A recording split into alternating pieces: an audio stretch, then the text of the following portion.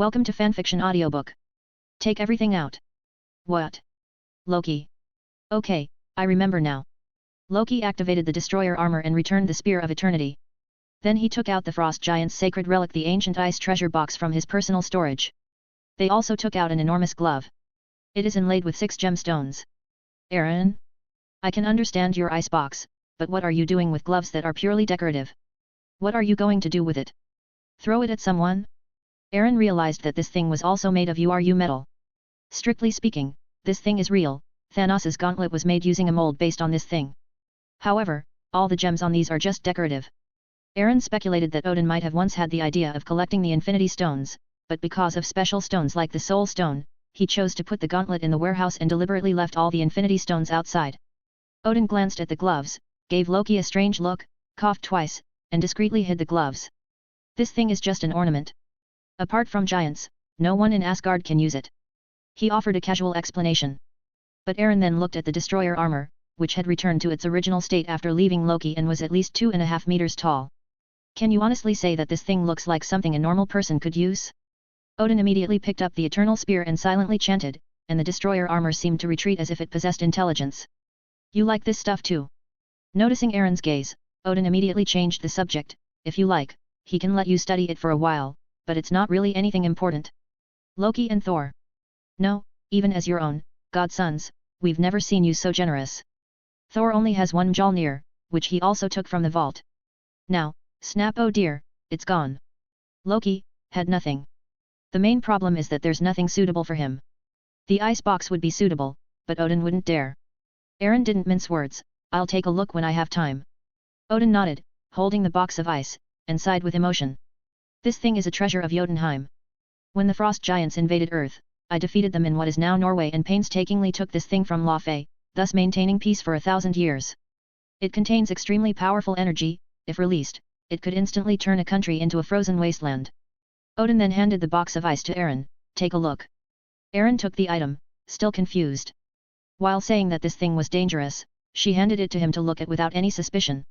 He became increasingly suspicious that Odin was up to something. Even if he had no relation to Asgard, and even if he were Odin's half-brother, he wouldn't receive this kind of treatment. Just look at Thor and Loki. Oh, and Hela, who was imprisoned for 2,000 or 3,000 years. They have the most say. Let's see what kind of person Odin is in their eyes. A loving father? Well, he's just a little bit more ruthless than a cruel person. Suddenly, by connecting the dots, Aaron gradually guessed Odin's intentions. With that in mind, he began to play with the ice box without any hesitation. Who dares to call Odin stupid? Loki? He's probably the one who was completely outmaneuvered. Thor and Loki were so envious they gritted their teeth. This is treatment even my own son doesn't receive. Who can I reason with? Odin continued, Sif, Aaron is here in Asgard for the first time, so he's probably not familiar with the place yet. Why don't you show him around? Loki instinctively raised his hand. Father, I assure you that I know every blade of grass and every tree in Asgard very well. I can take this, uncle, to visit the beautiful realm of Asgard, the best home he should have lived in. Odin glared at him with his remaining eye. Enough. Stop talking nonsense and come with me right now. Then he looked at the gloating Thor, and you, come along too. Odin nodded to Aaron, then left with Thor and Odin. Sif shrugged. Well, you know, Loki made a big mistake this time, and Thor did too. They may not be able to attend your celebration until they realize their mistake. Aaron took a deep look at Odin's back, then gave Sif a strange look, feeling that things weren't so simple. But he didn't care. As long as the benefits are actually realized, that's fine. Aaron flipped his right hand, and the ice box vanished instantly. Sif exclaimed in surprise, you also know spatial storage magic. It's very simple, isn't it? Simple? Are you sure? Sif rolled her eyes. She had tried to learn magic, but it wasn't easy. Even though she was a member of the Vanir race, she ultimately chose the path of a warrior. However, when you think about the royal blood flowing in Aaron's veins, it doesn't seem strange. After all, that is the most precious bloodline inheritance in the 9 realms. Frost mastery, similar abilities have been detected to have merged. You now possess even greater frost power. Once unleashed at full power, it could freeze a star. Ice elementalization, you have gained the ability to transform into a body of ice. In this state, you are immune to telepathy and ice abilities. Absolute Zero, you can unleash the power to freeze spacetime within a certain range, but this will consume a large amount of energy, so please use it with caution. Aaron nodded in satisfaction. Not bad. Immunity to the mind is a minor matter. Although he has never tried it, he strongly suspects that even if he does not acquire any similar abilities, he will not be affected by mental abilities.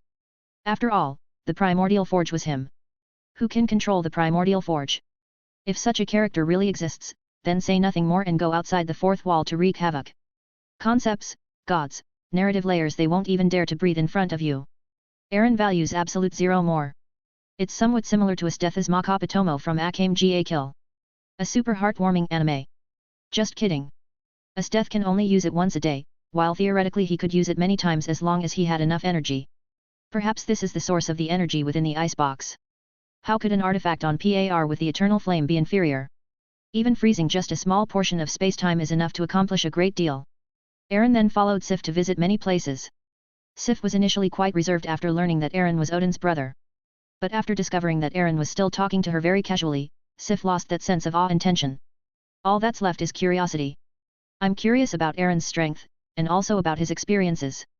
When she asked again how Aaron had spent the previous 22 years in solitude, Aaron sighed and rubbed his forehead. Sif immediately tensed up. Okay, I won't ask any more. Maybe that period wasn't pleasant. Besides studying, what else is there to talk about? Aaron shook his head speechlessly. Wonderful. You could say that if you really want to. 9 years of compulsory education, plus high school and university. 22 years have been spent studying. Then, as he was walking, he got knocked into the Marvel universe. Compared to life here, those 22 years were indeed not a good time. Shake his head. Aaron looked at the magnificent buildings floating in the sky in the distance. Both its design and style are quite magnificent. Do you have large-scale anti-gravity technology here? Sif nodded matter-of-factly. We mastered anti-gravity technology 10,000 years ago, it's very basic, isn't it? Aaron nodded, pointing to one of the floating buildings. What is that? According to the central courtyard, that's a hospital. Sif glanced at it and said casually. Aaron's eyes lit up. He suddenly remembered. Although Asgard still uses traditional weapons, they have actually developed quantum technology long ago. Admittedly, they did not create a cutting-edge technology like PIM particles, but that does not mean they are inferior to PIM. Just like Thanos, who only obtained the PIM particles and could quickly mass-produce them. Asgard, where quantum technology has become commonplace, is no longer a problem. If I had the chance, I should loot the whole place. Once the thought appeared, it could no longer be suppressed.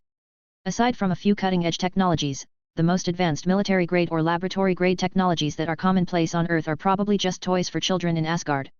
For Aaron, Asgard was a treasure trove waiting to be discovered.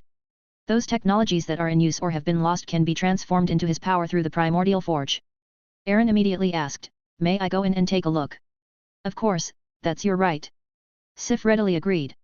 With Odin's permission, Aaron can go anywhere except Frigga's boudoir and Odin's vault. Page 62. Do you even realize how valuable it is to be Odin's brother? Do you understand the meaning of Odin's words, "Seeing him is like seeing myself"? By the way, do you guys have anything like warp drive technology or warp drive technology? Aaron thought of the faster-than-light engine in Captain Marvel and had an idea. Sif shook her head. We have the Rainbow Bridge, what uses that thing? If you want to play with spaceships, the Space Museum should have a few captured spaceships from other countries, perhaps thousands of years old. But I assure you they will still work. Saul has tried them out himself, and they are quite inconvenient. Aaron thought about it and agreed. No matter how fast a spaceship is, can it be faster than the Rainbow Bridge? With Heimdall's abilities, one can go anywhere in the universe. Perhaps we can go beyond the universe. Take me to see it sometime. Aaron decided to become a garbage collector for once. What if I can find some good stuff? As he spoke, Aaron noticed the high-tech features in the hospital. Highly realistic 3D projection technology. A soul forge capable of detecting diseases and providing targeted treatments. Aaron didn't stand on ceremony and immediately activated the illusion, without anyone else noticing. One thing after another was sucked into the primordial furnace and melted down. Gravity control, you have mastered the power of gravity, allowing you to freely create gravitational fields around you, either neutralizing or amplifying gravity. Healing, you have mastered the power of healing, capable of instantly curing most diseases or negative effects in the world using energy. Chapter 64, Molecular Energy Control, Knights and Horses. Soul detection/molecular energy control, you can easily see through objects at the molecular level, and even perform a certain degree of detection and control based on this. Quantum mastery, basic, you have barely grasped the power of quantum mechanics, and can use it to perform miracles that are unimaginable to mortals. Particle stream control, electromagnetic control. Similar abilities have been detected to have merged. Your electromagnetic control capabilities have been further enhanced, allowing you to easily convert protons, neutrons, and other particles in the air into particle beams for attack. Supervision, microscopic vision. Similar abilities have been detected and integrated. Your microscopic vision has been further enhanced. Whether in the macroscopic or microscopic world, few objects can escape your eyes. Aaron remained outwardly calm, but secretly gained several more abilities. These are just some of the biggest improvements. There are many other repetitive or irrelevant abilities. Perhaps I'll never need it in my lifetime. It must be said that Asgard does indeed have a lot of good things. A healing stone that can instantly heal injuries. A soul refining furnace built using a quantum generator can transfer energy at the molecular level. It contained technology and magic, but in the end, they all became part of Aaron's power. They even possessed a certain degree of quantum power. This is good stuff. In the Avengers, he even used quantum technology to create a quantum tunnel, allowing him to travel through time to the past. Of course, such an outcome would only create another parallel universe and generate a new branch of time. Moreover, they must remain anonymous and try their best not to have any impact on the world. Otherwise, they might win a big prize, attracting the Kang-Ji conference. Although Aaron can no longer travel through time and space, he can use quantum mechanics to more easily detect his surroundings and even become invisible at the quantum level. Just like Ava the quantum ghost in Ant-Man. However, Ava's quantum invisibility is not under her control and is in danger of going out of control. But Aaron wouldn't. This ability is like blinking, sticking out one's tongue, or breathing. It can be controlled at will and is completely a part of him. That was fantastic. You seem very happy? Maybe we can go to a more fun place. Sif, who had been acting as the tour guide, winked at Aaron. The other busy doctors in the hospital looked at Sif and the completely unfamiliar Aaron with surprise. They couldn't believe that Sif could be so enthusiastic towards another strange man. What about Thor? Doesn't he care? After 10 minutes. Aaron thought Sif would take him to the museum, but... The good place you're talking about is a bar. Upon entering the bar, Aaron felt a medieval atmosphere wash over him. Mercenaries drinking heartily, scantily clad barmaids, and a taciturn bartender. Aaron also saw a familiar figure from behind. Fandel was sitting there with a bar girl on each arm, drinking and laughing in each other's ears. Sif also noticed Vandal and shrugged. I thought you men all liked it here, like Vandal, and Vestag would also make up some legendary stories here. Okay, actually I was just kidding. Seeing that Aaron was truly uninterested in this place, Sif pointed to another large, floating building in the sky directly opposite and said, the museum you want to go to is over there. Come with me. Perhaps we should call for an airship, or find a colt. It's a pity that Pegasus disappeared with the Valkyrie and never appeared again, otherwise we might still be able to ride Pegasus and gallop freely in the sky. Sif spoke with some regret, for although she was also a Valkyrie, she was completely different from the Valkyrie Legion that had vanished. Those most powerful female warriors have died gloriously on some outer battlefield, supposedly to fight an extremely terrifying enemy. Sif grew up listening to stories about the Valkyries and always wanted to be one of them, but no matter how hard she tried, Odin had no intention of rebuilding the Valkyrie army. Even her title of Valkyrie was merely a name given to her by others because she was too brave. It exists in name only, without substance. You really want to be a Valkyrie? Aaron raised an eyebrow. He hadn't tried it since acquiring that ability, and now it seemed like a good opportunity. Sif nodded in agreement, but the Alfather doesn't seem to have any intention of restarting the Valkyries. Aaron naturally knew the specific reason. Under Odin's orders, the Valkyrie army prevented Hela from escaping the seal. In the end, only one Valkyrie survived, while the rest perished in the sealed land. This Valkyrie, overwhelmed by the pain, also left Asgard permanently. After the Legion was destroyed as a whole, Odin could not possibly rebuild the Valkyries. Otherwise, seeing this Legion would immediately remind people of Hela, which would be incredibly awkward. But Aaron isn't embarrassed. Aaron's expression turned serious. Sif. Sif turned around in confusion. A ball of energy appeared in Aaron's hand. In the name of the gods, the ancestors of Asgard, I, Aaron, bestow upon you the glory of Asgard. Sif was stunned, but the light in Aaron's hand had already flowed into Sif's body. And even more light is gathering from all over the world. These are the primordial forces deep within the land of Asgard, and the source of power for the Aesir gods. All the previous god kings grew by absorbing this energy. Under Aaron's manipulation in the name of the king of gods, these powers converged into a so-called divinity, which flowed into Sif's body, greatly enhancing her power. This. Sif was greatly shocked by the changes she felt within her body. If she wasn't mistaken, this power, could it be Odin's blessing? No, it's Aaron's blessing. That's a right exclusive to the God King. Watching Sif look left and right, Aaron then waved and summoned a white horse. This is an Asgardian steed, far superior to any ordinary horse on earth. Their bodies are strong enough to easily withstand tons of force and move freely. Aaron retrieved the feathers of flying species such as frigate birds, peregrine falcons, gerfalcons, and swans from the primordial forge, fused their characteristics together, and then bestowed them upon this lucky white horse. After thinking for a while, Aaron's inspiration surged like the sea. They then imbued the horse with the evolutionary power of the monument of life and time, further enhancing its species. It also endows it with strong adaptability, even enabling it to survive and fight in space for a short period of time. It also grants it a certain degree of anti-gravity ability, so it can still fly even if its wings are damaged. This is your Pegasus. Although it is different from the Pegasus Valkyrie's previous Pegasus, I guarantee that it will be even better than those Pegasus. Aaron gestured for Sif to try. Sif was stunned, her eyes filled with adoration as she looked at Aaron. Here. Upon seeing this, Aaron leaped onto his horse and pulled Sif into his arms. The Pegasus moved with remarkable agility, its hooves swaying, and with a gentle flap of its wings, the two people and the horse soared into the sky. Pegasus was very fast, accelerating to the speed of sound in just a few seconds. Sif had to hold on tightly to the reins to avoid falling off. Aaron was riding a horse for the first time, but he was able to control the Pegasus as if it were his own arm. He was completely unprotected, holding Sif in one arm and manipulating the reins with the other, and the Pegasus could always fly and turn at his will. Oh my god, we're leaving Asgard. Sif gasped and looked down at Asgard, who was rapidly shrinking, her heart pounding. Asgard has a unique charm when viewed from above. She resembles a round island, surrounded by thick fog, white clouds, and sea water suspended in space. The air here is quite thin. But Pegasus remains unaffected. Only Sif had some difficulty breathing. But she was still incredibly excited. Page 63. Do you like it? Aaron asked. Sif nodded emphatically. This Pegasus, it doesn't need to flap its wings. Because I gave it the ability to control anti-gravity, theoretically it can adapt to any extreme combat environment. Of course, if you're going to ride it into the water, then never mind. Aaron explained briefly. Sif was completely stunned. The Valkyries in mythology didn't have such a powerful Pegasus. Sif didn't know what to say, she was questioning whether Odin could do that. I'm afraid, it can't be, right? From this moment on, you are truly the Valkyrie of this generation. And I guarantee you are stronger than any Valkyrie in history. After all, that was my blessing. Aaron didn't need to consider things like balance like Odin did, it was also the first time he was using the Father's power. Before I knew it, I had given them too much. The current Sif is at least several times stronger than before. This represents an improvement in overall quality. She rose to become a powerful Valkyrie, second only to the royal family. Similarly, Aaron, having obtained the body of a god and the power of the Aesir, also experienced a significant improvement in his physical abilities. Even relying solely on overall physical abilities, Aaron declared, if all of Thor and Hulk come at me, I'll take on 10 of them.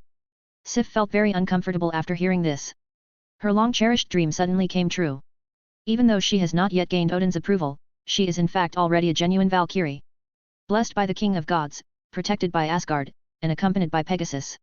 Oh, right. And this too. Aaron took the sword and shield from Sif's back. He was muttering to himself. Her already extraordinary divine sword, empowered by Aaron, gained even greater power. I casually enhanced this sword today, making it even sharper than before, and it also has the ability to fly and return on its own. I'll add some even better things for you another time. Aaron's first attempt at enchanting a weapon was not due to the Primal Forge's power, but rather to his own enchanting abilities. Although it cannot compare to the Primordial Forge, this sword still possesses considerable power. This is made of the finest URU metal, and Aaron specially added some extra features to it. These all need to be developed by Sif herself. Sif's expression was complicated as she looked at Aaron's serious profile, a strange flutter of emotion welling up inside her. She then remembered that Saul wanted to introduce her to Aaron. At first, she wondered if it was a bit abrupt. But now, looking at it this way, it seems that besides herself, she has nothing to offer in return for such a huge gift from Aaron. Sif had a vague idea that Odin and Frigga both intended to match her with Thor, making her the next queen of the gods. 0 request flowers. However, there was no romantic relationship between her and Thor, it was more of a brotherhood and camaraderie. Since Aaron's trip to Midgard, during which he suppressed Loki and Thor with immense power, a more powerful and handsome figure came into view. And now, Aaron's unintentional actions undoubtedly made this character more concrete. He possesses the unparalleled power of Odin, the bravery that Thor cannot match, and the wisdom that Loki cannot surpass. Moreover, he is younger, stronger, and more considerate. Feeling the warmth coming from behind, Sif impulsively leaned in and took a bite. Then, feigning indifference, he said, "This is my gift of gratitude." The children of Asgard never hide their true feelings. If you feel it's inappropriate, don't worry about it too much. Okay. Eren blinked. Good heavens, he had been ambushed. What a shame. Woman, you've successfully caught my attention. Eren took action and forcefully turned Sif around to imprint himself on her. Then, a barrier sufficient to shield the outside world was created.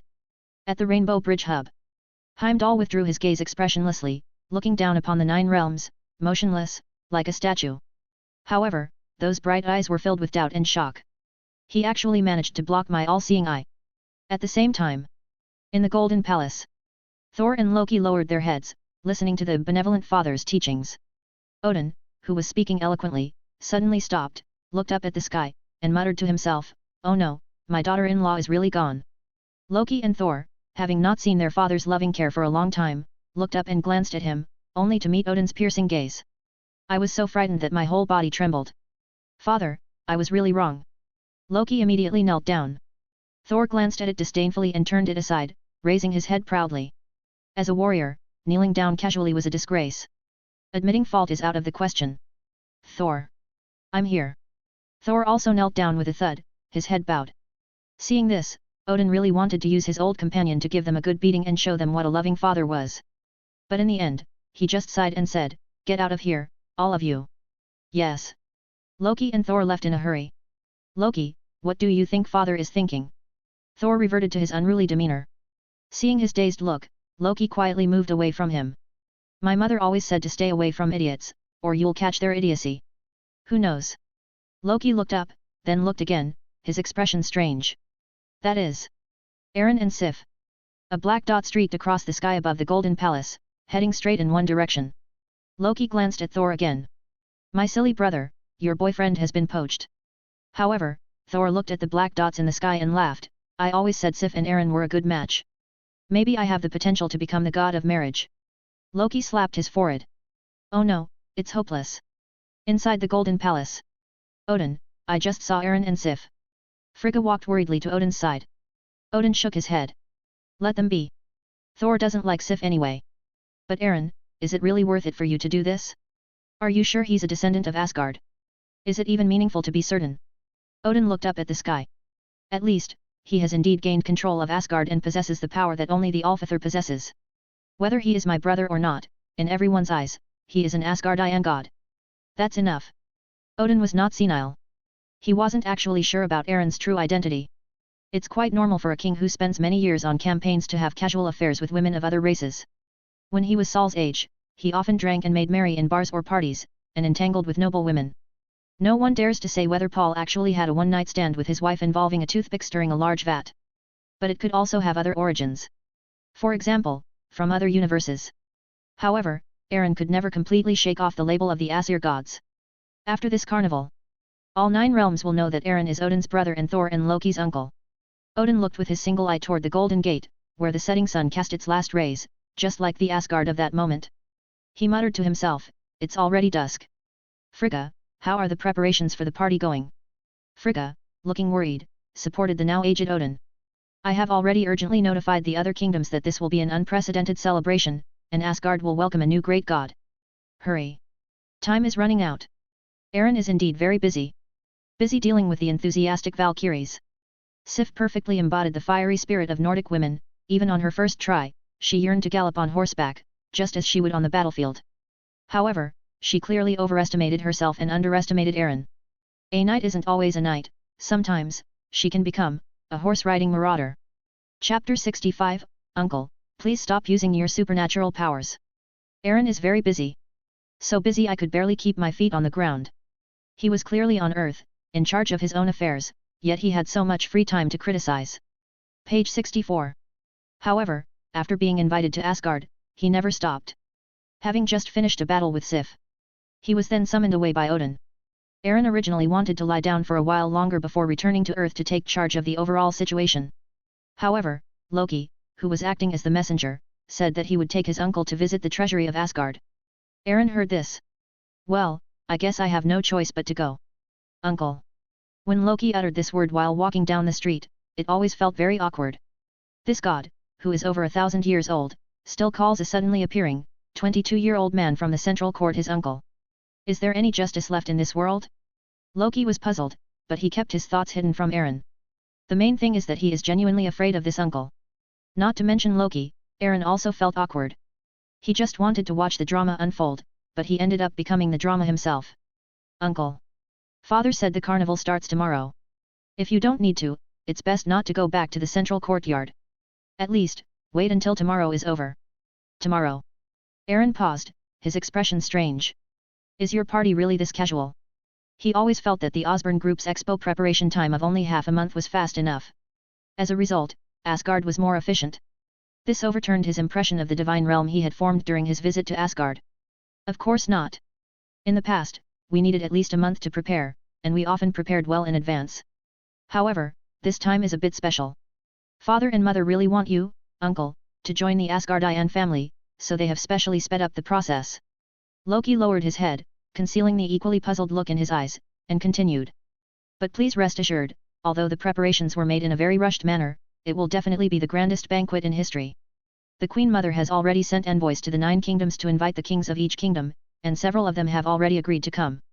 This banquet will be unprecedented, even surpassing Father's coronation ceremony and the banquet held by Thor before.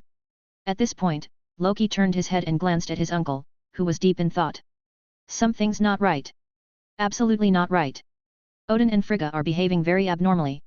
They seemed eager to acknowledge Aaron, fearing he might suddenly slip away halfway through. One day in the courtyard. Good heavens, he never imagined that such a hasty and terrible banquet would be held during Odin's reign. Even more outrageous, they invited people from other countries to visit. It was as if they were making a solemn announcement to the whole world. Loki even overheard Odin sending a message to Laufey. They just broke the ceasefire agreement. Is Odin getting senile and demented? Loki was filled with envy, jealousy, and hatred. He used to envy the glory that Thor received, but now, compared to the attention Aaron received, Thor had to sit obediently at the children's table. Loki, on the other hand, was practically reduced to a mere spectator standing by. How he wished that the banquet Odin was hosting was for him. What an honor it would be to have 9 nations witness it together. How intoxicating. However, Aaron didn't seem to care at all, and even seemed a little disgusted. Loki was speechless. Why was it that the very thing he was pursuing was being rushed into someone else's arms? That person was still lying down. Did they really win by lying down? Loki silently put on the Joker mask. How bitter it is to be born a god. Aaron nodded silently, then suddenly asked out of the blue, are there any other plans after we go to the Celestial Palace treasury? Loki was taken aback, and instinctively wanted to say, how did you know? Father said he has crafted a formal suit for you to wear to the banquet tomorrow, a powerful suit of armor made by the dwarf king Eitrek and personally enchanted by Father. It is gleaming with gold and looks quite majestic. Moreover, it can be large or small, and it can withstand your divine power, automatically dressing according to your will. Loki had something else to say. This set of equipment was originally designed for Thor after his coronation. However, before Thor could even put it on, and without even knowing it, it had already become Aaron's property. My foolish brother, you've been NTRD again. Loki chuckled inwardly, his face remaining calm and composed. Really? Odin has arranged my entire time from now until the banquet starts tomorrow perfectly. Halfway through. Then I saw Thor waiting there again. Goodness, I'm really worried I'll run away halfway there. Hey Aaron, Loki. Thor was waving wildly from a great distance. Aaron, with his sharp eyes, spotted an axe behind him. Storm axe? No, that's not right. The handle of the Stormbreaker axe is made from the arm of Groot of the Flora Colossus, and is made of a special type of wood, but the axe itself is made of URU metal. Look at my new friend. Clang. Clang. A gleaming axe, I call it Thor's axe. Aaron glanced at it and, whether it was his imagination or not, he found that this thing seemed to be not much different from Volstag's axe. If there's any difference, it's that the magic above is more abundant. Odin personally enchanted this axe, making it far more powerful than the equipment of ordinary Asgardians. But, it can't even compare to Stormbreaker, let alone Mjolnir. No way, even the mighty Thor has fallen to this level? That's so embarrassing. Are there no other magical artifacts? Oh, they're all with me, then it's all right. Aaron glanced at it and then looked away. He didn't think much of it. With his keen eye, he had already discerned what magic had been added to the axe. He could easily forge an identical axe without needing the primal furnace to do so. Loki was so envious he didn't know what to say. Heavens and earth, open your eyes and look. Everyone, human or ghost, is showing off, so why am I the only one getting beaten up? Thor, I'm so happy for you that you've acquired a new weapon. Loki offered his congratulations, though not entirely sincere. Then he silently looked at Aaron, his little eyes seeming to say, "My dear uncle, when did you take his axe too? Your nephew Loki, please." Aaron noticed Loki's strange gaze but ignored it. He would worry about whether anyone else was gay, but he doesn't have to worry about Loki. Even if he is gay, he is still Thor's princess, Thor's bottom. Seeing that Aaron and Loki didn't seem interested, Thor's enthusiasm waned. "All right, I know this thing isn't as good as Mjolnir, but it still allows me to unleash the power of Thor. And from what my father said, he told me to make do with it temporarily so that I can transition better later." "Nanny?" Loki opened his eyes wide and then kept giving Aaron meaningful glances. "Listen, there's something good here. A better axe. Aren't you going to ask? I can tell you're getting impatient." Loki discreetly inquired about the whereabouts of Aaron's other axe, but Thor was completely baffled when the topic came up. When asked, they say yes, when asked again, they say no. Loki is so worried about Thor. "How come you didn't ask anything and know nothing at all?" Loki was exasperated and simply gave up. "Loki, I've gotten used to being ignored. After all, I'm an outsider, and you're the family." Sol eagerly struck up a conversation with Aaron. While passing by a training ground, Thor boldly challenged Aaron. "Uncle, although I lost my hammer, I have a new axe, and I feel full of power. Come on, let's have a real man's duel." Thor raised his axe, which crackled with lightning. He was also the god of storms and possessed the power to control the weather. At that time in the small town of New Mexico, Aaron's power shocked Thor, but it did not diminish his fighting spirit. He really wanted to see just how big the gap was between himself and Aaron. Thor's challenge echoed throughout the entire training ground. The soldiers, who were in the middle of their daily training, all looked over in surprise. "Is that the new god of the father of God's brother, the son of Bauer who is about to return home, as the father of God said?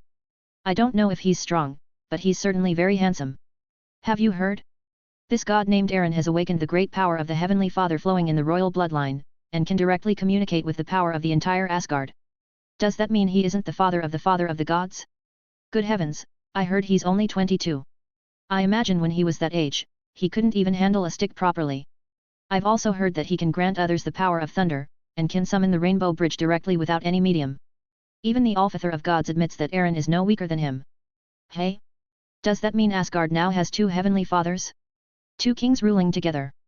That's 2.5, plus Prince Thor, if it weren't for that damned frost giant." Aaron glanced sideways, curious to see which know-it-all was so well informed. It's obvious that Odin must have tacitly approved it, or even personally sent it out. To create momentum for him? No, it's meant to intimidate the 9 realms. The elderly Odin was indeed at the peak of his divine power. But precisely because of this, he was unable to exert sufficient deterrence over the 9 realms. Neither the dim-witted Thor nor the habitually lying but physically weak Loki were capable of stabilizing the situation. Aaron, who is young but no less capable than Odin, is the best candidate. Moreover, Aaron happens to possess the same divine authority as Odin, as well as the power of a god. Page 65. With their combined strengths, it's no exaggeration to say that Aaron is the most promising and powerful Aesir since the birth of Asgard. Even if Aaron is not an Asgardian, Odin will find a way to make it a fact. Even if Aaron doesn't admit it later, others will still have to seriously consider whether they are capable of challenging Odin at his peak when they see your skillful Asgardian power. The key point is that Aaron is only 22 years old. Based on the lifespan of the Aesir gods, Asgard could maintain peace for nearly 5,000 years. By then, Saul's children will surely be grown up. As for Thor? Odin said that if he really couldn't afford it, he would like to raise another small one. Even though Thor's talent surpasses his. But he remained unchanged for 1,000 years, only growing in body, not in brain. Hearing the voices of others, Thor's fighting spirit soared even higher.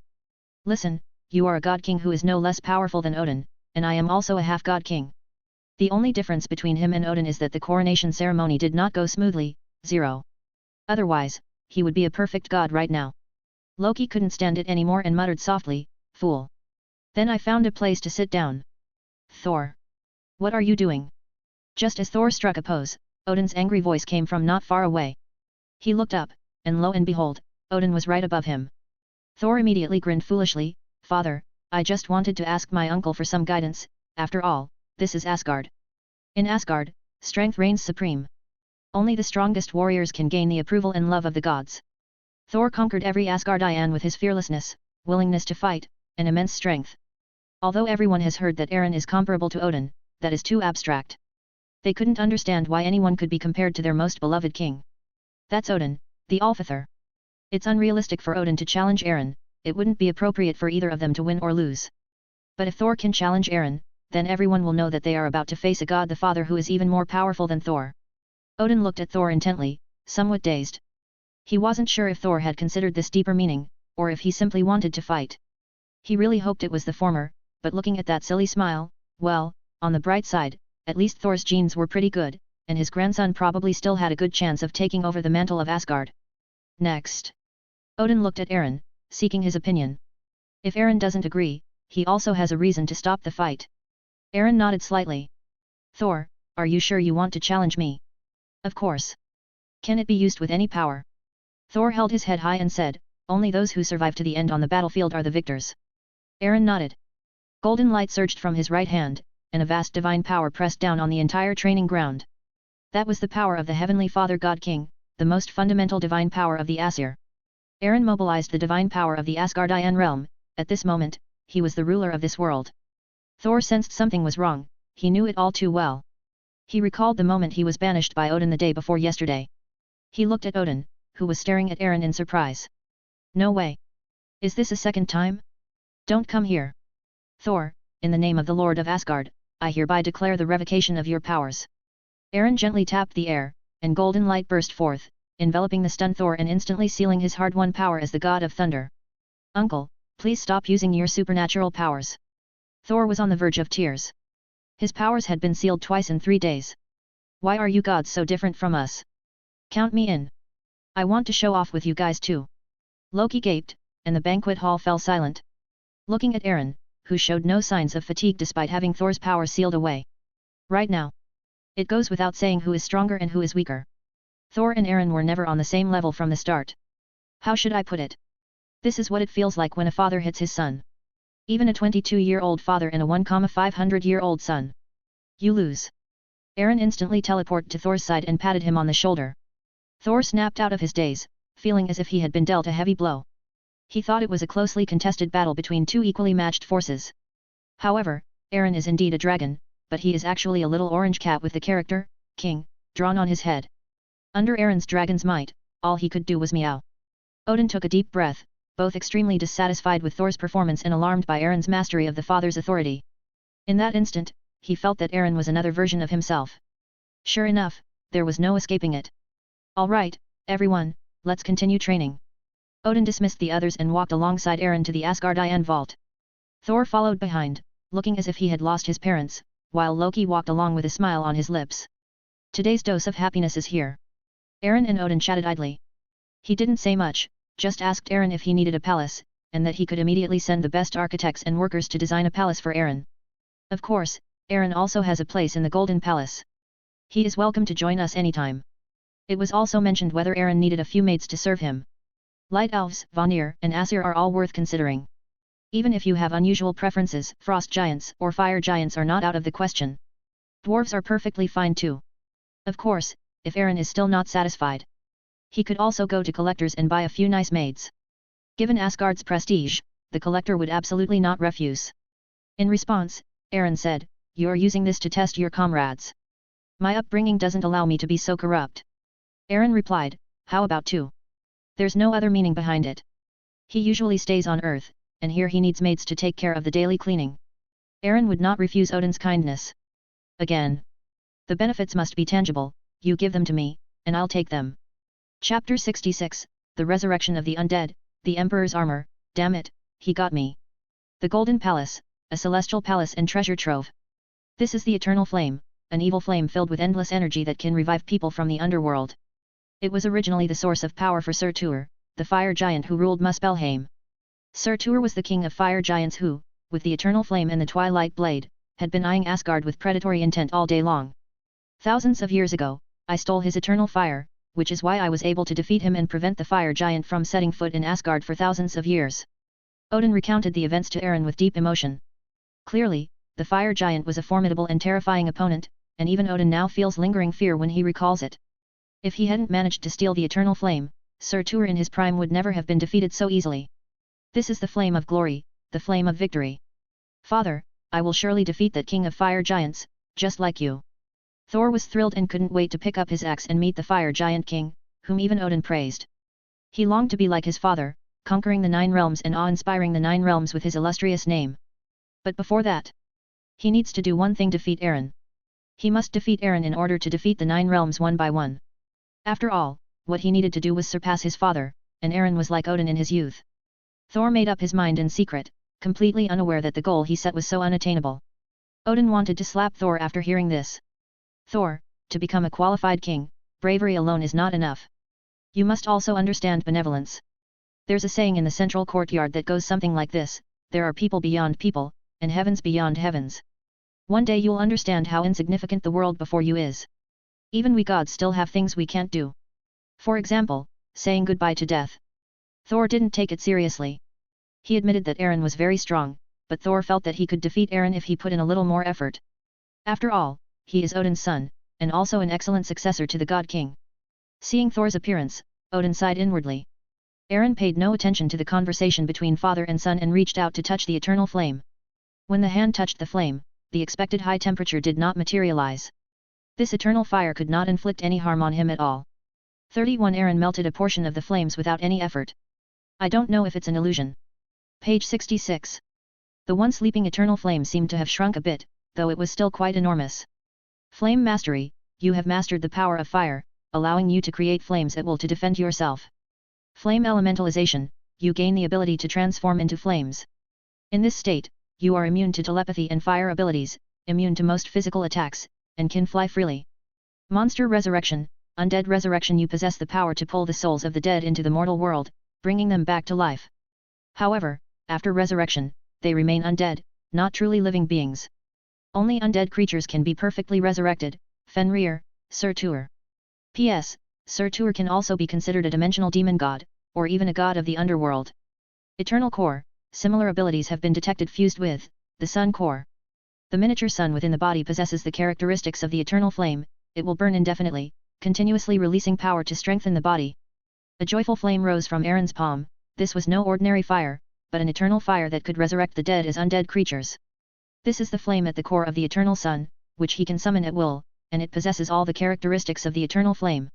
In other words, he has become Surtur who is not Surtur, possessing the ability to produce the eternal flame. They can also control the eternal flame at will. In fact, this flame is a special kind of life energy, containing an astonishing amount of energy. It can also be used as a tool for enchanting. Even an ordinary piece of equipment, when imbued with the eternal flame, will possess extraordinary power. The most suitable weapon for it is undoubtedly the Twilight Blade, forged with the eternal fire. In order to better unleash this power, Eren felt it was necessary to go to Muspelheim and have a talk with Surtur about life. Exchange feelings. Perhaps, by acquiring Surtur's traits, he will be able to utilize the energy of the eternal flame more perfectly, and at the same time, accelerate his growth.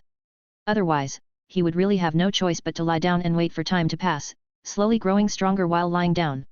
It sounds pretty good, doesn't it? Odin glanced at the flame in Eren's hand. Do you have any relatives or friends you wish to resurrect? I sincerely advise you not to attempt the eternal flame. The life it resurrects is, strictly speaking, no longer her. That would be a creature from the underworld that cannot die or feel pain, and should not exist in this world. It would be a torment for him as well. If he is a god, I suggest you bring him to Asgard, so that his soul may go to Valhalla instead of being defiled by the eternal flame. Odin knew the properties of the eternal flame, but he did not use it to resurrect Frigg after her death. He loved Frigga, not the defiled spirit Frigga. In Asgard, the fallen warriors are not dead, but reborn on another level. Their souls will live on in Valhalla, their spirit will be immortal, and they may even be resurrected one day. Eren shook his head. I don't need this thing. With a wave of his hand, the eternal flame vanished in an instant. It seems to have never happened. Odin stared intently at Eren's right hand, unable to discern where Eren had hidden the object. Such skillful spatial abilities, perhaps the power of a god. Odin was filled with apprehension towards those gods, and he would not approach them unless absolutely necessary. But Eren was different, he also had the blood of the Aesir flowing in his veins. As far as he knew, all the previous Asa royals were male, so it could only be that his ancestors had brought glory to the country, which made him inexplicably excited. I wonder where Paul found the female deity. Speaking of which, are there any women among the deities? That's a question. By the way, where is Muspelheim? Eren thought for a moment and decided to find out where Surtur was first. Upon hearing this, Odin said, I will give you a geographical record, which contains detailed information about the 9 realms, and even a latest star map of the Milky Way. You'll find what you're looking for in there. Odin did not understand why Aaron was so fascinated by these artifacts. Could it be some kind of peculiar fetish? He wasn't going to ask any further questions, since the artifacts he had collected had already been used as part of the deal. Perhaps these represent his past glory, but compared to Asgard, glory is dead, while this land he deeply loved and the people of Asgard are alive. You're looking for Surtur. Odin frowned. I don't mind if you go find him. Although he's not as strong as before, we've signed a truce. Until tomorrow, I will still be a member of the Midgard. Aaron interrupted him, don't worry, I'm just going to Surtur to borrow some things. Could it be the crown of Surtur? Odin thought to himself, wouldn't that be the death of Surtur? As a benevolent ruler, Odin clearly had the ability to kill his mortal enemies, but in the end he gave up. If it were Thor or Loki, he might have stopped them. But if it's Aaron? Never mind, at least he's not an Asgardian now. What does it have to do with me that he killed Surtur? Odin recalled the scene from the prophecy and became even less concerned about whether Surtur lived or died. Then you need to be very careful. Besides Surtur, Muspelheim also has countless fire demons and ferocious fire dragons. Even though you are powerful enough, divine power has its limits. Odin gave one instruction, and then left it at that. At this moment, Frigga was followed in by two maids carrying golden armor. Upon seeing this, Odin smiled at Aaron and said, I think Loki has already told you that this is armor we specially prepared for you. We've added some small magic to make it easier for you to wear. Two maids unfolded the armor. Aaron glanced at him, then looked at Thor with a strange expression. Thor stared at the armor in deep thought. Why did it look so familiar?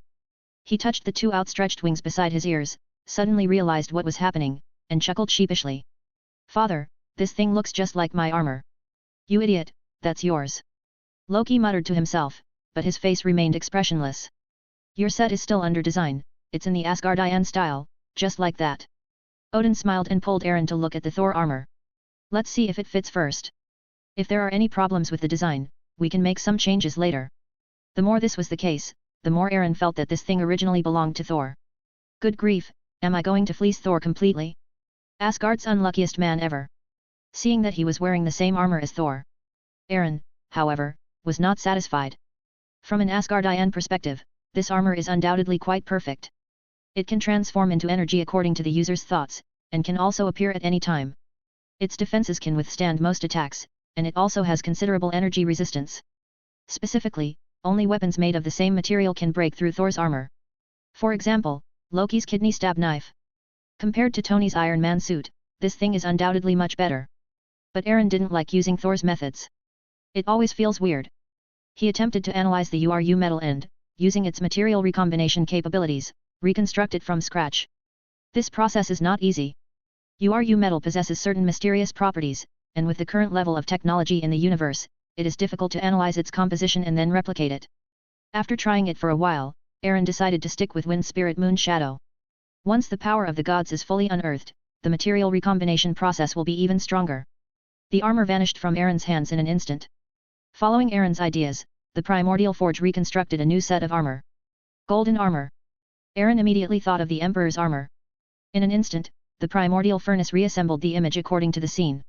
Soon, the Marvel version of the Emperor armor was completed.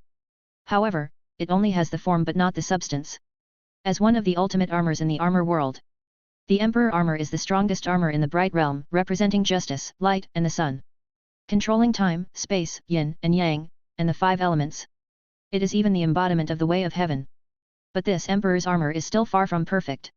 After some deliberation, Aaron infused the power of ice, fire, lightning, water, and air into the armor. Although we can't gather the 5 elements, metal, wood, water, fire, earth, right now, we can still manage to gather the other 5. It also incorporates electromagnetic control, energy rays, short-distance teleportation, and gravity control. Aaron had a sudden inspiration. If I incorporate the characteristic of infinite evolution, can it grow together with me? Even if shattered by a more powerful attack, it can recover and become even stronger. As soon as the idea came to him, Aaron immediately put infinite evolution into play. Regardless of its usefulness, he was determined to create a suit of armor befitting his status. Even if all these abilities were added, it still wouldn't be as good as the original Emperor armor. But he believes that one day, his Imperial armor will surpass the original. Soon, this set of Imperial armor incorporated most of the positive characteristics and concepts extracted from the Primordial Forge. With Aaron's permission, anyone who wears it can instantly transform into a weak omnipotent god. Its goggles possess Aaron's ultra-long-range vision, microscopic vision, and night vision. Its material combines an alternative steel body with the properties of 3 major metals, making it absolutely the strongest metal in the universe. Flying through the air and diving underground, fighting in space, these are all commonplace. Moreover, this Imperial armor is also incorporating the core of the Eternal Sun, ensuring ample energy. It is impossible to run out of energy. Whether it's cosmic rays, light energy, heat energy, or kinetic energy, they can all be converted into its stored energy. Aaron also used his authority as the Heavenly Father God King to meticulously enchant it. Page 67. With the thought, this Imperial armor could move freely against enemies, just like the Destroyer armor. Even across countless light years, it has absolutely no effect. Perhaps it is not as good as the real Imperial armor, but it is truly all around. Moreover, although it was made according to the design of Imperial armor, it did not have that plastic feel. Under the sunlight, there was a faint shimmering light. Even more handsome and domineering. Compared to Thor's original armor in 660, it's worlds apart in terms of both appearance and functionality, there's simply no comparison. When Aaron summoned this Imperial armor, Thor's eyes stopped moving. He glanced down at his armor, then at Aaron, and felt a mix of emotions welling up inside him.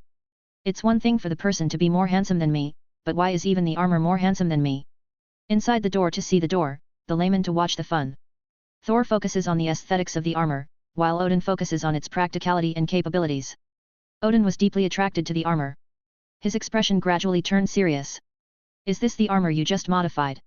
Aaron nodded. What's wrong, father? Is there a problem? Do you also think it's really not bad? Thor didn't even blink.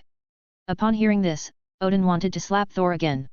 It's okay if you don't understand, but don't reveal it. Look at Loki, who is equally bewildered, but he doesn't say anything so as not to appear ignorant. Odin sighed helplessly. This suit of armor contains an extremely powerful energy, I can sense it. It's extraordinary. Thor scoffed, how could it be as powerful as the Destroyer armor? Odin glared at him. The Destroyer? It's nothing but a toy I made. This armor is more than 10 times more powerful than the Destroyer. In the comics, the Destroyer armor is an anti-god armor that combines the power of Zeus, Odin, and many other heavenly fathers, so it's naturally incomparable. Here, it is merely a special suit of armor crafted by Odin to guard the treasure vault and protect the earth. His strength was still considerable, but he was easily defeated by Thor. Aaron's Imperial armor is different. If it were Thor fighting against the Imperial armor, even if Thor's hand is broken, he absolutely cannot break through its defenses. His lightning will also become the power source for the Emperor's armor. You could say this set of Imperial armor is a smaller version of Aaron. He possesses most of the major abilities, Thor simply cannot outmaneuver him. Even Odin. Odin shook his head, he understood Aaron less and less. The armor he casually crafted gave him a startling sense of power. If Aaron were to don his armor, Odin would be horrified, who could possibly stand against him? Perhaps, only by using all our strength in a desperate attack can we possibly defeat Aaron? Odin thought uncertainly. Aaron paid no attention to Odin's inner monologue. When his hand touched the armor, the Imperial armor transformed into energy and surged into the surface of his body, becoming tangible. The Emperor armor can automatically fit the user's body shape and also has similar auxiliary functions. It can be used through sound, subtitles, and mental communication to help wearers get started quickly. Even if someone is blind, deaf, or illiterate, the moment they put it on, they become a god. Aaron quickly adapted to the new armor. He raised his hand to create a mirror-like water feature, and with a thought, the head armor of the Emperor's armor vanished as energy, revealing a handsome face. I can't help but sigh, if being handsome is a crime, then I am unforgivably guilty. Thor and Loki stared wide-eyed. Damn it, he got me. Chapter 67, Aaron vs Odin, it's the Emperor's armor. Don't say anything else. Just look at the two maids behind Frigga, their eyes shining, staring at Aaron without moving. That alone is enough to show how handsome he is now. Although Thor was unwilling to admit it, at that moment, he genuinely thought it was cool. The guy is handsome, and his armor is handsome too. He's a bit young, he's still his uncle's generation. The thought of having to shout those two words in front of so many people tomorrow made him feel uneasy. Loki's eyes lit up, and he eagerly moved closer. Uncle, your armor must be really powerful. We can conduct some actual tests, let professionals test how powerful it really is, so we'll have a clear understanding, right? Aaron knew Loki's thoughts without even having to guess. No need for all that trouble, why don't you just give it a try? Loki's face paled upon hearing this, and he shook his head repeatedly. Let Thor handle this. Uncle, you know I'm so small and weak, how could I possibly be a match for someone as strong as you? Thor shook his head repeatedly upon hearing this. Uncle, you know, my hammer is gone, Seeing Mjolnir suddenly fly in front of him, Thor was speechless for a moment, and looked up with an awkward laugh. What I mean is, I've become obsessed with axes, and I'm completely unaccustomed to hammers. Well, this kid is hopeless. Everyone thought the same thing. Sure enough, when Mjolnir heard this, he looked at him like he was a scumbag, fell down and hit Thor's foot, then flew back to Aaron's side. Although it fears Aaron, it hates Thor even more. Ugh! What a scumbag! Thor hopped around, clutching his feet. Fortunately, Mjolnir still held back a hammer out of consideration for their past relationship, otherwise, even a powerful Thor would have had to lie in bed for a few days on the healing stone. Let me do it. Odin finally couldn't stand it anymore. In the vast land of Asgard, there wasn't even one person to command respect. So much so that even at the advanced age of 5,000 years, he still had to don armor and go into battle. He rescued people from the giants of Jotunheim with just himself and his horse, and now he's going to personally take to the field. Frigga looked over with concern. Aaron was also quite surprised. Odin's eyes turned serious. Loki is absolutely right. We must have a clear understanding of every bit of potential we possess and every piece of equipment we have in order to better prepare for the battles to come. As he spoke, his gaze subtly swept over Thor, but the latter didn't listen at all, still clutching his feet and grimacing, looking at Mjolnir with reluctance. Odin couldn't bear to look at him, so he looked at Aaron and took a deep breath. I am old. The future of Asgard is in your hands. Although you have the blood of the Aesir and the gods flowing in your veins and possess the great power of both races, you have not been tempered by enough war. A true strongman, in addition to possessing unwavering courage, a determination to live or die, and immense strength, should also experience more real combat to hone his fighting skills and be able to skillfully use every kind of power. You are too young. You have the strength but can't unleash its full potential. That's dangerous. Amid Frigga's concerns, Odin laid it all out. I have a premonition that Asgard may face a great threat in the near future. You must be strong enough to face those enemies lurking in the shadows, ready to strike. Father, Thor was about to step forward and pat his chest to make a promise.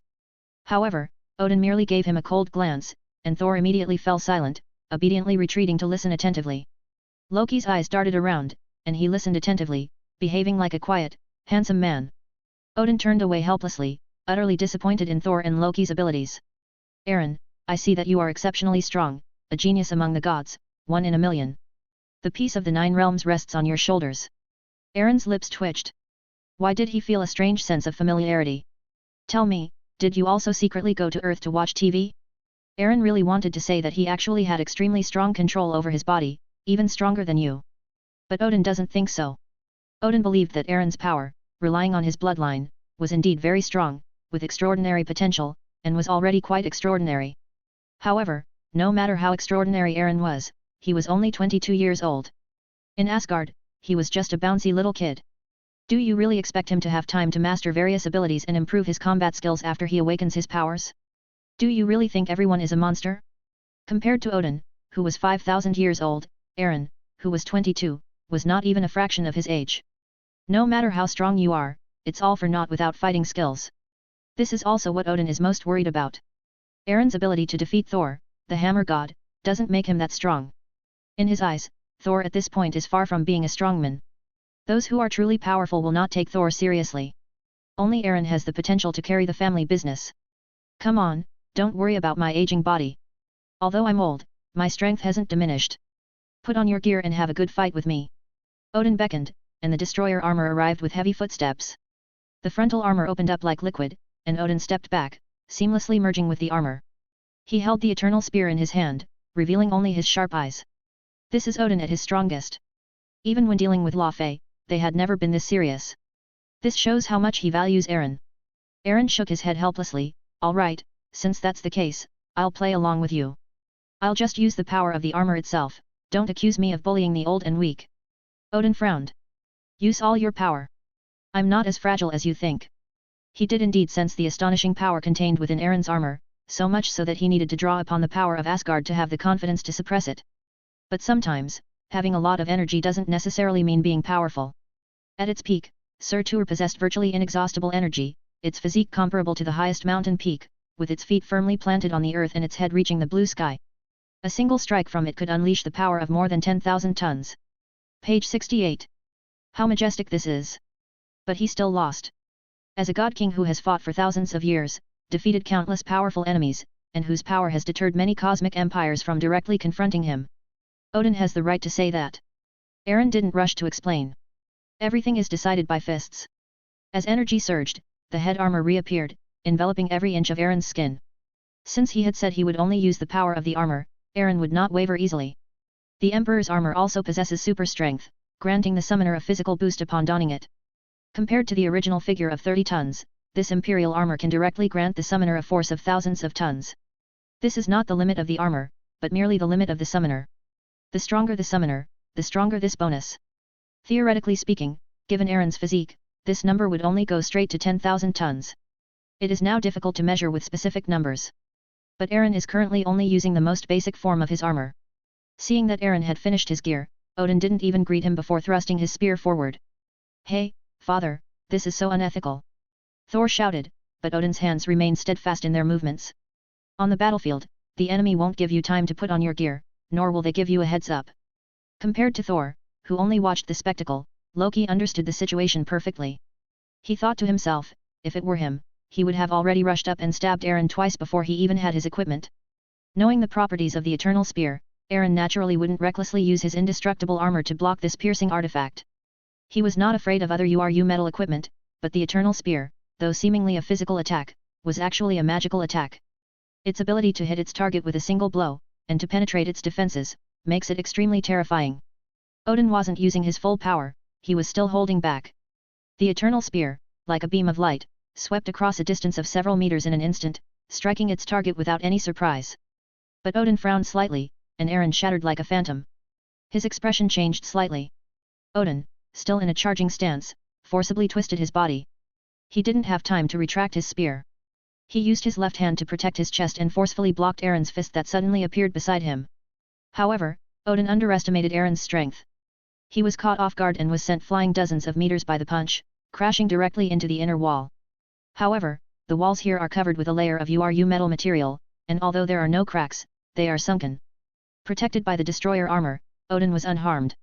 He immediately braced himself against the inner wall, turned around, and thrust his spear out once more.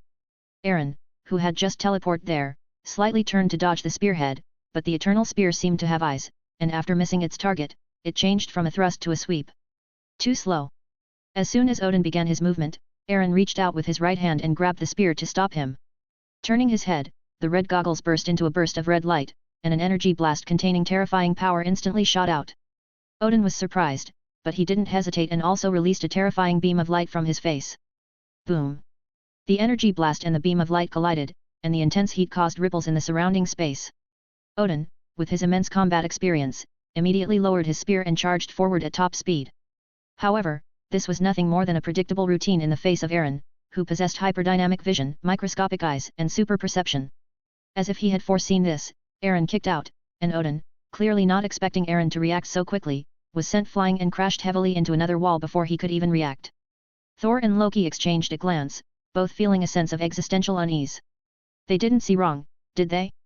Odin, a veteran of countless battles and invincible, was able to launch the first attack but was instead suppressed throughout the entire battle. They were not weaklings, and naturally they could see that every move Odin made seemed to be accurately predicted by Eren, who turned the tables and kept Odin on his toes. "Are you sure you're only 22? Should we add 3 zeros at the end? That way we'll feel better." From a young age, Thor grew up under Odin's care and attention. Thorby knew just how agile and powerful this seemingly white-haired old man truly was. But now, Odin was actually outmatched by Eren in combat skills? Everyone was quite surprised. Eren's behavior was not like that of a 22-year-old, he was more like a martial arts master. Odin was equally surprised, but he wouldn't be distracted during the battle. Fighting skills are not the only factor that determines victory or defeat. With a wave of his hands, a black rift appeared in front of him. Odin stepped into it, and Eren followed without hesitation. The two arrived at a deserted, open area. "This is a remote part of Asgard, where we can fight to our heart's content." As Odin spoke, his aura surged, and the power unique to the Heavenly Father God King was revealed at this moment.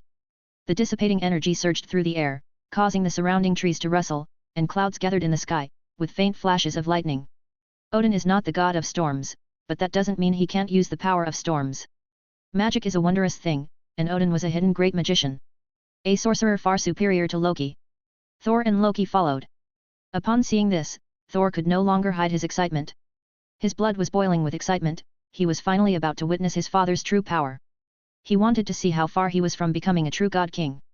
Unfortunately, the one fighting Odin now is not him, but another man. Aaron raised his hand. Quiet down, everyone.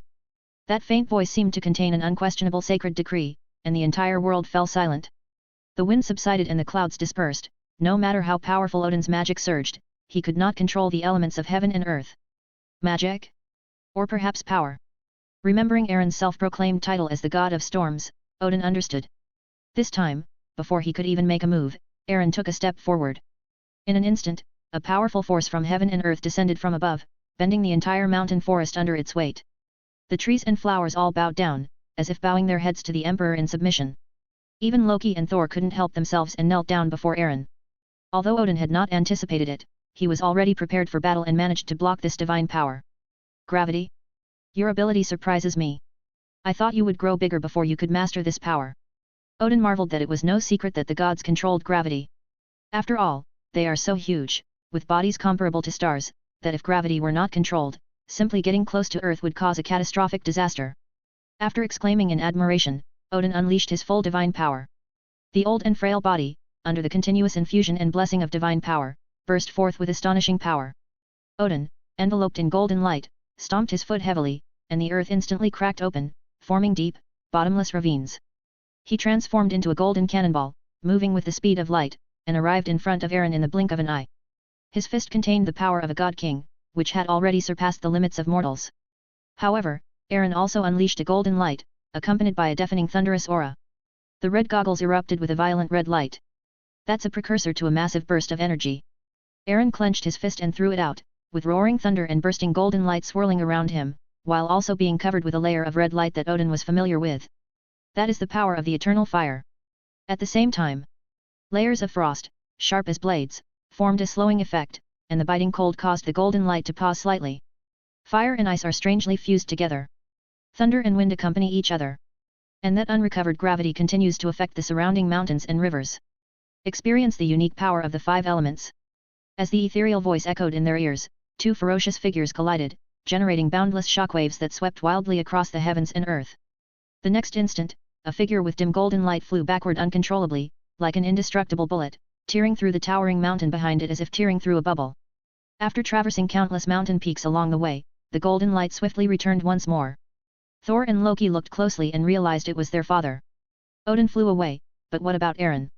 The two looked up at Aaron, who stood high in the sky, only a short distance back, their eyes filled with confusion. Odin, the invincible god king in their eyes, lost? Odin coughed twice, felt a dull ache in his body, and sighed. He was old after all, and his aging body could no longer suppress the power of Odin. Even this level of combat was difficult for him. Odin raised his head, meeting the gaze that was also looking down at him, and smiled bitterly, I misjudged you. Your power is already enough to deter all villains. If I'm not mistaken, this is only a portion of the armor's power, right? What? Thor and Loki were even more confused after hearing this.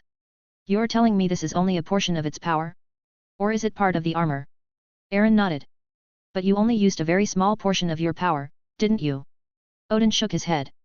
That's different. I can only safely use this part of the power, while you only used a portion of it. I'm really looking forward to seeing what you can achieve if you really unleash your full power. Aaron looked around. This isn't a good place. I can't really use my skills here. Odin suddenly realized. Yes, for a qualified god king, Asgard is no more sturdy than a house. You agree, Thor? Page 69. Thor was completely unaware, and feeling Odin's gaze, he became even more confused. What do you want me to do? Odin sighed and shook his head. Does your suit of armor have a name? Emperor's armor. Emperor, a very nice name. Odin murmured, the destroyer armor is not even 1/10,000th as good as it. Chapter 68, Loki's Dream, Black Hole Grenade. Loki, did you see anything? Thor pointed at Loki, whose eyes darted around, but he shook his head. Is what father said true? Just now, they only used a small portion of their power. Thor looked at the desolate wilderness, and as far as the eye could see, Odin had pierced through countless mountains. And this is only a small fraction of the power? What level of full power would that be? Would it be enough to destroy Asgard? What a joke! How come he didn't know his father was so powerful? Loki shook his head again, looking at Aaron's armor, which was burning hot. I really want it. If I had this thing, I would definitely become the new God King, and beating Thor would be a piece of cake, right? Thor tugged at Loki again, his expression conflicted, and whispered, "Do you think I can surpass Eren if I'm serious?" "What? What kind of hellish joke am I listening to? You, Thor?" Loki glanced quickly at Eren, a smirk playing on his lips, and exaggeratedly said, "Are you out of your mind? If you're serious, do you think you can surpass our great, respectable, handsome, and invincible uncle? Thor, perhaps I can give you a sleep spell, where you can have anything in your dreams, including becoming an invincible god king." Thor scratched his head after hearing this, looking at Eren's excessively young face of only 22 years old, and then at Odin, who was nearly 5,000 years old and had an incredibly aged face. That rusty head, which rarely moved, suddenly had a flash of inspiration. "I understand. If I want to become the God King, the person I should surpass most is not Eren, but my father." Thor exclaimed excitedly, "My father can no longer improve, but I am different. I am only 1,500 years old and have plenty of time to train myself. If I just work a little harder, surpassing my father is not a dream." Loki immediately thought it made perfect sense. Odin is almost finished, his power level is already set. Eren is only 22 years old, and his potential for improvement is terrifyingly large. But, my foolish brother, you're still dreaming unrealistic dreams, while I've already found the real shortcut. Dear uncle, I am your most obedient, sensible, and understanding nephew, Loki. Although we had never met before, the power of our bloodline drew us together like a strong magnet. From the first day I saw you, I knew that you were the person I respected and was closest to. From now on, I will be your most loyal little brother." Loki doesn't want to work hard anymore, he wants to curry favor with someone powerful. Clinging tightly to Eren's coattails and surpassing Thor? Isn't that a piece of cake? Tisk tisk tisk, Thor, you can get out of here. Soul. You come here right now. When Odin suddenly spoke, Thor immediately sensed something was wrong. 740 It's been a long time since I've tested your strength. Now, I'm going to put your abilities to the test. Odin was still wearing the destroyer armor. Although he was panting heavily, his imposing and upright posture still exuded a terrifying divine power that could not be ignored. Thor, with his sharp eyes, noticed the dents slowly healing on the destroyer armor and couldn't help but click his tongue in amazement. Eren broke through the destroyer with just his fists? How tough must he be? He was still thinking, Odin has already drawn his gun. The spear's edge flashed like a dragon, just like a falling meteor. Thor hurriedly parried, but in an instant he was sent flying tens of thousands of meters away. Even the axe in his hand had a hole in it. "Wait, father! My axe is broken!" Saul cried out in alarm, "Is this a case of sacrificing family for the greater good? Then use your fists. Like Eren, that's what makes a real man." "What? Me?" Thor was greatly shocked. Looking at Odin, who was menacing and seemed to harbor resentment over the theft of his wife, Thor felt wronged. "I didn't do anything." Without hesitation, Thor turned and ran. "Uncle, are you tired? Would you like something to drink? Celestial wine? The secret brew of the central courtyard? Shoes? Coffee? Just say the word, and I'll get it for you right away. Even the fire giant's lava brew or the ice giant's icy spirits are no problem." Unusually, Loki didn't laugh at Thor, instead, he eagerly moved closer to Eren, acting like a devoted follower. Eren glanced at Loki. "Speak, what do you want to do?" When Loki couldn't see, Eren held a few drops of Odin's blood in his palm. Odin was seriously injured in the battle just now. Even the destroyer armor could not withstand the power of the Emperor armor. The primordial furnace is turning. Light flowed into his body. Dark energy teleportation, you can use dark energy to teleport at the light year level, reaching any point in sight. The greater the teleportation distance, the greater the energy consumption. Odin's power, full version similar abilities have been detected to have merged, Thor's power, in the name of the King of the Gods. You have gained Odin's power, a deeper control over Asgard, and the Aesir's divine power is purer, stronger, and its potential is further enhanced. At the same time, your blessing abilities are further improved, and your absorption of Asgardian energy is accelerated again. The Encyclopedia of Magic, Odin version. You have mastered all the magical properties learned by Odin, containing various enchantments, active or passive magic, which become the protagonist's own abilities, with strength comparable to Odin's. The power of Odin. Eren's eyes flashed. With the power of Thor he had received earlier, he now possessed 2 out of 3. He wondered if this ability would change if he obtained Hela's inherited power. For example, to completely control Asgard. In fact, this inherited power will manifest different characteristics in different people, and the emphasis of their abilities will also be different. For example, Odin is more well-rounded, with his magical abilities being the most prominent. Hela represents healing abilities and materialization. Thor, on the other hand, focuses on lightning and physical enhancement. Thor may have the highest potential, but that doesn't mean Thor and Hela are inferior. After all, they really could dominate Thor in the early and mid-game. If I get the chance, I'll go find Hela and play around with her, and gather the complete power of her legacy. Then, wouldn't I become the true ruler of Asgard? Or rather, the power of Bauer. Aaron shook his head, he was now a generation older. The biggest gain this time was the dark energy transfer. He had been eyeing it for a long time.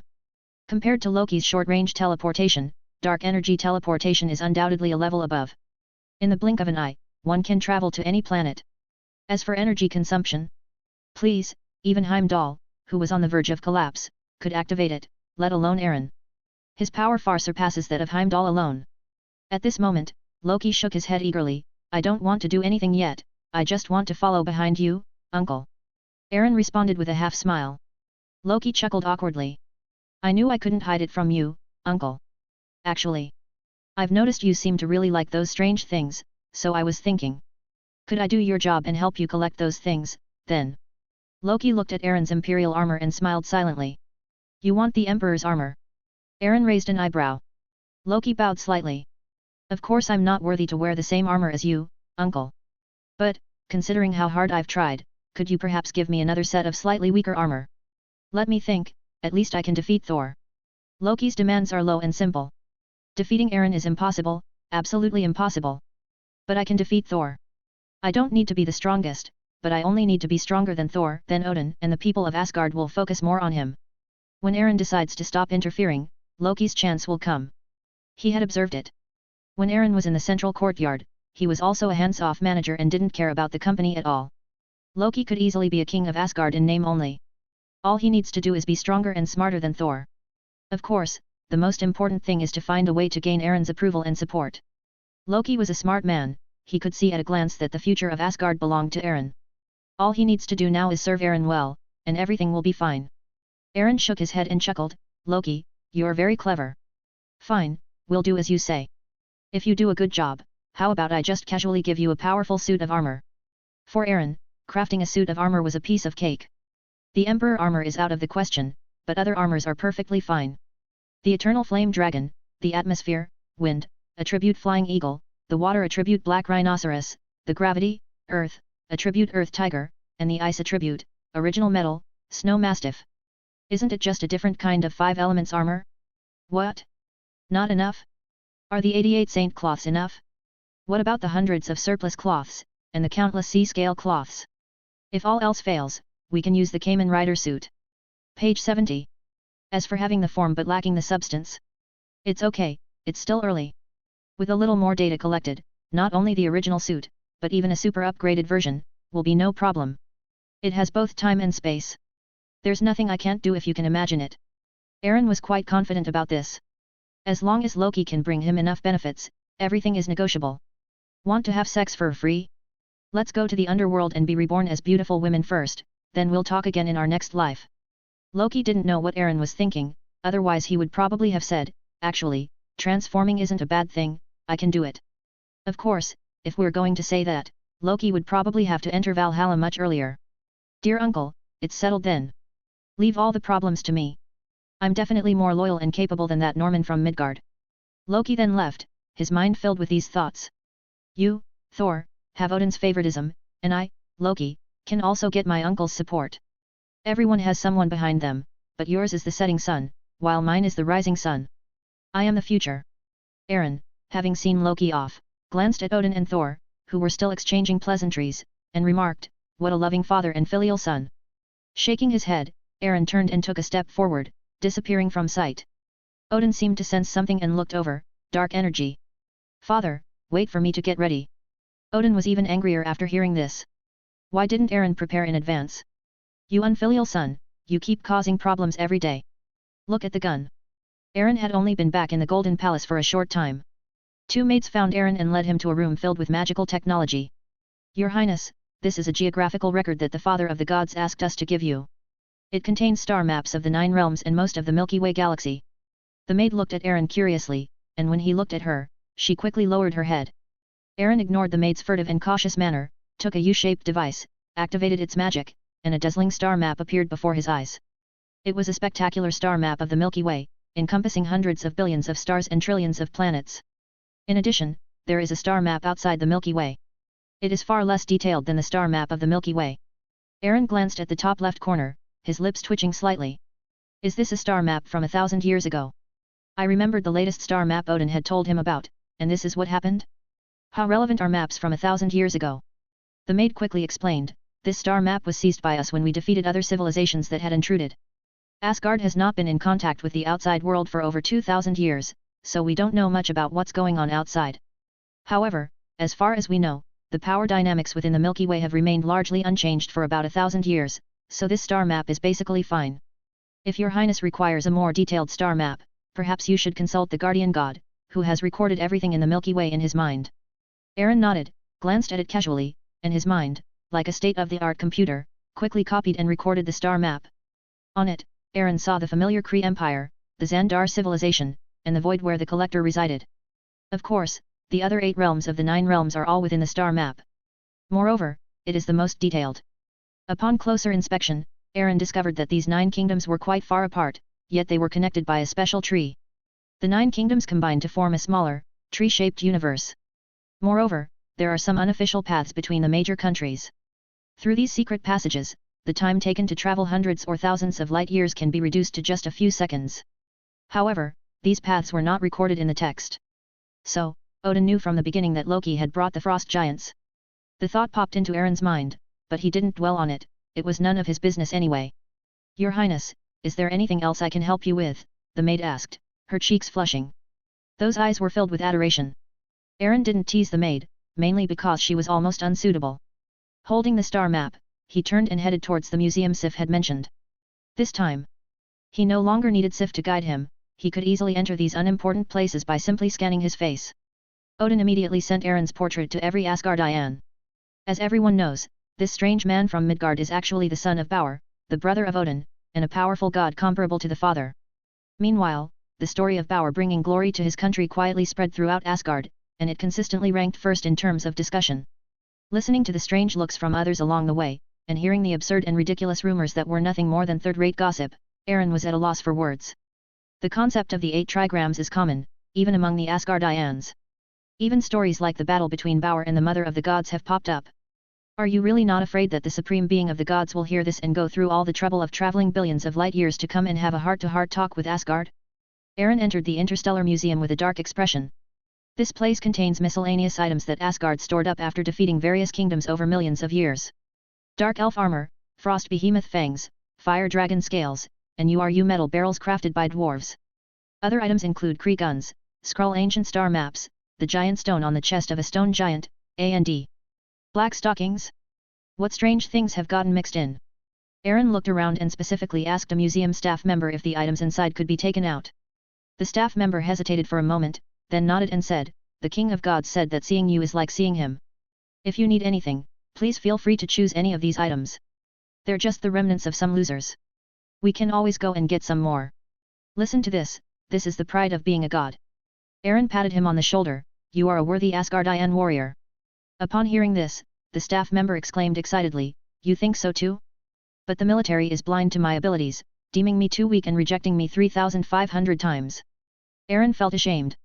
Asgard recruits soldiers only once a year, and to be rejected 3,500 times, regardless of strength, must be a tenacious talent. If this were on Earth, such perseverance would definitely make him a Captain America. "Oh, you're from Asgard, and you're already at Team Me's level? Never mind then." Aaron asked him to retrieve the fangs of the frost beast and the scales of the fire dragon. It's a pity there's no Kree warmer, it's said to be quite extraordinary. It can be considered a pretty good technological marvel. At that moment, Aaron saw something round. "What is this?" The staff member glanced at it and said, "Oh, this thing is said to be a hand grenade left behind by the Dark Elves, an antique with at least 4,000 years of history. It's nothing special. A black hole grenade." Chapter 69, The All-Seeing Eye, Shared Senses, Huge Explosion. Black hole grenade? You mean this thing? I think you'd be better off just grabbing a shield, sword, or axe from random people on the street. We used this equipment to torment the entire universe. The staff clearly did not know anything about black hole grenades. After all, he wasn't even born when the Dark Elves were wiped out. By the time he grew up, the Dark Elf had become a legend. Everyone thought the Dark Elves were all dead, so who would care about a bunch of losers? Oh, there is one person who cares quite a bit, but he's not in Asgard. As for the Aesir, there's no need to discuss the losers, they're just one of countless legends told before bedtime. Every time it's mentioned, people say, wow, His Majesty Bauer is amazing. I want to become a qualified warrior too. That's it. Odin couldn't possibly have specifically described the Dark Elves' power, since, to him, they really weren't considered powerful. Just push straight through, right? Take this out. Eren ignored the other party. The black hole grenade is a well-known piece of advanced technology in the Marvel Universe. Using ether particles, the Dark Elves created the black hole grenade and the dark matter particle gun. The former can also be called a dark matter grenade, which is the standard single-soldier weapon of the Dark Elves. When it explodes, it can generate a shock wave around it and release a large amount of energy to create a small black hole. It can absorb all surrounding objects. Neither fully equipped Asgardian warriors nor cursed warriors who overpowered Thor and sent Mjolnir flying could resist the spatial power of a black hole. In an instant, they were sucked in and torn apart to death. The latter can easily break thick stone pillars, and even a physically powerful Asgardian warrior will die instantly if hit in a place where he is not surrounded by armor. It can tear biological tissue at the molecular level, forming an incomprehensible penetrating wound. Only an enchanted URU metal shield can withstand this artifact. However, these two powerful weapons were standard equipment of the Dark Elves 5,000 years ago. Even in today's universe, they would still be considered divine weapons, capable of killing even gods without hesitation. Eren, who already knew of this thing's reputation, how could he possibly miss out on the black hole grenade? He originally thought he would have to wait another 2 years, until the 9 stars aligned and the ether appeared in the world, before he could get his hands on it from the Dark Elves. Or it could directly absorb ether particles. 2 years is enough time for him to develop a steel body capable of bearing the power of the gem. But unexpectedly, surprisingly, some of the seized artifacts are still in the museums of Asgard. This was an unexpected surprise. Do you have any spaceships here that can perform jump travel without a jump network? Eren tried to describe it in detail to the other party, mainly because he was also very familiar with the spaceship. If possible, he hopes to acquire a spaceship capable of directly creating wormholes. But it seems, that with Marvel's current technology, it's still difficult to achieve? It seems the Kree have this technology, but it's not perfect. Page 71. However, the other party shook his head. If you just want spaceships, we have enough captured here, but if you want ones that can travel on their own without using wormholes, we don't have any. Why don't you ask the amazing Heimdall? He must know where what you want is. Good heavens, a Heimdall conch? Perhaps you were a conch shell in your past life. Upon hearing this, Eren abandoned the wormhole technology. It doesn't really matter if you don't have it. With dark matter teleportation and short-distance teleportation, he could travel freely to all parts of the universe. And Heimdall? He must get his hands on the all-seeing eye. The objects he sees with his super farsightedness may be star systems from thousands or tens of thousands of years ago. However, Heimdall was able to see everything he wanted to see in the 9 realms and even the Milky Way galaxy at the right time. It can even share a view and converse from a great distance. It's definitely one of the most powerful eyes in the Marvel Universe. Its support capabilities are top-notch. Next, Eren took a few more items from the museum. Amidst the confused and bewildered gazes of the staff, Eren walked away with an air of nonchalance. Actually, there are many more things inside. But Eren didn't have time to search any further. He skillfully melted down the black hole grenade. Dark matter manipulation, black hole control similar abilities detected, now merged with gravity manipulation. Your gravity control has advanced further, and you can easily manipulate dark matter and create an indiscriminate black hole at will. Its exact size depends on energy. The main takeaway is the manipulation of dark matter. As for the Frost Beast and the Fire Dragon, these two things did not provide any improvement for Eren. The so-called ice resistance, fire resistance, and flight resistance are not even icing on the cake. It was entirely fulfilling the primordial furnace database. Diversify the data. Putting everything else aside, the ability to manipulate dark matter is quite interesting. It is important to know that dark matter accounts for 27% of the total mass and energy of the entire universe. The total mass of visible celestial bodies detected so far is only 5%. This shows just how abundant dark matter is.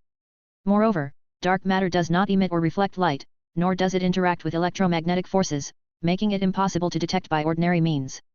In addition, dark matter uses gravity to promote galaxy formation and maintain the structure and stability of galaxies. If we could truly control dark matter completely, that would be equivalent to controlling 27% of the universe. In the blink of an eye, the universe can collapse. It can also create galaxies, and indirectly create life. Eren is quite looking forward to this ability in the future. In particular, by using the energy of gravity and dark matter to create black holes, his current energy is definitely larger than that of a black hole grenade. Who wouldn't be confused by the power of spatial collapse? I heard your armor is indestructible? Well, what will you do when I pull out a black hole pancake and smear it in your face? He's not a black hole grenade, he can see the trajectory and dodge in advance. His black hole can be created in an instant, and touching it means certain death. It's so arrogant. Let's go to Muspelheim first, let me see, the lower half of the world tree, how far is it from Asgard? Let's find Heimdall first. After looking at it again and again, Aaron realized that the coordinates on it were very unreliable. After all, planets rotate. Coordinates are not static. Transmission is not a problem. It would be fun if you accidentally teleport to some weird and wonderful place.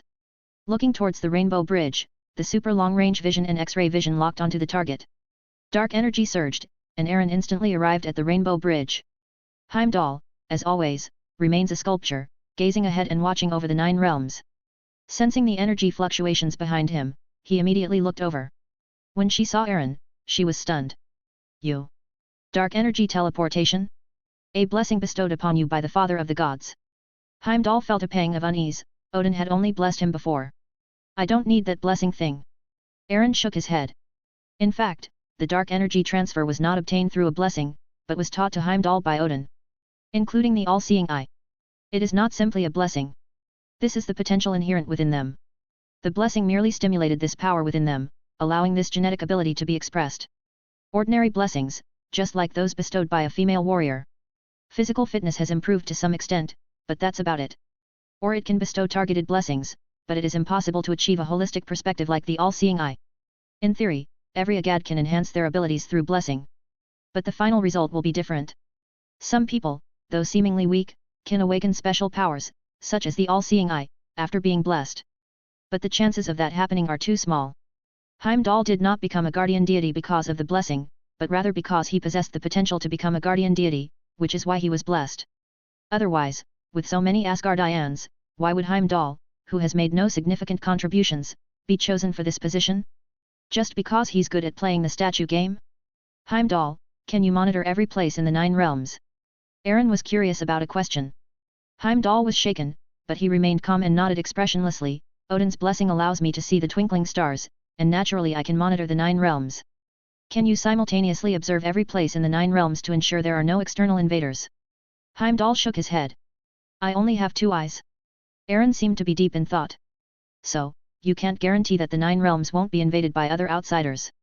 Heimdall's expression stiffened upon hearing this, and he said with a hint of emotion, but I can protect Asgard from threat. That time before. Are you here to reopen old wounds? Heimdall wanted to retort, but considering Odin's instructions, he held back.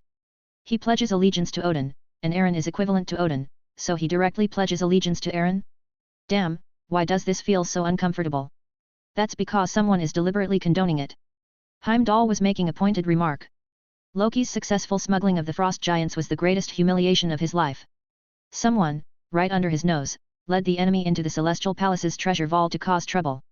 Although Odin didn't say anything afterward, Heimdall felt uneasy every time he thought about it, and even felt that he had let Odin down.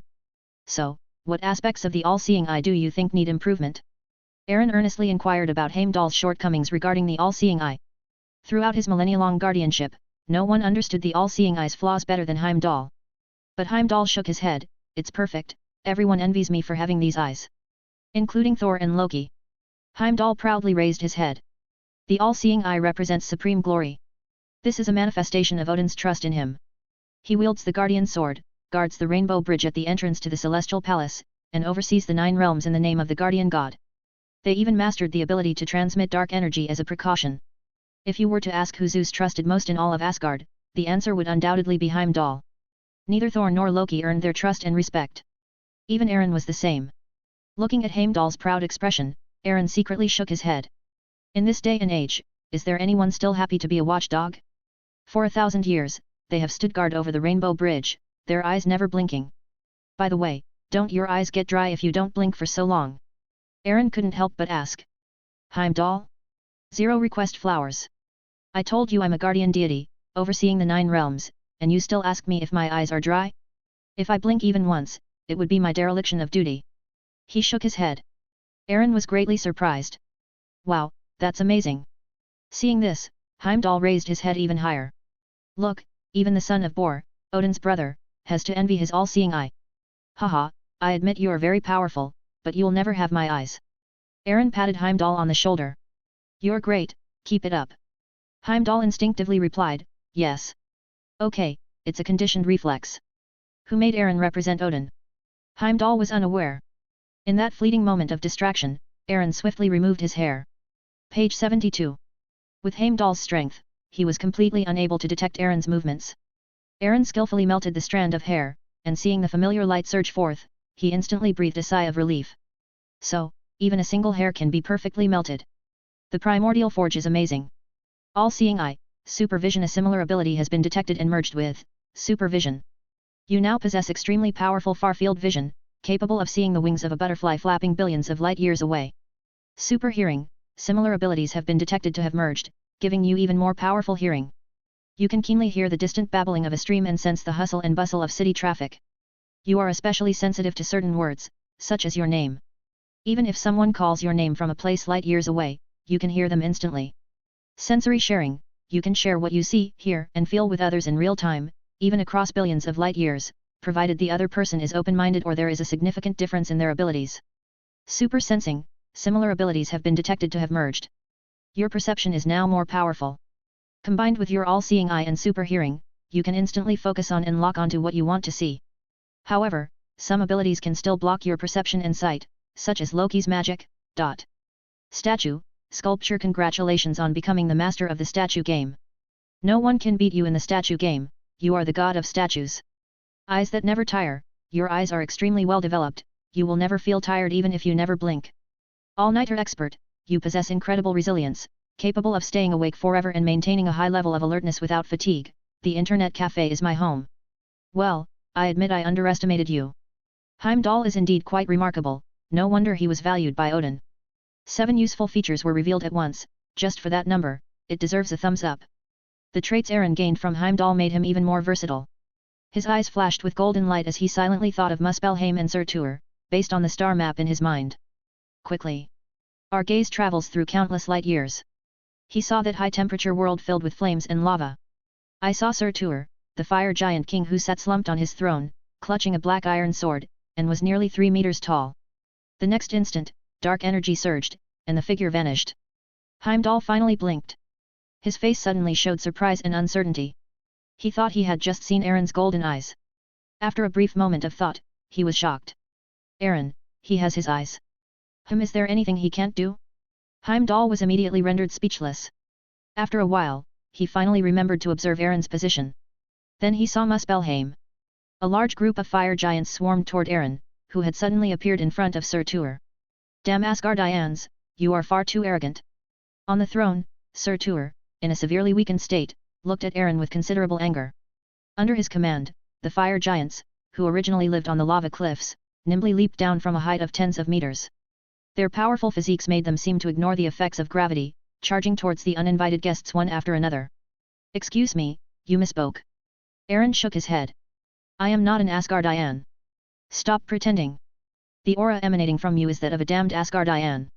I will never forget that smell. Surtur was furious and then threw a projection device at Eren's feet. Then, a clear voice came through, it was Frigga's voice. Your Excellency Surtur, the Flame Giant King, we sincerely invite you to attend tomorrow's. At the very end of the audio, a clear image of the person is thoughtfully shown.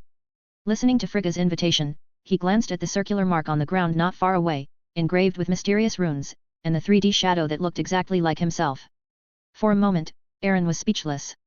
Good grief, you sent the invitation directly to Muspelheim.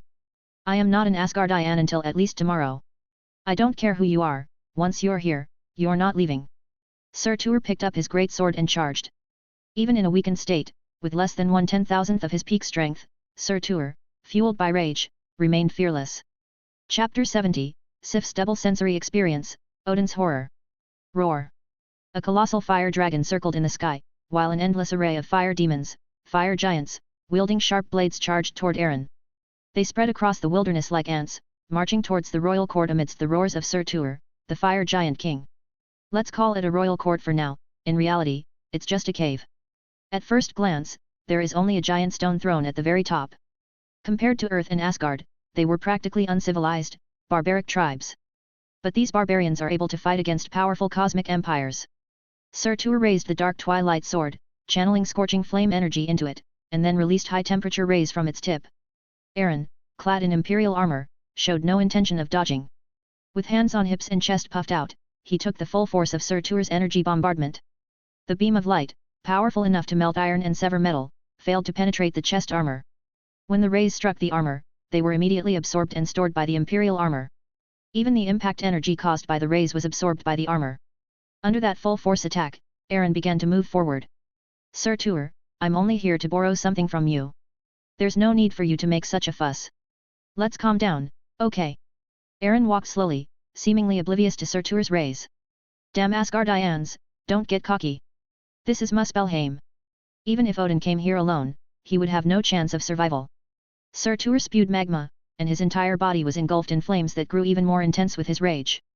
At that moment, the nearest fire giant had arrived in front of Eren, and the blade, sharp enough to pierce through an Asgardian, was about to fall. Eren didn't even lift his eyelids, and took another step forward. Boom! A surging, overwhelming aura swept across all directions in an instant.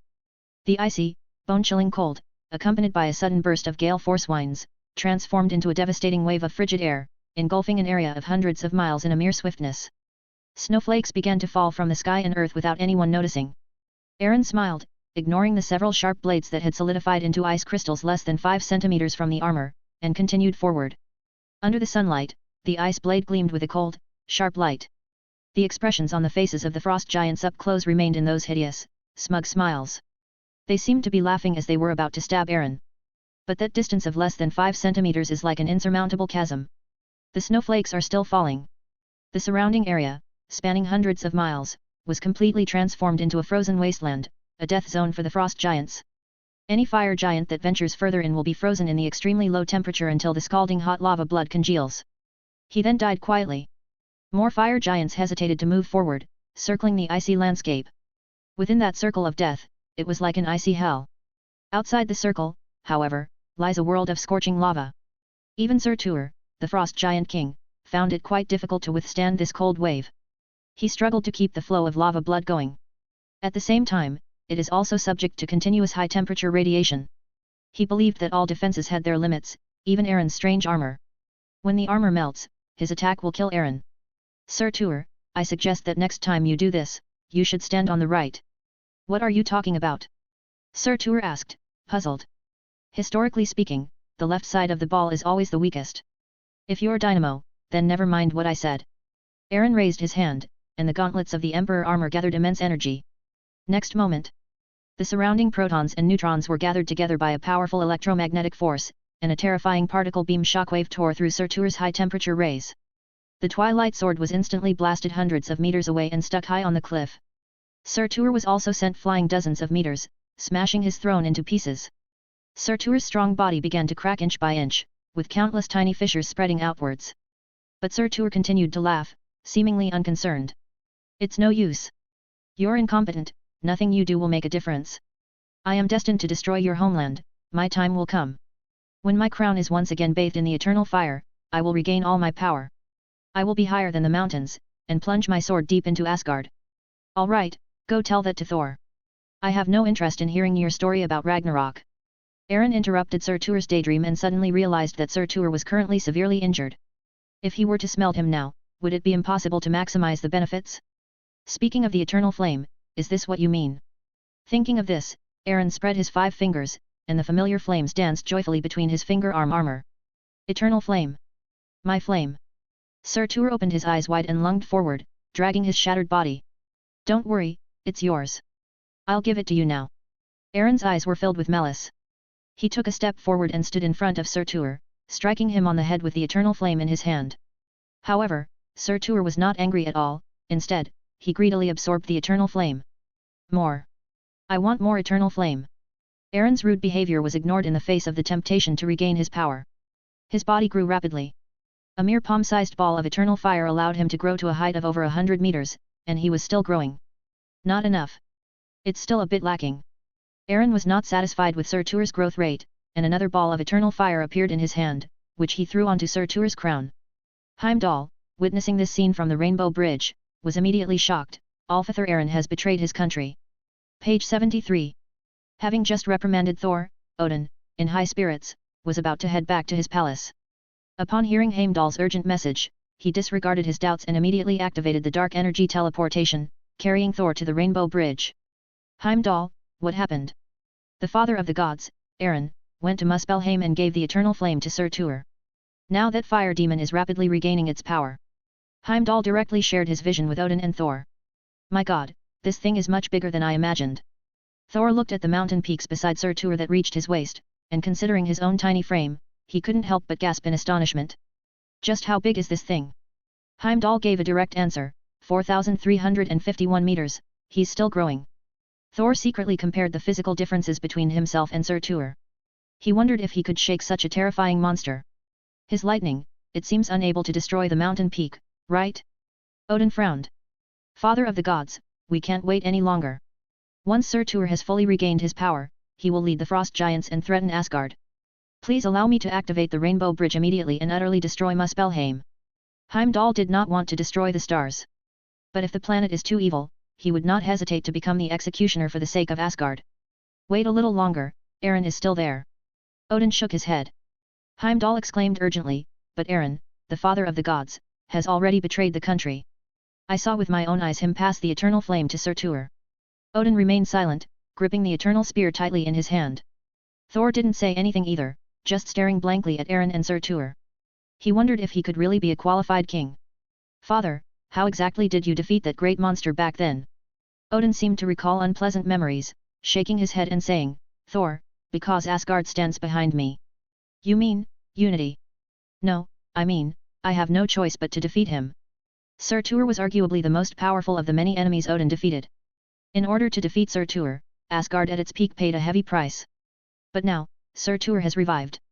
Aaron, what do you want to do? Odin looked at Aaron with utter bewilderment. At this moment, Aaron finally nodded in satisfaction, that's about enough, it's time to harvest. Asgardian, you are too arrogant. Surtur grew bigger and stronger. Aaron, this strange Asgardian, would return the eternal flame to him, which surprised him greatly. But this did not quell Surtur's hatred for the Asgardians. I am now invincible. As a token of my gratitude, I will grant you death. Surtur wielded the Twilight Sword, which was thousands of meters high, and with immense power, he smoothly sliced through a nearby mountain that was thousands of meters tall. It carries the overwhelming demonic power of a supervolcano erupting in fury, as if it had been accumulating energy for hundreds of millions of years. The scalding lava fell as raindrops, melting the ice and turning the earth into a vast expanse of lava. His roar was deafening, like thunder, and in an instant it shattered the sky and tore apart the boundless black clouds. But Aaron remained unmoved. Give me death? You are not worthy. Absolute zero. Aaron silently chanted in his heart, and the special power of the ancient icebox erupted instantly at this moment. The once crumbling, icy and snowy landscape solidified once more. The thousands of meters tall Surtur had no time to react before it was frozen by an absolute zero force erupting from Aaron's body. The Twilight Sword, as imposing as a mountain, was frozen in midair by the ice, unable to fall. Even though Surtur possesses the power to destroy stars, he cannot break through the power to freeze space-time for the time being. Time seemed to stand still at that moment. Aaron instantly appeared thousands of meters high, standing on Surtur's crown and placing his hand on it. Melt it. The primordial furnace, like a black hole, spun rapidly. Surtur, unable to move, had no way to escape its attacks. Soon, half of the eternal crown, which was larger than a house, was melted down, and even a large chunk of Surtur's body disappeared. The power of the eternal flame is actually resisting the power of absolute zero. Aaron frowned. Surtur, combined with the eternal flame, was indeed not to be underestimated. Although he only used a small portion of his energy to unleash absolute zero, Surtur was able to slowly resist the power of ice by relying on the energy continuously released by the eternal flame. Perhaps if we wait a few more minutes, Surtur will be able to break free. That's true. The eternal flame and the box of ice are artifacts of equal caliber, and they counter each other. It's simply unrealistic to kill Surtur using only a portion of the ice's power. In that case, let's call it a day. Aaron withdrew his hand, and then a more powerful force gathered in his hand. With a gentle slap of his right hand, the space around Surtur's remaining body instantly collapsed inward. In the blink of an eye, a black hole hundreds of meters in diameter took shape, greedily and unrestrainedly absorbing everything around it. The surrounding ground was torn off by the force of spatial rupture, and the broken mountain peaks were also shattered by space. The force called gravity bound the roaring Surtur. He struggled for only a few seconds, and along with the area within a radius of hundreds of thousands of meters, a huge semicircular abyss was formed. Surtur, the eternal flame, and his eternal crown have all been utterly destroyed by space, nothing remains. Aaron then began to summarize his gains. Gigantification, eternal Surtur full version with a continuous supply of eternal energy, you will be able to grow infinitely larger, and your power will increase exponentially, the exact size depends on the amount of energy. Power of the fire giant, Titan, King, similar abilities have been detected fused, frost giant bloodline, stone giant bloodline. You have gained the inherited power of the giant race, remnant of the primordial giant's power, further enhancing your physical strength and resistance to magical energy. You can freely manipulate the power of ice, fire, and earth. The power of the original Titan? Could it be the power of Ymir, the first Titan? Aaron was somewhat surprised. The forces of ice and fire, which were mutually repulsive, were strangely fused together, and there was also the bloodline of the stone giant that he had previously fused with. Perhaps the data on the bloodlines of the frost giants and stone giants is not rich enough, so it is an incomplete power of the primordial giants. Aaron fell into thought, vaguely sensing that the earth was providing him with a continuous source of energy. This must be the power that comes from the stone giant. If he could fuse more titans, could he perfect the power of the original Titan, thus adding another source of energy? Then his growth rate will increase rapidly. I'll give it a try if I have the chance. Maybe. I should also go see Law Fei. Aaron made up his mind. Loki's bloodline as the Frost Giant King is so rare that he's practically malnourished. As Surtur is a member of the Fire Giant race, this data is certainly quite comprehensive. The final Stone Giant, however, is a bit troublesome. As far as he knew, Stone Giants existed in Vanaheim, but in small numbers, and he had never heard of the King of the Stone Giants. After thinking for a while, he shook his head and stopped thinking about it. Things will work themselves out in the end, who knows, there might be other giants out there? He casually manipulated dark energy to open a spatial teleportation channel and returned to Asgard. As soon as I got back, I saw Sif leaning against the bed. Then a fire rose up inside his body. Aaron felt a chill run down his spine. Could it be the influence of Surtur's hatred for Asgard? He would never admit that this was his idea to experiment with new abilities. Sif, do you want to experience double the pleasure? Sif looked completely bewildered. In an instant, Aaron shared his tactile sensations with Sif. This is Heimdall's ability to share senses. After gaining this ability, Aaron wondered if he could let his partner experience the thrill of two people during certain special sports. Aaron, who is ranked 3.6 as the smartest person on Earth and loves practical experience, naturally couldn't wait to seek out Sif for a trial. The moment his hand touched Sif, she immediately felt something different. So soft, so comfortable. Oh my god, it's so warm and fulfilling. Oh no. The other side. The three people on the Rainbow Bridge fell silent at the same time. I am not wrong, right? Aaron killed Surtur. His power could probably destroy Asgard in an instant. Thor was referring to the main city of Asgard. Aaron's move could wipe out most of the Asgardians. He couldn't imagine what would happen if Aaron flew into the air and did that. I'm afraid everything he knows will be gone. That's the power of space. Odin's expression was solemn. Faced with the power of that black hole, even he might not be able to hold out longer than Surtur. No, he couldn't possibly have survived. Unless he can get out of the way beforehand. This is something that the physical body alone cannot withstand. Only a more terrifying force can break free from the power of space. However, Aaron's spatial collapse, although not large in scale, was so condensed that it caused the destructive power of the central area to increase exponentially. This black hole, only a few hundred meters in diameter, could not necessarily be sealed even if Odin and Thor were filled inside it. A&D. Page 74. Even if you manage to avoid the black hole, can you really avoid the cold current? It should be noted that even Surtur, who absorbed the eternal flame, was unable to break free of the seal for a time. Odin was deep in thought when he suddenly awoke. He realized that the power Aaron possessed had surpassed his own as the Heavenly Father God King. If he so desires, Asgard can be destroyed with a mere wave of his hand. What's even more terrifying is that he doesn't know whether Aaron is using his own power or simply the power of the armor. Chapter 71, Aaron, the Father of the Gods? Queen Norn. The Father of the Gods. Muspelheim. After a long silence, Heimdall came to his senses. His golden eyes swept over the fire giants who had destroyed the royal court and suffered millions of casualties, especially the extremely regular abyssal hemisphere. He hesitated quite a bit when he spoke. This is probably the most brutal war since the war against the Dark Elves. The Fire Giant King was killed without a burial place, and the Fire Demon and Fire Dragon suffered heavy losses as well. It's so cruel. The Fire Giants were truly on the verge of extinction. Until tomorrow, Eren wasn't one of us Asgardians, was he? Odin composed himself and pondered for a moment. Announce everything that has happened here to the 9 realms. Because Surtur arbitrarily broke the agreement, the great son of Bor, the vice-ruler of Asgard, the master of storms, the controller of fire, the ripper of space, the wielder of ice, the watcher of all things, the celestial being, the destroyer of Muspelheim, and the king of the Crystal Palace, Eren, returned the eternal flame to its rightful owner and slaughtered the eternal Surtur in the royal court. Odin spoke expressionlessly. Thor was filled with fervor. What glory! What valor! With so many noble and powerful titles gathered in one person, there is no doubt that Eren is the greatest being after Odin. That was Surtur at its peak, surrounded by countless fire demons and fire dragons. But Eren killed him with great force while they were just chatting. Such a magnificent feat deserves to be praised for 10,000 years. He could already imagine the stories that would be told by bards at various banquets and taverns in the future. Thor was filled with envy, jealousy, and hatred. But he understood that this was the honor Eren deserved. If it were Thor himself, he would have no confidence whatsoever in defeating the eternal Surtur, who could cleave mountains and rivers with a wave of his hand and whose roars shook the heavens. But that doesn't stop Thor from being proud of Eren. Because Eren is his uncle.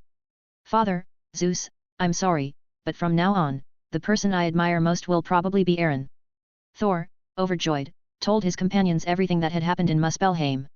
At the same time, we should go to the tavern and let everyone know about Eren's great feat. This is nothing like Volstagg killing a few beasts or Fandral fighting a dozen or so enemies in Nornheim. Ladies and gentlemen, you're probably going to have a sleepless night. Heimdall was responsible for delivering the notice to Nidavellir, Alfheim, Nunheim, and Ria. Of course, there is also one of the most important places, Laufey the Frost Giant of Jotunheim. Upon hearing this, Loki took full responsibility and decided to handle the matter personally. After all, that was his real father, even though Loki didn't acknowledge him and even wanted to betray his own father to prove his love for Asgard. Loki created a replica of the projection and traveled alone to Jotunheim. This is related to Uncle Eren's celebration, so naturally he wants to make sure it's done perfectly. Original. Laufey was not impressed by Loki's arrival. Even though he knew that Loki was also a frost giant and one of his own abandoned children, he still did not consider him one of his own. If you want me to attend that ridiculous feast of the gods, then you can get lost. I will never go to Asgard, never. I'd rather die than do that. Loki smiled confidently. Laufey burst out laughing upon hearing this. Look around, this is Jotunheim. Loki raised his head arrogantly, is that so? But in my uncle's eyes, you are nothing but a bunch of bones in a grave. Loki. You've gone too far. Do you think you're Odin? Laufey was about to say something when Loki raised his hand and cast a projection spell. Surtur's terrifying titan form instantly attracted the attention of all the frost giants. Laufey, in particular, was instantly filled with suspicion and uncertainty upon seeing Surtur's appearance. The eternal flame of Surtur. Yes, my uncle returned the eternal flame to Surtur, this is Asgard's way of showing goodwill, Loki smiled. Laufey's expression hardened slightly as he watched Eren press a torch against Surtur's face in the video, his eyes twitching slightly. You're telling me this is sincerity? Who shows sincerity by slapping someone in the face like that? Laufey exposed Loki's lie, at least Surtur regained his power, which was true. It must be admitted that even with the frost box, he would still find it difficult to contend with the eternal Surtur. He was not the progenitor of the frost giants, his bloodline was incomplete. Even his ability to grow to gigantic size was far inferior to Surtur's. Moreover, he was unable to absorb the power of the ice box to strengthen himself, making him inherently a level below Surtur. You Asgardians are truly courting death, daring to hand over the eternal flame to Surtur. Does Odin intend to eliminate a troublesome obstacle for you before he dies? Laufey sneered. He knew Odin was about to die, and he waited patiently. The day Odin died was the day the frost giants stormed Asgard. He didn't take either Thor, the heir, or Loki seriously. Even without the box of ice, Laufey was confident he could defeat Asgard, which was complacent with its past glory, lax in its military preparedness, and weakened in combat power. Look at this, a battle that should have been resolved in a few days, yet they're spending a month eating, drinking, and celebrating. Every year it's the same localized peacekeeping wars, just dealing with a few minor players, yet they're still bragging about it for years. How could such an Asgardian possibly stand against the frost giants who lived in the harsh land, harboring deep hatred and honing their martial arts skills day after day? What he had to do was outlive Odin. Until Laufey suddenly stood up. He saw. Eren instantly froze Surtur. Even the flames of that eternal fire cannot melt the extreme cold. He saw. Eren came to Surtur's head and devoured him with strange spatial power. He saw. Eren raised his hand and unleashed a black hole, annihilating Surtur into nothingness. Then, on the land of Muspelheim, a bottomless sphere was left behind. The fire giants suffered heavy casualties. The eternal Surtur has vanished without a trace. Eren, however, left the battlefield unharmed. Loki, what are you trying to do? Try to deceive the frost giant with ridiculous magic. What, is this all Asgard has left? Law Fei smiled coldly on the surface, but his hands were clenched tightly behind his back, and he was terrified inside. The frost giants surrounding Loki watched as the towering Surtur vanished like a bubble amidst thunderous, desperate howls. These ice demons were filled with genuine fear. Especially when looking at the man in the picture, he vaguely overlaps with Odin. No, he is 100 times more terrifying than Odin. The frost giants looked at each other, then simultaneously turned to Law Fei, gesturing wildly and muttering something under their breath. It's as if it's saying, Surtur, that huge creature, lasted 3 seconds. How long can our tiny leader last? Half a second. Law Fei, his face dark, strode down to the stage. Not much taller than Loki.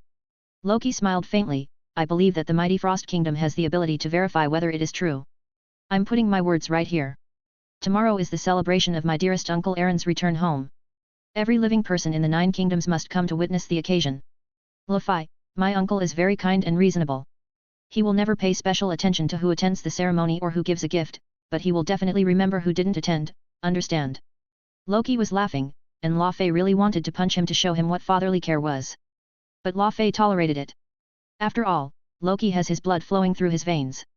Even after living in Asgard for 1,000 years, the kinship born deep in one's bloodline cannot be erased. As a father, Law Fei felt it necessary to make up for the long overdue care and love. For Loki's sake, he could actually attend the triumphant Asgardian ceremony. No matter what, we are all part of the World Tree community, and we have been one family since ancient times, so we should live in harmony. As the saying goes, a loving family is just like this. Loki, go back and tell Odin that I will come tomorrow. Law Fei gritted his teeth and said the most insincere words. There was nothing that could be done. Odin was old, and so was he. 22-year-old Eren possesses boundless potential and unfathomable strength. He could outlive Odin, but he could never outlive Eren. If he doesn't back down today, Eren will make sure that the frost giants have nowhere to retreat tomorrow. Muspelheim's present is their Jotunheim's future. Law Fei took a deep breath, sitting on the throne in a daze, not even realizing when the smug Loki had left. The image of the ruthless erasure of millions of fire giants and the eternal Surtur still echoes in my mind. Law Fei couldn't help but look up and roar. We are about to outlive a tyrannical king, only to be ushered in an even more tyrannical one. By the ancestor of giants, this is not fair. The next day, Eren, who was focused on cleaning up the filth, looked down at Sif, who was kneeling and admitting her mistakes, and shook his head and sighed. Sif, you are a blessed Valkyrie.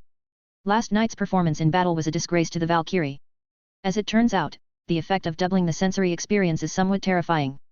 Sif, a Valkyrie, becomes a second Felicia under the unique double stimulation. Page 75. The battle situation collapsed completely. He hasn't even used his real skills yet. Sif rolled her eyes, and Nyanyo didn't dare to argue, yes, I'm sorry. Sif felt wronged, because she had heard other women say that the men were all lacking in skill and were no match for them at all. But why did things turn out completely differently when facing Eren? She completely abandoned all the glory of being a Valkyrie. Fortunately, all the Valkyries have disappeared. If any one of them were still alive, they would surely humiliate her to the fullest extent after learning about her current situation. Fine, you'll have to try harder next time. Now, your punishment is to clean this place properly. Eren found cleaning up himself too troublesome, so he simply turned on the automatic cleaning mode. Asgard's technology is top-notch, they even have an automatic mode for cleaning dirt. Although she seemed quite unfamiliar with the process, Eren believed that only by feeding her could she absorb enough data and experience to level up. At that time, Eren will be able to experience the most perfect cleaning service. Ugh, this feeling, no. Sif suddenly widened her eyes. It's another instance of evil perception sharing, the experience is off the charts. The unique tactile sensation of touching the Vatra, the warm, tongue-like intertwining, and the deep, tight passage. Sif saw and felt places and sensations that she could never have experienced before, both from her own perspective and Eren's. That's so against the rules. How can such an ability still exist in this world? Eren was slightly taken aback.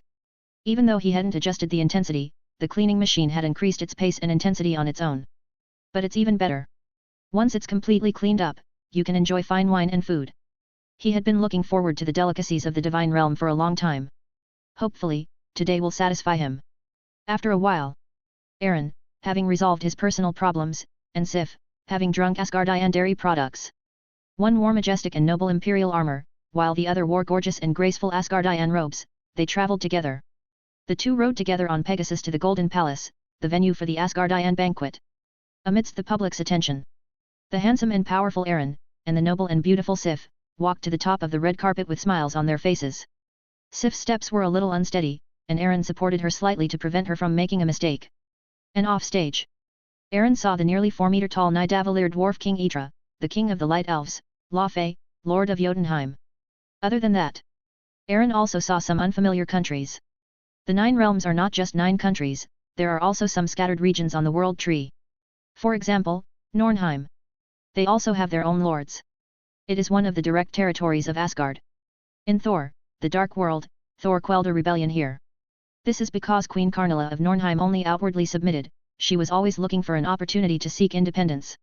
Queen Karnilla of Norn is a powerful and beautiful sorceress, but also a woman of great evil. She has a rare head of long black hair.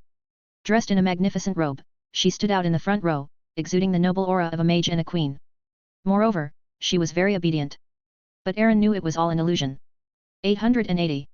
Sif had told him about the countries that were coming to observe the ceremony. Among those present, I'm afraid that apart from the Vanaheim gods, the Nidavellir dwarves, and the Alfheim light elves, other nations are somewhat dissatisfied with Asgard. Nobody likes having an emperor emeritus above them. They also have the right to boss them around.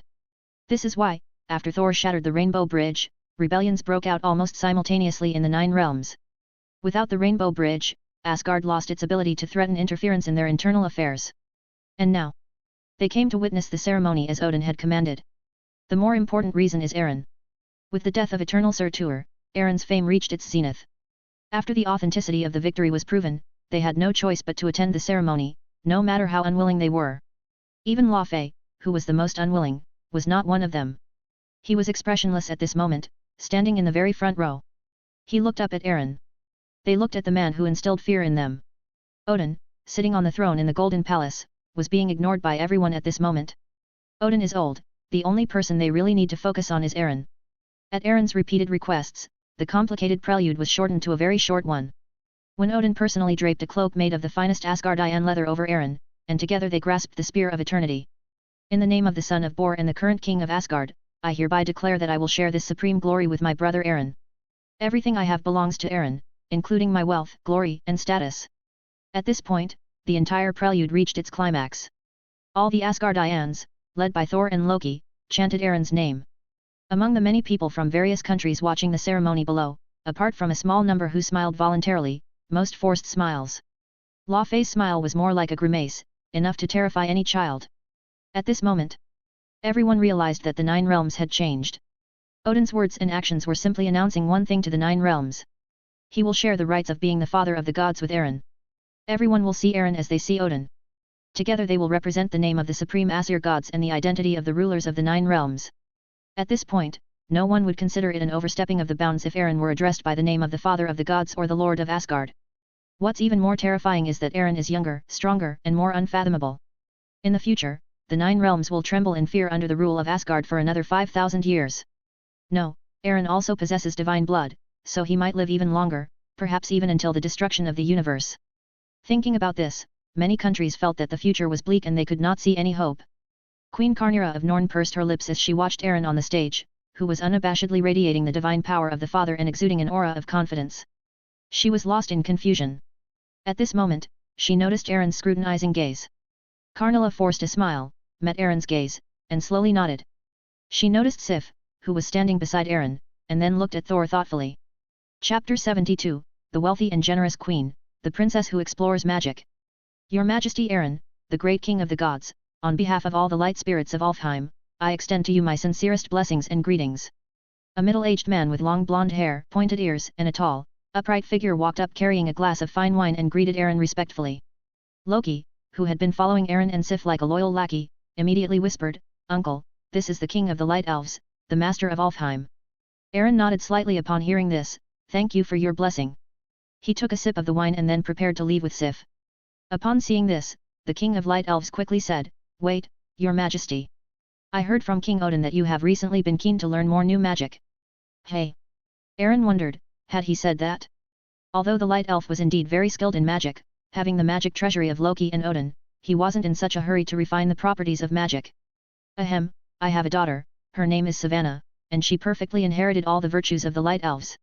He glanced at Sif instinctively, and seeing that she still had a sweet smile on her face, he quickly added a sentence. What I mean is, the advantages of magic. She has been so engrossed in magical research that she has been oblivious to the world. Recently, I heard that a king in Asgard has appeared who possesses great magical power and is pursuing the future of magic. So she hopes to discuss magical knowledge with you.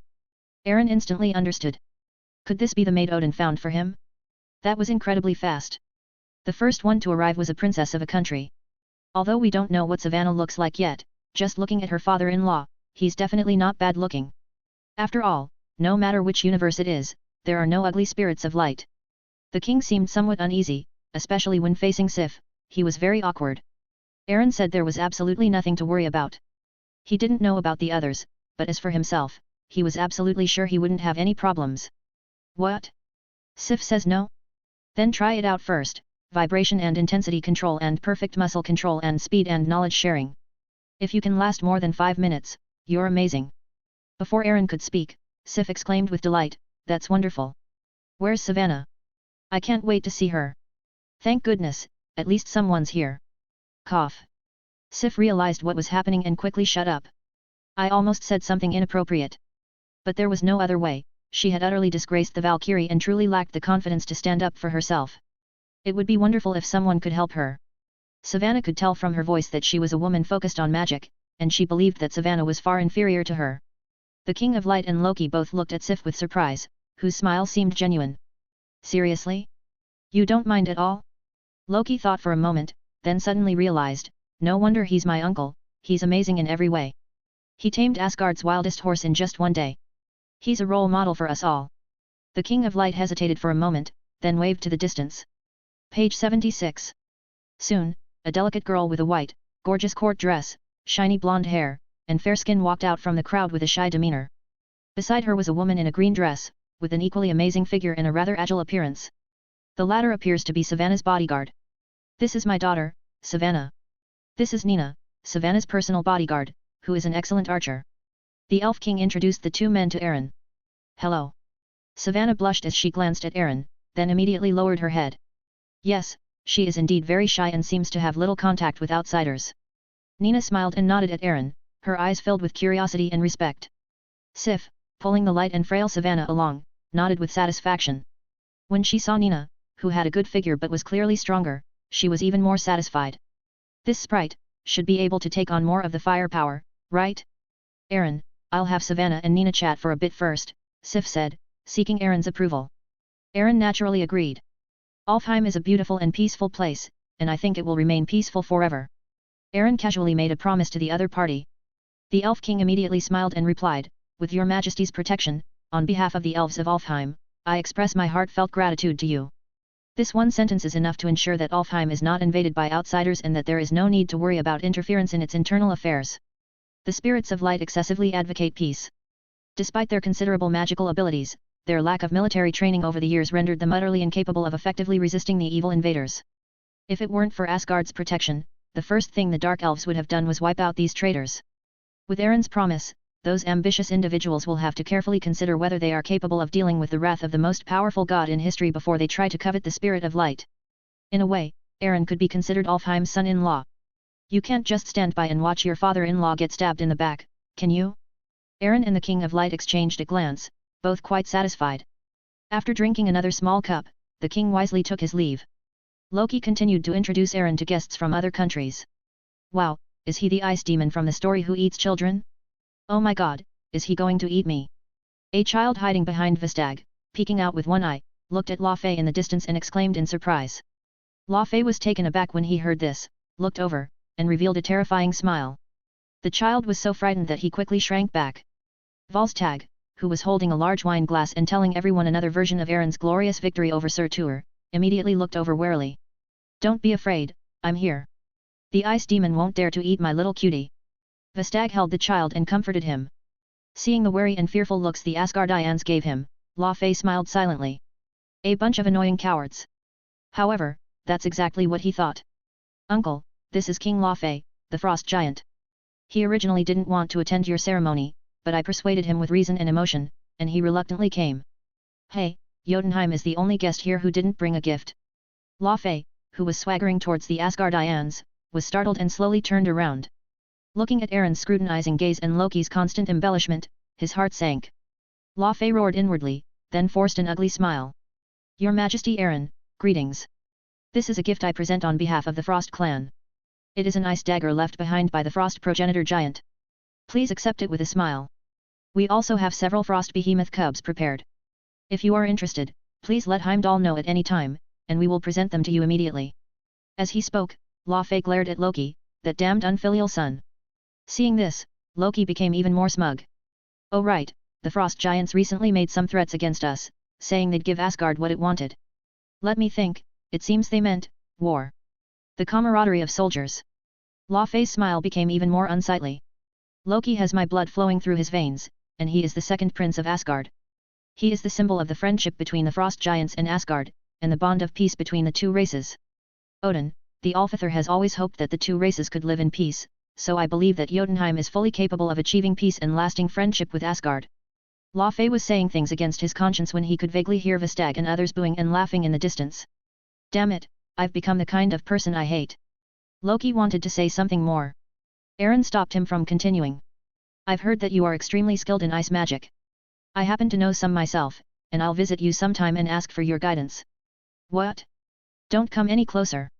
Laufey felt a chill run down his spine at the thought of Erin freezing Surtur into a sculpture at his peak and turning Muspelheim into an icy planet. We are not good at ice magic, especially in front of you, the Master of Ice. We have no right to say such things. Your Majesty Erin, you are the true god of ice, surpassing our race. We sincerely hope that you will rule Asgard and the Nine Realms. These words even made Loki look over. Who says Laufey only knows how to fight and kill? Isn't that a pretty good way to put it? At least for this moment, Laufey actually has a bit of me in him. He's got some ambition. Loki thought to himself. Erin was also quite surprised, but he did not continue talking to the other person and instead looked in another direction.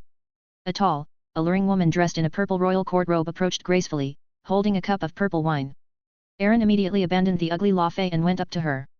Loki glanced at Laufey, who was breathing a sigh of relief, and quickly followed.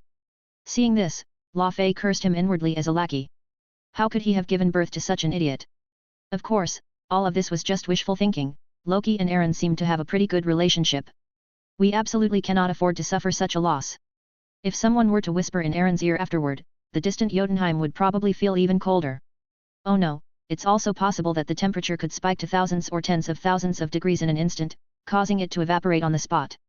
He suspected that Erin might not show mercy like Odin, and if he angered Erin, the Bifrost would truly turn into a planet-destroying cannon. Uncle, this is Queen Karnilla of Nornheim, who is also a great mage second only to me. However, Asgard does not recognize her self-proclaimed title of Queen of Norn, which has made Karnilla quite unhappy with us. Loki quickly explained the closeness of their relationship. This time, Loki didn't embellish the story. His eyesight is quite good. Laufey said it, and that's that. Looking at the entire Frost giant race, apart from him, there isn't a single one worth mentioning. It's as ugly as can be, utterly unsightly. But that's different now. Nornheim is a race similar to Asgard and Vanaheim, with comparable physical abilities and a high level of magical development.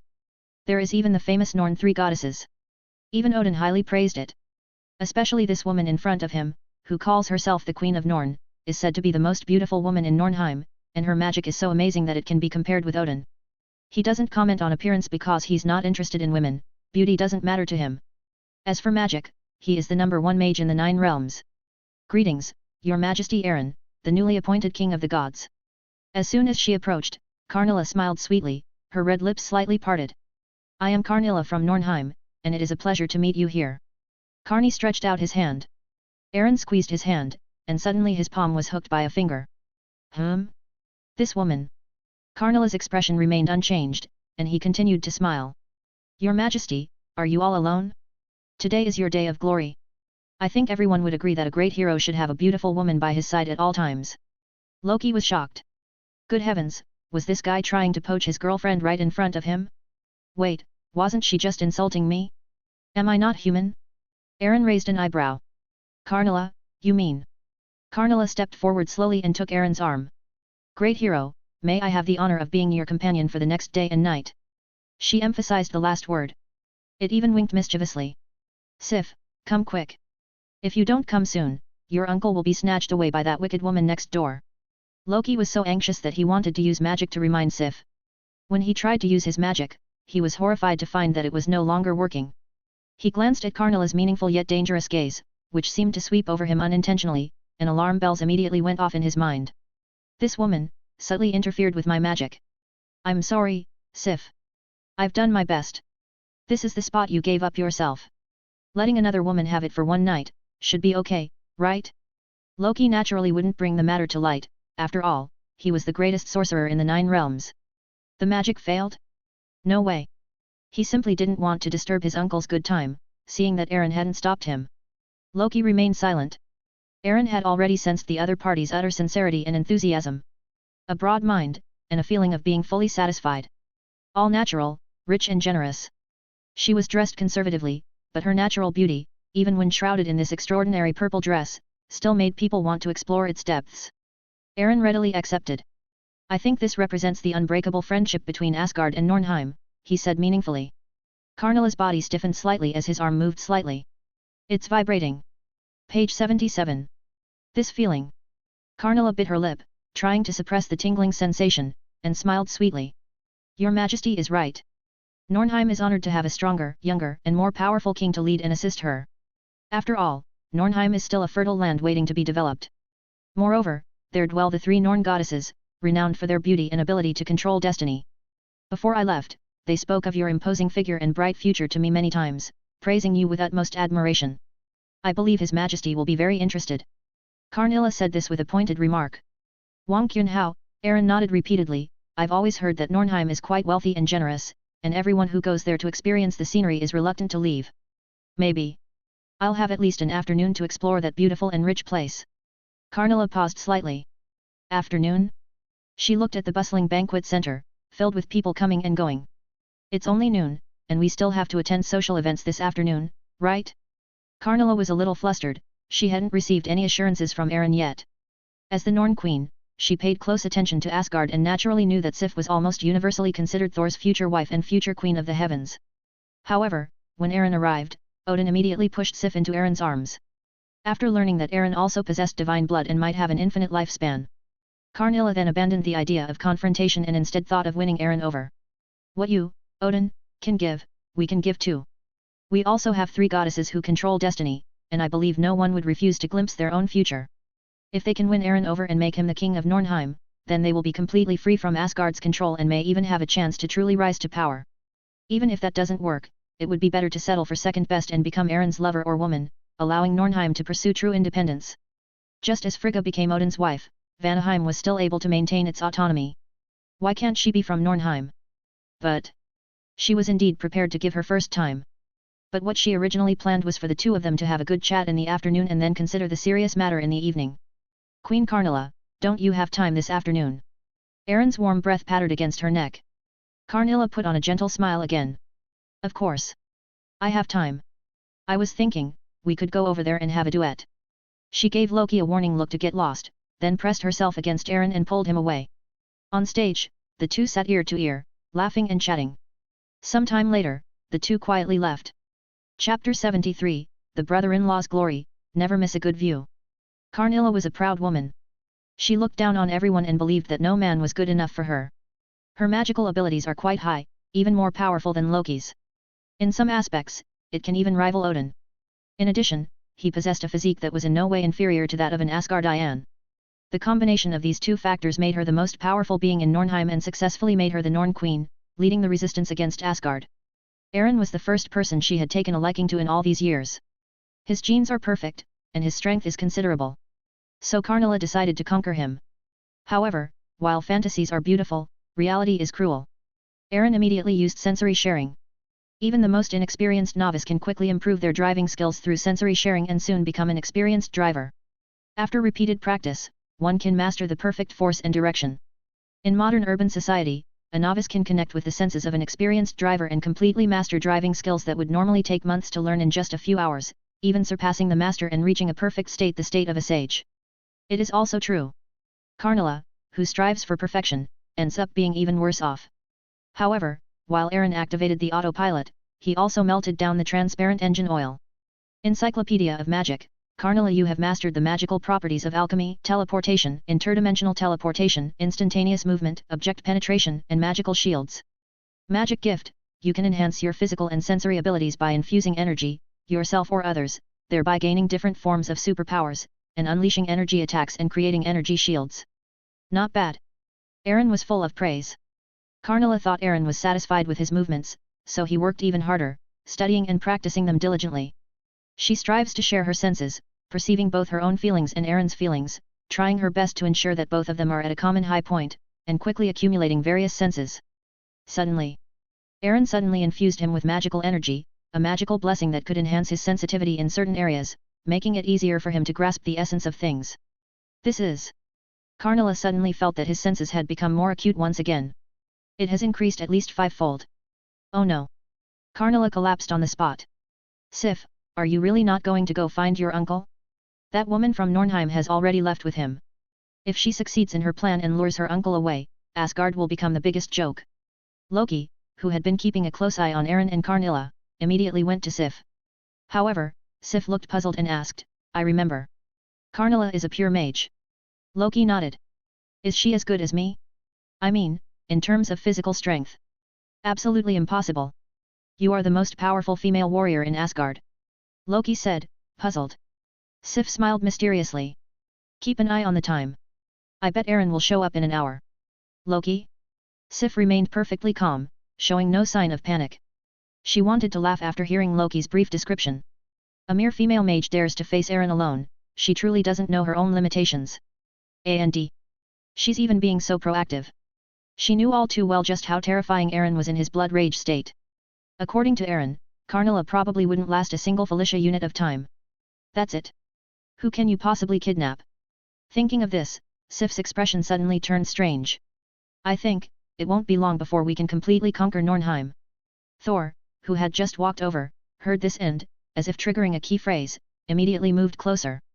Uncle is preparing for a full-scale war against Nornheim? When? How many troops? I am willing to be the vanguard, to fight for Asgard, and to destroy Norn in one battle. Sif's expression became even stranger. For some reason, she suddenly felt a bit tired of Thor's reckless behavior of constantly launching massive military offensives. This time, we can win the battle without firing a single shot. Thor and Loki were both dumbfounded. How can we take Nornheim without mobilizing an army? And expect them to remain subservient forever? Especially Thor, please forgive him for not being able to understand that scene. How can you perfectly conquer a country without fighting? Hearing this, Thor asked in confusion, what method is it? Persuade. Sif didn't say anything, but gave a mysterious smile, and then pulled Savannah and Nina, who had deliberately moved away. Conquering a country doesn't always require defeating its army. Conquering one person is enough. Loki understood some things, but also didn't quite understand others. He shook his head, he couldn't understand. Is it really okay? Loki glanced at the time and silently started counting down in his mind. Just 50 minutes later. Aaron returned to the scene, looking full of energy. Loki was even more puzzled. However, nobody cared what he was thinking. After Aaron returned, he found Sif. Sif smiled mysteriously and said, Aaron, between the fertile fields of Nornheim and the beautiful scenery of Asgard, which is more memorable? Aaron glared at Sif, then looked at Savannah, who was listening curiously to their conversation, and pondered for a moment. Nornheim's fields are quite fertile and rich, with babbling brooks and lush forests, especially the two mountain peaks, which have a unique and beautiful appearance. Sif's smile faded. She looked down at herself and thought, damn it, I lost this one. However, Aaron added, Asgard's scenery is also quite beautiful. Although the forests are not very lush, they are well organized. It's just that the streams sometimes overflow, making the fields smoother and more compact after being irrigated, allowing more seeds to be planted. While that mountain peak isn't as high as Nornheim's, it's quite beautiful. Overall, the scenery in Asgard and Nornheim is equally breathtaking. Sif smiled with delight. Princess Savannah, the light elf princess, and Nina, the female elf guard standing to the side, both felt that this description was strange. Is it a good thing for streams to overflow and cause floods? Who would think so? As elves, they are extremely skilled at farming, they can tell at a glance whether a field is good or not. Anyway, the fields in Asgard are definitely not as good as those in Nornheim. Savannah didn't dare say such things, though Sif was very kind to her. Savannah said cautiously, Your Majesty Aaron. Just call me Aaron, there's no need to be so formal. Page 78. Aaron gestured to her that she didn't need to worry about those formalities. Sif also said, we agreed to call each other sisters, so what should you call me? Savannah's lips moved slightly after hearing this, and she said in a voice barely above a whisper, brother-in-law. Aaron secretly gave Sif a thumbs up after hearing this. That's a good way to address me. Now that you and Sif have become sisters, you're practically my sister-in-law, so you can call me that when we're out in public. Savannah nodded after hearing this, her face flushed. The thought of having a super powerful hero god king as her brother-in-law made her head spin. Nina, Savannah's bodyguard, couldn't help but feel envious upon hearing this. Everyone says that Aaron will be the most powerful being in the history of Asgard and even the Nine Realms. Even Sir Tuur at his peak was easily defeated by him. Moreover, his youth and good looks instantly made him the subject of everyone's discussion. In addition, the Elf King constantly instilled in him a perfect image of Aaron. Who doesn't admire? By the way, what were you trying to say? Aaron asked. Savannah, still speaking softly, said, brother-in-law, Asgard is incredibly beautiful, and Nornheim is equally stunning, actually. She mustered her courage and looked directly at Aaron. Actually, the scenery in Alfheim is just as beautiful. The forests are even more lush, the streams even gentler, and the mountains even more majestic.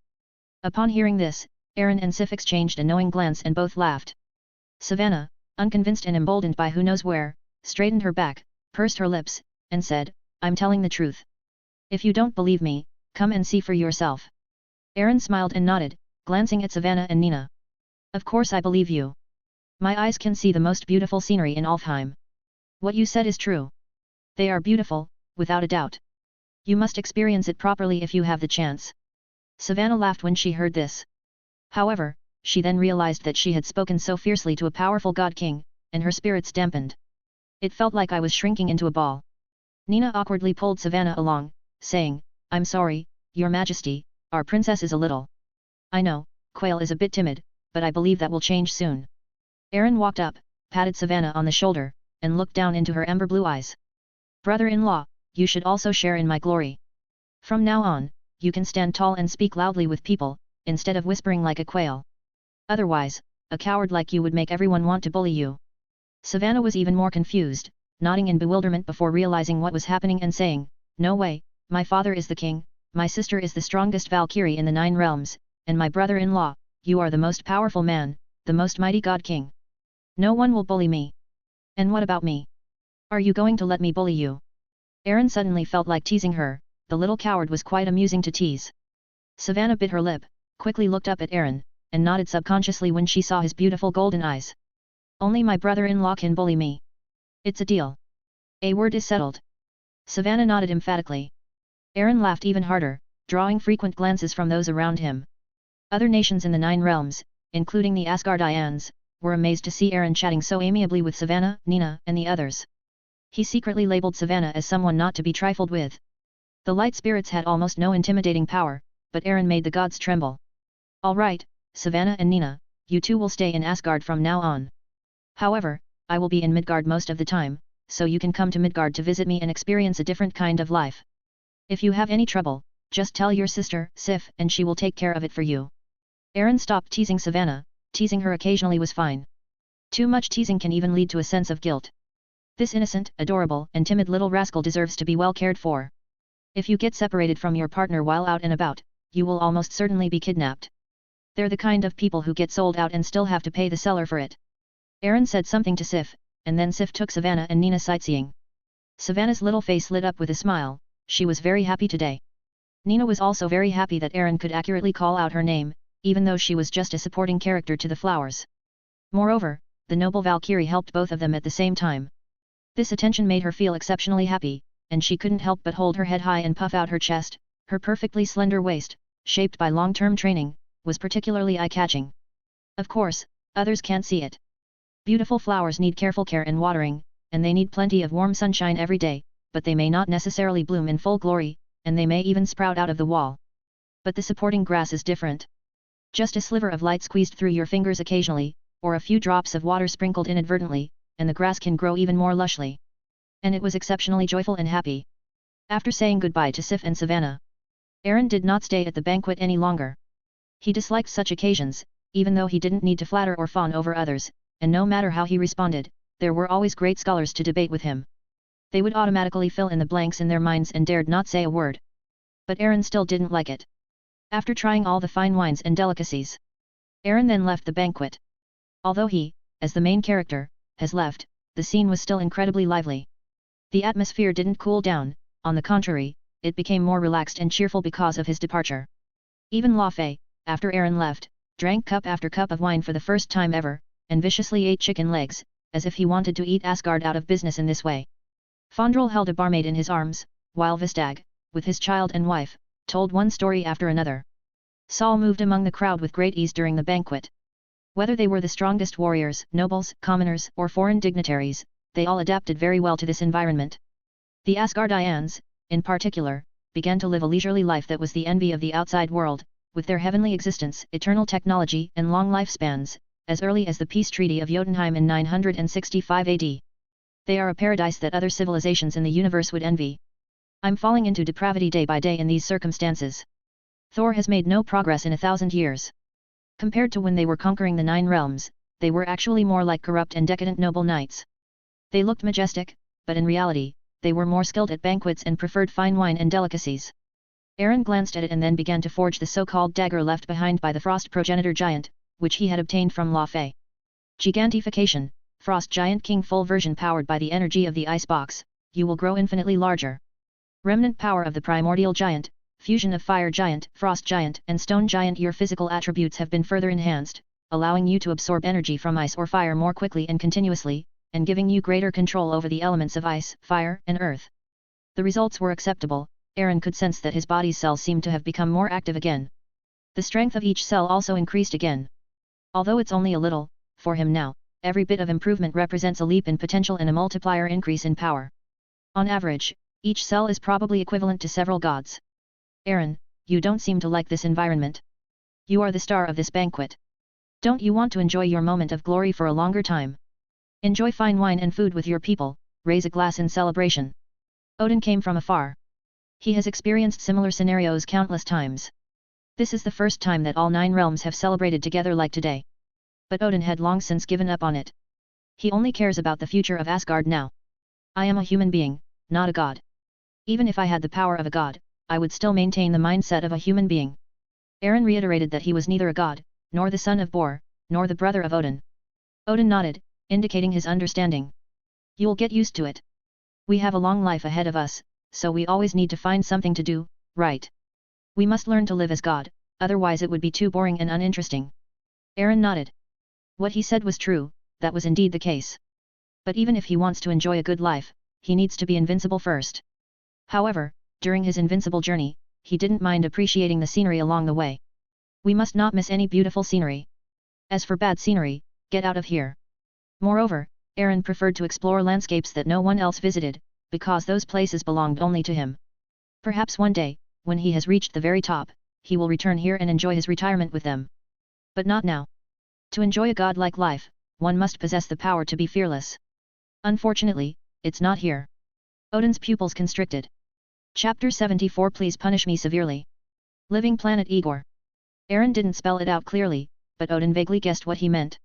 Odin's eyes flickered slightly. But now the problem is solved. Ragnarok will not occur. Surtur has been torn to pieces by space and will never be able to descend upon Asgard again. He only told Frigga about this. Even Thor is unaware of this. However, Aaron was not surprised. Surtur is only one factor. The threats in the universe are not limited to him. Compared to the vast universe, what is Surtur? Odin remained silent. You see further than I imagined. If Thor had half your vision, how wonderful that would be. Odin sighed again as he thought of his son. He's 1,500 years old. When he was that age, Hela would have been almost born. However, Thor's gaze remained fixed on the small place of the 9 realms. Page 79. They didn't even realize that the world beyond the 9 realms was countless times larger than this place. Putting aside everything else, there are all sorts of amazing beings within the Milky Way alone. That omnipotent city where all the gods gathered, that Kree Empire, hailed as the first empire in the galaxy. And then there's the elusive and powerful celestial race, the top-tier divine race. Although the Asgardians, like the Greeks and other gods, are among the higher gods in the galaxy, they are far inferior to the Celestials. And just recently, A guy named Mad Titan ambitiously begins collecting the Infinity Stones. And at the center of that universe, there exists a great being known as the God of Gods, a being who is nearly omnipotent eternity. Thor knew none of this. Thor only cares about the fine wines and delicacies of Asgard. He only has eyes for the mere 9 realms. However, even so, Thor is not even worthy of being called the supreme ruler of the 9 realms. He has not yet truly mastered the power of his inheritance. Even if he ascends to the throne, it's unlikely that many people in the 9 realms will submit to him. But Eren. At the age of 22, however, he mastered his power, sensed Ragnarok, and perceived the hidden dangers in the universe. And by forcefully killing the eternal Surtur, he shocked the 9 realms and forced many gods to submit. This strength and cunning are truly admirable. Evildoer. She's even more monstrous than Hela, and even more so than myself. You're leaving? Can't you stay a few more days? Asgard, there are still people waiting for you. Odin wanted to say that the people of Asgard needed him more. But after thinking about it, I didn't say it. It has a suspicion of moral blackmail. Now Odin has to be even more careful when facing Eren, for fear of losing this powerful ally he had worked so hard to win over. There was no other way. Whether from the perspective of a father or the current king of Asgard, he had to find a way to pave the way for his son and people. Ragnarok haunted his mind like a nightmare. And Hela, who will soon break free of her seal after his death, is also a big problem. Saul lacks the ability to clean up messes and handle problems. On the contrary, it may make the problem bigger and create more trouble. Loki, his schemes and tricks are useless in the face of absolute power, and he is powerless to resist the crisis.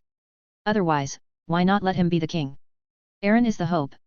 Asgard may be freed from the nightmare of Ragnarok. I still have a lot to do. At least you're not dead yet, are you? Eren knew what Odin was thinking, but he didn't care. Sif and the others are here. With just a thought, he could travel from Earth or even further to Asgard. Even across billions of light years, he can sense and communicate with them at any time. If Sif and the others encounter any trouble, all you have to do is shout Eren's name, and he'll be there in no time. On the other hand, Earth, although far inferior to Asgard overall. But that place contained many things he needed. Odin nodded upon hearing this. Take care. Asgard will always stand behind you.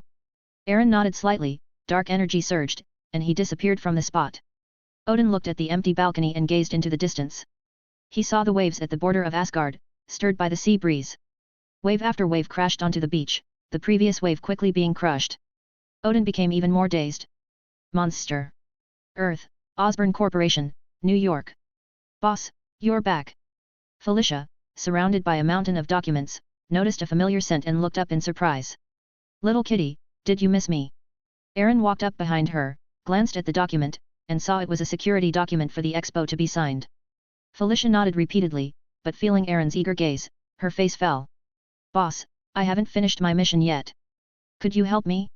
Let's hurry up. Eren raised an eyebrow. I'm the boss. You want me to do things. Felicia pouted, but this is your problem. God knows why she, a mere secretary, was reduced to a heartless signing robot. They are also responsible for arranging various major events. According to procedure, after Norman signed, she had to review the signature again. If it were someone else, they might just glance at it and sign their name. Felicia was very serious. The Osborne Group was Eren's property. And she is Eren's kitten. Isn't guarding the house for its owner its job? This also led to, even with Spider-Man's abilities and physique, she was somewhat mentally exhausted because she did everything herself. Eren noticed her fatigue and touched her forehead with his index finger. Boss. Felicia was confused. The next moment, she felt her whole body lighten by several pounds. He was full of energy and vitality. All the hidden dangers in my body disappeared. The mental strain from staying up late for several days seemed to have lessened considerably. I feel like I could work all day. Felicia looked at Eren with admiration. Boss, what kind of ability do you have? It's nothing, it just can instantly cure human diseases and hidden dangers at the molecular level. Eren raised an eyebrow. Want to learn? Felicia nodded. Eren pulled Felicia along, and the two instantly arrived at the lounge. Come up yourself. Eren sat down first, gesturing for Felicia to start eating. The latter had an I knew it look on her face. What could she do? She was just a lowly secretary. She would do her best to meet her boss's needs. Satisfaction in various senses. Subsequently, Felicia felt a very peculiar sensation.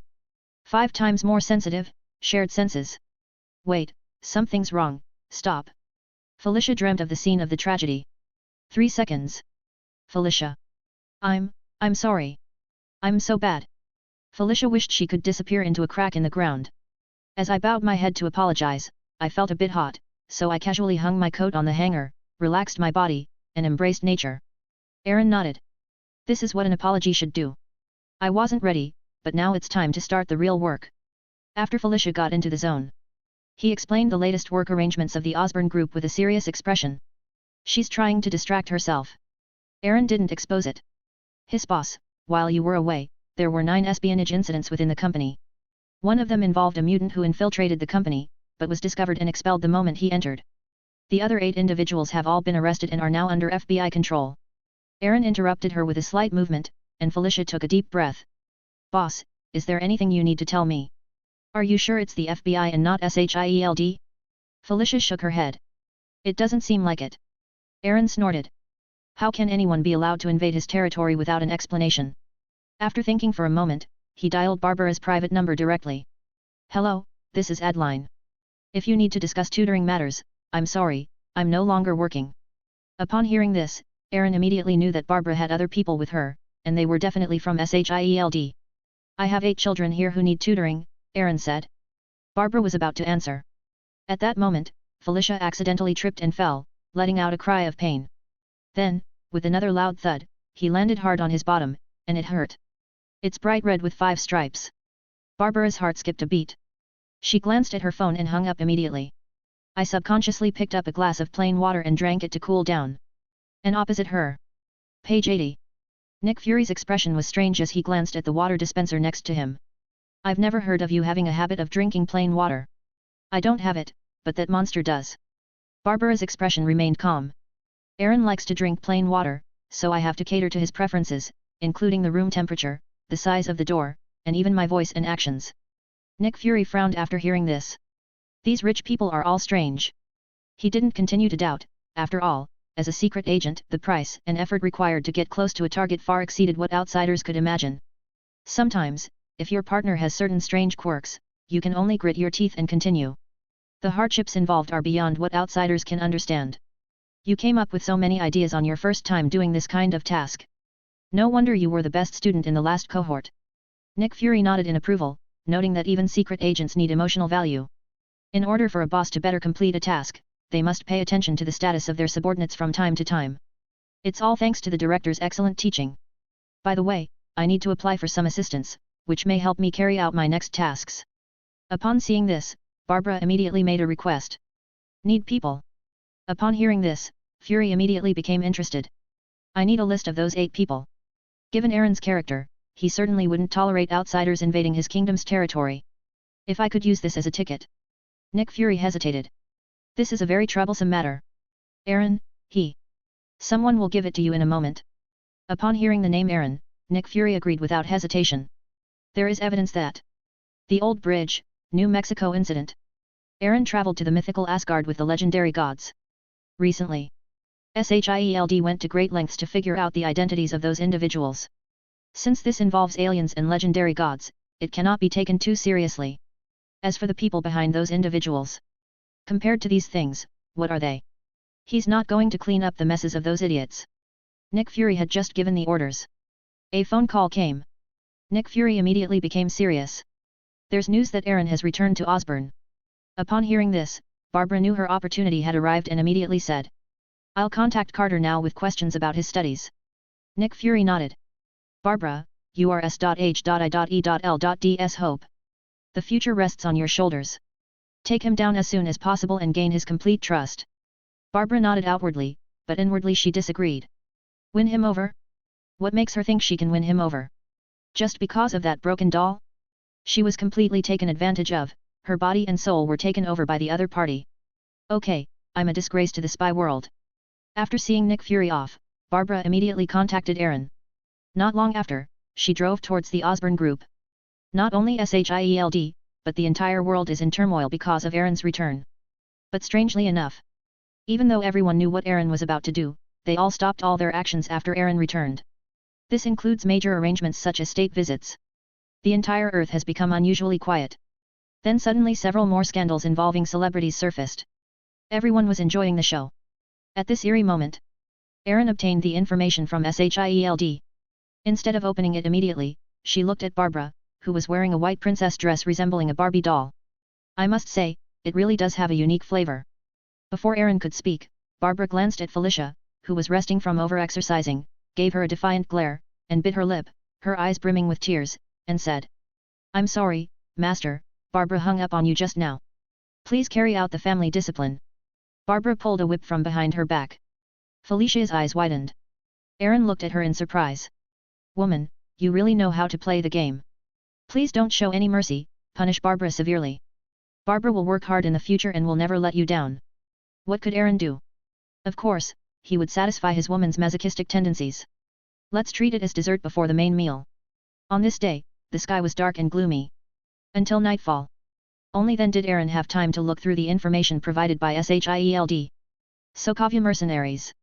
Congressman Rudolph's private investigator. A member of the Ten Rings Gang's Al-Qaeda organization. A peripheral member of an unknown underground gang. Are there assassins from some unknown organization? Aaron smiled as he looked at the list in his hand. Suicide Squad, or perhaps an unknown organization. Isn't this obviously SHIELD? Or rather, Hydra. In the Marvel Universe, if you can't find the culprit, you can always pin the blame on Hydra. Even if they didn't act directly, they definitely provided assistance indirectly. With S.H.I.E.L.D's capabilities, is it really that difficult to confirm an identity? Aaron didn't care about all that. Since you haven't figured it out, don't blame me for getting caught in the crossfire. Aaron knew. This list certainly has more than just this one problem. For example, who directs the underground gang members? 3.0. Sokovia is a small country, so where would such a bold mercenary come from to provoke such a powerful nation? Congressman Rudolph. Aaron immediately went online to search. He's just a newly elected member of parliament. Is he crazy to dare cause trouble for Aaron? Didn't you see all those military bigwigs and high-ranking US officials supporting Osborn? Could it be that he has gone insane? Even if you want to die, this isn't how you die. Perhaps they were pushed out as cannon fodder by certain people. Ha, do they all think I'm a fool? Aaron was thinking. Suddenly I realized something. He looked up at the sky. His eyes narrowed slightly. It's finally here. At this very moment, within the solar system. My water lily, I am about to descend upon your world once more. An oval-shaped white spaceship sped through the jump point, gazing at the distant blue planet. Igor sighed with a certain emotion. Master, please relax. If Meredith knew, she would be very happy. The mantis noticed Ego's turbulent emotions and whispered words of comfort. Yes, she'll be very happy. After all, I come from a star in the sky, a fleeting shooting star, arriving with her beautiful wishes and then quickly departing. But, she is the luckiest woman in the world. After all, she won the love of a god.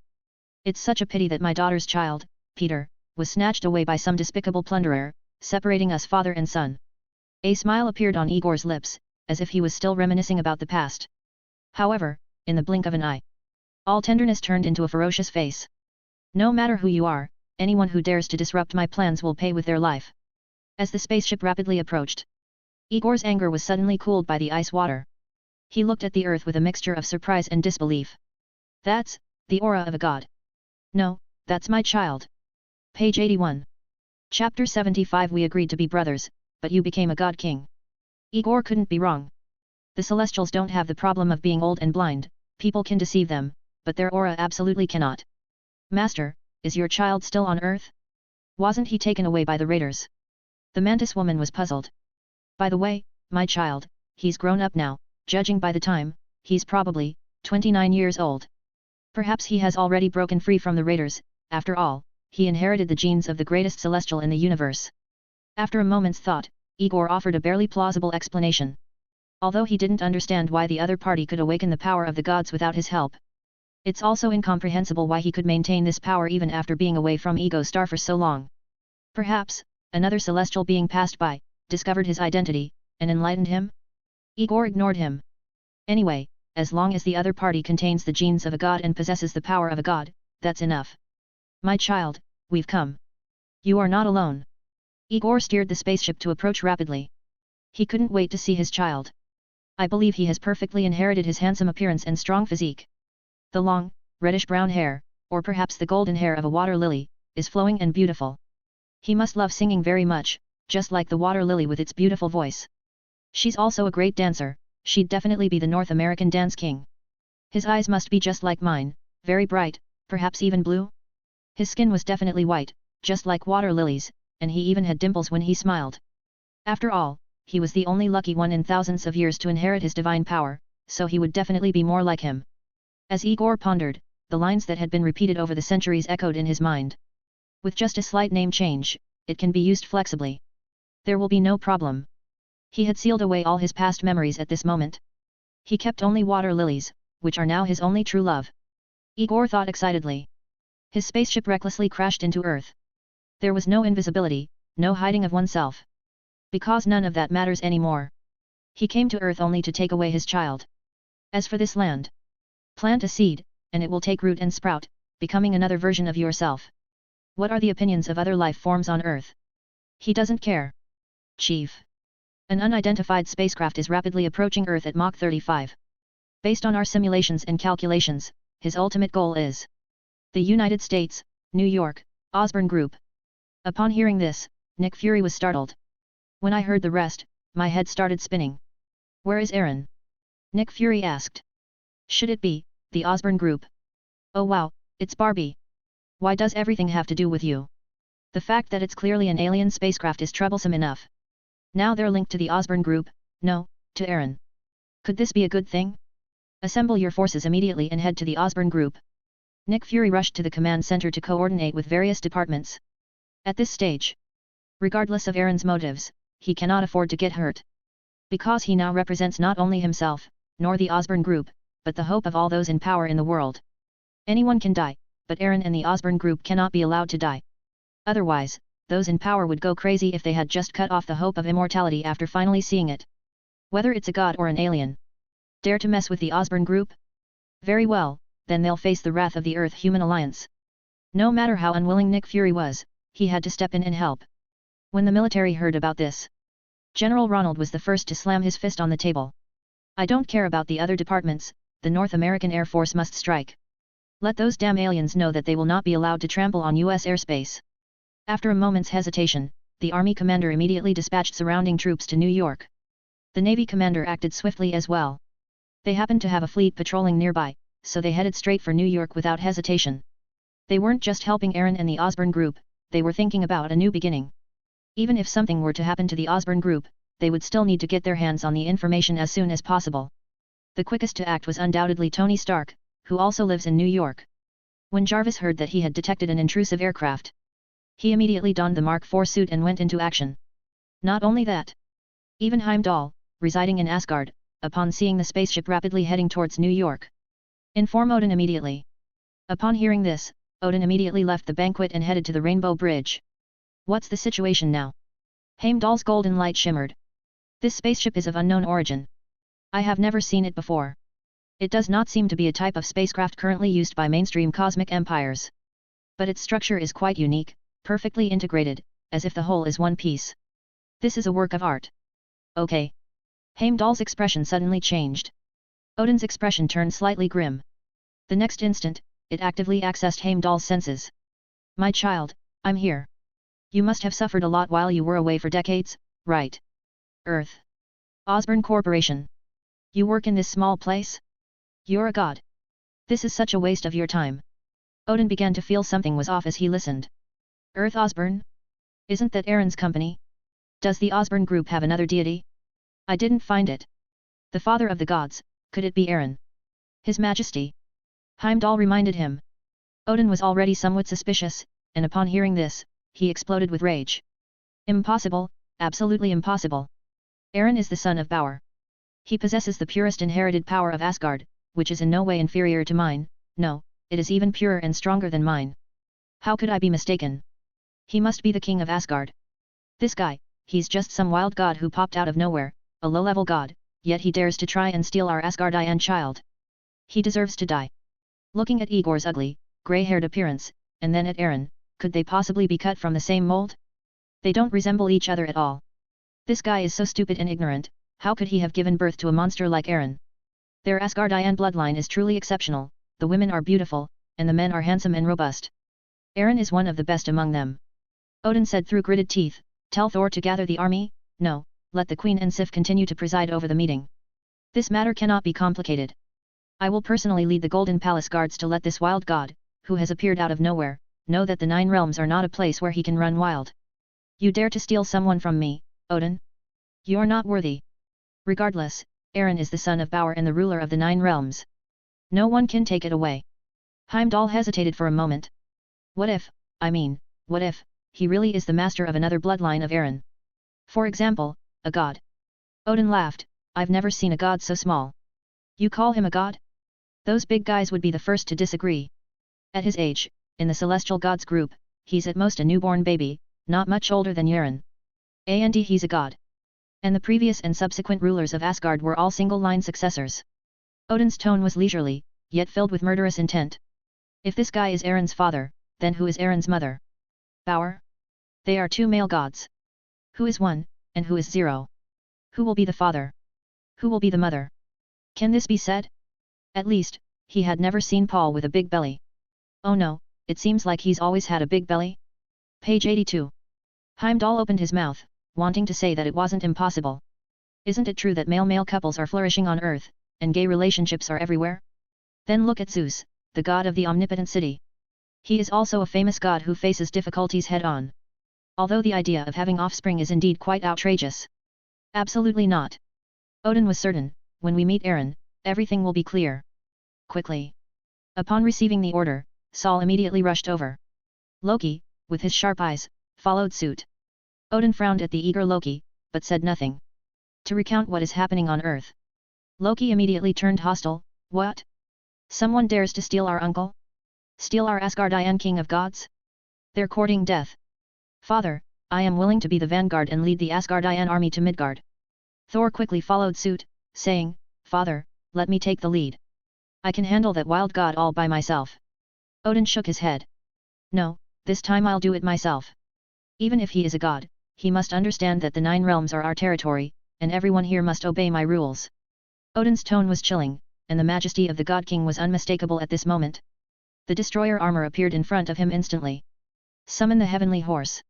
Odin, fully armed and exuding an imposing aura, somehow concealed the signs of aging. A while later, a force of up to 1,000 men, the most elite of Asgard's royal guard, gathered on the Rainbow Bridge. Heimdall, it's time to march. Odin coldly gave the order. Heimdall felt a sense of disorientation, as if he had returned to those days. Thor and Loki were both incredibly excited. Finally, it's time to go all out. Today's battle is called, the battle to protect Uncle. Boom. The Rainbow Bridge shone brightly. Squads of guards entered in an orderly fashion. Odin and Thor took the lead. New York. Manhattan Street. This is where he is. It is quite tall, but it still does not conform to the status of a god. Perhaps I should build him a brand new castle. The spaceship remained high in the sky. Ego stood with Mantis in front of the Osborne Corporation building. At that moment, a familiar scent emerged from the building. Igor had a smile on his face, that was the vibe he was exuding. My child, you. Igor's smile froze as he looked at Eren and blinked. Wow, Master, is this your child? He's so handsome. Even more handsome than you. The Mantis woman made an exaggerated expression, and he looks just like you were made from the same mold. Eh, mold? You sure? Eren's expression turned strange upon hearing this. Igor's smile gradually faded. Alike? Not at all. Yellow skin, black hair, black eyes. Eren is handsome, extremely handsome, practically perfect. But he bears absolutely no resemblance to Igor. Even more embarrassing is that he also bears no resemblance to Igor's water lily Meredith. A thought flashed through Igor's mind, have I been cheated on? No, not possible. Why does he have the genes of a god? How old are you? After holding back for a long time, Igor finally spoke. Eren seemed to have guessed Igor's thoughts, 22 years old. 22 years old, my child should be 29. Could it be my child's child? 7 years old. Even if it were the child of a god, it would be difficult for them to stand up at this age, wouldn't it? I remember Water Lily died in 1988, and the child should have been 8 years old. Could it be that my seed stayed for 7 years and produced another one? Igor was dumbfounded, even a god couldn't process what was happening. Perhaps, only by using the brain of that planet can we figure out the relationship here. He thought about it and realized that he had indeed found other women since he left Earth. That year. He must have slept with an octopus man? Hey, what's going on here? Do you need my help? Tony Stark, who had been nearby for some time, observed for a while before descending from the sky. To his embarrassment, however, No one paid any attention to him at that moment. Quickly. SHIELD agents, led by Hawkeye and Coulson, also arrived here. Just as Coulson was about to ask what was going on, the Rainbow Bridge's light descended from the sky. Outlander God, this is Asgard's territory. Get out of here right now. Odin's voice was loud and filled with boundless majesty. The celestial horse leaped out from the golden light. Next up are Thor and Loki. Squads of Imperial Guards appeared in neat and orderly formation. They surrounded the place immediately. This put Coulson and the others on guard, forcing them to confront the group of people who had suddenly appeared out of nowhere. Coulson, with his sharp eyes, spotted Thor and quickly greeted him, "Hey Thor, remember me? We drank together before." Odin frowned, and Thor rode up to Coulson. He said in an unquestionable tone, "Guys, you can leave now. This place will be taken over by our divine realm. You'd better not stay here. The wrath of 2 demigod kings is enough to destroy this city." Coulson's smile faltered. 2.5 god kings? The legendary Odin? And Thor? So who is half? Coulson was about to ask. Eren, the protagonist, tells Ego, "If you are looking for your child, I suggest you leave Earth. Your child doesn't belong here." "No, you are my child." Ego was momentarily dazed, glanced at Odin and the others, showed no fear, and said confidently, "I can't be wrong, you are my child. It must be a genetic mutation, yes, that's it. Your appearance may deceive people, but your genes and divine power can never lie. My child, I am your father, whom your father has not seen for many years, the god Ego." Eren was speechless. "This year.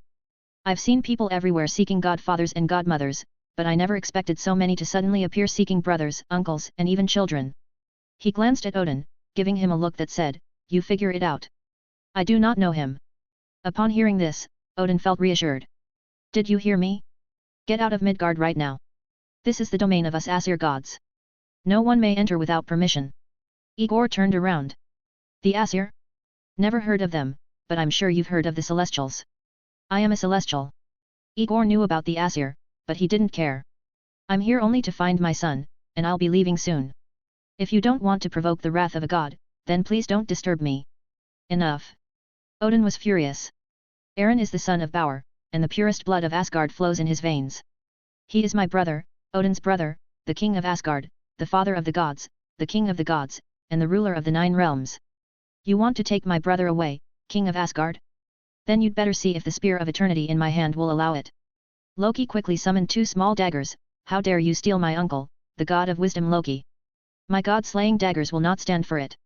Seeing this, Thor brandished his axe and shouted, "Me too. Kill. For the king of gods." 1,000 palace guards marched in unison, their heavy armor made of uru metal gleaming with a bloodthirsty, cold light. Igor's face was grim. He never expected that such a simple family reunion would bring out so many strange and monstrous figures. More importantly, Eren doesn't acknowledge him. Instead, he became the worthless Asgardian god king. Page 83. As for the other side, Tony Stark and Coulson were truly dumbfounded. "No, we all agreed to be brothers, but you suddenly became the king of gods and the lord of the 9 realms?" Chapter 76, Planet Destroyer. Sound the Doomsday horn. What the hell is this? Why did Eren become the king of the gods after only 2 days away? What kind of large-scale anime convention is happening today? Tony Stark looked at Coulson and found that the other was also quite bewildered. They seemed to still be saying something. "Sir, something terrible has happened. Eren has become the king of the divine realm." "What?" At Trident Tower, Nick Fury sat up straight, his mind filled with questions as he listened to Coulson's words. "No, I was just thinking about it casually. You actually dare to do it? Instead of conquering New York in a week, you went and conquered Asgard. Good grief, so you look down on the US and the Earth. Fuck. This tastes right." Coulson thought to himself, "Sir, what should we do now? The legendary Odin, along with Thor and Loki, are all here, along with about 1,000 other divine warriors. If a war breaks out, I'm worried about New York. Evacuate New York immediately." Upon hearing this, Nick Fury immediately notified Agent Hill. "Where's the military? Tell them to come and help us out." Sir. They've arrived." Coulson watched the fighter jets and attack helicopters hurtling towards them in the distance. This place is completely surrounded. He also heard the roar of engines belonging to armored vehicles and tanks. The small Osborne group has managed to gather forces from multiple parties in a short period of time. The military, SHIELD, the Protoss, and aliens have all arrived. Owner. The mantis woman looked at the suddenly changed situation with a sense of bewilderment and helplessness. Igor remained calm. He doesn't care about any number of humans. Only Eren and Odin. No matter what, I'm taking you with me. Igor made up his mind. Even if I just go back to be a battery. He wants to take Eren away with him too. Igor couldn't understand why Eren possessed the same divine power as himself. Could it be that he had disposed of the divine seed? Theoretically speaking, the divine flower he left behind does indeed contain his genetic makeup and abilities. That was another version of him, another version of himself. He simply couldn't understand how Eren had done it. This is very unscientific. It's not theological either. Hearing this, Eren also became a little annoyed. Your child's name is Peter Jason Quill. Even if you go and adopt Jason as your son, don't come looking for me. If you're so eager to die, then I'll grant your wish. Eren vanished suddenly. When it reappeared, it was already behind Igor. The latter's expression hardened, and he quickly turned around to create a sturdy energy shield. Despite having withdrawn 99% of his power because this was his own company, Eren still easily broke through the temporary shield that Ego had created and kicked him away towards Odin's location. Odin reacted just as quickly, raising the Spear of Eternity and transforming it into starlight. Ego tried his best to control his body and dodge, but facing Odin, who had extremely rich combat experience, his left arm was still torn apart. Very well, you have angered a god. Since you're unwilling to come with me, then I'll have no choice but to tie you up and take you away. Igor's amiable smile vanished, and a pale blue light surged from his wounds as his material reorganization ability allowed him to rapidly restore the damaged parts. You think this is a game? You still have time to babble. Eren's voice suddenly rang out from behind. Igor's cold face suddenly froze, a sharp pain shot through his chest, and then a hand ripped open his chest, holding a beating heart in its grasp. He stared in astonishment at his own heart, then at the gradually fading figure of Eren right in front of him. Phantom clone. Ha, what a weak god. With a slight exertion, Eren's heart burst open with a bang. Then, with another kick, he sent Igor's mangled body flying hundreds of meters, crashing into a building and causing it to collapse. Coulson's eyelids twitched. That building was purchased by SHIELD to monitor Osborn's secret base. So you don't care at all about the fact that it's not your house, and you're just messing around with it. Excuse me, whose building is that? My secretary will contact him directly later. Eren smiled and looked at Coulson. The latter's lips twitched. No need. Perhaps, you can talk to me directly about the repairs. You absolutely did it on purpose. But what could Coulson do? S.H.I.E.L.D's tactics are useless against Eren. He could only manage a forced smile in response. You have no sportsmanship at all. This is outrageous. Amidst the swirling smoke, Igor emerged, dragging his body, which was only partially intact. Tony and Coulson were quite shocked. Are you an unkillable cockroach? The house is destroyed, and you're still alive? As a god, even if it is just an avatar, Ego is not so easy to kill. All the injuries he sustained were from Eren's claw and kick. These materials on Earth cannot cause him any effective harm. Ego's rage was burning in his chest, he wanted to show these ignorant gods the power of the gods. Swa! Ego grunted and turned to look at Loki, who had appeared out of nowhere, holding a dagger that had stabbed Loki in the kidney and liver. You're still not dead. Loki was greatly shocked. Igor was furious, truly furious. Earthlings are so unreasonable. Not only did they gang up on him, but they also managed to trick him twice with a phantom. I am a god. A flash of azure lightning illuminated Ego's hand, and a dazzling light appeared. Loki's expression changed drastically. Before the lightning struck, Eren waved his hand, and Loki suddenly appeared beside Thor, causing Ego's lightning to miss its target. You, all deserve to die. Igor has gone berserk and his mental state is precarious. He came here with sincerity, but what he got in return was having his heart ripped out, his liver torn out, and his kidneys stabbed. Even if he were an incarnation of a god, he couldn't withstand such torment. However, Eren wasn't one to wait for the boss to go berserk. He flew straight into the sky. His hands transformed into machine guns, unleashing a barrage of particle beams that relentlessly bombarded Igor's body. Each ray of light tears apart a part of the body. One after another. After several reorganizations, the recovery speed decreased significantly and could no longer keep up with the rate of destruction. Asshole! I kill you! In his impotent rage, Igor was slowly wiped out. The world finally quieted down after the last mouth was wiped away. However, Coulson looked at his building, which was the only one that had been razed to the ground.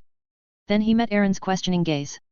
He forced a smile. Perfect, we don't need to worry about demolition anymore, we can start rebuilding right away. Sin. Eren nodded, satisfied. I'll have Norman handle things with you. You'll get your money, not a penny less. Is this a question of whether it's a small or large amount of money? Does Shield really need that little bit more? This is a matter of face. Even after Igor's death, the Golden Palace guards did not disarm. The mantis was surrounded, looking in panic at the erased ego and the demon-like Aaron. She didn't understand why things had turned out this way. Faced with a group of fierce-looking men, the mantis woman trembled with fear, completely at a loss for what to do. Should we take her back to Asgard and lock her up? Odin asked Aaron. Page 84. Aaron pondered for a moment, then shook his head and said, let her stay on Earth. She has little connection with Igor. After saying that, he flew towards Igor's spaceship. His hand rested on the white oval spaceship. Directly infiltrated the spaceship's network. Having the ability to control data. Without Ego's control, the spaceship could easily be hacked by Aaron. The coordinates of planet Igor are here. Aaron's eyes flashed with golden light, piercing through tens of thousands of light years away, and he saw a red planet that looked like it had a human face. It's not big, about the size of the moon. It would be insignificant even in the vast universe. Odin noticed Aaron's actions and his expression changed slightly. Are you going to cause him trouble? I don't want my mortal enemy to live past the next day, otherwise I won't be able to sleep at night. Aaron replied, stepping on the ground to mobilize its power and restore his energy. At the same time, he pulled with both hands, directly opening a dark energy channel leading to Ego Star, spanning tens of thousands of light years. Woo-woo. A rhythmic alarm sounded. One of the agents was sweating profusely, his face filled with terror. Sir, the energy index in New York is skyrocketing. Good heavens, is he going to blow up the entire United States? Nick Fury strode over and saw that all the screens in front of him simultaneously popped up red emergency warnings, with constantly flashing red lights and off-the-charts energy levels. Even someone as composed as Nick Fury couldn't help but feel a chill run down his spine. Carlson, what exactly happened on your end? I don't know, sir. Carlson was also confused. He was just a bystander, how could he know so much about it? Wasn't the otherworldly evil god Ego dead? Whom should we cause trouble for? Looking for a ghost. Aaron seems to have opened a black hole? Or perhaps a portal. In any case, it leads to another place. Carlson boldly speculated that these things were beyond his previous understanding. So, Aaron opened a door and used energy powerful enough to destroy the United States. Nick Fury's eyes widened. What the hell kind of monster was this? Even a humanoid nuclear bomb couldn't compare to a fraction of your power. Odin looked at the dark energy channel, secretly alarmed, but kindly said. Do you need the Rainbow Bridge's help? Odin did not want to use the Bifrost, a restricted planet-destroying weapon. But that doesn't mean he doesn't know how to use it. If we can further win over Aaron, destroying 1 or 2 planets would be no problem at all. Odin simply extinguished the fire, but when he reignited it, it burned just as brightly. Aaron shook his head and stepped inside without looking back. I'll come as soon as I go. Seeing this, Odin glanced around. Then he looked up and shouted. Heimdall. Next moment. A golden hue also appeared in Odin's pupils. Thor and Loki joined in. They all looked toward where Aaron was. Right now. Igor Star. With the complete death of the clone. Memories are also transmitted back to the planet in some way. The entire planet was engulfed in violent tremors. And beneath that thick earth, a brain shaped like a human was trembling incessantly. As the blue tubes, resembling blood vessels, surged. Another Igor hatched. Earth, Asgard. How dare you defy a god? Igor was furious, he couldn't accept that he had made a wasted trip. As a god who has lived for tens of millions of years, ever since he created his avatars and traveled throughout the Milky Way. No one dares to be so arrogant towards him. But today, he met him. Just as Igor was thinking about how to get revenge. He suddenly looked up at the ground and instantly moved outside. A black hole appeared. Aaron slowly walked out. Aaron. You've come to my planet after all. Igor was both surprised and furious. But more than anything, it was joy. On Earth, with the help of the Aesir, it is indeed difficult for me to do anything to you. But I never expected you would dare to come to my world. Igor wanted to burst out laughing. No matter how hard you try, you won't be able to find anything, and it won't take any effort at all. He flew into the air. The entire planet was trembling. Did you see that? I am the god of this planet. In your earthly terms, I am the omnipotent god. Without your little friends, you'll just stay here obediently and be a 1,000-year-old battery, slowly growing stronger. Aaron ignored him. He glanced at the earth. The all-seeing eye and the X-ray vision combined to begin searching for the location of his brain. What are you doing? Igor suddenly had a bad feeling. Aaron seemed to know his source of confidence. Suddenly, Eren locked onto his target. Alarm bells rang in Igor's mind. That's where his brain is located. How did he know my weaknesses? Igor's expression changed drastically, and with his thought, his brain consciously and rapidly headed towards the star core. At the same time, the earth continued to accumulate together, becoming more solid and compact. All the gaps were sealed together. Still want to run? Eren raised an eyebrow. It's time to show off the real skills. At this moment, the energy of all the cells began to circulate wildly. His body grew rapidly. 10 meters, 100 meters, 1000 meters. Soon, he grew to 10,000 meters. The planet Igor is approximately 3,000 kilometers in diameter. Eren's height at this time was already 1/30 of that of Igor. And it continues to grow bigger. Both weight and strength increased exponentially. Igor was stunned. Thor and Loki, standing in the distance, both gaped open. Even Odin's lips twitched. Too big. If it keeps going like this, it might just smash Asgard to pieces with a single punch. Is this the true value of a god? In comparison, Igor, also a god. Ugh, I can't bear to look at it. Someone like you wants to emulate Whitebeard? You idiot. Loki opened his mouth, feeling that Eren wasn't Paul's son, but rather Paul's father. Upon closer examination, Odin's logic simply doesn't hold up to scrutiny. He had always been skeptical about its authenticity. Not only her. The other countries that attended the ceremony also had similar doubts. They don't even believe it at all. But what can you do if you don't believe it? Do they dare to say it? Was Odin's fist a disadvantage? The army of Asgard was not yet completely corrupt. Page 85. Most importantly, Eren has already used the title of the King of Asgard. Nobody believes it, but everyone has to believe it. You, how could this be? This is a move I haven't even learned yet. Igor was dumbfounded. As a god, he does not possess the ability to grow to enormous size. It's not that he doesn't want to, but that he can't do it. After all, strictly speaking, he only has one brain. It's still not a fully developed mind. Normally, the seeds of the gods are scattered throughout the universe by the supreme gods, merging with planets that show signs of life. As stars grow over hundreds of millions to billions of years, they continuously absorb the energy of planets, while also absorbing the soul power of billions of intelligent beings, to complete their final divine manifestation. As Igor grew up, only his brain remained, drifting through the universe. They could only rely on themselves, be independent, and grow little by pulling materials from the surrounding piles of rubble. Even now, it has not yet completed the accumulation that other gods had when they first became pregnant. He only has a brain now, not a body. Giant size? Dimensional armor? Only in my dreams. Quickly, Igor realized what Eren was about to do.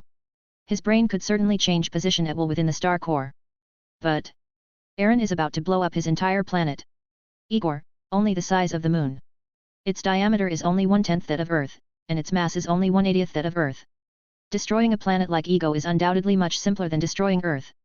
Then, Eren's entire body suddenly burst into countless high-temperature flames. He did not transform into Surtur's lava body. But he is still a humanoid son, a fire giant. Eren's casual action could trigger a massive earthquake on the planet Ego. A sword appeared in Eren's hand. The Twilight Blade. Loki murmured to himself. Odin's pupils constricted. No, it's the Sword of Doom. This is the very image that has troubled Odin for years, the image that would awaken him every night. Only, Eren was much larger than Surtur. And it's even more powerful. When Eren raised the Doomsday sword, which was tens of thousands of meters long, Igor stared, his eyes wide with fury. No. Chapter 77, First Close Range Hard Control. Plotting against Tiamat, Odin's ancestor? Hundreds or even thousands of lightning chains, each thousands of meters long, emerged from the planet Ego. Like vibrant tentacles, they nimbly coiled around Eren. However, Eren ignored all the tentacles. With a gentle tremor of its massive hand, the Doomsday sword, carrying the power of gravity, shattered hundreds of tentacles and pierced deep into the earth. To ensure the sword could penetrate deep into the earth's core, he used gravity control, along with immense force of billions of tons. Even a vibranium planet would be cleaved in two by this single strike. With a rumbling sound, the ground suddenly cracked, and crimson flames burst forth and burned fiercely. The scalding lava incinerated everything. Wherever the sword tip touched, the surrounding matter was instantly sublimated by the high temperature. In just a few seconds, the Doomsday sword had penetrated tens of thousands of meters into the earth, and a terrifying lava pit was spewing flames. Igor's face turned ashen. No matter how hard he tried to solidify the earth, he could not withstand the world-destroying power of that sword. We're getting closer, and we're going deeper. But Igor suddenly burst into laughter, Ha ha ha, yours isn't long enough. Is it? Aaron's eyes flashed with dazzling golden light, and with a flick of his wrists, an even greater surge of energy erupted from the Doomsday sword. Igor's perception was the strongest. He noticed that the material activity on the planet was unusually frantic. Aaron manipulated those microscopic particles, causing them to coalesce into a terrifying divine power. Next moment, the entire Doomsday sword turned golden, and countless particles of energy rays intertwined with crimson flames, forming the last dazzling light in the world. Boom! A crimson gold light, mixed with red, pierced directly through the stars. The energy did not stop being released, instead, it was detonated by Aaron. It's over. Aaron released his grip, and at the instant the explosion began, he was teleported through the passage to the shattered brain. After removing a piece of tissue, it teleported to the starry sky. He looked down at the star, and in the dark universe, he turned into fireworks. After being infused with energy, Ego Star exploded, and its remaining brain was completely obliterated by the flames. Igor only had time to let out one last roar. The universe fell silent once more. Besides the countless fragments of stars in the sky, it's as if no planet or life ever existed here. Aaron did not leave. His sharp gaze swept over her again and again. Only after confirming that Igor was beyond dead did they begin to melt his brain tissue. Heart of the gods, similar abilities have been detected to have merged. Your brain has been further developed, granting you near immortal vitality, allowing you to live forever even after leaving your physical body. Energy control, similar abilities have been detected to have merged. Your proficiency in energy control has further increased, allowing you to almost perfectly manipulate any type of conventional cosmic ray in the universe. Matter manipulation, similar abilities have been detected to have merged. Your ability to manipulate microscopic particles has been further enhanced by 117, allowing you to recombine matter more easily. Aaron recalled the scene of absorbing the flower of the gods. The properties after smelting were actually the same, only the effects were stronger. But think about it. One is Igor's true form, and the other is merely a dormant clone. They are not comparable at all. Speaking of which, there is a sleeping god named Tiamut at the core of the earth. How about we just swallow him? Aaron thought to himself. Based on developmental stage, Tiamut will be able to grow into its complete form in a few more years. Moreover, Tiamut is far more special than Igor. Not only in terms of developmental level, but also in terms of divine genes, they are worlds apart.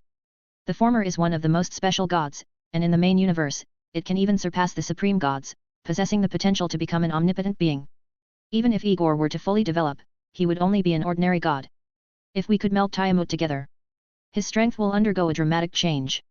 No, we have to wait a little longer. Aaron thought for a moment and decided that melting down Tiamut, who was powerless to resist, would be fine. But this will inevitably clash with the supreme god Aristem. The fact that Tiamut in this universe could be petrified by several Eternals working together suggests that, even if it wasn't on guard against them, it can also be seen that Tiamut is no match for Aristem. Aaron now has a high chance of winning against a normal, fully formed celestial being. But Aristem, even if they manage to fuse Tiamut, they still don't have much of a chance of winning. That's the kind of being that can toy with the Milky Way. Even if it's not a single universe-level deity, it's definitely a cosmic structure-level god. As expected, I'm still too weak. Aaron sighed, turned around, opened the dark energy channel, and left. After a few seconds, Aaron returned to the Osborne group. He immediately saw the various industry giants staring at him in a daze. Odin is silent, Thor is in a daze, and Loki is worshipful. Tony Stark, Coulson, and the military representatives remained bewildered. Who are we? What should we do? Aaron gestured for them to proceed, a kind smile on his face. Everything's settled now. Anyone want to come over? A moment of silence fell. Page 86. Everyone present looked at each other. I suddenly remembered I have other plans, so I'll stop here for now and talk to you later. After Coulson finished speaking, he quickly led his team away. See. The others also made excuses to leave. Although this crisis was quite chaotic, it's good that things were resolved. They need to go back and process the massive amount of information they received. Then I'll think carefully about how to get along with Aaron in the future. Is it an equal dialogue or a dialogue on one's knees? Now that the gods have been dealt with, I'll be leaving now. The banquet still needs someone to continue hosting it. After a moment of confusion, Odin spoke, Thor, Loki, you two take this alien and follow Aaron. The rest of you, come with me. Odin nodded to Aaron. He then summoned Heimdall to open the Rainbow Bridge and leave. Uncle, what should we do about her?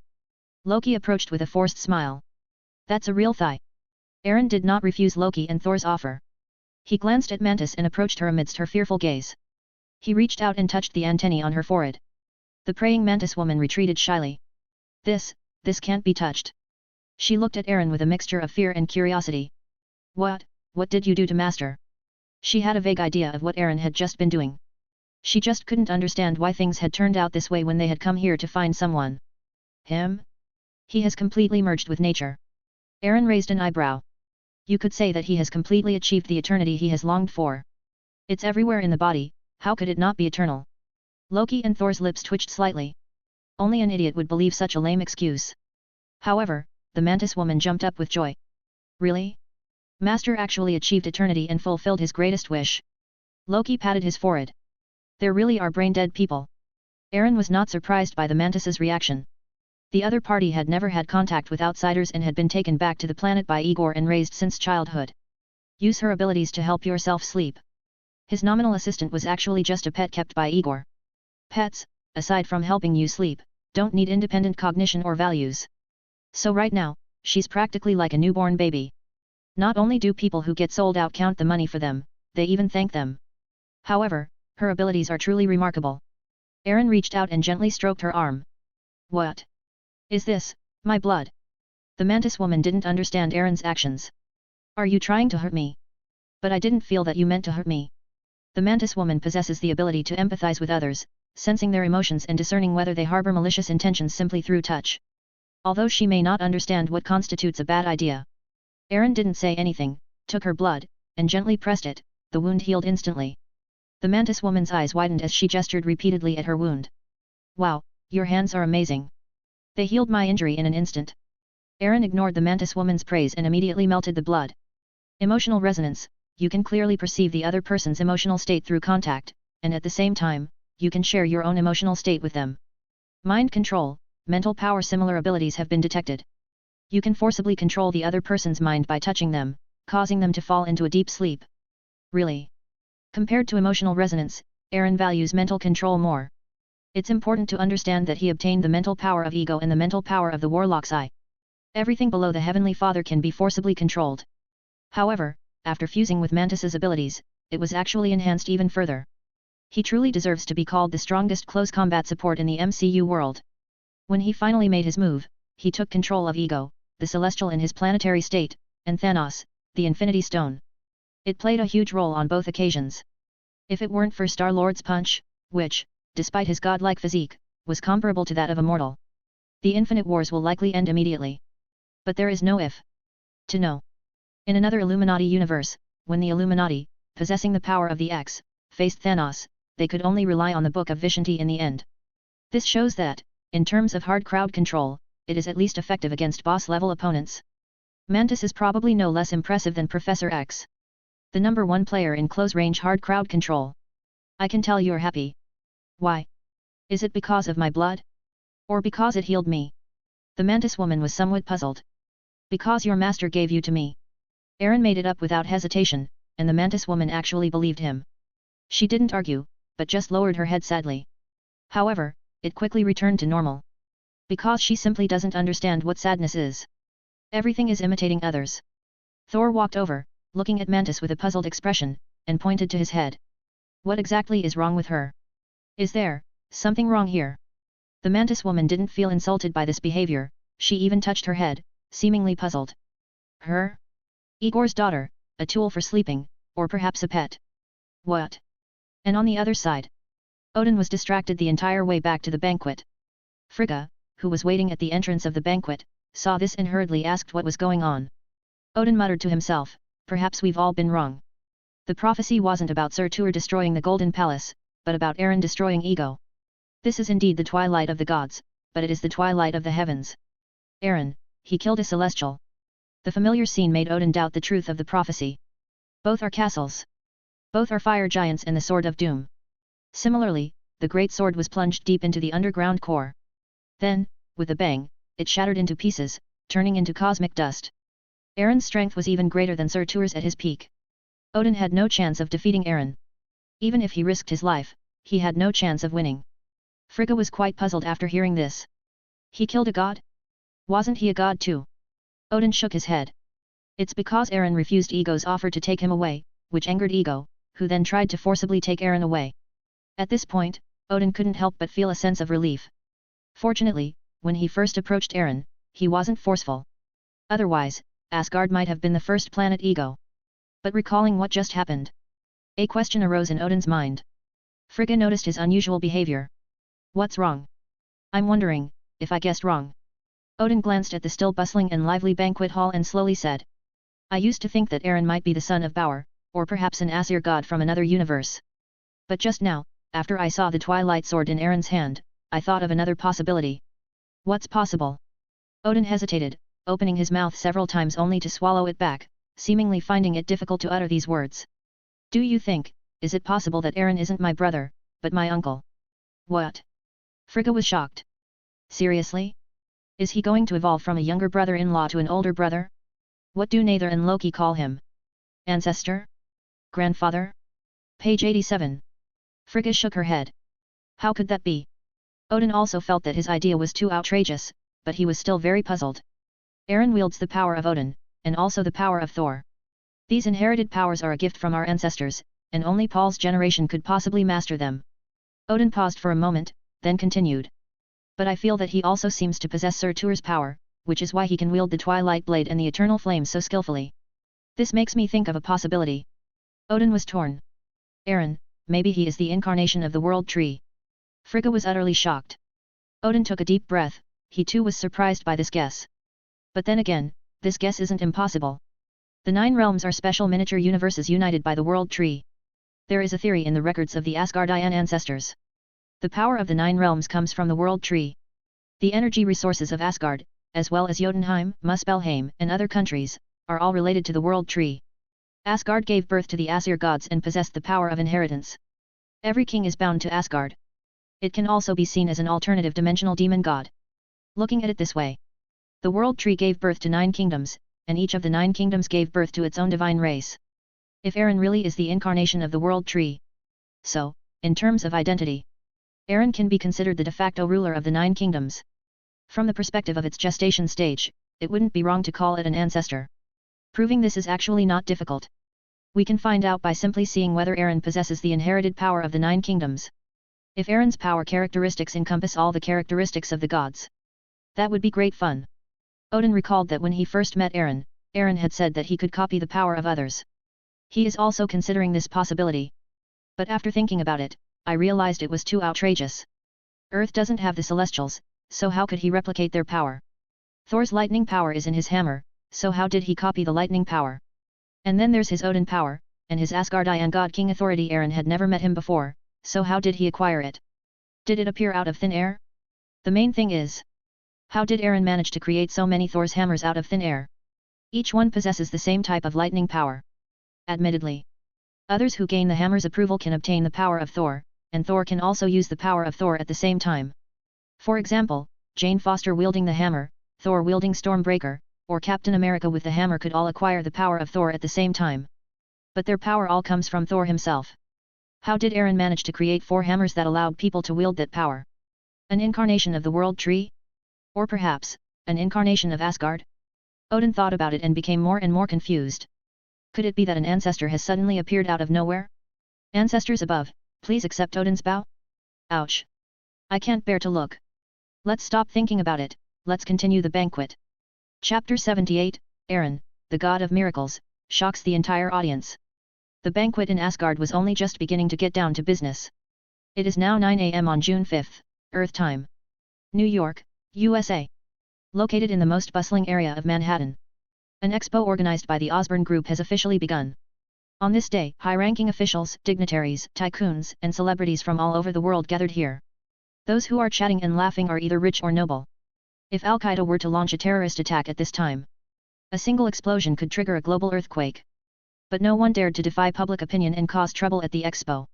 For this expo, the New York State Army is concentrated here. The police officers worked overtime for several days in a row. Even Hell's Kitchen, which is not far away, has been unusually quiet for several days. No matter what kind of underground emperor or supervillain they are all insignificant in the face of the state apparatus. Even SHIELD is working overtime to provide security in the surrounding area. It can be said, the level of security here far exceeds that of a presidential speech or other international summits. Compared to the Stark Industries Expo held not long ago, the Osborne Group is undoubtedly several levels above. Aaron, the true protagonist of this expo. With Felicia serving him at close range, he slowly made his way to the expo site. Outside the gate. The moment Aaron was seen, the most famous media outlets from all over the world swarmed over like zombies unleashed. They ran frantically, each carrying a microphone. The photographer was even more impressive, carrying dozens of kilograms of equipment while steadily keeping up with the lightly dressed reporter. "Mr. Aaron, when are you getting married to Miss Felicia?" No tact whatsoever. "Marriage? Are you crazy? Want to find a woman to keep you tied down? Why do people say settle down and then establish a career? Because if you establish a career first, you won't settle down and start a family. Next. Mr. Aaron, I heard you found the legendary fountain of immortality in the Cosmic Kingdom? When will you return the water to us? It's our... Oh no, we've run into a lunatic." Aaron told Felicia, "Don't let the dogs in anymore. Just give them a couple of bones and let them gnaw on them." Felicia nodded seriously, glanced at the reporter's badge, and made up her mind to no longer allow this media outlet to participate in any of Osborne Group's events. After Aaron led Felicia into the Osborne exhibition hall, surrounded by a group of security guards. Norman's secretary immediately led Aaron through the backstage area to the front of the stage. At this moment, under Norman's direction, the exhibition has begun to introduce other research products from the Osborne Group. For example, high-strength spider silk derived from the latest super spider. There are also individual flying vehicles that resemble skateboards and can fly at full power for up to 3 hours. These things are quite extraordinary even under normal circumstances. However, at this time, the dignitaries from various countries in the audience, however, were not interested in these things. They appeared to be smiling and focused, but their eyes were actually unfocused, glancing from time to time at the time in the lower right corner of the large screen, or looking towards the direction behind the curtain. Norman, who was passionately describing various products, paused for a moment, and a smile spread across his face. "Ladies and gentlemen." Upon hearing this, thousands of people in the hall straightened their backs and leaned forward slightly, as if listening attentively. "Now, please welcome Mr. Aaron, President of the Osborne Group, who will introduce our group's latest research and development biomedical product, a great invention that is capable of changing human history and benefiting all mankind rebirth." Wow! A burst of enthusiastic applause immediately erupted from the audience. Most of those present had grey hair, including many elderly people wearing oxygen masks, with withered faces and an aura of death, and they all applauded Aaron from the bottom of their hearts at this moment. Their faces were flushed, and they were in high spirits. Even though the Osborne Group's research and development achievements have been confirmed through various channels, these powerful figures are still unable to calm down at this moment. His eyes were bloodshot as he stared intently at Aaron, who was walking onto the stage accompanied by Felicia. Facing countless eager eyes, Aaron calmly snapped his fingers. Professor Connors walked up quickly, carrying a high-end suitcase with a Phoenix Rebirth symbol printed on its surface in his right hand. This scene looks familiar, exactly like the trunk Tony Stark used back then. When the suitcase was opened, light green and blue reagents were revealed inside. Aaron could clearly feel the breathing in the room suddenly become rapid. Everyone's heart rate increased significantly. So much so that some people fainted on the spot. The doctor who was accompanying the patient immediately began emergency treatment on the spot. However, others ignored this scene. They stared intently at the reagents. If it weren't for the immense power Aaron had previously displayed, perhaps these people won't sit here obediently like good children, following the rules he set. I think at this moment, no one wants me to say too much nonsense, and no one wants to know me right now. Without further ado, let's get straight to the point. With everyone's hearts pounding, Aaron recklessly pulled out a light green reagent. Page 88. This is the #1 anti-cancer drug. As its name suggests, it can effectively isolate and eliminate cancer cells. No matter what kind of cancer it is, even if you are in the late stage, as long as you persist in injecting or taking this reagent, you can still snatch a life from the clutches of death. Cancer does not discriminate between ordinary people and the wealthy. In today's society, anyone can get cancer. Most of these cancers are incurable. Even if they are very rich, they can only live longer than other poor people. Aaron scanned the surroundings, his sharp gaze instantly assessing the health of the attendees. He waved his hand and pointed to one of the middle-aged men, whose face was somewhat pale and who was slightly overweight. "Mr. Sultan, would you like to try its taste?" Aaron doesn't like beating around the bush, he only plays it real. The middle-aged man being pointed at had a cloth over his head. He looked all right on the outside, but in reality, he was terminally ill and had only 2 years left to live. "Of course, sir, I would be more than happy to. How many US dollars do I need to pay to get it?" Sultan was a prince of an oil-producing country who possessed immense wealth and had once held great power in the country. But at the age of 80, he was plagued by illness.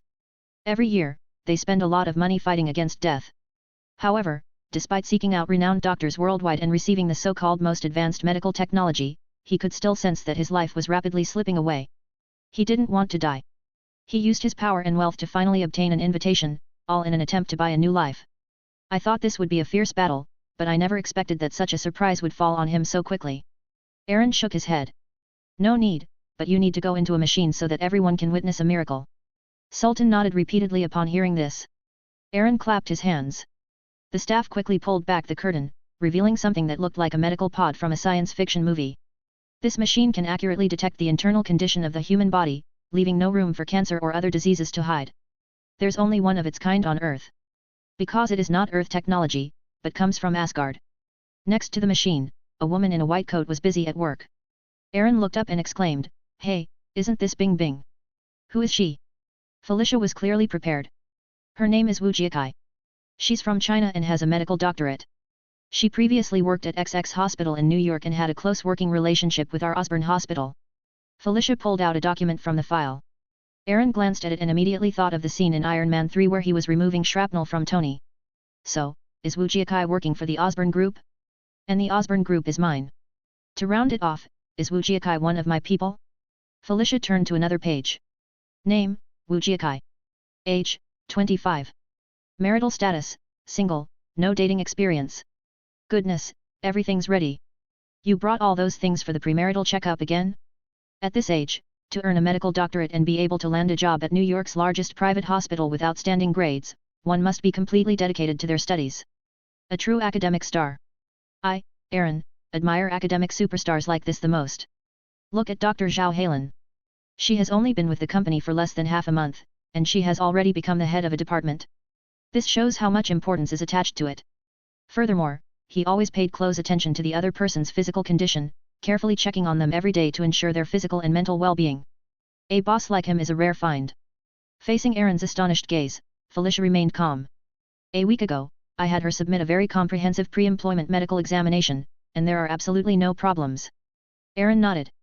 I think I'm currently lacking a private doctor to ensure my personal health is monitored in real time, and this medical doctor would be a great fit. Felicia nodded as if she had expected this. No problem, I'll arrange it right away. Take a look. This is the CEO's thoughtful little secretary. It's time to make progress. Only then did Aaron gesture to Sultan, who was already waiting nearby, to lie down. Sultan dared not say a word or even glance at him, and obediently did as he was told. She didn't take off her clothes. Asgardian technology is just that advanced. Wu Jiakai was clearly studying and researching diligently according to the instructions Aaron had provided. Although somewhat unfamiliar with the machine, he operated it with perfect accuracy. Under the expectant gazes of others, a 3D image of Sultan's internal cellular structure appeared in the void. Aaron pointed to a spot and zoomed in. An unusual cellular image appeared before everyone's eyes. That was a malignant tumor. Please wait patiently for 3 minutes, and you will witness the 8th wonder of the world. Aaron chuckled. Tony Stark, sitting in the front row, raised his hand. It should be the 10th wonder of the world. My Iron Man and arc reactor should be ranked 8th or 9th. Aaron neither confirmed nor denied this. No one else spoke up to Tony, instead, many glared at him, signaling him to be quiet. I admit that your creations are highly technologically advanced and could even trigger energy reform. But your research cannot be popularized among the masses, much less save us from death. Normally, they might have flattered Tony. But now, sorry, you'd better shut up. Upon seeing this, Tony immediately felt that the person had left and the tea had gone cold. 3 minutes passed quickly. But at this moment, it felt like an hour had passed. 0 request flowers. At last. Appeared. Oh my god, what is that? Everyone leaned forward as far as possible. Those in the back even brought out their own binoculars. Osborne was quite well prepared in this regard. In 3D images, some strange, transparent liquid, as if it had eyes, quickly enveloped the tumor tissue. Visible to the naked eye, the once vibrant tumor gradually showed signs of activity. Aaron glanced at Connors. The latter explained knowingly, this is an anti-cancer drug produced by the Osborne Group. It can produce a high molecular weight hyaluronic acid that can accurately locate cancer cells and encapsulate them, isolating them from normal cells. After complete isolation, it will cut off the external energy supply to the part, causing cancer cells to lose energy and stop dividing until they die. Our research shows that patients with precancerous conditions can eliminate cancer cells and regain their health by consistently taking 5 doses of the new Life No. 1 series of anti-cancer drugs. Patients with mid-stage cancer only need to take 10 doses to basically recover to normal. As for patients with late-stage cancer, they will need to take about 30 doses to be cured. Given the unique location of some cancers, which may have already led to organ failure, it is necessary to combine them with another new series of drugs we have developed, limb regeneration agents. Connor's expression became visibly agitated as he spoke. He raised his right hand high, and another 3D projection popped up next to him. That was him before he joined the Osborne group. As everyone knows, I am left-handed. His intact right hand and the image of him with only an empty sleeve on the right side are completely different. A month ago, I was a disabled scientist. I have always been committed to creating a flawless, perfect world. Imagine a world without defects, diseases, and deformed children. Connors sighed, but after half my life, I've dedicated myself to limb regeneration research, and yet I've had little success. Until recently, I was fortunate enough to be invited by Mr. Aaron to join a biological research project called Miracle. Under Mr. Aaron's guidance, a miracle occurred in less than half a month. At this moment, Connor's eyes were already filled with tears, and he shook hands with Aaron firmly. Aaron deliberately patted his intact right hand. Dr. Connors, you also deserve credit for this miracle. Your dream has come true. No, it's all thanks to you. You created this miracle single-handedly. You are the savior of mankind, the father of modern biomedicine. Connors was emotional, only he and those involved truly knew the source of these miracles. Aaron single-handedly created this miraculous corporation, changing the future of humanity. These PhD experts, seemingly involved in miracle research, actually only did some insignificant things. Many people at the scene were moved to tears.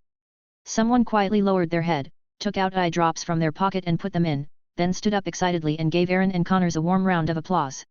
Mr. Aaron, you are a miracle. If there is a God, then you are the God of miracles. Mr. Miracle. Aaron glanced at it out of the corner of his eye and, good heavens, it was Justin Hammer from Hammer Industries. He had no recollection of ever having such a good relationship with the other person. Aaron glanced subtly at Felicia and Norman. The latter all shook their heads. They did hire people to act, but while the other person was still trying to build up their emotions and shed tears, Hammer beat them to it. Page 89. The key point is that Hammer's emotions were spot on, his actions were spot on, and even his words were quite beautiful. Hammer is truly a professional. Tony pursed his lips. He had always looked down on Hammer, and at this moment he looked down on him even more.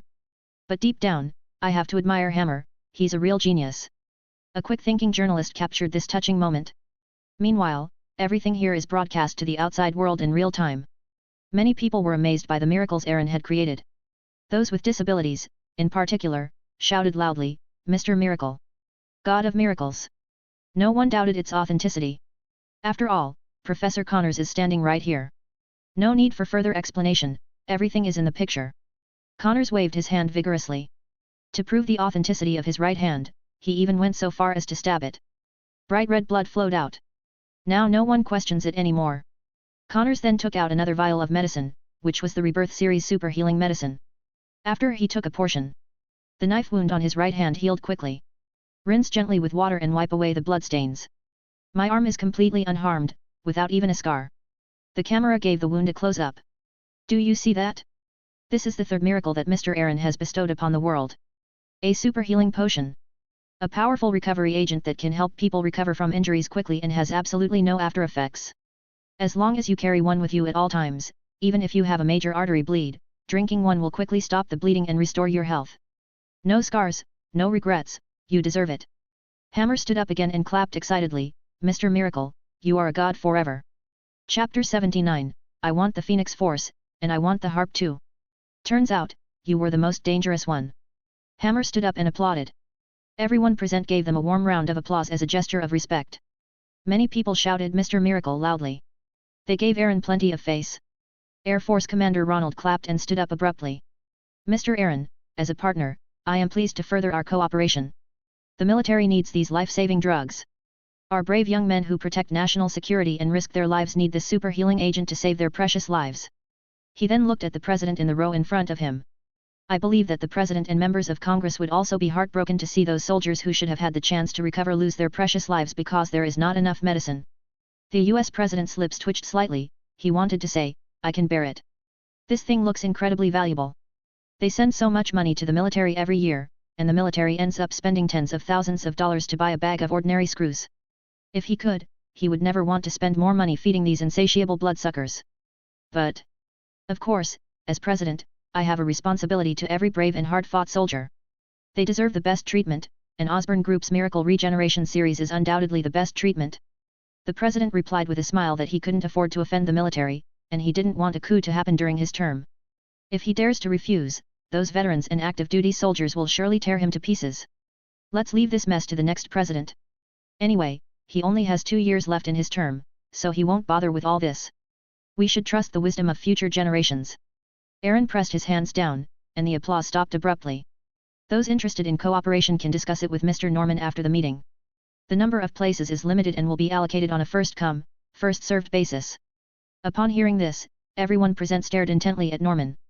All I could think of was Aaron's words, limited quantity, first come, first served. Norman felt his scalp tingle under so many sharp gazes. He felt he was in deep trouble and couldn't help but smile bitterly. These are people no one can afford to offend. However, the boss is even more vulnerable to being offended. Fortunately, it's a seller's market now. No one dared to step forward at this moment. Especially after the Battle of Igor. Few dared to underestimate Aaron. Now, we will get to the main event of today. Aaron continued speaking, drawing everyone's attention. Everyone's breathing became more rapid. Everyone here is here for this so-called main event. Because that represents a true rebirth. No one even noticed Sultan, who was still inside the medical pod. Connors took a golden reagent out of his suitcase. It looks so extraordinary. Like the blood of the gods, its golden color is mysterious and noble. Just looking at it gives one a sense of peace and tranquility. Many people clenched their fists. The last shred of reason in their brains allowed them to barely control their bodies. Going crazy. The media captured this scene clearly and uploaded it to all networks in real time. Everyone was surprised by the reaction of these powerful figures. Although they did not know what this golden yellow reagent was. But it absolutely surpasses the previous 3 reagents, containing a power that drives people crazy. I think many of you here have already guessed its name. That's right, it's an anti-aging drug that can make everyone live to at least 120 years old and keep people young for 100 years.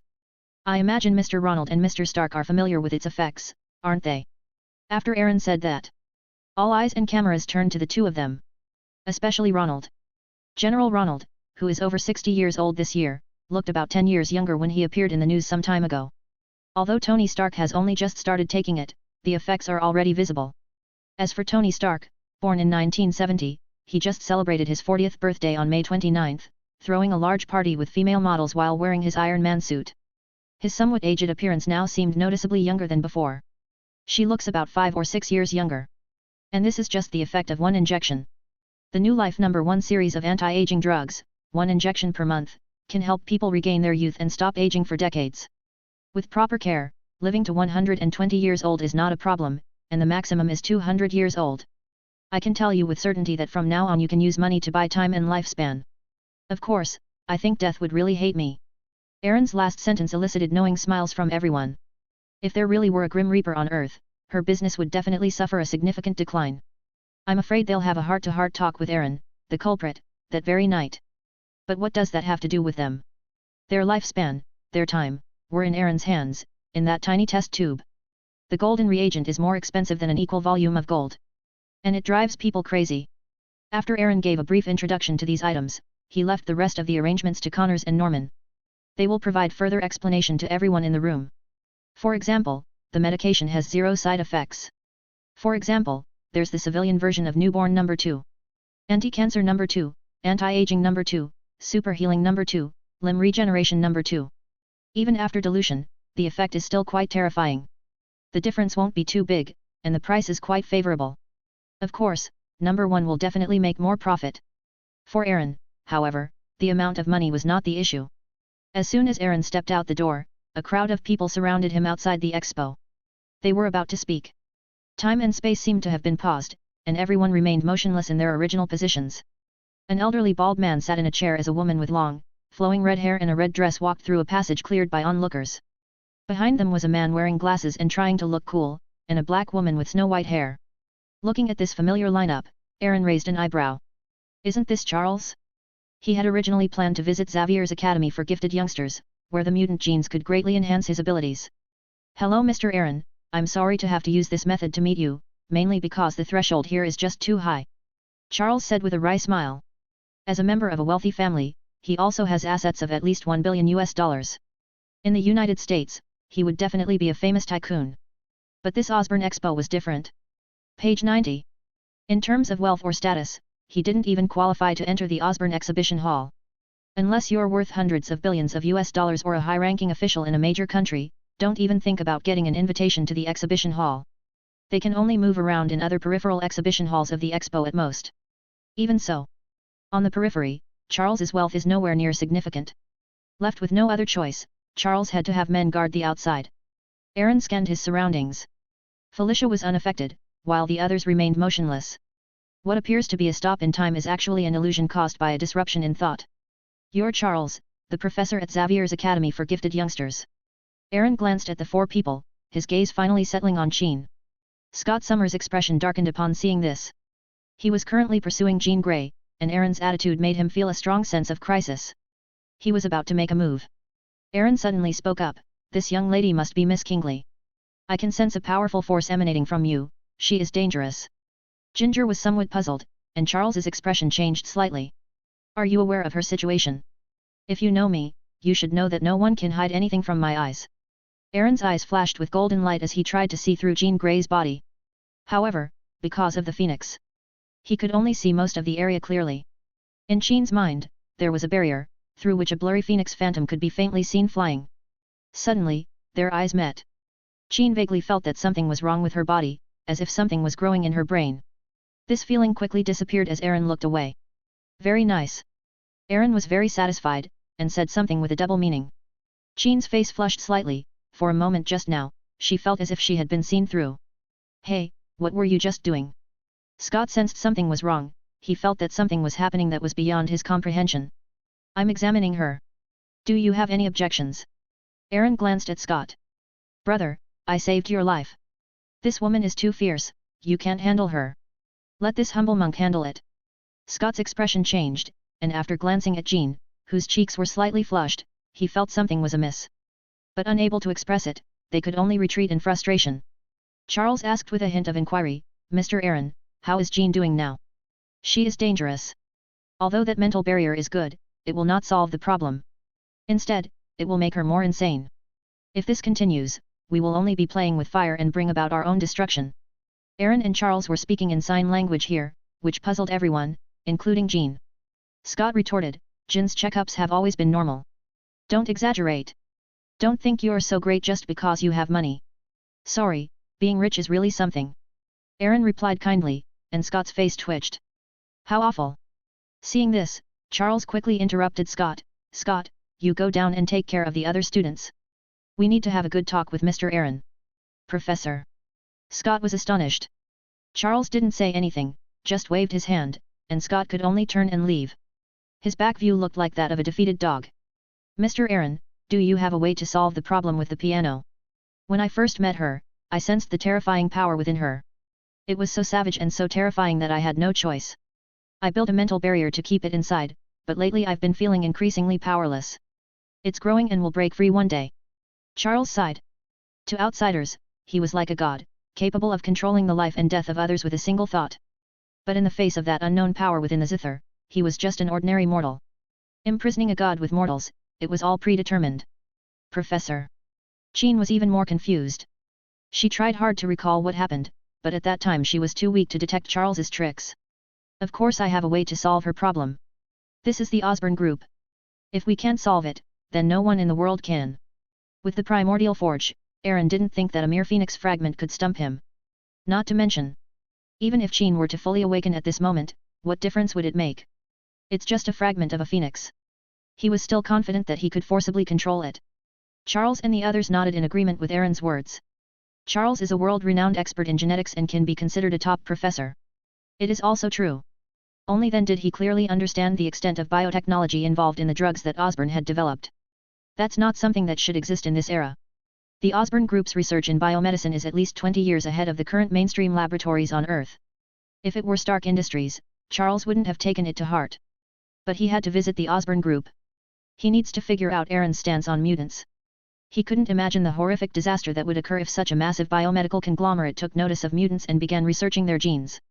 But he didn't have a chance to continue asking about the stance, and hurriedly asked, "Then how should we proceed? I have a feeling that the power she possesses isn't something inherited from her genes, but rather something from a special, Alien life form. Charles was unsure of the nature of the phoenix. But that vast ocean of the spirit filled him with a deep-seated fear. Faced with that monster, he might not even be able to put up a fight. He had serious doubts about Aaron's abilities. Although he knew Aaron seemed to possess extraordinary power, the monster inside Qin's body could be called a demon god. It possesses the potential to destroy the world. Don't doubt my abilities. If you trust me, then Qin will stay with me for the next period of time until I completely resolve her problem. Aaron absolutely has to get his hands on the Phoenix Force. But Kinga, he wants it too. With Qin's talent, it would be a complete waste for her to stay at Xavier's School of the Arts. Qin was able to become the Phoenix's host because she possessed Omega-level mutant potential. Even far surpassing Charles himself. But even such a promising individual. Her mental abilities are far less developed than Charles's. Controlling just 2 missiles was quite a challenge. His actual combat ability is that of an ordinary level 3 mutant. Isn't this a joke? Aaron always avoided waste. He was confident that under his tutelage, Kingsley would usher in a true spring. Charles hesitated for a moment. He was not at ease. Qin was like a time bomb, ready to explode at any moment.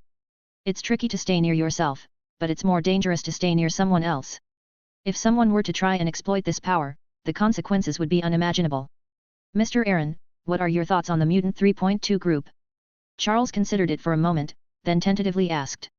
He would absolutely not agree if Aaron showed any dissatisfaction. Even at the risk of offending the most prestigious and powerful person in the world, he would not allow Qin to stay by his side. Mutants? You ask me what my opinion is. Aaron looked at him strangely and shook his head, saying, I have no opinion. Charles was taken aback. This was the first time he had ever heard such an answer. Don't you think mutants are dangerous? They possess immense power, even superhuman strength far exceeding that of ordinary people. Some mutants have extremely distinctive appearances, making it impossible for them to interact normally with others. Charles put it mildly, but the main point is that some mutants are really ugly. Like fish in the deep sea, because it's too dark for anyone to see, they are completely free to create all sorts of strange and wonderful things. Very dangerous. Is it? Aaron held a ray of light in his right hand, as bright as the Sunday. Am I in danger? Charles stared intently at the ball of light in Aaron's hand, sensing the terrifying power contained within it. No need to look at it, you can think of it as that thing on Tony Stark's chest. You're saying this thing is nuclear fusion. Charles turned pale and instinctively wanted to run, but then realized he couldn't. Is this the power of the sun? Charles looked up at Aaron with a strange expression. No wonder you're not afraid. Turns out you're the most dangerous person in the world. He had no doubt that this one thing was enough to blow the entire Osborne Expo, or rather, the entire Manhattan district, to smithereens. Charles chuckled and pointed at the little sun. Shall we put it away first? Aaron shook hands, and the little sun disappeared. So, are you in danger as much as I am? Charles, Jean Grey, and Storm all shook their heads. So do I really need to discuss some pointless issues? Charles remained silent. Page 91. Chapter 80. The terrifying power of the Phoenix. New York is not safe. Even though Aaron put away the little sun, Jean and Storm still took a step back, looking somewhat hesitant. Charles remained where he was, and upon noticing this movement, his eye twitched slightly. Can you take me with you when you retreat? Okay, I asked a stupid question. You're not afraid of mutants at all. Compared to you, mutants are all docile and adorable little white rabbits. Even 10,000 mutants couldn't match the destructive power of your casual strike. He thought of the Black King Shah that he had fought alongside Eric. The fact that the other side was able to control and absorb the nuclear bomb was already astonishing. However, compared to Aaron, who would rub his little son with his hands at the slightest provocation, Black Emperor Xia was practically harmless. What's even more terrifying is that the person in front of you is the world's richest man, capable of causing a global earthquake with a single stomp of his foot, and can do almost anything he wants. Now that he has money and has demonstrated invincible power, wouldn't he be able to act with impunity? However, in this way, Charles was no longer so worried that Aaron would use the piano for something. If Aaron really wanted to do something, he wouldn't need to go through all this trouble. He is enough for himself. Qin might feel safer and more at ease with him by his side than at the academy. No matter what happens, Aaron can stop Qin. Thinking of this, Charles thought about it carefully, then looked at Qin and asked, Qin, what do you think? Me? Qin asked, puzzled.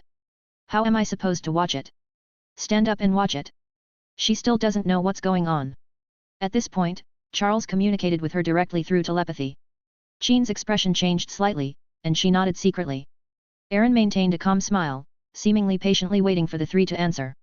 In fact, Charles had already sensed this when he was communicating with Jean, but he didn't say anything about it. It's obvious what they can talk about. It was simply to check if Osborn was conducting mutant experiments, and if anything unusual was found, they would leave immediately. Of course, Charles would definitely have to explain the matter of the Phoenix to Jean beforehand. Jean is a top student, but she trusts Charles completely, and for her own sake and for the sake of the mutants, Jean would never refuse him. None of these things mattered to Aaron. Researching mutant abilities? Does he need it? Jean was quickly convinced and nodded, saying, Mr. Aaron, I'll be relying on you from now on. Pleasant to work with. Aaron reached out and shook hands with Jean. Wait first. Jean was about to stop when she heard this. While she was puzzled, she cooperated and did not move away. She felt a sharp bird cry in her mind, her whole body was burning up, and her body was becoming increasingly abnormal. Jean. Charles and Storm looked over with concern. Aaron frowned slightly. The resistance is quite good. It's worthy of the Phoenix Force. The primordial furnace can absorb everything, but it is best to absorb things that cannot be resisted for the time being. It's not that it can't absorb the power of the Phoenix, even if a complete Phoenix enters its stomach, it has no chance of escaping unscathed. The main point is that while the Phoenix Force can't defeat the primordial forge, it can run away. The two sides clashed within Jean's body, and the Phoenix Force crumbled upon contact. They suffered repeated defeats and retreated step by step. Realizing the terror of the intruders, the Phoenix Force wanted to flee. However, Aaron suddenly let go at this moment. Seeing this, the Phoenix observed for a while and then stayed there for the time being. A host as perfect as Jean is a rare find. Moreover, due to anger towards Charles, this part of the Phoenix personality harbors deep resentment and is naturally unwilling to leave easily. But Aaron had already gotten what he wanted. Phoenix Force, Remnant. A similar ability has been detected to have been fused with yours. You have gained the characteristics of the Phoenix Force, possessing powerful vitality and mental strength, and can easily perceive the emotions of all beings, or read minds, etc. Phoenix Judgment, Remnant of Phoenix Flame. Similar abilities have been detected, Flame Control, Flame Elementalization. You can transform into a body constructed from Phoenix Flames, possessing the characteristics of ionized flames while also existing in Phoenix form. You can soar freely even in oxygen-free spaces, burning eternally. Your rage is enough to incinerate most macroscopic existences, as well as some microscopic existences. Eternal Phoenix Core, similar abilities have been detected. Fused, Eternal Core. The miniature sun within its body possesses the characteristics of all three, and while burning indefinitely, it will also possess the terrifying power to incinerate and decompose everything. Psychokinesis, similar abilities have been detected and integrated. Your psychokinesis has been further enhanced, now synchronized with your physical strength in proportion. Teleportation, you can use the power of your mind to teleport to any visible place, distance depends on the strength of your mental power, and even break through cosmic barriers to travel through the multiverse, requires a large amount of mental energy. Matter recombination, similar abilities have been detected, matter manipulation, particle flow control. You can freely manipulate matter at the subatomic level, smaller than atoms, altering its composition and properties according to your will, easily turning lead into gold. Warning, the Phoenix Force is an emotional force and one of the fundamental components of the Marvel Infinite Multiverse. Once generated, it will possess self-awareness. Do not overuse or create this force before you become powerful enough, otherwise there is a risk of it going out of control, i.e., being corrupted by the emotions of all beings and returning to the universe. Perhaps due to the deep fusion of the power of the Phoenix and the Harp, Aaron not only gained the characteristics of the Phoenix, but also forged and obtained the energy characteristics of the Harp. Aaron closed his eyes, carefully sensing the new, eternal Phoenix core burning vigorously deep within his cells. Within that round, intangible sun, it seemed as if a small phoenix was hatching. This is his Phoenix power. That is also the limit that he can safely control. Aaron received a huge boost in this wave. The improvement is even greater than the boost from absorbing Igor's brain. The manipulation of matter has been transformed into the control of matter, directly advancing from the molecular level to the subatomic level. His mental strength was enhanced, far surpassing his former self and even surpassing Charles's current self. Of course, he might not be as good as Charles, who uses a brainwave enhancement machine. But Aaron can smell it. That thing is a good one too. Charles's mental power is limited, but once he uses the brainwave enhancement machine, he can directly control the life on a planet. Even if they are just ordinary people, it is still quite terrifying. At this level, it can even be barely compared to a typical fully formed celestial. It's definitely several levels better than the eternal druid Zook. Besides, given that his telekinetic and physical strength are proportional, wouldn't that be at least tens of thousands of tons? What if it keeps getting bigger? Can mental abilities continuously increase in strength? Aaron saw the warning. The primordial furnace surpasses the Phoenix Force in rank, and can arbitrarily create recorded data, including even the Phoenix Force, in violation of the law of conservation of energy. Theoretically speaking, Aaron has only obtained a portion of the Phoenix Force. The complete Phoenix possesses even more astonishing power and a wider range of abilities, but this power is far beyond what he can currently withstand. The Phoenix represents the emotions and spirit of all living beings and possesses self-awareness. Even if Aaron used the primordial forge to create such a massive Phoenix, perhaps in that instant, he could advance to the omnipotent universe level. But then, the power of all living beings can enable this Phoenix to return to the universe. Perhaps a single spit could burn Aaron's place to ashes. No, not even a trace of ashes. But, although I cannot directly control the fully formed Phoenix power right now, with my current strength and mind, the Phoenix power it controls definitely surpasses the size of the harp itself, right? Aaron carefully sensed the Phoenix within the core of the Eternal Sun. I made a comparison with what he saw. If the Phoenix in Qin's mind is a chick, then his Phoenix is an eagle. The eagle eats the chicks, one bite at a time. Phew, now, at least in terms of my mind, I am already comparable to a fully formed celestial being, or even surpass him, right? Once the physical condition is further improved, we can proceed to the next step. Aaron felt incredibly strong. Once enraged, it could probably burst and destroy the earth like a balloon in just a few breaths. Even though this power is more manifested in the mind, it is still terrifyingly strong. Moreover, he can completely detach from this fragile body, transform into a fire elemental, and thus perfectly unleash the power of the Phoenix Force fragments. Very tempting. But Aaron did not want to transform into a phoenix just like that. His current mental strength is not yet able to compete with the emotions and minds of all beings in the universe. If you really go all in, you might end up going crazy. Moreover, even a fully formed phoenix cannot pass the tribunal of life. It's a classic case of losing the big picture for small gains, a losing proposition. He's not a golden-winged rock, he doesn't have the hobby of being someone else's mascot. Calm down, calm down. I need to control this power, not be controlled by it. Aaron blew himself some cold air to calm himself down. That moment seemed to last an eternity. But from the outside, it only lasts for a few seconds. Mr. Aaron? What happened to Qin just now? Charles looked suspicious and began to doubt whether Aaron had the ability to heal Qin. Before meeting Aaron, although Qin was on the edge of time and space, the problem was not too serious. But after just meeting Aaron, glancing at him, and shaking his hand once, she almost flew into a rage. Even Aaron himself seems to be having some problems? Aaron shook his head. The little guy isn't very big, but he has quite a temper. However, it's not a big problem. I can easily resolve it with a little guidance. I have a lot of experience dealing with these naughty, mischievous, and misguided little devils. Page 92. Under Charles's suspicious gaze, Aaron made a promise. If an eagle were to train a chick, wouldn't that be like having your hands completely tied? What, you're not listening? Then I'll use Bird Path to destroy you and wipe you out. Even without Phoenix, Jean is still an Omega-level mutant. Her potential might be lower, but her ability to perfectly control her power can increase like a rocket. Upon hearing this, Charles had no other choice. Now that we've reached this point, it's no longer a question of whether he agrees or not, but whether Aaron is willing to let go. Even if it's a desperate measure, we must find a way to solve Qin's problem. Then I'll leave it to you, Mr. Aaron. Aaron nodded. Is there anything else? Charles thought for a moment, opened his mouth, but then shook his head. He gestured for Qin and Felicia to follow. About to leave. At this moment, Aaron suddenly thought of something and said meaningfully, by the way, Professor X, if there are any mutants in your school who don't like their abilities, you can bring them to me. I might be able to help her solve this. Charles's heart skipped a beat, and a terrible thought arose in his mind. Does Aaron possess the means to erase mutant abilities?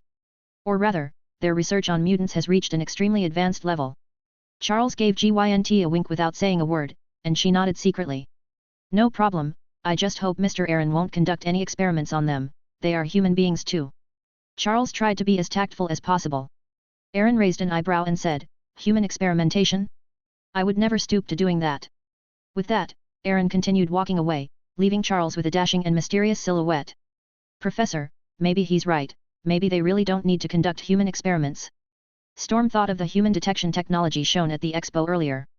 With that technology, there would probably be no need for such primitive methods. Charles shook his head, looking worried. He naturally hoped it would be so, but who knows? Charles suddenly shouted at Aaron's retreating figure, Mr. Aaron, are you a mutant? No.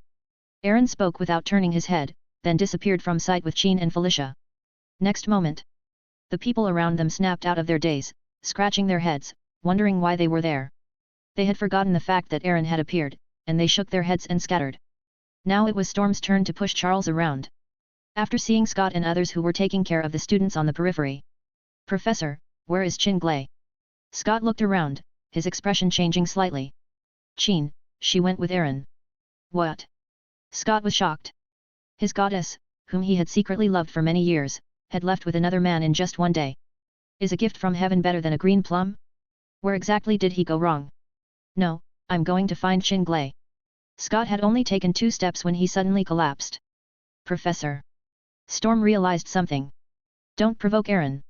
I have a feeling he's countless times more terrifying than Magneto. Charles sighed, wondering if coming to see Aaron this time was the right thing to do. I just hope that Jean can successfully gain the other party's trust. At least. If this man, who tops both the wealthiest and most influential men in the world rankings, could slightly shift his views on mutants, it would be enough to improve their difficult circumstances. The other side. Following closely behind Aaron, Jean hesitated to speak, but before she could open her mouth, she saw a group of reporters who had been lying in wait at the expo swarming towards her. Mr. Aaron, I heard that the O Group is about to change its name to the Asia Group. Is that true? Mr. Aaron, there are rumors that you will be relocating your headquarters to another region? Is it really true, as some people in New York State are after your company's secrets, as some suspect? Aaron glanced at the prostitute, his mood fairly good, and casually said, It's simple, it's not safe here. The reporter's eyes lit up upon hearing this, and he tried his best to showcase his assets, licking his lips. So you think the New York State Police are wasting taxpayers' money? Wow, you're really good at climbing up the ladder. Your journalism degree is definitely a PhD. Aaron ignored him and was about to leave when he suddenly stopped and looked into the distance. The reporters who were swarming over looked in that direction with a puzzled expression. Aaron looked into the distance and saw the Hulk and the Abomination fighting each other thousands of meters away. Jean asked curiously, what happened over there? Aaron looked away. As I just said, New York isn't very safe. Aaron turned and instructed, tell Norman to inform everyone present that the expo is temporarily suspended. Never mind, they already know. As soon as they finished speaking, many dignitaries in the Osborne Group showroom received news from the outside world. They glanced at him, their expressions a mixture of rage and fear. The US president even picked up his phone and made a call, giving that bald guy a good scolding. As for Air Force Commander Ronald, he also turned on his phone with a grim expression. There is another message above. Ross, General Ronald, I have the situation under control and will be able to handle the trouble soon. At almost the same time, Tony Stark also received the news. With a solemn expression, Mark V picked up the briefcase beside him and automatically began to dress. At the very back of the venue, among the bodyguards guarding the main entrance, Coulson, dressed in a black suit and standing like a lackey among the burly men, also received an urgent notification. His face fell. This is a huge problem. This expo, which has attracted global attention, is poised to change the future of humanity. The event was initially very successful, but it had to be cancelled halfway through. Because it's just a few streets away from here. Hulk and Abomination are naked and embracing each other, staging a primal, hand-to-hand combat between men. By the time everyone knows this news, they then realized what Aaron meant. New York really is unsafe. Chapter 81 God of Abomination, who surpasses the 3 giants, kneel before me. If we say, if SHIELD is primarily responsible for security after the Hulk and Abomination incidents came to light, then the person who is now even more uneasy is undoubtedly the mayor of New York City. Aaron's statement that New York is unsafe had an unprecedented impact on the city. Many businesses are even considering whether to continue operating in New York City. Didn't you see that the huge Osborne Group, which has a branch office in a building hundreds of meters high, is going to move to another place to rebuild its headquarters? Right now, it's just the Hulk and Abomination. What will be next? Aliens have invaded New York City? It sounds ridiculous. But this is Marvel. It's one thing to fool the common people, but that's another. These powerful and wealthy individuals, who wield power and capital, know that extraterrestrials exist on Earth. Just in case, one day aliens actually invade New York. Wouldn't all their hard work have been wasted? If the headquarters is gone, then it's gone. The biggest loss is when someone dies. Some people have even started inquiring about where the Oster Group, or rather, the Asia Group, plans to move its headquarters. With Aaron's insight, the new headquarters should be quite safe, right? The mayor of New York City was sweating profusely. Looking at the interpretations of Aaron's words popping up in various news outlets, and reading the comments, I felt utterly disoriented. Compared to the mayor of New York City, Nick Fury also has a big head. Such supernatural events are the responsibility of SHIELD. However, they failed to address the issue promptly before it occurred. Instead, it has jeopardized the global elite. One careless move could trigger an international crisis, a crisis 100 times worse than 9/11's. He really can't take the blame for this. Of course. Besides them, the most desperate person was none other than Air Force Lieutenant General Ross, the culprit responsible for capturing the Hulk, which sparked a huge public outcry, led to the temporary suspension of the Osborn Expo, and caused a large number of dignitaries to flee in disarray.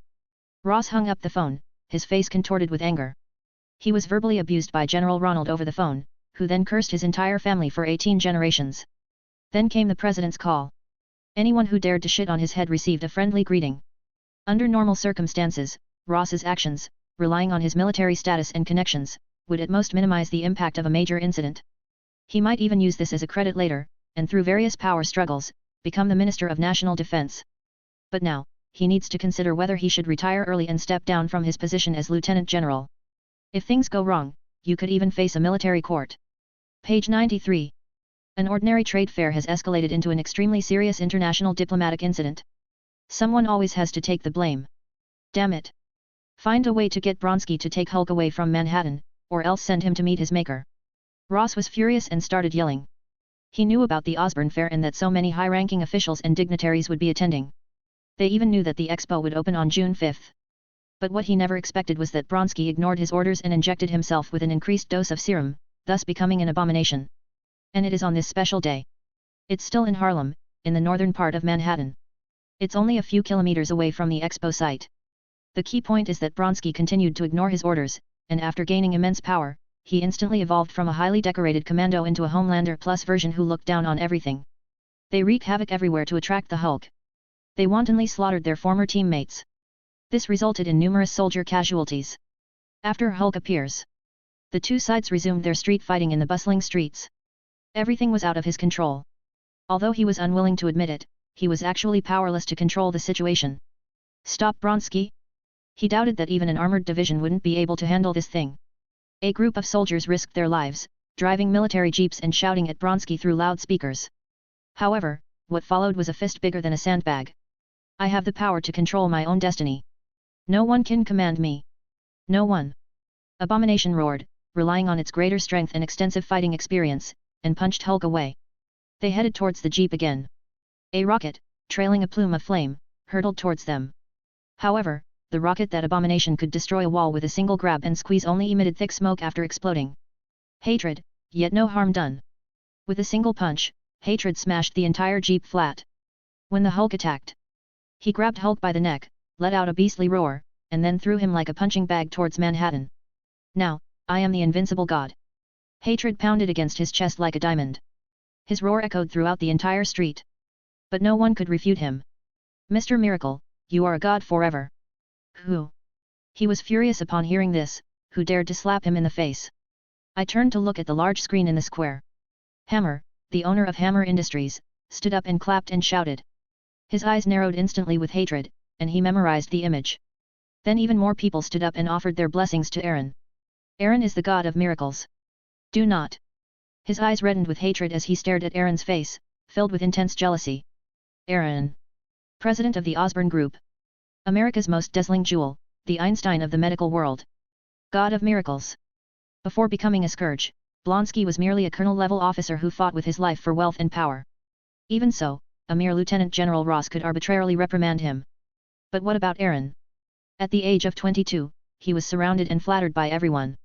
He saw Air Force Commander Ronald, the U.S. President, the Secretary of Defense, high-ranking officials from the 5 permanent members of the UN Security Council, and CEOs of multi-billion-dollar corporations. While he was fighting to the death with the Hulk for the sake of U.S. security.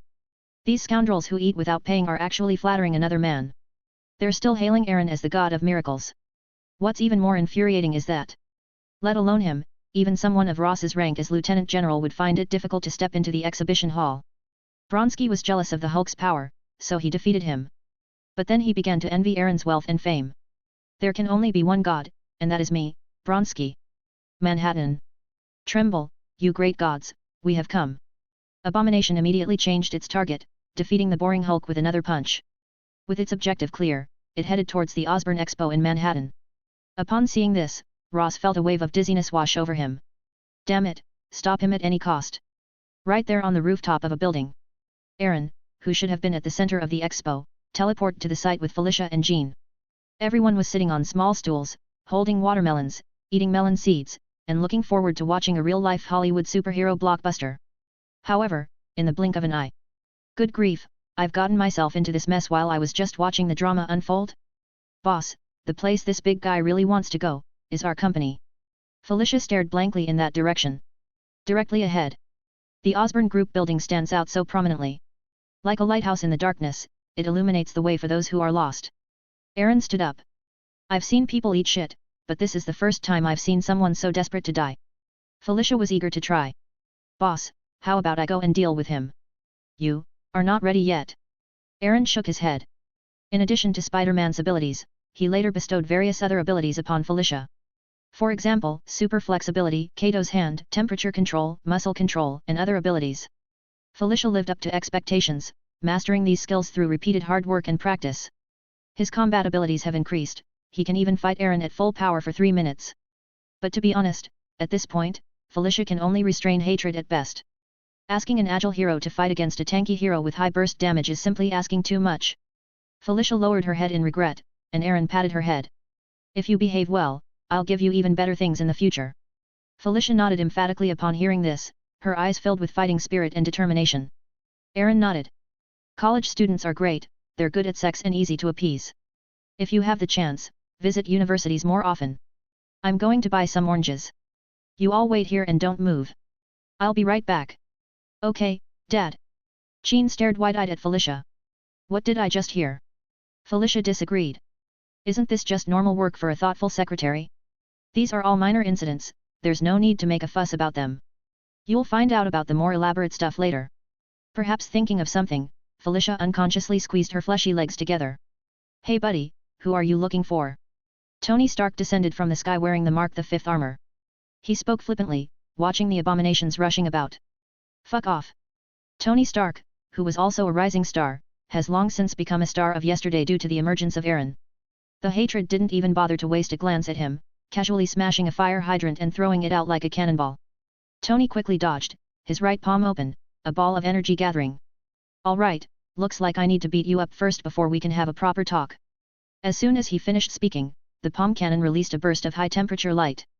However, Abomination neither dodged nor avoided the attack, and took it head-on as it ran. He glanced down at the unscathed handwriting and smiled contemptuously, is that all you've got? Are you trying to tickle me? Tony raised an eyebrow as he looked at Jarvis's report of the injuries. The defense is decent, then you should try this. The Mark V's chest opened, and an even larger mass of energy gathered. The pulse cannon fired at full power, and with the assistance of the intelligent fire control system, it struck the Abomination's chest with a whoosh. He patted his still unharmed chest, filled with hatred. A mocking smile, undisguised, spread across his, Zhengning, meaning ferocious or hideous, face. So-called Iron Man is nothing but a pile of scrap metal in the face of gods. Seeing this, Tony Stark could no longer maintain his composure. Maybe I need a more powerful guy. Damn, I should go back and get a Mark VI first. The Mark V is a suitcase armor, a portable suitcase armor created by Tony specifically to deal with emergencies, which can be quickly assembled in any location. However, in order to compress it into a suitcase size for easy carrying, its armor protection had to be reduced. Compared to the double protection of other armors, this one only has one layer of armor. Moreover, in order to reduce size and make it easier to carry. Page 94. The Mark V's only weapons were the palm cannon and the pulse cannon, and their power was not high. Dealing with ordinary minor villains is no problem. However, when facing an abomination on par with the Hulk, it's undoubtedly more humiliating than physically damaging, as the giant bear is splattered with a small water gun. Tony didn't even dare to get too close. His fragile armor couldn't possibly withstand a fist bigger than his head. Jarvis, write this down immediately. The next armor should have an upgraded weapon system, enabling self-flight, rapid donning, and further armor upgrades. Ideally, it should be able to absorb lightning, withstand high-temperature heat vision, freeze breath, and super powerful punches. Tony, are you designing anti-abomination armor? Or anti-Aaron armor? Tony was speaking when a familiar voice suddenly came from beside him. The abomination below roared furiously, its bloodshot eyes fixed on Tony's back. Okay, so he was trying to get back at you. What did you do to him? Did you sleep with his woman? Or did you just kick him to the curb? Tony knew who the voice belonged to without even turning around. It was none other than Aaron, Tony Stark's lifelong nemesis. However, all of this was Tony Stark's idea, Aaron never intended to put Tony on the list of competitors. The reason is simple, he doesn't like it.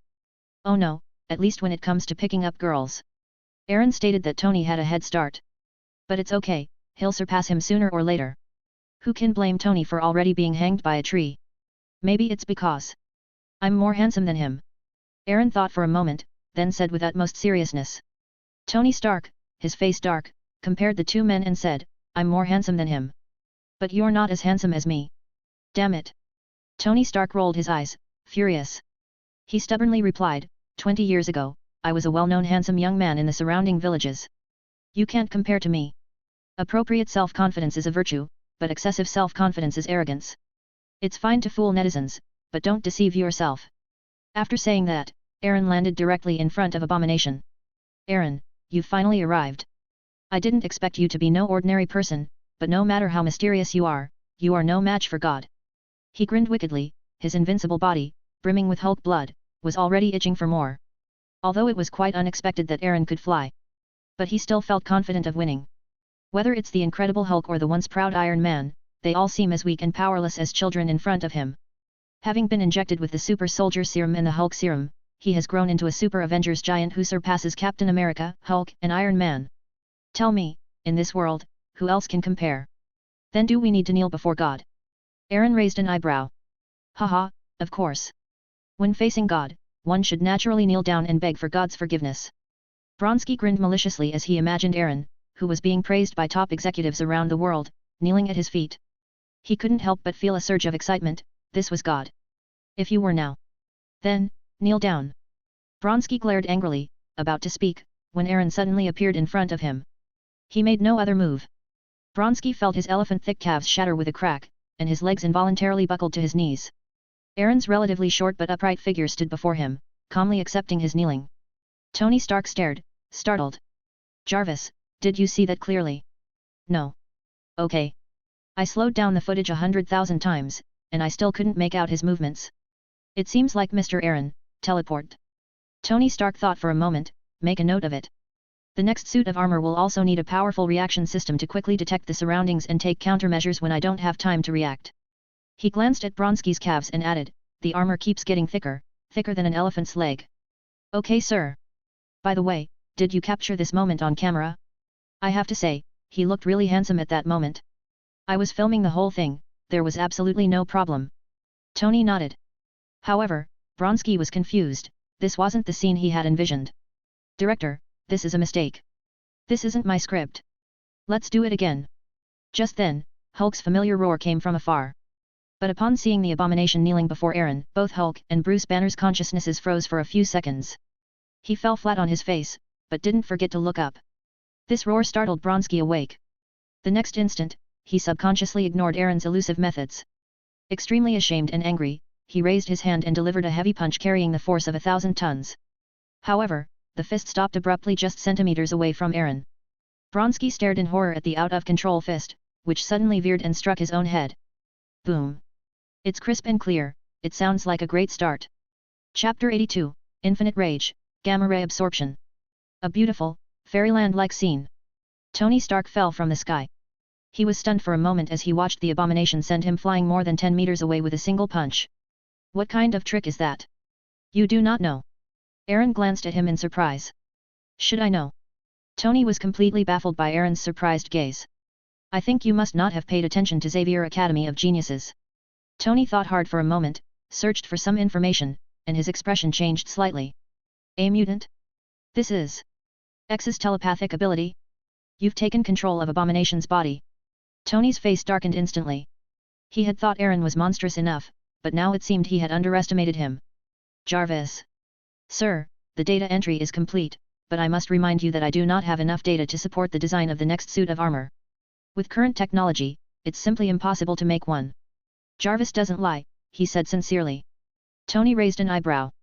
Nothing is impossible for me. Just write it down, and with a little bit of my intelligence, I can definitely figure it out. After speaking in a low voice, Tony tried to get information out of him. Hey buddy, what else do you have up your sleeve? Want to show off a bit? Aaron knew what the other person meant and gave a mysterious smile.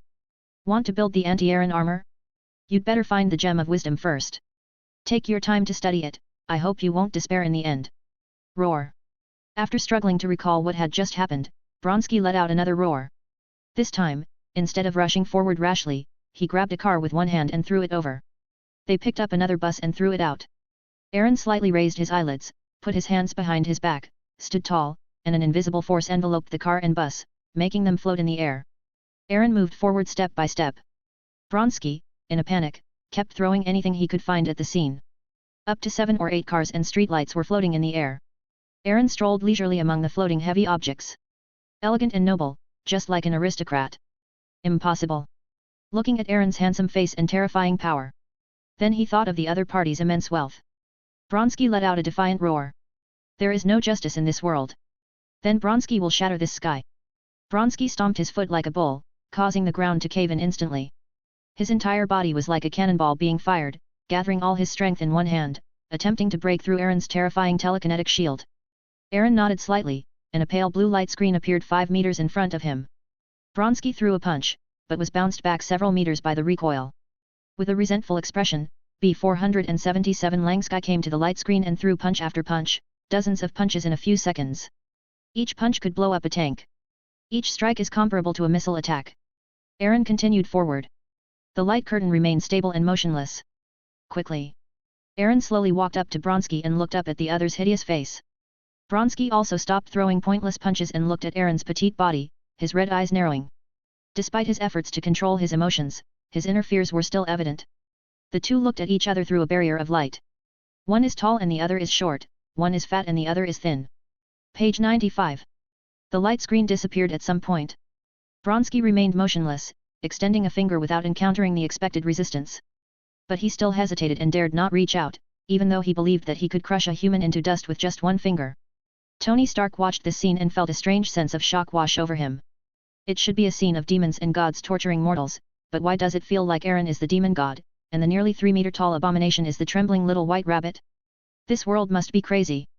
Aaron spoke up, I hate it when people look at me like that. Vronsky was startled, as if he had just recalled the scene, and his legs, which had not fully recovered, instinctively knelt down. Thump.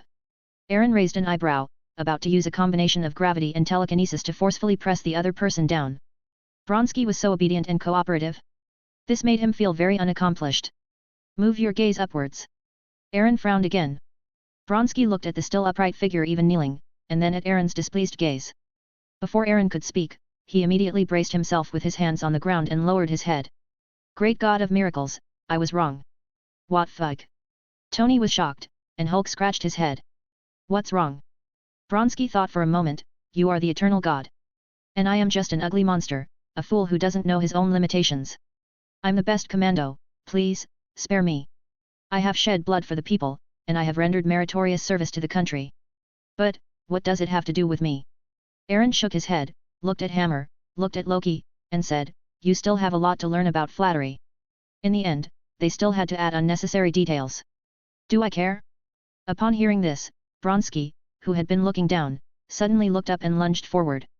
A triumphant smile appeared on his face, which was contorted with utter terror. The giant hand, much larger than a normal person's head, clenched into a fist and, accompanied by a sonic boom, slammed straight into Aaron's chest. Boom. Vronsky stared wide-eyed at Aaron, who remained as steady as a mountain, completely unmoved. No, it's impossible. You will never know what the power of God is. Aaron reached out his hand. Wait, I was really wrong, please forgive me. I forgive you? Fine. Before Vronsky could even feel relieved, Aaron placed his fingers on his chest, and a terrifying stream of particles condensed, instantly blasting through that indestructible body that surpassed even steel. Come find me in your next life. Aaron stopped, and Vronsky's eyes gradually lost their light, filled with disbelief as he collapsed heavily. Even a creature as powerful as an abomination is beyond dead after its heart is shattered. God? Ha! Aaron glanced at his right hand, a subtle glint of light flashing within. However, Aaron shook his head in disappointment. Waste. After forging the body of abomination, his strength remained unchanged. They don't have a single useful skill. And this guy dares to call himself a god? Then Aaron looked at Hulk. Hulk was initially puzzled as he watched the imposter he hated fall to the ground and die. When he met Aaron's gaze, he instinctively roared. Oh damn it, don't yell at him. You'll get me killed. Bruce Banner's consciousness within Hulk immediately reprimanded Hulk and attempted to regain control of the body. Having witnessed Aaron kill Abomination with his own eyes, Hulk would be asking for death if he dared to provoke such a ruthless person. Roar! Hulk, the strongest! Hulk was quite dissatisfied with Bruce Banner, who immediately backed down upon meeting him. To retreat without a fight is a disgrace. He, Hulk, will never admit defeat, even if he dies in battle. You say you're the strongest? Aaron appeared in front of Hulk the next moment and looked him in the eye. You seem really annoyed with me. Hulk revealed his ferocious, blood-red maw, his muscles bulging all over his body. Wait. We were just kidding. Hulk is just a mischievous kid. We meant no harm. Bruce Banner then frantically seized control of the body, adopting the Hulk's face and smiling ingratiatingly. Its enormous size and large face, smiling like that, gave people a sense of eeriness. We'll leave now and absolutely won't disturb your exhibition. Bruce Banner maneuvered his body to leave. Oh damn it, don't be stubborn. No sooner had he finished speaking than Bruce Banner's consciousness was knocked away, and Hulk re-entered the game. Hulk! Aaron frowned. Keep it quiet. An invisible force descended from the sky, landing evenly on the ground within a radius of several meters, causing the entire ground to sink tens of centimeters deep with a loud bang. Hulk felt as if a giant mountain had suddenly landed on his back. Even someone as powerful as him was forced to his knees on the ground in a single exchange. Hulk struggled with all his might to get up. However, no matter how hard he tried, even if he used the force to tear the ground apart, he could not escape this absolute suppression and control. Hulk, get up. Although Hulk is not human, he has used some of Bruce Banner's consciousness. I know that kneeling before others is a disgrace. Aaron snorted. This force intensified once again. This time, Hulk simply lay face down on the ground, and no matter how much he struggled, he couldn't resist that powerful force. Do not. Hulk had just finished yelling when Bruce Banner appeared. Shut up. After saying that, he quickly explained, Mr. Aaron, please listen to me, Hulk is still a child. Please be magnanimous and don't hold it against him. Naughty children need to be disciplined even more. Aaron didn't indulge Hulk just because he was intellectually challenged. What if he becomes a brat? Ignoring the terrifying gravity and telekinesis, Aaron lifted the powerless Hulk up in one swift motion. He punched me twice in the face. Bruce Banner immediately handed over control to Hulk. After 2 punches, Hulk felt dizzy and lightheaded, as if he were floating in the sky. I don't know when. Gravity and telekinesis have disappeared. Hulk shook his head, trying to break free from the large, pincer-like hand, but that small hand contained unimaginable power. Then Aaron threw 2 more punches.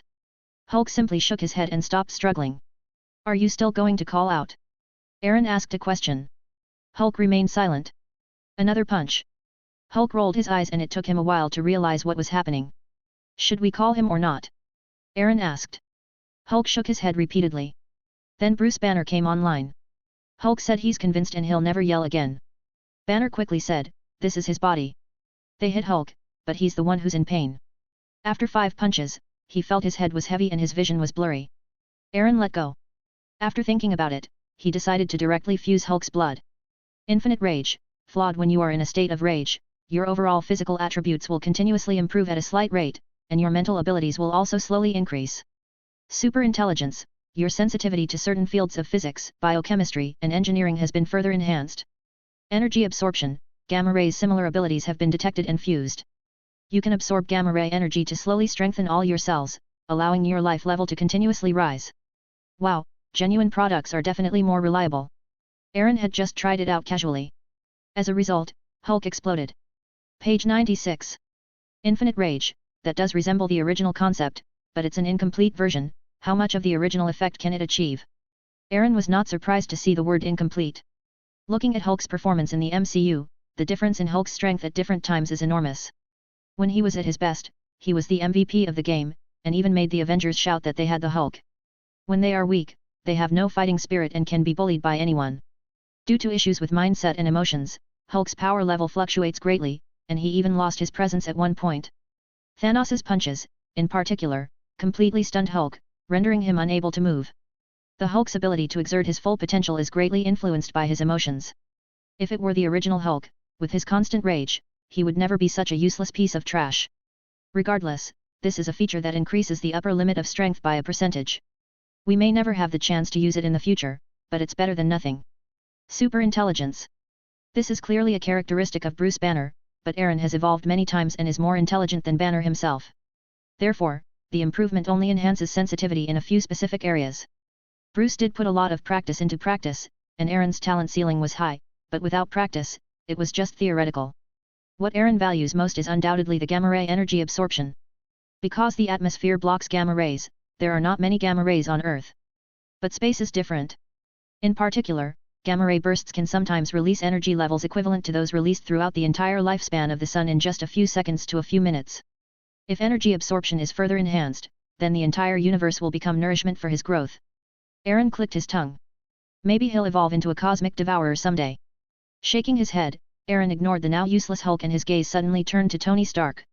He had never considered smelting Tony, but now it seemed, it might even bring some slight improvement in intelligence.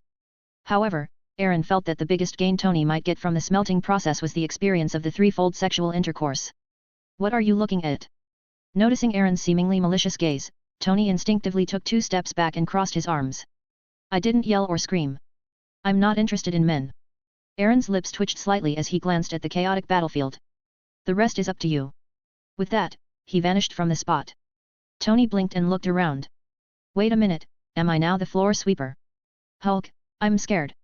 Seeing Aaron, that formidable man, leave, Hulk muttered something and immediately transformed from his Hulk form into Banner. Banner's expression was strange. He vaguely saw a small, green child squatting silently in a corner deep in his consciousness. Look what you've done to this kid, don't be silly. However, Banner touched his somewhat swollen face and exclaimed, ouch, that hurts.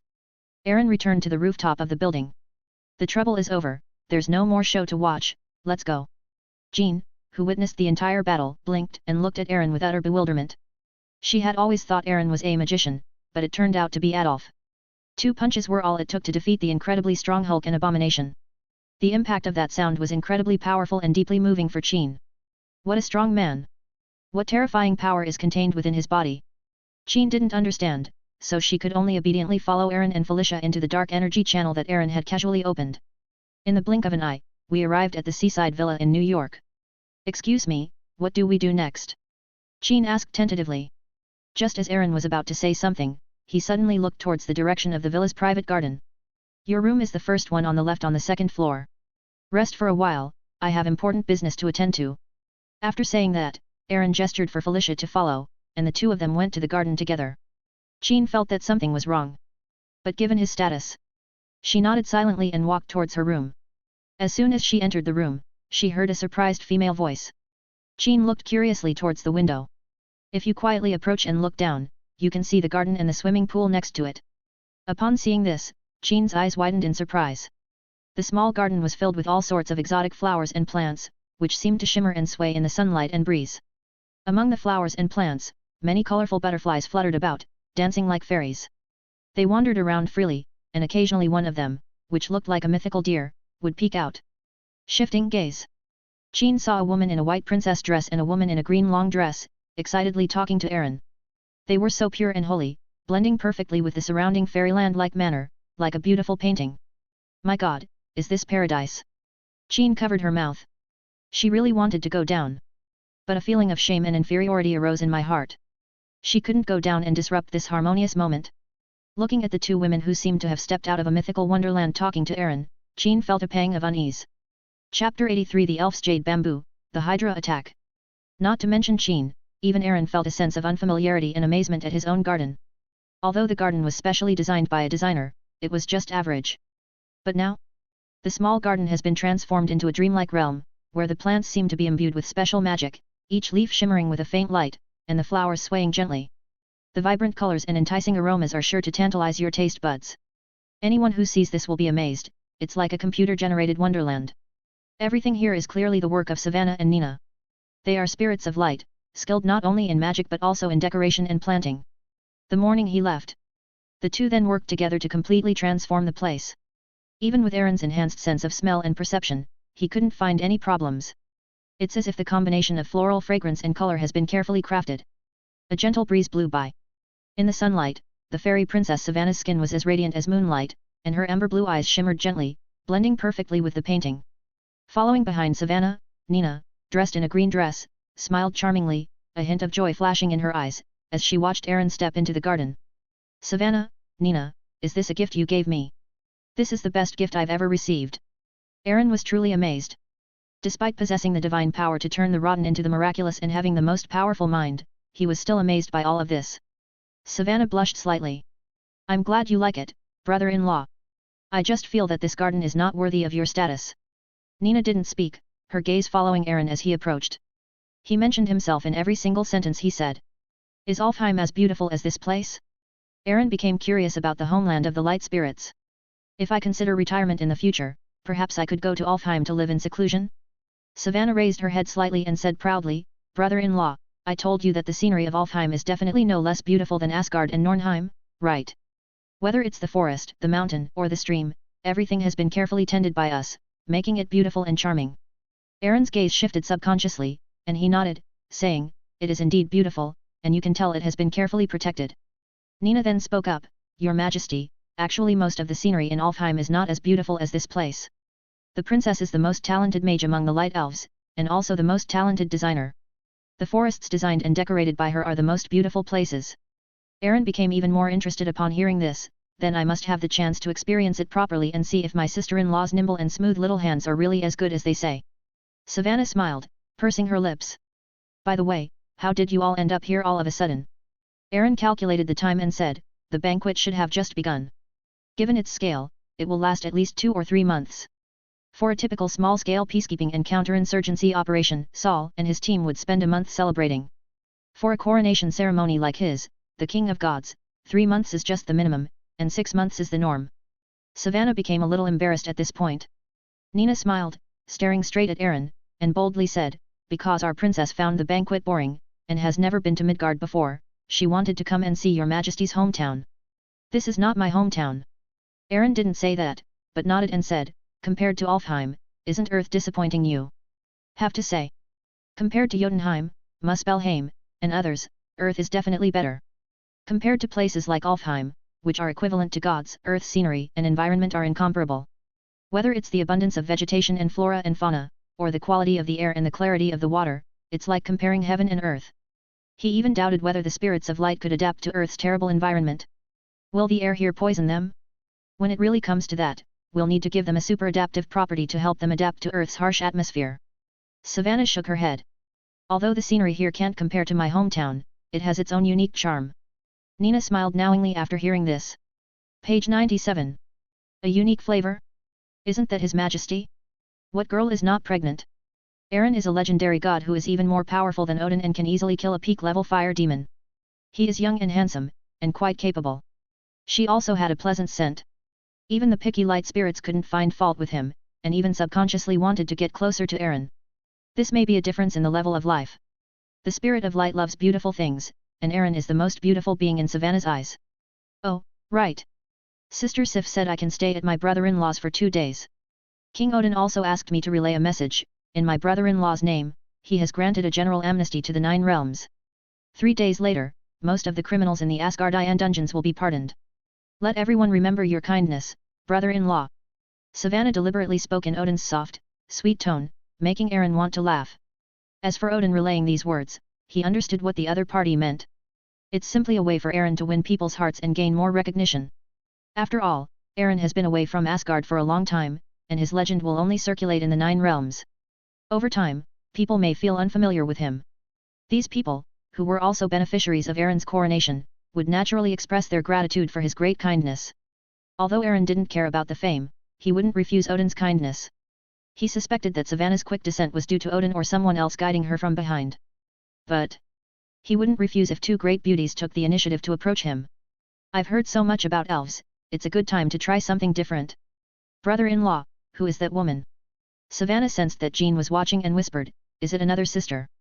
Aaron followed Savannah's gaze and saw a red figure flash by. Not yet, but it will be soon. Aaron's expression was unreadable. Savannah understood, it was her fiancé. She didn't mind that Aaron had so many women. Her brother-in-law was so capable, what was wrong with having more women? Isn't this the right of the strong? It would be utterly ridiculous to try to constrain Aaron with the mindset of a mortal or a typical god. Savannah took a deep breath. It smells so good. What smells so good? Aaron suddenly asked. Savannah immediately looked down at her fair, delicate toes.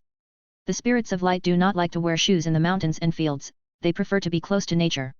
Their not so weak physiques were enough to protect them from sharp stones. I only wear comfortable shoes on formal occasions. Savannah had been busy in the garden for so long, but her jade-like feet remained white and smooth. Aaron glanced at it, such beautiful jade feet, it was such a waste to use them to step on mud. Wow, 2 pairs. One white and one green, they have a unique charm. Aaron was thinking. Suddenly I received a phone call. What's wrong, brother-in-law? Seeing Aaron suddenly frown, Savannah's heart tightened, and she quickly asked. Aaron relaxed. It's nothing, just ran into some clueless ants. Felicia. I'm here. Felicia, who had been staying outside and deliberately creating opportunities for Aaron, immediately crossed the path upon hearing this. These are Savannah and Nina, they are spirits of light. You greet them first, get to know them well, and help them understand this earth as soon as possible. I have some minor matters to attend to. Felicia nodded, looking curiously at Savannah and the other woman's pointed ears. Shift your gaze downwards. Her lips were red and luscious, like cherries. Her blue-amber eyes were clear and beautiful, and when they moved, they were like dazzling stars, captivating all who saw them. The elf, bathed in sunlight, was enveloped in a golden halo, her skin as white and flawless as snow. She is very beautiful and innocent. How I wish I could see them rolling their eyes in a pitiful and ashamed manner. Felicia thought strangely. They took the initiative to greet Savannah and Nina. She is my secretary, you could say she is the king's assistant, responsible for some of the daily chores, and absolutely reliable. Aaron gave a brief introduction to both parties. After thinking about it, Savannah and Nina's shy demeanor. He touched their eyebrows for a moment. This endows them with super adaptability, allowing them to easily adapt to various extreme environments. Generally, gods possess similar super immunity and adaptability, making them immune to most diseases and toxins on Earth. But he wasn't sure if the light spirits had this ability. Such a pure and gentle spirit, wouldn't it be a great loss if it were defiled? Of course. Aaron also took the opportunity to refine their abilities. Encyclopedia of Magic, Savannah, you have mastered the magical properties of illumination, healing, tracking, plant revival, growth, and light barriers. Power of the light spirits, you have inherited the power of the light spirits, increasing your affinity for nature, light, plants, etc., allowing you to recover your power faster in special locations, and unleash more powerful magical, attribute, abilities. Archery, your archery skills are unparalleled, you have reached the pinnacle of mastery. Aaron nodded to himself, having gained another divine inheritance. Including the frost giants, fire giants, Asgard, and the light elves, there are 4 of the 9 realms. With a little effort, you can collect all 9 Dragon Balls. But then again, he forged Savannah and her harp, among other characteristics. Could there be some kind of blood-related connection between him and them?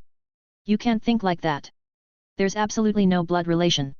After all, that's too much to bear. After a simple reception, Aaron walked out of the garden in a few steps. Without a sound, his figure had disappeared into the flowers and plants, as if he had never appeared at all. But the lingering fragrance he left behind remained unforgettable for Savannah. Thinking of this, Savannah couldn't help but feel apologetic towards Sif. My sister is so good to me, but I want to steal her boyfriend. Savannah's face flushed even more. Felicia could tell at a glance that this person was in the throes of puberty.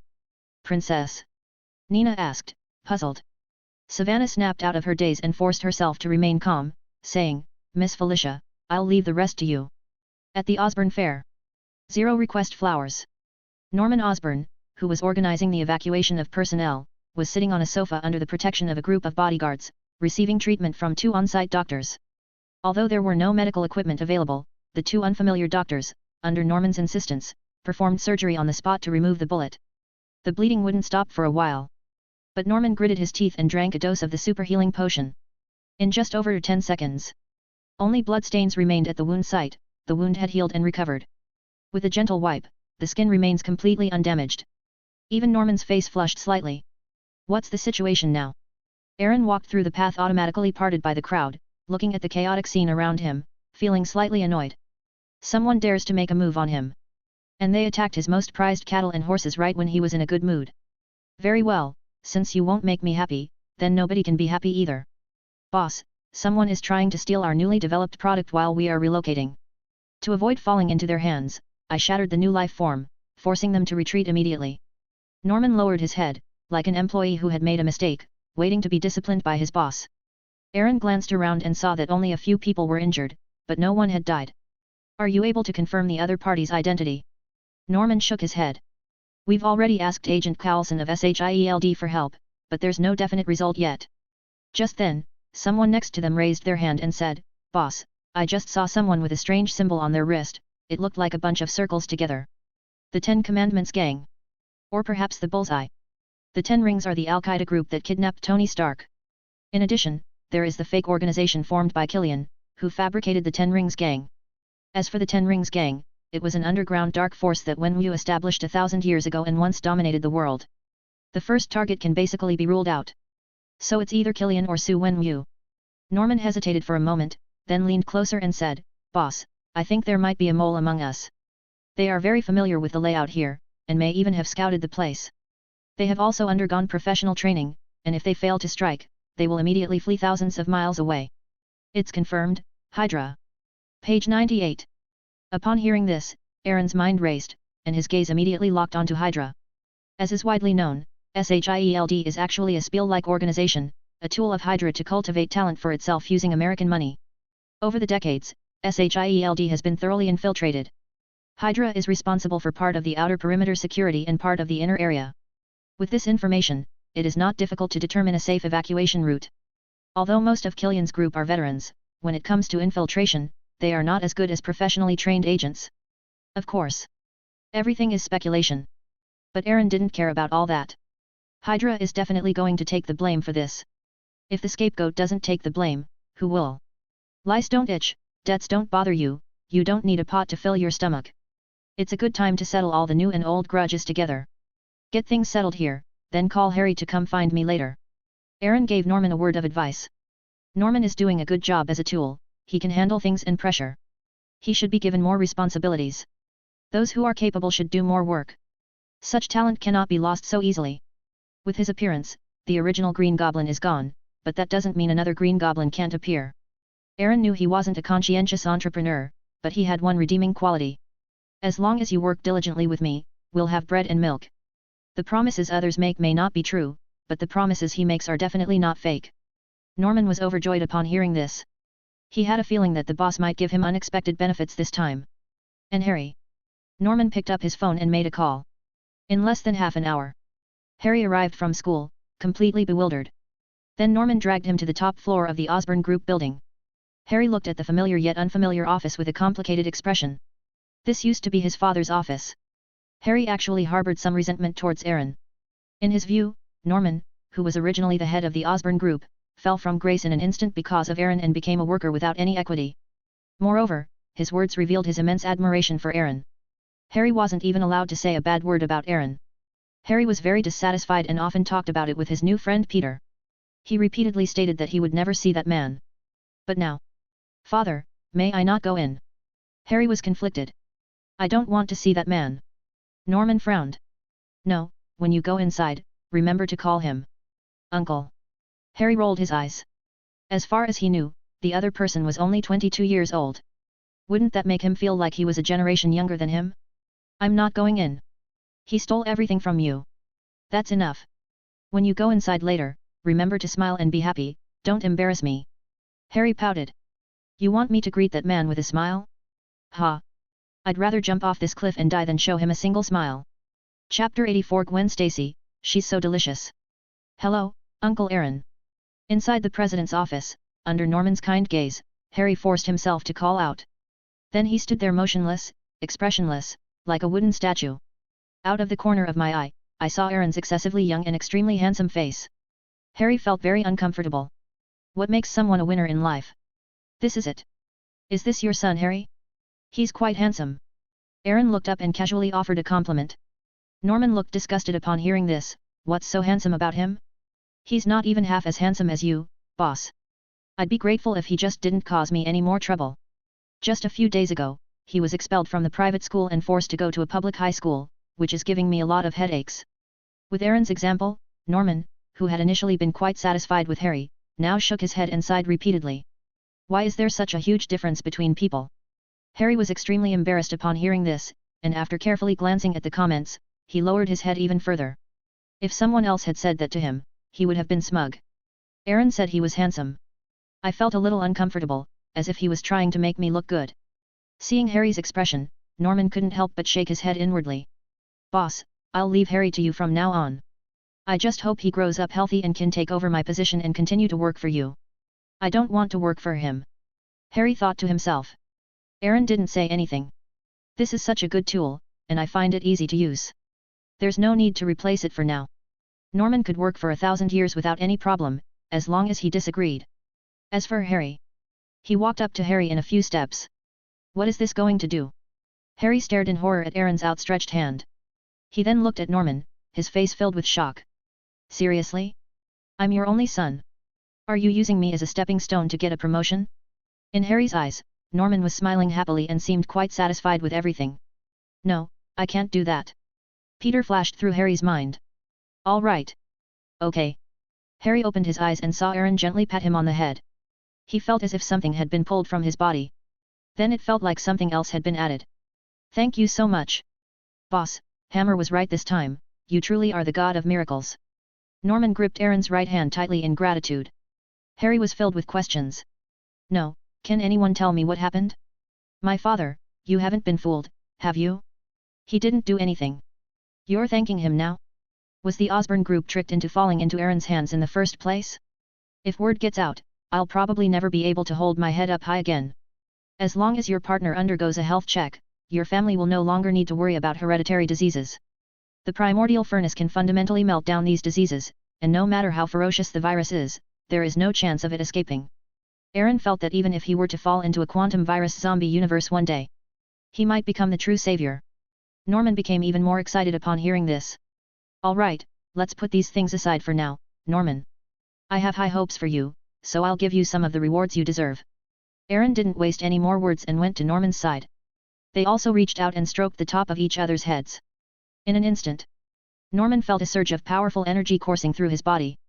His body, which was still somewhat weak due to the gunshot wound, was now full of strength.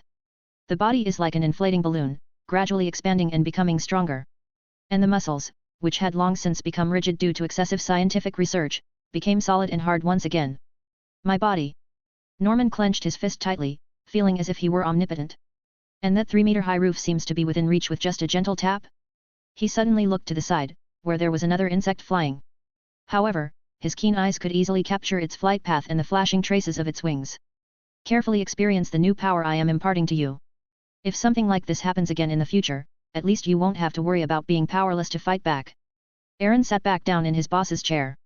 It possesses super regeneration at the level of an axolotl, super strength at the level of an ant, lifting 40 tons and dragging 100 tons, dynamic vision, super sensitivity, and super endurance. The combination of these abilities in Norman is enough to create a superhuman far stronger than the Green Goblin.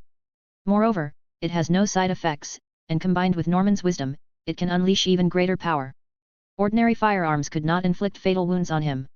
Even if you are shot in the brain, you can recover, although there is a certain chance of losing your memory. After all, it's only a treatment at the level of an axolotl, so we can't expect too much. Harry pouted, pretending to be mysterious. Norman's face was filled with surprise and delight. Super Soldier Serum. Page 99. This is the military version of the human enhancement drug that he once researched. Aaron can turn an ordinary person into a super soldier simply by gently stroking their head. This boss. I love him. Don't worry, boss. As long as I'm alive, I will definitely manage the Norse group well for you. Faced with such a grand gift, words are utterly inadequate. Norman knew he had to prove his abilities through his actions. Harry, hurry up and thank your Uncle Aaron. Norman said something with a stern face, and Harry could only thank him helplessly. Aaron waved his hand. Norman immediately pulled Harry out. Hearing the door close, Aaron, who was deep in thought with his eyes closed, tapped his fingers on the solid wood table. It's time to improve the skills of my women. Aaron thought to himself. Although he now possesses a wide range of abilities, including omniscient vision, super hearing, and spider sense, etc. Even if his women are in danger, he can sense it immediately and arrive at their side. But don't be afraid of 10,000, just be afraid of the eventuality. If they are capable themselves, then they are safer. If they travel to other universes or special spaces in the future, there is no need to worry too much about their safety. Aaron sent text messages to each of his women. Then he called Barbara Morse. Darling, I miss you. Don't be ashamed yet. Contact Baldy. I need to have a serious talk with him. A bald head. Barbara was taken aback for a moment, then realized what Aaron had said and immediately agreed. So, darling, the location is, right here. Barbara licked her lips, she was missing Aaron's homemade milky ice cream. Aaron nodded. You can arrange it as you see fit. Okay. Barbara hung up the phone with great joy, glanced around, and felt something was missing. Oh right, we're out of stockings. She used them very frequently, tearing up several pairs each time, mainly because the stockings from that brand were of poor quality. But Barbara likes this kind of thing. I went shopping full of anticipation, and then I remembered to contact Nick Fury. And on the other side, there was another knock on Aaron's office door. Enter. Connors came in with a document, looking somewhat embarrassed. Boss, I have an invitation letter from Imperial State University here. They would like to organize some students to visit the Osborne Group. Connors placed the invitation in a list on the table. Empire State University. They have in-depth collaborative research with the Osborne Group, and Dr. Otto previously worked at the university. Upon hearing this, Aaron thought he would let Felicia handle the arrangements. It's just a visit, nothing serious. He was too lazy to put his mind to these things.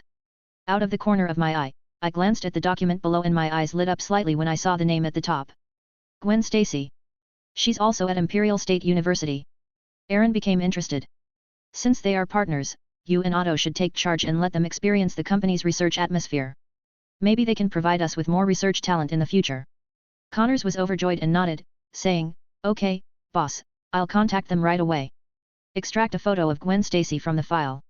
Aaron carefully reviewed Gwen's background and nodded in satisfaction. Excellent, a truly versatile secretary. I, Aaron, love talented people. Considering that Felicia has been working too hard lately, the kind-hearted old man, Aaron, thought of hiring a few more female secretaries to help Felicia relieve the pressure. In terms of ability, how many women are as capable as Gwen Stacy? She's beautiful and capable, unlike those pretty faces. With the intention of finding a bargain, Aaron looked at the remaining daring. Unfortunately, the expected results were not achieved. Think about it too. The world is not lacking in beautiful women, but it lacks women who are beautiful, capable, and have other strengths. Aaron was pondering. After Norman and Harry left, they did not leave the company, but instead headed to the highly secure and important research floor. Harry, still somewhat bewildered, followed Norman, who was momentarily overwhelmed with excitement, downstairs. "Father? Where are we going? Don't talk, just follow me." Norman, barely containing his excitement, led Harry to a secret chamber made of reinforced alloy. This secret room was temporarily converted at Aaron's request to serve as a place for biological experiments. It is not yet in use. But they've already placed a lot of things like sandbags, barbells, and iron plates. Norman had initially wondered what kind of biological experiment would require such an explosion-proof sealed chamber. Looking back now, I realized that the boss was truly far-sighted. As a subordinate, Norman felt ashamed of the doubts that had arisen in his mind. The boss is the boss, how can you possibly fathom his intentions? "Father, what are we doing here? Are you wondering why I'm so respectful to the boss?" "I didn't." Harry denied it outright. Norman shook his head. How could he not know what his son was thinking? One to say one. Anyone who saw his attitude towards Aaron would find it outrageous, and might even look down on him, thinking he was being overly obsequious. Ha, others laugh at him for being too crazy, but he laughs at others for not seeing through him. You couldn't find a boss like Aaron even if you searched with a lantern. "Harry, look at me." Harry looked over in confusion, his eyes widening in surprise. Norman ripped open his suit jacket, revealing his perfectly sculpted muscles. Harry's eyes widened, he knew that Norman had completely given up his muscles after his marriage. He has become increasingly thin in recent years, and looks rather sickly. Harry was just thinking. But then Norman bent down and lifted a barbell marked with a weight of 200 kilograms with one hand. "It's nothing." Norman smirked and released 3 fingers, leaving only his thumb and forefinger, without any effect whatsoever. "Dad, today isn't April Fool's Day." Harry rubbed his eyes and stepped forward to test the color. Without a doubt, this thing is a barbell made of paper, and it actually looks quite realistic. However, Norman, who was full of excitement, easily swung the heavy barbell with just 2 fingers, as if he were wielding a magic staff, while Harry was dumbfounded. The whistling sound shattered all of Harry's illusions. He swallowed hard. This thing, guaranteed authentic?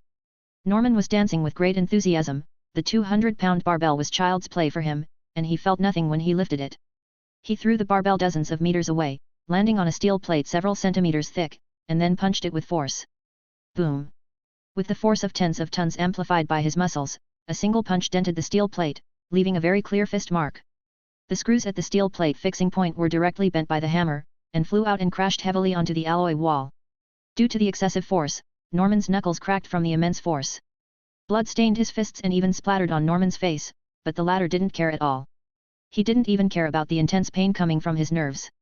He laughed loudly, the sudden surge of power causing a continuous release of dopamine, and he ignored all pain, at this moment he was like a demon. Wow! Dad, you're Superman! Harry was both worried about Norman's mental state and a little agitated. His father is Superman, so isn't he Superman's son? As a little superhero, how should he interact with his classmates? Superman? No, I'm not. Harry, do you see this? This is the power the boss bestowed upon me. Now I finally understand that saying from the Dragon Kingdom, an immortal touched my head, and I received eternal life. The boss we serve is a legendary immortal, a god. Norman was in a state of near madness due to excessive excitement. The exaggerated facial expressions made even Harry a little scared. There's something I haven't told you. Actually, our family has always had some kind of hereditary disease. My father died not long after I was born, and I was originally not going to live much longer. I've been obsessed with researching human enhancement drugs in an attempt to restore my health, but I've failed. At that moment, Aaron arrived. He is the legendary deity who solved the problem that had plagued our family for hundreds or even thousands of years with a wave of his hand. You and I have both recovered our health. And now we have limitless possibilities. Page 100. Norman picked up a towel and wiped away the blood. The wound on his fist had already healed. Super strength, super resilience, super control. And it has excellent dynamic vision. Norman carefully sensed the completely different body. It was unfamiliar, yet incredibly powerful. Even if he perfected the original human enhancement drug, according to the results of experiment simulation 3.9, it would still not be as powerful as it is now. This regenerative ability, it could probably even quickly recover from organ damage. Norman took out blood to perform a comprehensive test on his body. He gave Harry instructions. Harry, you remember this, from now on, our Osborn family will only need to serve one person, and that is Aaron. If there are any others, they must be his women. As for the others, Norman just smiled dismissively. Harry was deeply shocked. The bad news, he's not Superman's son. Good news, his father is loyal to a god among men. He might also become a Superman. Harry silently processed the information Norman had given him. Confused, I reached out my hand to feel that moment from before. It seems like there's something extra inside him. Harry approached the severely deformed barbell. Try bending over. It was very heavy, but he still managed to lift it. Can I lift a 200-kilogram barbell? Harry was surprised, and although it was a bit difficult, he was certain that he had never been a strongman before. Norman laughed heartily. It seems the boss also slightly enhanced your body. Even though you are far inferior to me now, you've still surpassed ordinary people. Harry, the boss values you highly, and I hope you can serve him as well as I do. This is the greatest honor for the Osborn family. This will completely change the fate of our family and our personal fate. Harry was somewhat lost in thought. Thinking of Aaron's overly young face. The thought that he was a god and she was just a mortal swept away all her previous grudges. Actually, calling him uncle isn't necessarily a bad thing. He took a few steps to the side. When he saw the test results for Norman's physical fitness on the computer, he was deeply shocked. Dad, I want to apologize to him and thank Uncle properly. Harry looked up and said with a smile. It smells so good. Chapter 85. You are asking for it? Then forget about it. Nick Fury coughed up blood. In an apartment in Manhattan. Upon receiving Barbara's message, Fury rushed over from the branch office without stopping. However, when he arrived at the apartment, the door was already locked. I knocked on the door, but no one answered. As a secret agent, Nick Fury naturally couldn't just stay outside. This is a safe house that SHIELD deliberately and secretly rented for a long period of time. He also has a key. However, when Fury took out the key and inserted it, the locks have been changed. What is Barbara up to? Fury, his face dark, glanced at the door. The door has been replaced too. It was replaced with a very hard alloy. Next to the door, he found a note. I'm out shopping, I'll be back shortly. Shopping? Fury was shocked. He had rushed over in his Quinjet as soon as he received the call, just to get first-hand intelligence. Barbara acted mysteriously on the phone, leading him to believe she possessed some important intelligence. After calling him, I immediately went shopping. Fury was a little annoyed. Barbara's actions were somewhat against the rules. He waited patiently for more than 10 minutes. At last, Barbara walked out of the stairs happily, carrying a large pile of things in both hands. Hey, you're here. Barbara, completely oblivious to the seriousness of the situation, cheerfully greeted the other person. Could you help me carry these things? Fury took it with a dark expression, and after glancing at it out of the corner of his eye, his face darkened even more.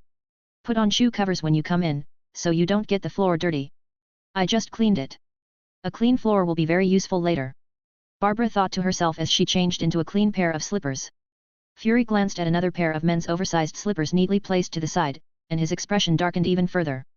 A moment later, with a solemn expression, he sat down on the guest sofa under Barbara's guidance. Barbara, on the other hand, sat on a super luxurious, soft sofa that had just been washed. Fury glanced at the two, his anger rising.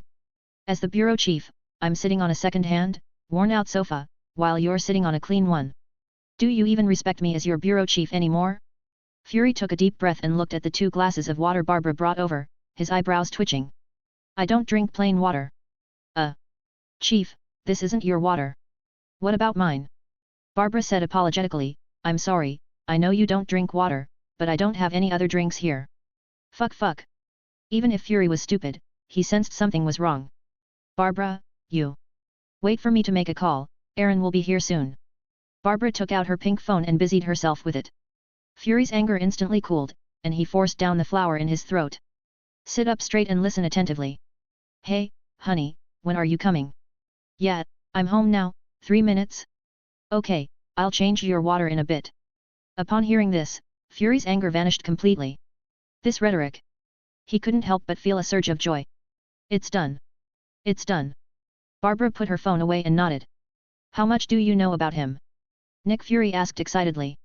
Barbara recalled the length, strength, temperature, preferred posture, sound, diameter. Nodding subconsciously, a lot.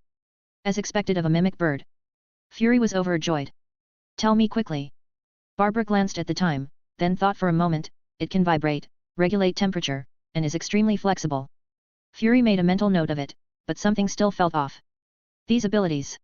He genuinely didn't know, but it didn't seem legitimate at all. He can also fly, teleport, and his methods are very brutal. I listened patiently, and they didn't say anything at all. Everyone knows about the abilities they possess, so what's the point of mentioning them?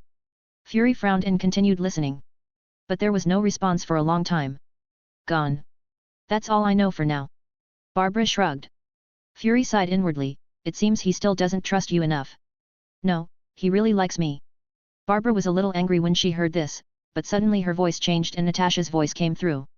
He is the strongest man in the world, driving people crazy and making them unable to resist. Then her voice changed again, becoming another female voice. This is Aaron's love for me, he gave me the ability to imitate any voice. Fury's eyes widened, and Barbara switched to another voice, this time it was Agent Hill. Aaron can grant superpowers to others, but only to one of his closest people. Is this the work of the gods? Fury was secretly alarmed. Page 101. But soon, a thought popped into his head. Isn't this a good thing? If we could place other people around Aaron, wouldn't we be able to get superpowers for free? If you patronize a few more women, you can build an absolutely loyal squad. Isn't this much more reliable than casting a wide net across the world and selecting from a group of uncertain potential criminals? He naturally trusts a group of people who have been trained since childhood more than candidates with compulsive behaviors or personality disorders. Fury subconsciously ignored Barbara's rude behavior towards him. Barbara didn't say anything, but Fury imagined it all. The other party clearly wanted to meet with Aaron, so how could she possibly be nice to another man, even her superior? No normal man would like his woman to be nice to another man, especially a black man, or even to him. Unless he's a bastard. Fury touched his bald head, gaining a deeper understanding of Barbara's actions. Based on previous speculation, Aaron is a god among men, Superman. Perhaps we're looking this way right now. Can't be exposed. Fury wanted to slap himself when he thought about what he had just asked. Great. Miss Morse, I'm here to see you on behalf of your cousin. Barbara was taken aback by Fury's sudden change in attitude. After thinking for a moment, she vaguely knew the reason for his change. My cousin. Yes, your cousin, Miss Sharon Carter, didn't do very well academically and barely graduated from university. She heard you're doing quite well in New York, so she's thinking of coming here to work her way up. Barbara was confused, she didn't recognize Sharon Carter, only Peggy Carter. Barbara is not stupid. She was selected as a special agent after starting her career late in life and graduated with excellent grades in just a few years. Whether it is her personal strength or intelligence, she can definitely be considered an elite among humans. Although I've been dealing with Aaron's inner turmoil a lot lately, making my brain a bit rusty, I can still quickly get into the zone when I'm calm. She guessed Fury's thoughts and was about to refuse, but then she reconsidered, and it seemed that this matter. Barbara said seriously, I happen to have a special job here, but the requirements are a bit high. The applicant must be absolutely clean and healthy and have no bad habits. Clean and healthy words have a heavy intonation. Fury thought for a moment and immediately understood what she meant. He wasn't surprised, many men like this kind of thing. Of course, there are very few people like this in the United States. She might prefer the more promiscuous type. Don't worry, I've looked into it. Although Miss Carter's grades aren't ideal, she's very self-disciplined and a Christian. Sharon Carter certainly doesn't believe in Christianity, but she could absolutely believe. Upon hearing this, Barbara immediately exclaimed happily, "That's perfect. Speaking of which, I'm about the same age as her." Nick Fury understood, we haven't seen each other since we were 22. She is 22 years old now. Barbara was speechless. So I only met her once? Ahem, it's been so many years, I can't wait to see my cousin. I'll talk to my darling about it later. Fury was extremely satisfied. Barbara is reliable. 3 minutes passed in a flash. Aaron directly activated the dark energy channel and entered the room. Honey. Barbara instantly put on a warm smile, snuggled up to Aaron, and led him to sit on the main sofa. Then she offered to change his shoes for him. Nick Fury's brow twitched as he watched. Although he understands, but, do you have to be so humble? You are the pride of our bureau, one of the few high-ranking agents I can trust. Why do I always feel like you are just one of Aaron's countless humble lovers? Oh well, this is the best outcome yet. Mr. Aaron, hello, I know Nick Fury, the director of S.H.I.E.L.D. Aaron, as if he were at home, picked up his water glass and took a sip. I was just about to go to SHIELD to find you. You haven't given an answer regarding what happened before.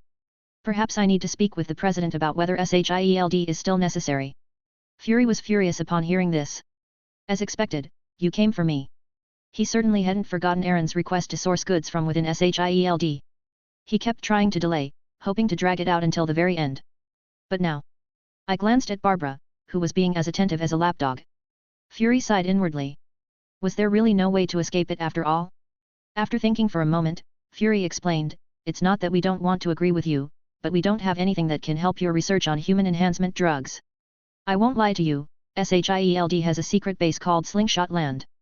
There is a rocket launch silo there that has been in operation for decades. You guessed right. Although SHIELD has collected a lot of things over the decades, those things would be quite dangerous if they fell into the hands of anyone. So the first thing we do when we get them is send them to the land of the slingshot, and then use rockets to send them toward the sun, so that they will sleep in space forever until they are turned to ashes by the sun's flames. So.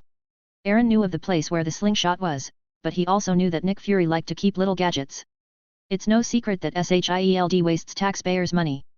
For example, intercepting development funds to secretly build aircraft carriers. Launching some empty rockets is also an option. Aaron just looked at him like that. Nick Fury, let's not beat around the bush. I need to pick some things out. No. Fury said decisively. Really? Then I'll collaborate with others. Fury frowned. They won't cooperate with you without my orders. That's not necessarily true. Aaron chuckled. What do you know? Fury felt that Aaron's words had a hidden meaning. How about this, let's make a deal. I'll tell you some things you're interested in, and you, let me pick out a few 084 items. Nick Fury frowned and subconsciously looked at Barbara. Was she the one who told Aaron about 084? 084 represents an object of unknown origin. It can be an object, energy, or a person. Aaron's file in SHIELD is also 084, Superman. As a US agent, my education does not allow me to do something that betrays national interests. Aaron chuckled. Fury, do you think I'm discussing this with you? Nick Fury immediately sensed something was wrong. Aaron's face darkened. Remember, no one can stop me from doing what I'm about to do. Fury, his face grim, was about to say something. His phone suddenly rang again. Fury tensed up instinctively, vaguely guessing what was going on. Here you go again. Pick up the phone and answer it. Nick Fury, does SHIELD even want to continue existing? Are you ignoring my words? Perhaps I should consider finding a better candidate, like Mr. Aaron. I haven't settled accounts with you for the Hulk and the Abomination yet. Don't disappoint me again, and don't disappoint Mr. Aaron either. Otherwise, you're fired tomorrow. Do. Nick Fury's face darkened, and he didn't dare to say a word the entire time. Because the other party is the president. SHIELD holds a superior position, even surpassing the CIA and FBI, and is directly under the president's jurisdiction. But this also means that if they displease the president, he can really fire them. Fury pinched his nose and replied, I agree. Aaron scoffed, you're asking for it. Nick Fury, didn't you say your education didn't allow you to do something like this? Fury's lips twitched. After all, you're America's rising star. Damn it! How can someone like that become a rising star? Nick Fury is already a rising star, isn't he? Is there any justice left in this world? Dirty politicians. Damn billionaires. Great, I think tomorrow will be excellent. What do you think? Aaron didn't bother with small talk and settled the matter directly. Nick Fury nodded. What could he say? He had no choice but to accept it. By the way, about the deal you mentioned earlier. I'm sorry, you'll need to exchange it for something else. Aaron gave a cold laugh. Fury took a deep breath and said in a kind voice, Mr. Aaron, I think. Wait first. Aaron ate a grape that Barbara had kissed and fed him, snapped his fingers, and a mirror appeared in his hand. Facing Nick Fury head on. Let's get back to normal. I still prefer your rebellious side from earlier. Nick Fury's eyebrows twitched heavily. He didn't know how many times they had twitched today, but he knew that today was the worst day in decades. Page 102. That damn bastard. Has anyone ever told you that chatting with you is boring? Looking at my reflection in the mirror, my face was showing expressions that I couldn't quite control due to my emotional fluctuations. Calm down. Nick Fury, you're the king of spies, how can you be so easily breached? At least, you've successfully planted a spy next to Aaron. Nick Fury reverted to his former rebellious self. Speaking the most cowardly words in the coldest tone. Mr. Aaron, what do you want? People or things? Perhaps you can choose a few things, and we will do our best to cooperate. That's more like it. Aaron smiled. Since you don't appreciate my kindness, don't blame me for giving you the cold shoulder. Then it's a deal. Whatever I want, you have to give it to me. Nick Fury immediately had a bad feeling. Something was wrong, this was a trap. I, the king of spies, have been scammed today. He wanted to take back his words, but when he heard Aaron's next sentence, his expression changed drastically. There's a mole within SHIELD. Impossible. Nick Fury immediately retorted, but the image of the bastard who had given Aaron the fake document flashed through his mind. You know about the Expo attack, right?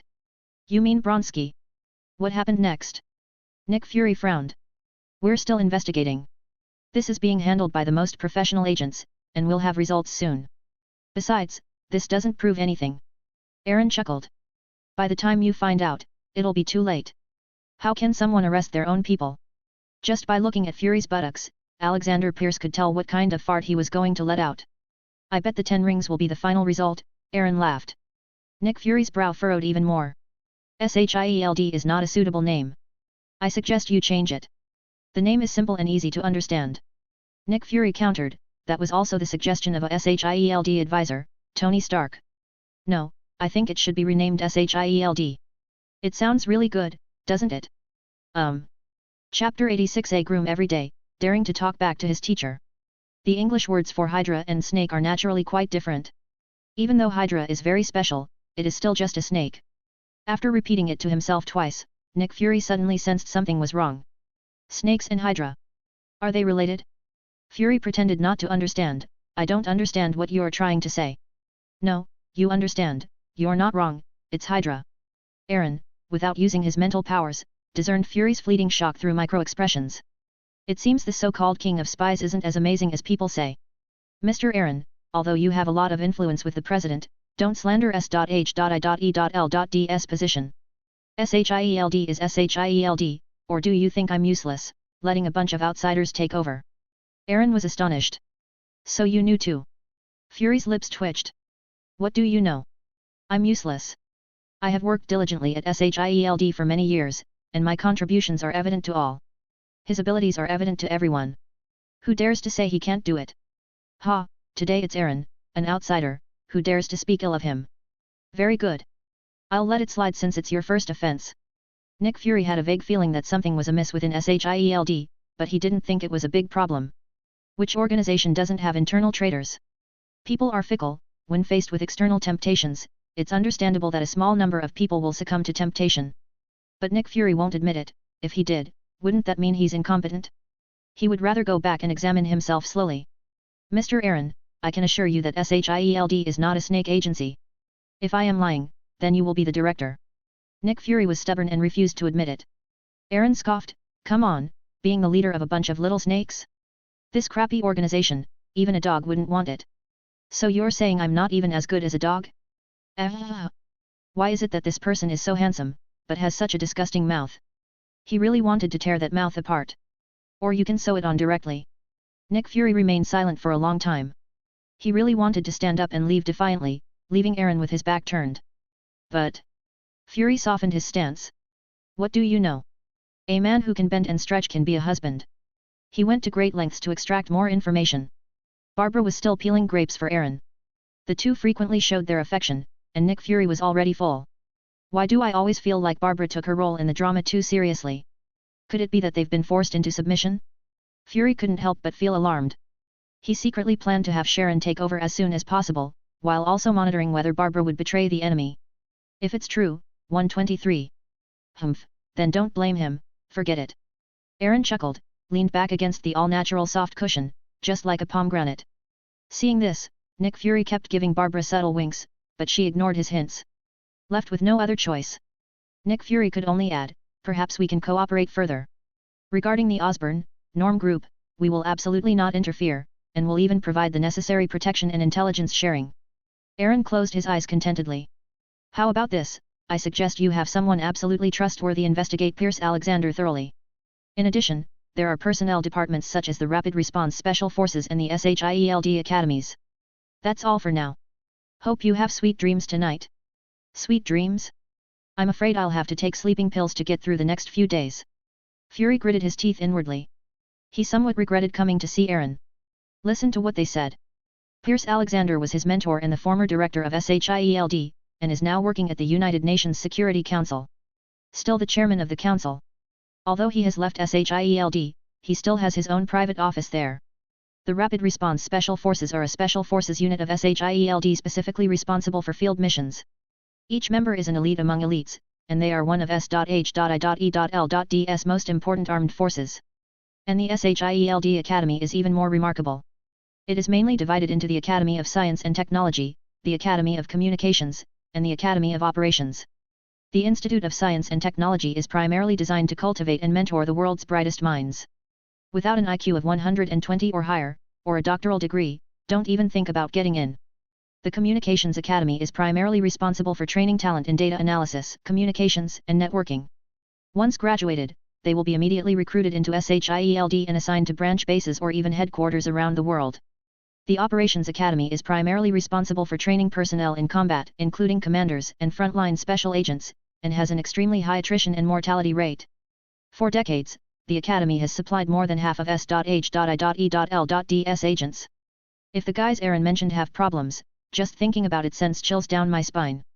There are also other human resources departments that recruit externally.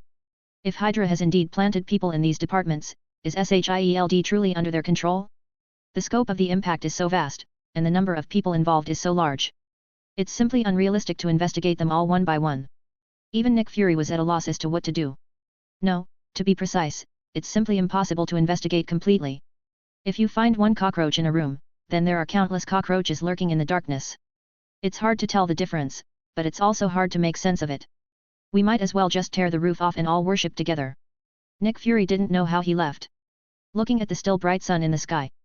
But I couldn't feel any warmth at all, and my whole body was shivering with cold. Is what he said true? Or is he just trying to make me overthink because he doesn't like me? Nick Fury's expression was unpredictable. That's the downside of being a secret agent, even if someone says something unintentionally, or even if it's outrageous, they still have to keep thinking about it and speculating. Whether true or false, it must be verified. If it's fake, it will leave a thorn in your side. Page 103. If it's true. Nick Fury glanced instinctively at the armored car parked on the side of the road. Could it be hiding a bomb? A bus drove by on the side of the road, seemingly heading in his direction. Sir, should we leave now? A bald man wearing glasses walked over, glancing upstairs with a respectful smile. He is Jasper Sitwell, an agent of SHIELD. More importantly, he is also a graduate of the Academy. He is now a level 7 agent of SHIELD with high authority, and is also a field agent at S.H.I.E.L.D's hub headquarters. He was temporarily transferred here due to the Thor incident to assist Coulson. Nick Fury instinctively became wary of him, always feeling that this bald man didn't seem like a good person. He sees problems in everyone now. There are always treacherous subjects trying to harm me. If it were anyone else, Nick Fury would only have some doubts. But the one who spoke was Aaron, the king of gods and god among men. Do you believe what God says? Even if this god was somewhat wicked, he dared not turn a blind eye. Damn it, Aaron is inhuman. Sir. Sidwell still wore a gentle smile. Should we still deploy Quinjet fighters, or? No. Go to 219 West 47th Avenue, New York. This was the headquarters until the Trident building was completed, at which point the headquarters was moved there. However, this base was not abandoned and remains one of S.H.I.E.L.D's most important branches. Nick Fury was about to get into the car when he stopped abruptly. You stay here and wait for further instructions. I'll go alone. Sidwell nodded and watched the other person leave. Fury was genuinely scared. Before getting into the car, he glanced around discreetly, followed traffic rules, and drove around once to check the rearview mirror. They also used the reflective surface of their leather shoes to inspect the underside of the car. Only get on the bus after confirming that everything is okay. It took quite a while before we started eating. Sidwell was puzzled, but not surprised. In the world of espionage, those who aren't vigilant have already taken a one-way flight to heaven. Of course, he might go to hell someday? Who knows? Sidwell calmly adjusted his headset. I'm right here. Everything's normal. While driving, Nick Fury kept a close eye on his surroundings and contacted his most trusted subordinates, instructing them to arrive at the New York base as soon as possible. This includes Agent Hill, who is located in the Trident building in Washington, D.C. As for others, such as high-ranking agents like Sidwell, they were not within his consideration. Don't trust academics. Shortly after Nick Fury left, Barbara was also shocked, but she didn't think about it in detail. She's no longer with SHIELD, but Aaron's woman. More importantly, honey, I've prepared some nice things. Barbara kissed him, turned around, bent down to get the shopping bag, her back facing Aaron, revealing her perfect waist and hip curves. When she bent over, Barbara's long dress clung tightly to her body, clearly revealing her shapely figure. Aaron raised an eyebrow. I've also prepared some good stuff. Aaron snapped his fingers, and a green figure suddenly appeared. This is... Master. The mantis woman looked at the two of them with suspicion. Despite the appearance of a strange woman, Barbara remained calm and continued her previous actions, retrieving the valuable item. A very stylish piece of clothing. Barbara changed into it in front of Mantis. The latter watched the two's actions with a face full of curiosity. Come over. Aaron waved. The mantis woman walked over. Let's play billiards. Put your hands on Barbara's body, lean her body forward, that's the motion. Hold the cue stick properly, and remember to use your skills to get a feel for it. The praying mantis woman was very curious.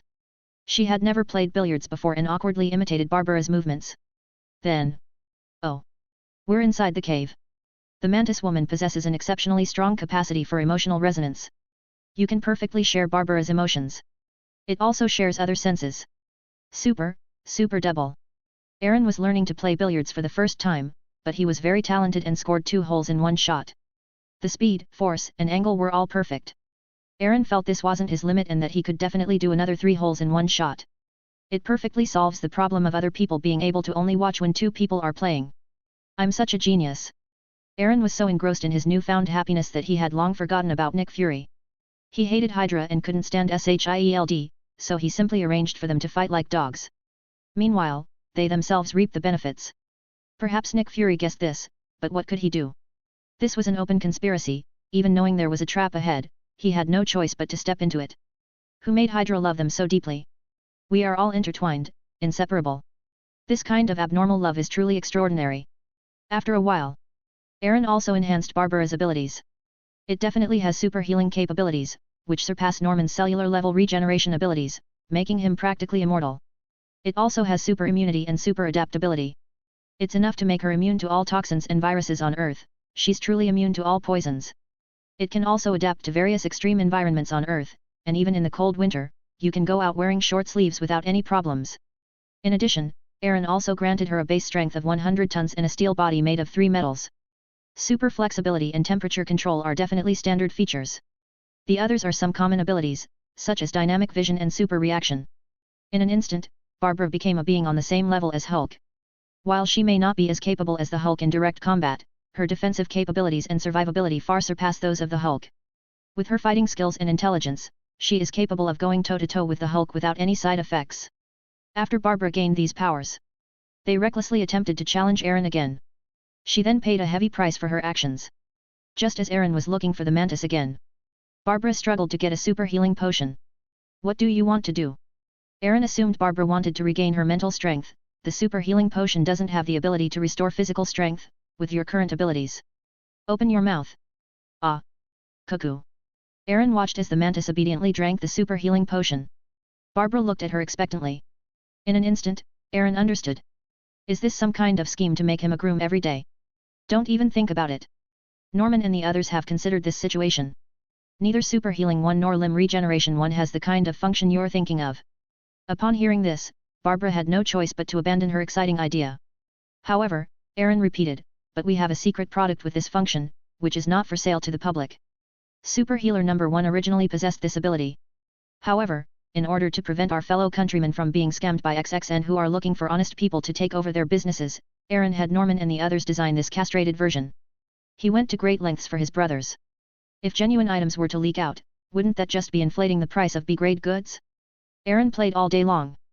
By evening, he then returned to the villa.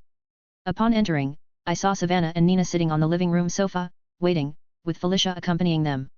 Even Sheen sat alone in another corner. The 4 of them were watching TV, but their thoughts were all different. Brother-in-law, you're back. Savannah came skipping and hopping.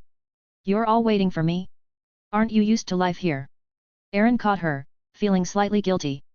Savannah asked, her expression showing some doubt. Page 104. There seems to be a strange smell.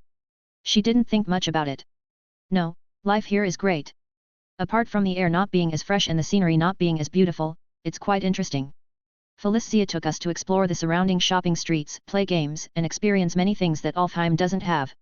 You'll get used to it. If you want to do anything, just tell Felicia and she'll make the arrangements. Savannah and Nina had just arrived on Earth, and everything here was unfamiliar to them. Naturally, a tour guide needs to take them around every day to familiarize them with the area. As for Mantis, Aaron has already instructed Barbara to take care of her. Barbara is, after all, a teacher. Educating and nurturing students is her primary responsibility. In return, Barbara taught the Mantis knowledge, while Aaron taught Barbara how to raise children. It was a reciprocal exchange. Each deal involves billions of dollars. It's just that I occasionally talk back to the teacher regardless of the situation. But that's normal for her students. Boss, while I'm away for the next few days, what about the company? Felicia said with some concern. She wasn't power hungry, she was worried that the company would shut down if she wasn't there. In the past few days, she has come to fully understand Aaron's hobbies. He didn't care about the company at all. Aaron was very touched, this was truly his good secretary. So he decided to teach Felicia the English language today, something Barbara had been teaching her all afternoon. Aaron gave Felicia a look, signaling her to relax. Don't worry, I'll be looking for a secretary tomorrow to help you with the workload. I'm giving you a long vacation these few days. Have a good time, and the company will reimburse all your food and drink expenses. Felicia wasn't jealous, instead, she breathed a sigh of relief. Good heavens, finally someone can help her share the mountain of documents and the terrifying anger of a volcano. Felicia had just breathed a sigh of relief when she noticed Aaron putting Savannah down and patting her on the shoulder. Felicia, there's something I need to talk to you about tonight. Ah.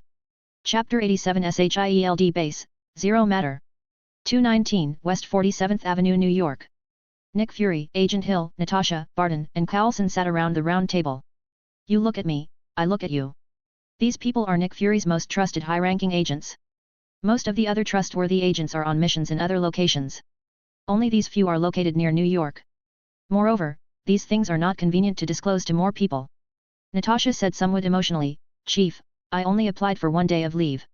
Could I request to change my leave to tomorrow? Nick Fury shook his head. Carlson rubbed his head. Sir, I drank with Thor all night last night, and I'm not quite myself. Could I rest for the night? Nick Fury frowned, he had almost forgotten about this. Anything gained? Carlson sighed, it seemed there was no holiday tonight. Yes, I already know about Aaron's relationship with Asgard. Hill, Natasha, Barton, and the others immediately became serious. Natasha, in particular, was the most upset when she heard that Aaron had become the God King. Why would someone with such a terrible personality rise to a higher rank in just a few days? In less than a month. He went from being the president of the Osborne Group to the King of Gods in an instant. She didn't understand where she had gone wrong. Carlson continued, according to Thor, Aaron is the son of power, wielding the power of the Asgardian gods, and he is also the son of the gods, possessing their power. In terms of his status, he is Odin's brother and Thor and Loki's uncle. So during the Mjolnir incident, Odin invited Aaron to return to Asgard and share Asgard and the 9 realms with him. Carlson paraphrased what Saul had said in a more concise manner. Finally, he hesitated before adding another sentence. However, I noticed that Loki seemed quite dismissive of this statement, but his respect for Eren even surpassed that for Thor. Coulson was somewhat uncertain. But Nick Fury gave a cold laugh. Odin's brother? Son of Bor? It's said that Odin is almost 5,000 years old, right? Thor is also over 1,500 years old. If that's the case, then Bauer has been dead for at least 3,000 years, and Eren is only 22 years old. Is he really Odin's brother? Could it be that Bauer crawled out of the grave and was born? Nick Fury shook his head. He didn't understand how capable those so-called gods really were. However, according to basic reasoning, Odin's words are completely untenable. This is probably just Odin's excuse. As for his true thoughts, Nick Fury didn't think about it in detail because it wasn't important. To outsiders, Eren is the king of Asgard, the king of the Nine Realms. Wait, could it be that Odin values Eren's strength and wants to use his power to intimidate others? Odin seems very old. Can gods die? The thought of this possibility sent a chill down Fury's spine. Did that mean Eren was stronger than Odin? No, it seems we'll have to escalate Eren's threat level again. Damn it, that guy is such a pervert. The others had different thoughts upon hearing this. Alright, let's get down to business. Nick Fury tapped on the table, drawing everyone's attention. This surprised everyone. What could be more important than Azerbaijan and Asgard? Those are legendary gods and 9 kingdoms. Nick Fury understood their thoughts, but there was nothing he could do. Asgard was important, but Shield was facing a crisis. He selectively shared only a portion of the information Eren had provided. A moment of time. The entire enclosed space suddenly became exceptionally quiet. So, what do you think? Seeing that they had almost finished digesting, Nick Fury spoke up. He'll remain silent. Coulson's head cleared up, Natasha's brows furrowed, and Barton, who was looking at his hands, also fell into deep thought. Coulson patted his still slightly flushed face. Sir, when are we to pack our bags and go our separate ways? Nick Fury looked over with a stern face. Coulson shrugged. Sir, if things are really as serious as you say, then Shield is already a terminally ill patient, beyond saving. His meaning was clear. Shield was finished, and before Hydra could make a move, everyone should divide the assets and go back to their own homes. However, under Nick Fury's death stare, Coulson touched his receding hairline and smiled wryly. Okay, I was just making a little joke because the atmosphere was so heavy. Natasha. I'm thinking about where I should sleep tonight. Natasha sighed. Oh dear, my vacation is over. Even if she did, she wouldn't dare to play with it without worry. Who knows if there's a Hydra watching her? Barton. Nick Fury asked a question, then looked at Barton, who was still deep in thought, and then at Hill, who was busy taking out his paper and pen. Fury's eyes lit up when he saw this. Hill, do you have a plan? Hill didn't say anything, but Coulson peeked out and stared wide-eyed. CV. Hill looked up. I'm planning to apply for a job at the Osborn Corporation tomorrow. Everyone. Currently, only the Osborn Group seems safe, so I need to find a new partner in advance. Nick Fury's lips twitched. Are you kidding me? Good grief, I'm telling you guys something, and yet you're all thinking about running away? Coulson and Barton seemed to be deep in thought. The former is considering continuing to cultivate a good relationship with Saul, while the latter is pondering what special abilities he might possess to successfully secure the job. Natasha felt a pang of resentment. Everyone else could choose the Osborn Group, but she couldn't. Alright, now is not the time for jokes. We need to think about what we should do. No one speaks. No matter how you look at it, there's no solution to this problem. How many Hydra members are actually inside Shield? Does it exceed half? What percentage of them are civilian staff and field agents? How do they determine whether the person next to them is a friend or foe? They couldn't even be completely sure whether the 5 of them could fully trust each other in this small space. Page 105. Hydra had been lying in wait for at least several decades. They probably had already gone undercover long before they joined Shield. From this perspective, everyone present is a suspect. Nick Fury took out a document and handed it to everyone. Shield Communication Protocols. If I am attacked, you should inject me with tetrodotoxin B immediately to lower my mental state and induce a state of suspended animation. The enemy is in the dark while we are in the light. We must turn this situation around in order to turn defeat into victory. This was a temporary solution that Nick Fury had racked his brains to come up with. On the surface, he can use more resources, but his every move will be noticed by those with ulterior motives. This also meant that he was unlikely to make any further arrangements. He had actually considered collaborating with Eren. He thought about it for a long time and realized that this was Eren's open scheme. He wanted to put himself in direct conflict with Hydra. Kill someone with a borrowed knife? No, Aaron didn't need to do that. Perhaps he simply wanted to have some fun. Coulson hesitated, then said, I think we can think of a better way. For example, seek Aaron's help. Barton shook his head, he won't agree. There was something else he didn't say. Because Nick Fury deliberately delayed repeatedly, the things that had been agreed upon long ago were never fulfilled. This also means that cooperation between the two sides may be minimal. Nick Fury understood this principle as well. He was filled with remorse. If he had known Aaron was this freak, he would never have deliberately delayed. Hill, where are those things? Nick Fury asked. Now that the crux of the problem has been identified, the best solution is to mend the relationship between the two parties. Even if we can't get Aaron's help, it's okay. All they need to do is ensure that Aaron's relationship with Shield is better than that with Hydra. Upon hearing this, Hill, who was engrossed in writing his resume, pulled out another document and handed it over. Nick Fury looked around, these were all S.H.I.E.L.D.'s treasures. Countless precious lives of outstanding agents have been lost there.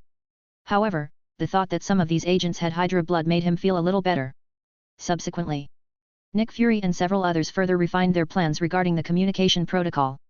This conversation lasted all night. The next day, Fury, Coulson, Hill, and Natasha stood in the doorway, all sporting dark circles under their eyes. He stared intently at the door. Coulson glanced at the time, it was exactly 9 o'clock. Sir, he said he would come today. Nick Fury said with certainty, if he says today, then it's today. Is it possible that it's afternoon? Coulson felt a bit dizzy. He spent the whole night drinking with Thor and Loki, and apparently even picked up a girl? Then he was called back to discuss things all night. As Coulson entered middle age, he felt increasingly powerless and began to feel that he couldn't hold on any longer. Fury shook his head, according to his schedule, he usually doesn't do anything productive in the afternoon. Or, Aaron never does anything productive. The group waited, and before they knew it, 10 o'clock had passed. Just as the group was beginning to doubt whether Aaron would arrive in the afternoon, the figure, like a savior descending to earth, finally came into view. The group breathed a sigh of relief at the same time. This gentleman has finally arrived. As soon as Aaron stepped one foot through the door. Welcome, Mr. Aaron. Natasha, Coulson, and the others laughed. Aaron was surprised. What are you guys doing? He looked around and then withdrew his foot. Then they stepped back in. Welcome. When did Shield become a supermarket? Nick Fury felt the faint gazes cast upon him from the hall and coughed twice. Mr. Aaron, what you need is inside. Please follow me. Although he is thick-skinned, this excessive flattery is still too shameful.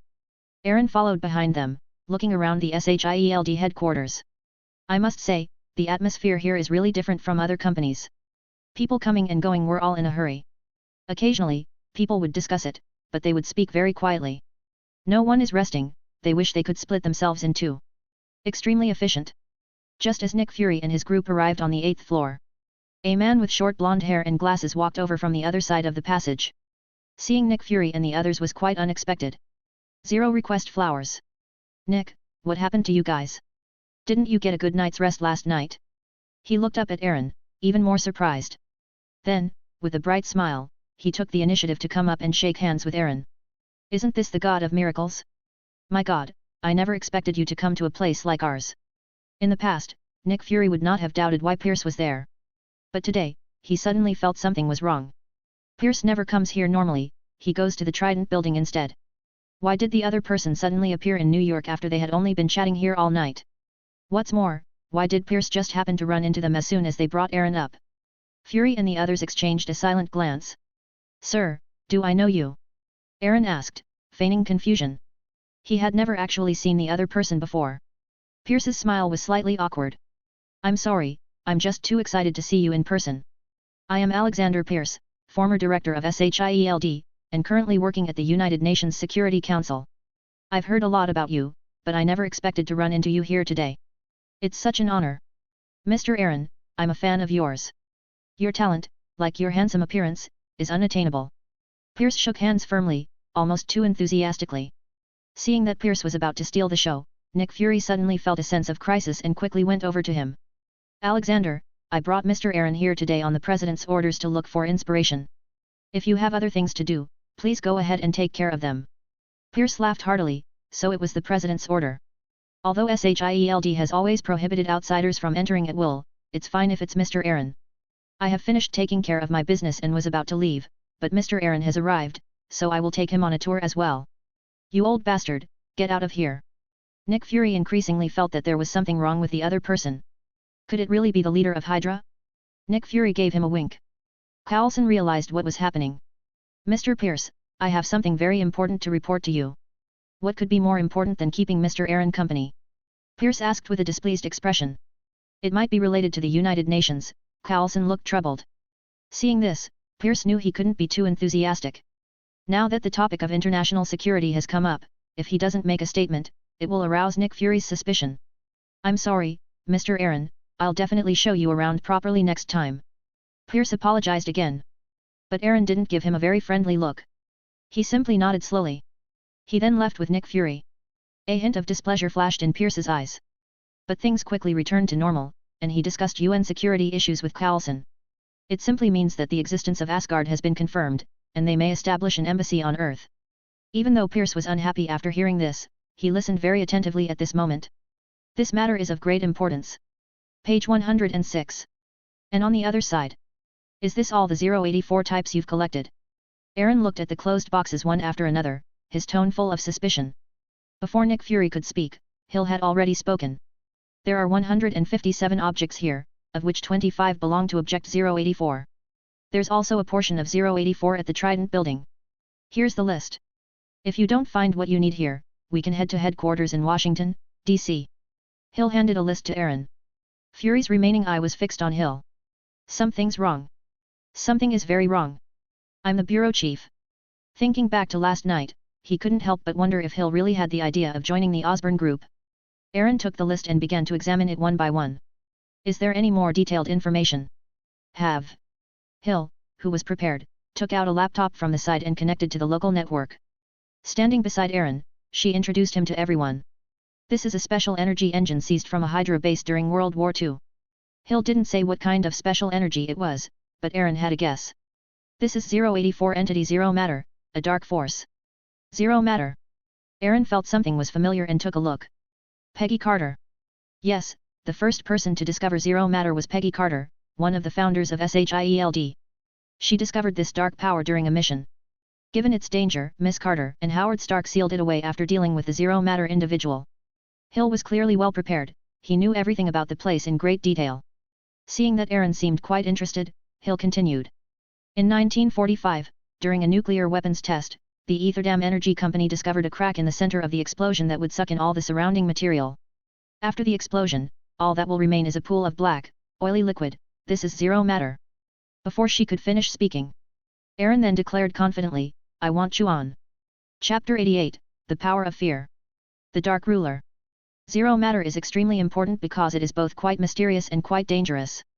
If Howard Stark hadn't developed the gamma ray cannon and closed the Zero Matter gate, the consequences could be disastrous. Such a dangerous thing should be sent to the land of slingshots and thrown towards the sun. But clearly, Nick Fury is not as sanctimonious as he claims. Hill looked at Nick Fury. This is a very special item, even within 084, and she has no authority to make a decision about it. So, they finally noticed me, the bureau chief. Nick Fury glanced at the laptop, meeting Aaron's unwavering gaze. He remained silent for a long time. This doesn't seem to be a key ingredient for making human enhancement drugs. Nick Fury wanted to make a final push. I suggest you look at more of its follow-up information, it's dangerous. Once you touch it, the human body may transform into a special quantum state, which is formless and intangible. Furthermore, it can influence and alter a person's will, driving them insane and ultimately leading to self-destruction. The harm of zero material doesn't stop there, it also absorbs a person's life force, absorbs light, assimilates them, and can even transport them to an unknown dark world. Aaron didn't waste any words with him and directly picked up his newly bought phone, which didn't even have a SIM card. No, you're doing it again. Seeing this, Fury had no choice but to back down. Okay, I'll take you there. Zero Matter is not here. Instead, it was stored by SHIELD in a special glass container. It appears as a black liquid in the real universe and is suspended in the air, somewhat like a black version of the ether particle. It's not very big, about the size of a fist. This is a piece of the remaining Zero Matter that we later discovered. We don't have a second gamma ray cannon, so we have to keep it here. Nick Fury made a final attempt to justify himself. How do you plan to take it away? I'll reiterate, it's dangerous. Before Fury could finish speaking, Aaron had already arrived next to the glass container. He seemed to vanish into thin air, ignoring the glass, and walk straight into the container. Fury's next words came to an abrupt end. This ability, why does it seem somewhat familiar? Passing through walls? Invisibility? Blurring out? It looks like a ghost.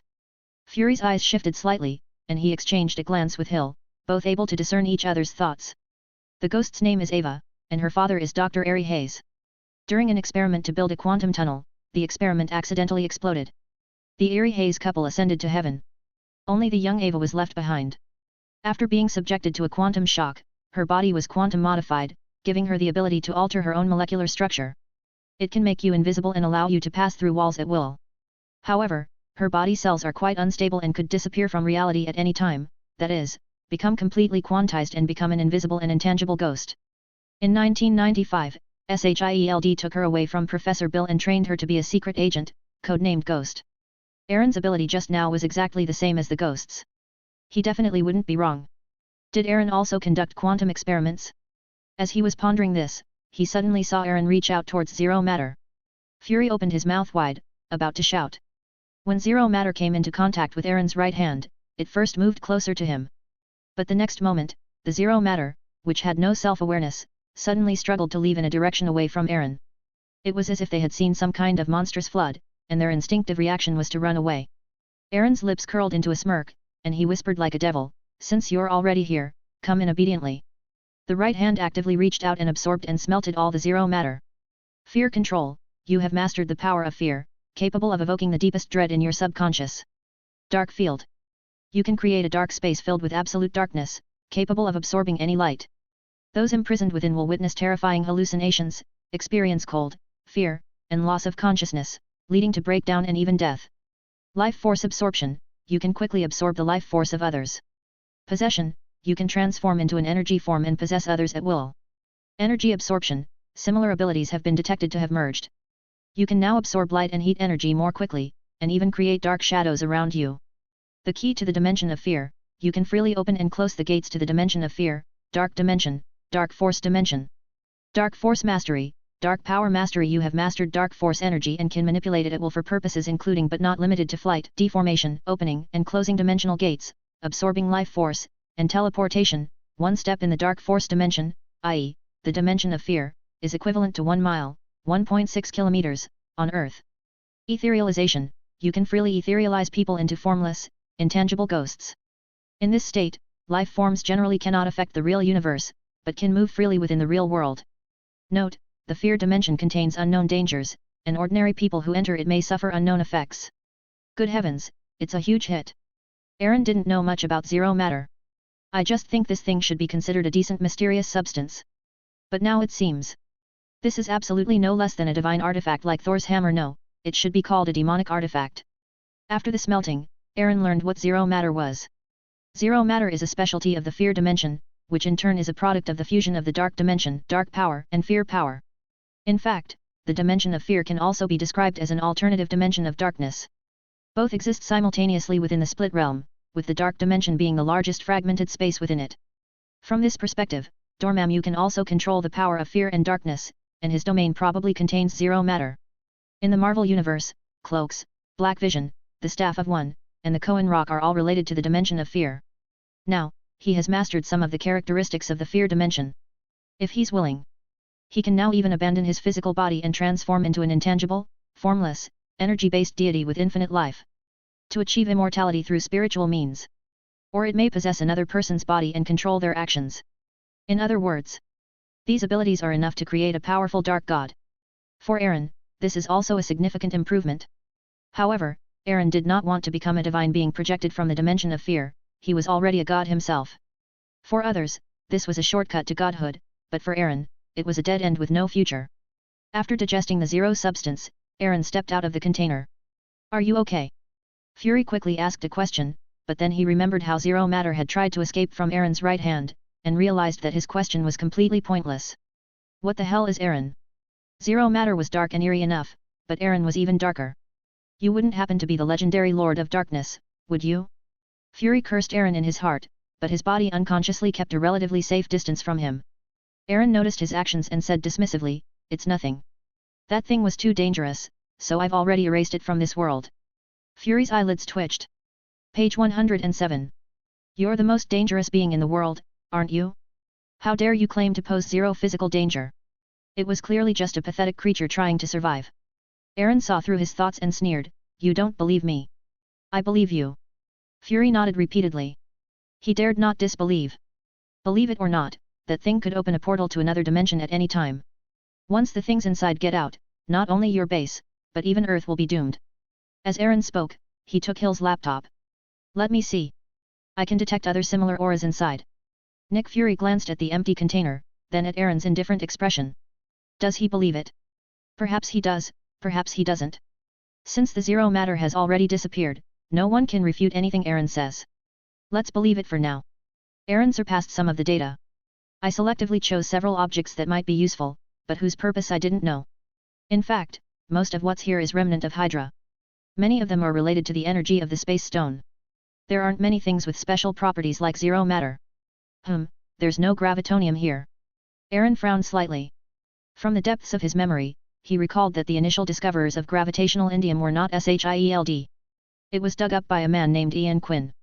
Gravitonium is a very rare element that can create a gravitational field when electricity is applied, thus enabling the development of anti-gravity technology.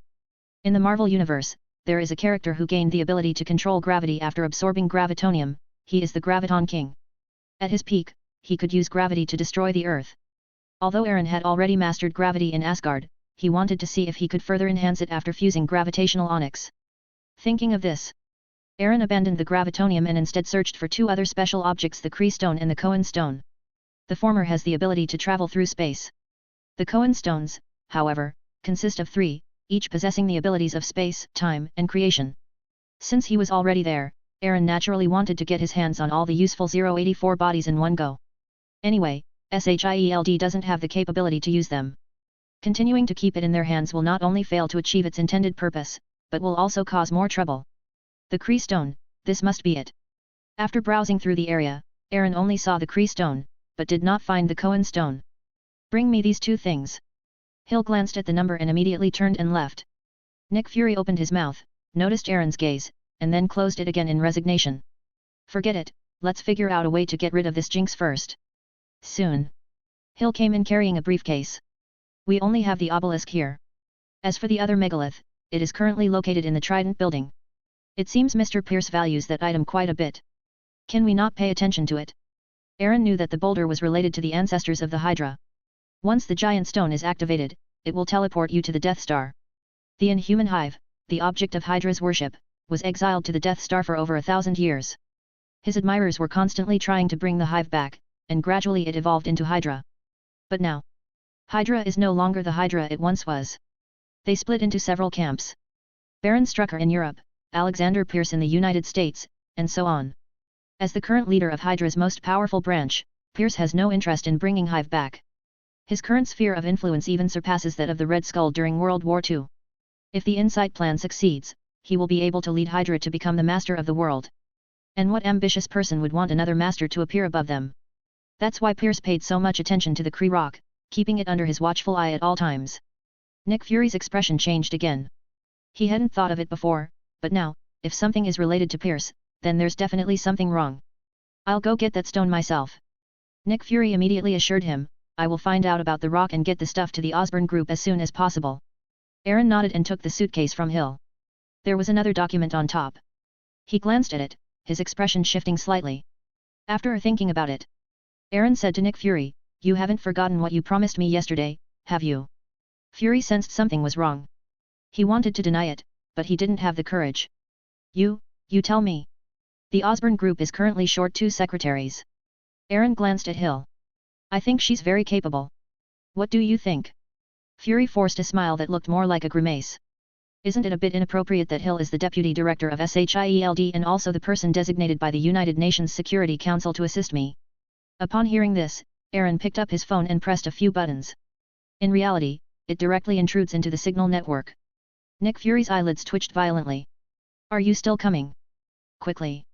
As his cell phone rang, Fury slowly answered the call. Yes, that's fine. No problem, I'll arrange it right away. I'll absolutely meet all of Mr. Aaron's needs. I promise. Put down your phone. Fury looked at Aaron with a helpless expression. How come a god like you comes to Earth and only learns the dregs of culture? They've mastered the art of using power to intimidate others on Earth to an unparalleled degree. Is it going to work? Aaron said with a half-smile. Fury nodded. I'll have someone arrange Hill's resignation immediately. Fury wanted to refuse, but Hill's abilities were undeniable. He was undoubtedly the best administrative deputy and had helped him handle many troubles. But what could he do? He was desperate too. I called him just now and he was still the president. But it's different from before. This time, the president represents not only the United States, but also the will of the other 4 permanent members of the UN Security Council. They bypassed Alexander Pierce of the United Nations Security Council and directly intervened in S.H.I.E.L.D.'s personnel arrangements. Normally, SHIELD is a direct agency of the United States. But in fact, from its inception, SHIELD has been under the jurisdiction of the Allied forces. Later, in order to obtain global special operations rights, SHIELD naturally came under the management and supervision of the United Nations. Otherwise, how could a purely US-based organization arbitrarily carry out armed missions in other sovereign states? He couldn't resist the US president alone. Moreover, this reflects the overall will of the United Nations. He's the real Alexander. Life is tough, Fury sighed. Very good. Aaron was 1.5 points satisfied. Taking someone away without using force, that's the ultimate skill. Hill, take everything I need. As for the rest, I'm sure Fury will take care of everything. Aaron dusted himself off and left. Sorry, Fury, I'm Aaron's man now. Hill shrugged and immediately followed Aaron's pace. Even she was somewhat surprised. Hill hadn't really decided whether she wanted to leave SHIELD, but she hadn't expected Aaron to be so powerful. She wasn't given a chance to think it over before the matter was decided. Now, regardless of the circumstances, leaving SHIELD is a done deal. The higher UPS have already spoken. Are we supposed to let them change their minds so easily? Damn it, what a bunch of incompetent teammates. Nick Fury was so angry that he started cursing. Not afraid of godlike opponents, but afraid of pig-like teammates. Your Majesty, why have you defected to the enemy? Carlson and Natasha then walked in from outside. He hurriedly said, Commander Hill, she's Aaron's now. What? Page 108. Looking at the warehouse that looked like it had been robbed, and then at Nick Fury who looked like a raging bull. The two promptly shut up and left. They exchanged a glance and both saw the same meaning in each other's eyes. Aaron, don't mess with him. The other side. Aaron sat in the back seat. Hill quickly got into character. Boss, where are we going? Osborne. Aaron thought about it and decided to get down to business. At the very least, Hill needs to get to work immediately. The group company is still very busy lately. With Felicia gone, Norman is unable to make decisions, and it is difficult to operate normally without a leader. Hill's driving skills are quite good, it's clear that she practices regularly, given her high position. Aaron felt the car was going fast and the ride was smooth throughout the journey. Praise. Aaron then opened the suitcase, revealing the object inside, an obelisk. Chapter 89, 5 Sun Cores. I'm furious. Aaron did not take Hill's presence into consideration. He reached out with his right hand to touch the obelisk. Wait, this thing is dangerous. Hill slammed on the brakes and came to a stop on the road. According to reliable intelligence, at least 100 people have died from petrification after touching this substance. We haven't figured out its... Aaron ignored what Hill was saying. Although he did not fuse skies and human genes, it does not mean that he would fear the petrifying power. He is an ultimate life form. They are naturally immune to over 99% of the negative effects in the universe. Moreover, having combined the powerful characteristics of a celestial being, an Aesir physique, and the survival of the fittest, his body possesses strong magic resistance. Are you still afraid of petrochemicals? Even if this thing is technological, how could it possibly surpass the primordial forge? Under Hill's worried gaze, he approached the obelisk with his right hand and devoured and melted it without any hindrance. Petrification. You can petrify life forms that do not possess inhuman or Kree genes. The petrification effect is affected by the opponent's strength. Genetic evolution, you can activate the alien genes within your body, allowing them to evolve. Well, compared to zero matter, the properties of the obelisk are practically useless. Aaron guessed that this level of petrification ability would only work on beings below the level of gods. But it's not a big problem. His body is being continuously strengthened. In particular, the energy absorption is further enhanced, absorbing the surrounding energy like a whale swallowing its prey. Aaron's body temperature was several degrees lower than the rest of his body. When his body absorbs enough energy and reaches a critical value, he will achieve a glorious evolution. At that time, his inherent characteristics will also be enhanced. This is the power of infinite evolution. The strength of the characteristic is not important. All his traits will be continuously enhanced as he evolves. Until one becomes omniscient, omnipotent, and all-powerful. Hill looked at Aaron as if he were a monster. Then he quietly focused on driving again. Seeing that Hill didn't ask, Aaron didn't bother to explain anything. Then he picked up the other boxes that were placed to the side. Open them one by one. Aaron continued to absorb and refine. Aaron then mastered a special kind of energy. That is, the isotopic energy of the space stone. After this elemental property was incorporated into the core of the eternal phoenix, the little sun became even brighter. The power it emitted was even more terrifying. Feeling the more active cells. Aaron's lips curled slightly. This feeling of getting stronger every single second is just amazing. He doesn't even need to deliberately exercise or absorb nutrients. Even while he was sleeping at night, he was getting stronger. Perceive it carefully. Aaron discovered that his cells had undergone a dramatic change compared to a week ago. Each one is incredibly full, each one radiates boundless vitality. The energy inside seemed to be overflowing. How to say? He felt that the energy contained in every cell of his body was now comparable to or even surpassed that of Tony's first-generation arc reactor. It's not far from being a second-generation reactor. And his own physical strength. It has probably reached a point where it is difficult to detect with current technology. Perhaps even the world's heaviest aircraft carrier would be like a toy in his hands. Aaron thought for a moment and tried to use the primordial furnace to create a second eternal sun core and put it into the second cell. His body temperature suddenly rose several degrees. But soon, the energy emitted by the little sun was devoured and absorbed by countless cells. The body returned to normal. Hill glanced in the rearview mirror and saw Aaron deep in thought with his eyes closed, then turned back and continued driving. But soon, the temperature inside the car rose several degrees. Hill was puzzled. Open the car window. It finally cooled down a bit. But when I glanced in the left rearview mirror, I noticed out of the corner of my eye that Aaron seemed to be glowing all over. Blinked. Aaron returned to normal. This puzzled Hill. Something's not right. Hill, ever vigilant as an agent, sensed that Aaron was undergoing some unknown change. But Aaron didn't say, and his subordinates were absolutely forbidden to ask. This is her experience working at SHIELD. I don't know if it's an illusion. Hill always felt that Aaron had a more profound and robust aura. At that moment, she felt like the sun in the sky. It inspires a sense of awe from the bottom of one's heart. The fifth one. Just put it on your forehead. Aaron released 4 extra eternal phoenix cores in one go. They are located in the middle of the left and right hands, the middle of the left and right feet, and the forehead, respectively. The brain consumes the most energy in a person, and Aaron is no exception. While the body continues to strengthen, his brain needs to absorb more energy every moment in order to evolve to a more perfect state. This requires a massive amount of energy. After all, he now possesses too many abilities, and once he evolves, it will be a comprehensive evolution. But after placing a total of 5 eternal phoenix cores, Aaron discovered that at the current cellular level, it was already difficult to digest excess energy. If another one is released, his body can withstand it, but the excess energy released through his body will cause unpredictable damage to the outside world. For example, turning New York into nothingness in an instant. The temperature in the area centered on him could rise by several hundred degrees. We need to wait a little longer, until the cells are further strengthened, or energy absorption is further improved, then we can place more miniature suns. Aaron thought to himself, in order to prevent excess energy from dissipating. He deliberately closed his pores. In conjunction with other abilities, he controls the power of the little sun within his body. Otherwise, Hill was the first to suffer. I'm so full. But this feeling is amazing. He is getting stronger every moment, his evolution speed is more than 10 times faster than before. One day of his work is probably equivalent to more than 100 days of Henry's work. No more, no less.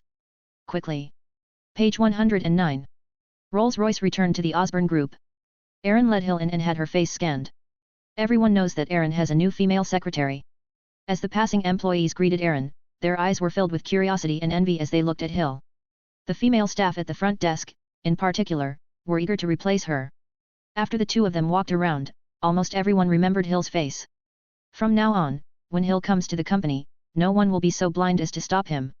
I've already had Norman take care of your onboarding file and documents. Now I'll take you to the next office location. The company is expanding rapidly recently, and there's no time to train new employees, so you'll start getting used to the work today. Any questions? No problem. Hill looked confident. The data she was in charge of at SHIELD came from all over the world. She also has a dedicated, extra-large office to better handle various data and information.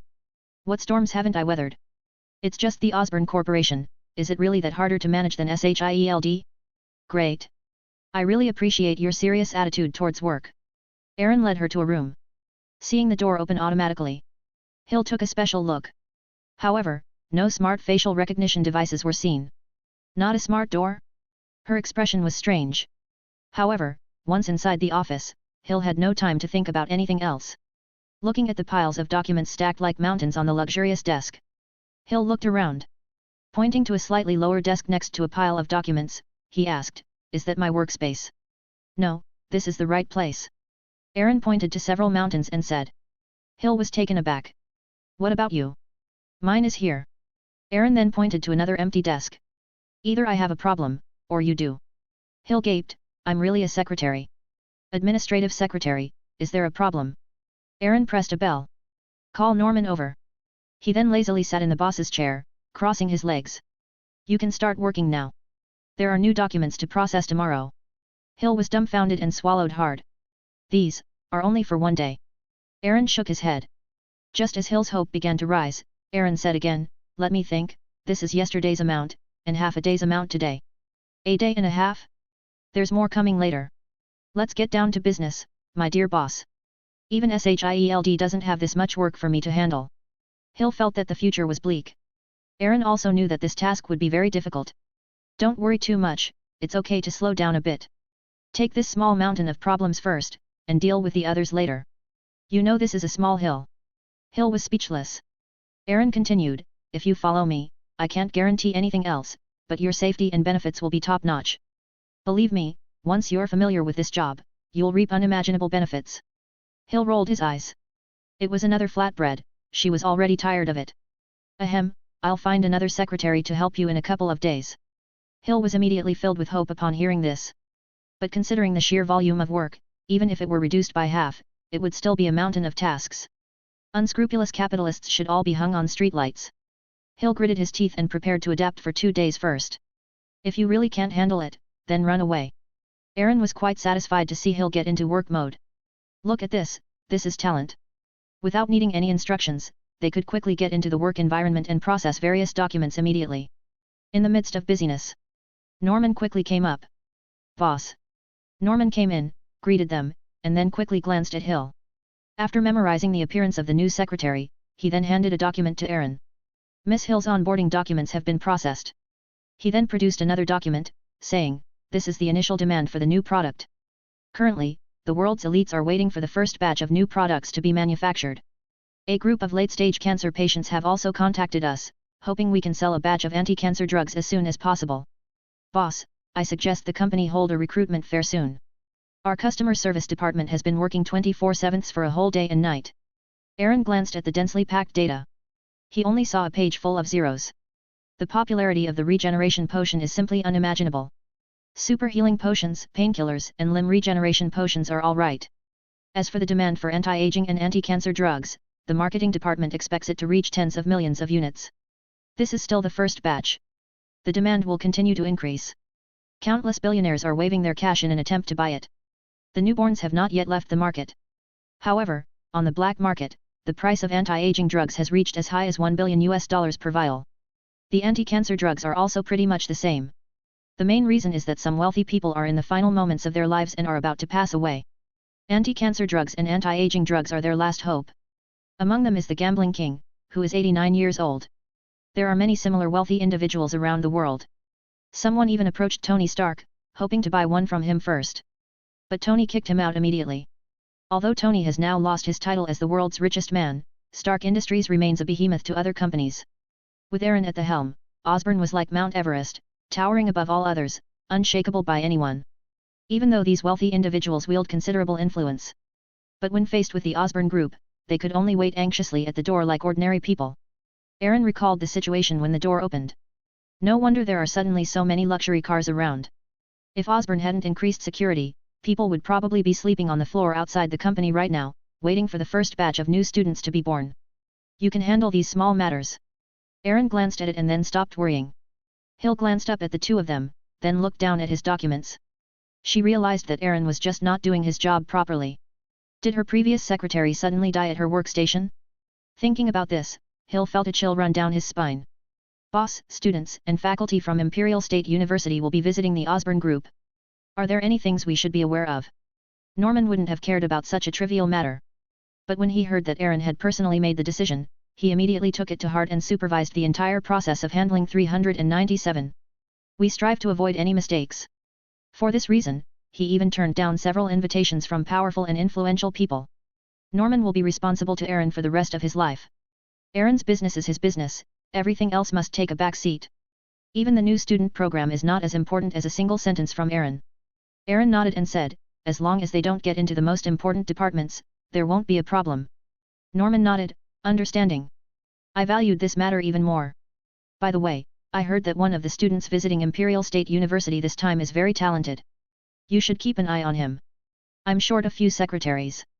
Norman suddenly realized. Boss, I understand. I'll go down and select right away. Page 110. Hill pursed his lips, then buried himself in his work. Aaron nodded in satisfaction, dealing with smart people was easy. And one more thing. Find me a man named Ian Quinn who has founded a Quinn Corporation. I need to know his information. Aaron could have gone to find them himself, but he figured he might as well use his subordinates. If you do everything yourself, what's the point of having subordinates? Norman kept this in mind. Just by hearing the name, you know it's a man, you can tell without even thinking that he's a loser. First find the female secretary, then Ian Quinn, and finally deal with the freshman issues. Norman silently arranged the order in his mind and slowly retreated. Aaron then left the office and went to the storeroom. After smelting various plants and animals collected by the Osborne Group to enrich the primordial furnace database, he turned his attention to the biological department. He suddenly realized that he hadn't had a full physical examination in a long time. I recently started working with a personal health doctor. Aaron thought he should go find Wu Jiakai first and examine her carefully, inside and out. It is best to conduct thorough checks in turn to ensure that nothing is overlooked. Aaron also had something to deal with. He's a bit irritable today, we need to find a way to cool him down physically. And on the other side. SHIELD headquarters in New York. Ghost, are you sure you were the only one who survived in your room back then? Nick Fury frowned as he looked at the woman in front of him, who was wrapped in a white uniform. Ava said uncertainly, I asked Mr. Bill, and there shouldn't be a fourth person here besides me. Nick Fury was somewhat uneasy after hearing this. He gestured for the ghost to come forward. Look at this person, is his ability the same as yours? Nick Fury pointed to Aaron in the video. Ava stared wide-eyed as Aaron suddenly blurred and successfully entered the sealed container. She looked at it carefully again and again. His abilities are the same as mine. This is quantum phase capability. Who is he? Ava looked at Nick Fury excitedly. She doesn't care about zero matter, she only cares that Aaron can perfectly control his quantum phase ability without any equipment and without any side effects. He is Aaron. Nick Fury said casually, then fell into deep thought, completely unaware that Ava's eyes were shining. Chapter 90, Shockwave Ability, Gwen and Mary Jane. Biological Experimentation Department. Zhao Halen, Wu Jiakai and Sky were deep in thought around a plant cultivation box. Zhao Halen muttered to herself. Why is this so? This alien plant has absolutely no biochemical characteristics, it's like a pure energy body. Aaron's voice came from outside. The three of them raised their heads at the same time. Their expressions varied. Zhao Halen looked delighted, while Wu Jiakai was somewhat excited. Sky was a little scared, was it time to pay off her debts again? Thinking of Aaron's violent actions, she felt both fear and anticipation. However, the thought that there were now three of them on their side made Sky feel confident again. Yes, it is an energy body. Its genes are beyond the comprehension of current technology, as if it exists on another level. Zhao Halen spoke rapidly, her eyebrows raised, if we can figure it out, then humanity may usher in another Cambrian evolution. I need more. Zhao Halen's voice gradually faded away. Because she saw another, even more dazzling flower appear in Aaron's hand. This is...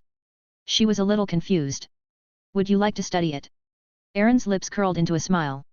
This flower is more perfect and more powerful than the one you studied. It contains the way to become God, he is right here, right before your eyes. Zhao Halen's gaze was fixed on the dazzling plant, moving with Aaron's hand. She nodded subconsciously. Aaron smiled, then looked at Wu Jiakai, Doctor, I feel really irritable today. Norman had clearly done the groundwork beforehand, and Wu Jiakai instantly understood, chuckling lightly. I have methods for lowering fever by gagging the throat and methods for lowering fever internally. Which one would you like to try? As she spoke, Wu Jiakai walked over, gently touched Aaron, and opened her mouth slightly. It was indeed very hot.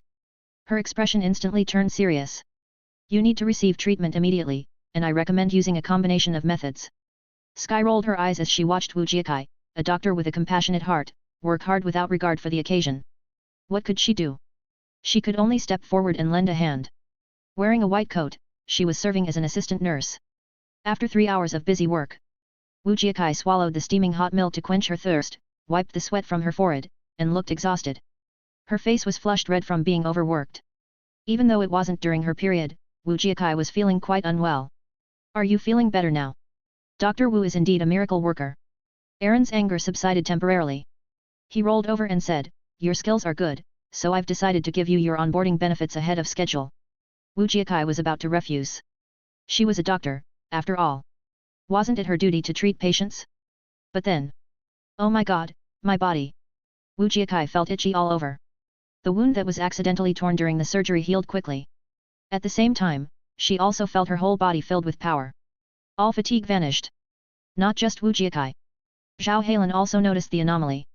Their skin was even whiter, and their bodies had returned to their peak condition. Only Sky. While she gained the same power. A strange power attached itself to her, turning her to stone. What happened to Sky? Zhao Hailan stared at the stone sculpture in surprise. Wait a minute. Aaron stopped the two from getting closer. He could sense the astonishing changes taking place inside Sky's petrified body. Not long after, a peculiar shockwave suddenly blasted the stone sculpture apart from the inside out. Sky emerged from her petrified state unharmed. Tearing away her confusion as she looked at her own hands, she seemed to have just. That's a shockwave, your genetic ability. Aaron began to explain. He walked over to the person who had been torn open and directly plucked out a hair to melt it down. Next moment, a familiar stream of light appeared. Shockwave, you can create shockwaves at will, or use them to trigger earthquakes, while being immune to the effects of any vibration. Hereditary ability. Sky was even more confused. Who are you? Am I a mutant? Aaron shook his head, raised his hand and aimed at a glass bottle in the distance. With a thought, an invisible shockwave was precisely shot towards the target, shattering the glass bottle with a crack. You are not a mutant, you are an inhuman, another person with special genetic abilities. Sky was drawn to Aaron's actions and hesitated for a moment before trying to aim at a glass bottle in the distance as well. With focused attention, the shockwave instantly traveled through a distance of about 10 meters, and almost simultaneously, a series of explosions erupted in front of us. All the glass bottles on one wall shattered. Sky immediately stopped, on the verge of tears. That's it, we owe even more now, including some precious experimental equipment worth at least several million US. It looks like we'll be negotiating a few more deals worth hundreds of millions. Page 111. Make a note of this. Aaron said, as if he could read Sky's mind. Sky looked utterly desperate and eventually gave up entirely. Oh well, we've already discussed hundreds of billions, what's a few hundred million more? There's no need to worry about having too many lice, since we can't fight them off, let's learn to enjoy it. How did you do that? I mean... Aaron tapped it gently. He passed on the ambidextrous fighting characteristic to Sky. This is the octopus's gun-firing coordination ability, which allows it to perfectly execute any action. In addition to muscle control. Even patients with ALS can expect some improvement. If this were a sport requiring technical skill, he would be the Usain Bolt of sprinting, killing the game the moment he stepped onto the field. In a blink of an eye, Sky seemed to have activated her Ren and Du meridians. She felt that every muscle and every cell in her body could move according to her will. She also seems to be able to precisely control the direction of her abilities by manipulating her muscles. This time, Sky aimed at another spot and activated her ability. Although he still didn't achieve Aaron's precision this time, he only destroyed 3 nearby glass bottles at the same time, demonstrating a 10-fold increase in control accuracy. I tried holding my breath again. This time, she had perfect control over the body, and could activate her abilities at will. Oh my god! Sky couldn't believe she could pull off such a miracle. His eyes were filled with shock as he looked at Aaron. What's the point of this? Could it be the so-called blessing of God? Zhao Hailan was deeply amazed by all these changes. It completely violates the scientific framework, the law of conservation of energy, and various biochemical principles. Equally shocked by the changes in her body, Wu Jiakai came to her senses. Yes, this is a blessing, a divine instruction. Wu Jiakai's eyes were filled with adoration. Aaron is a god, my god. Then, your majesty, could you show your great mercy and offer your body as a sacrifice? As she spoke, her lips parted slightly. Sometimes it curls up, sometimes it stretches out, and sometimes it coils into a circle. You wicked monster, take this from me, old son. Lord Aaron was kind-hearted. Even when he encountered a demon, he was willing to offer his own body to help the female demon be saved. He then casually added the ability to fight with both hands to Wu Jiakai's wits. Ambidextrous fighting can not only improve control and coordination. Sometimes, it can unleash even greater power. Sigh. Interesting. Aaron had to admit. These fully formed banshees are indeed very powerful in combat. Unfortunately, there are always people more capable than you, and there's always something beyond your understanding. The next day, Aaron parted the soft, boneless bodies of the 3 octopuses. Seeing that no one noticed, Aaron smiled smugly. In the end, he was slightly better. I glanced at the time, it was already 9:30 am. Aaron hadn't slept all night, but he was still full of energy. He shuddered, and all the dust on his body vanished. With a single step, he appeared in President Osborne's office. And at this time, Hill was working diligently. Hearing the noise, he glanced at Aaron, then lowered his head. Less than 3 seconds later, it suddenly lifted up again. It's rising so fast? When did it arrive? Hill blinked. What are you looking at me for? Get back to work, I have important business to attend to now. Aaron opened the door and left without batting an eye. With the heavy sound of the door closing, Hill was slightly bewildered. He had only worked for half a day and a night, and he was already completely out of it. Had all his agent alertness vanished? Could it be that the pressure is too much and he's having mental problems? Hill looked around and ran to check Aaron's office chair. It was ice cold. After a moment's thought, it dawned on me. What a convenient feature. Then he went back to work hard. And at this moment, the second floor of the Osborne Group. Welcome to the Osborne Group, or soon it will be called the Asia Group. Professor Connors, one of the principal directors of biological research, personally hosted the students from Imperial State University. However, unlike the original plan, besides Imperial State University, another group of people joined the crowd of visitors. They were among the top-performing students selected by Midtown Middle School. Peter Parker and Harry Osborn were among them. There are over 32,000 species of spiders in the world, which are further divided into 3 main groups. All these spiders possess different abilities that help them hunt. For example, this Australian spider has a remarkably strong jumping ability. Peter shared all the knowledge he had with Harry, as if it were his own treasure. Harry, however, was yawning. He wasn't interested in these things. As the former Norman heir, he didn't need to know these things. He only needed to learn how to manage a company and how to deal with people. Of course, now he has changed his focus again, all he needs to do is figure out how to serve the boss. Ahead, Professor Connors glanced at Peter, surprised that the little boy knew so much about biology. When he saw Harry, he smiled and nodded, and continued with his planned explanation. This time, he was quite serious about his preparations. Norman had already explained Aaron's intentions to him. Connors scanned the crowd and spotted Gwen Stacy precisely among them. Miss Stacy. Professor Connors. Gwen was surprised. I need your help with something. Professor Connors kindly picked up a badge from the side. I need an assistant to help me maintain order during this visit, is that all right? Gwen was immediately overjoyed. Of course, I'd be happy to help you. When she took the badge, in addition to her photo and name, it also said Osborne Group Intern. This is. I've reviewed your file. You are exceptionally talented, and the Osborne Group needs someone like you. Connors could not possibly say that this was at the behest of the top boss. Gwen, unaware of the truth, nodded excitedly. Everyone outside was desperate to get in, but there was no way to enter. Gwen Stacy is no exception. Imperial State University's decision to entrust Otto and Connors with this matter was also based on a let's give it a try mentality.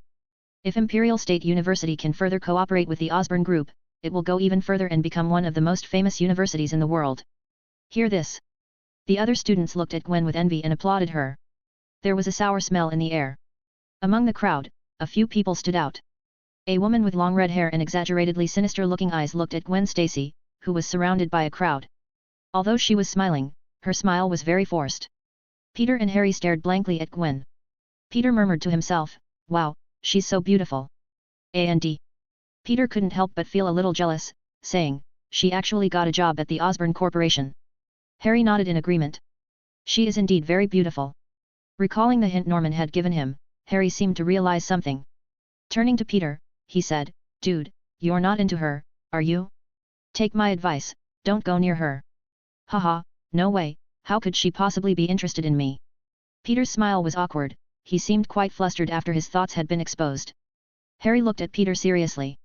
I'm serious, that woman will never be ours. Why? Although Peter was self-aware, he couldn't help but ask at this moment. Harry patted him on the shoulder. Peter, she doesn't belong to mortals, she belongs to God. Harry was more serious than ever before, he didn't want his hard-won best friend to go astray. Although his academic performance was average, he had a keen political sense. It was no accident that Gwen was chosen by Connors to be his second-in-command. Page 112. Gwen walked up to Professor Connors and tried to take the documents from his hands. But Connors wouldn't dare actually assign Gwen any tasks. He shook his head.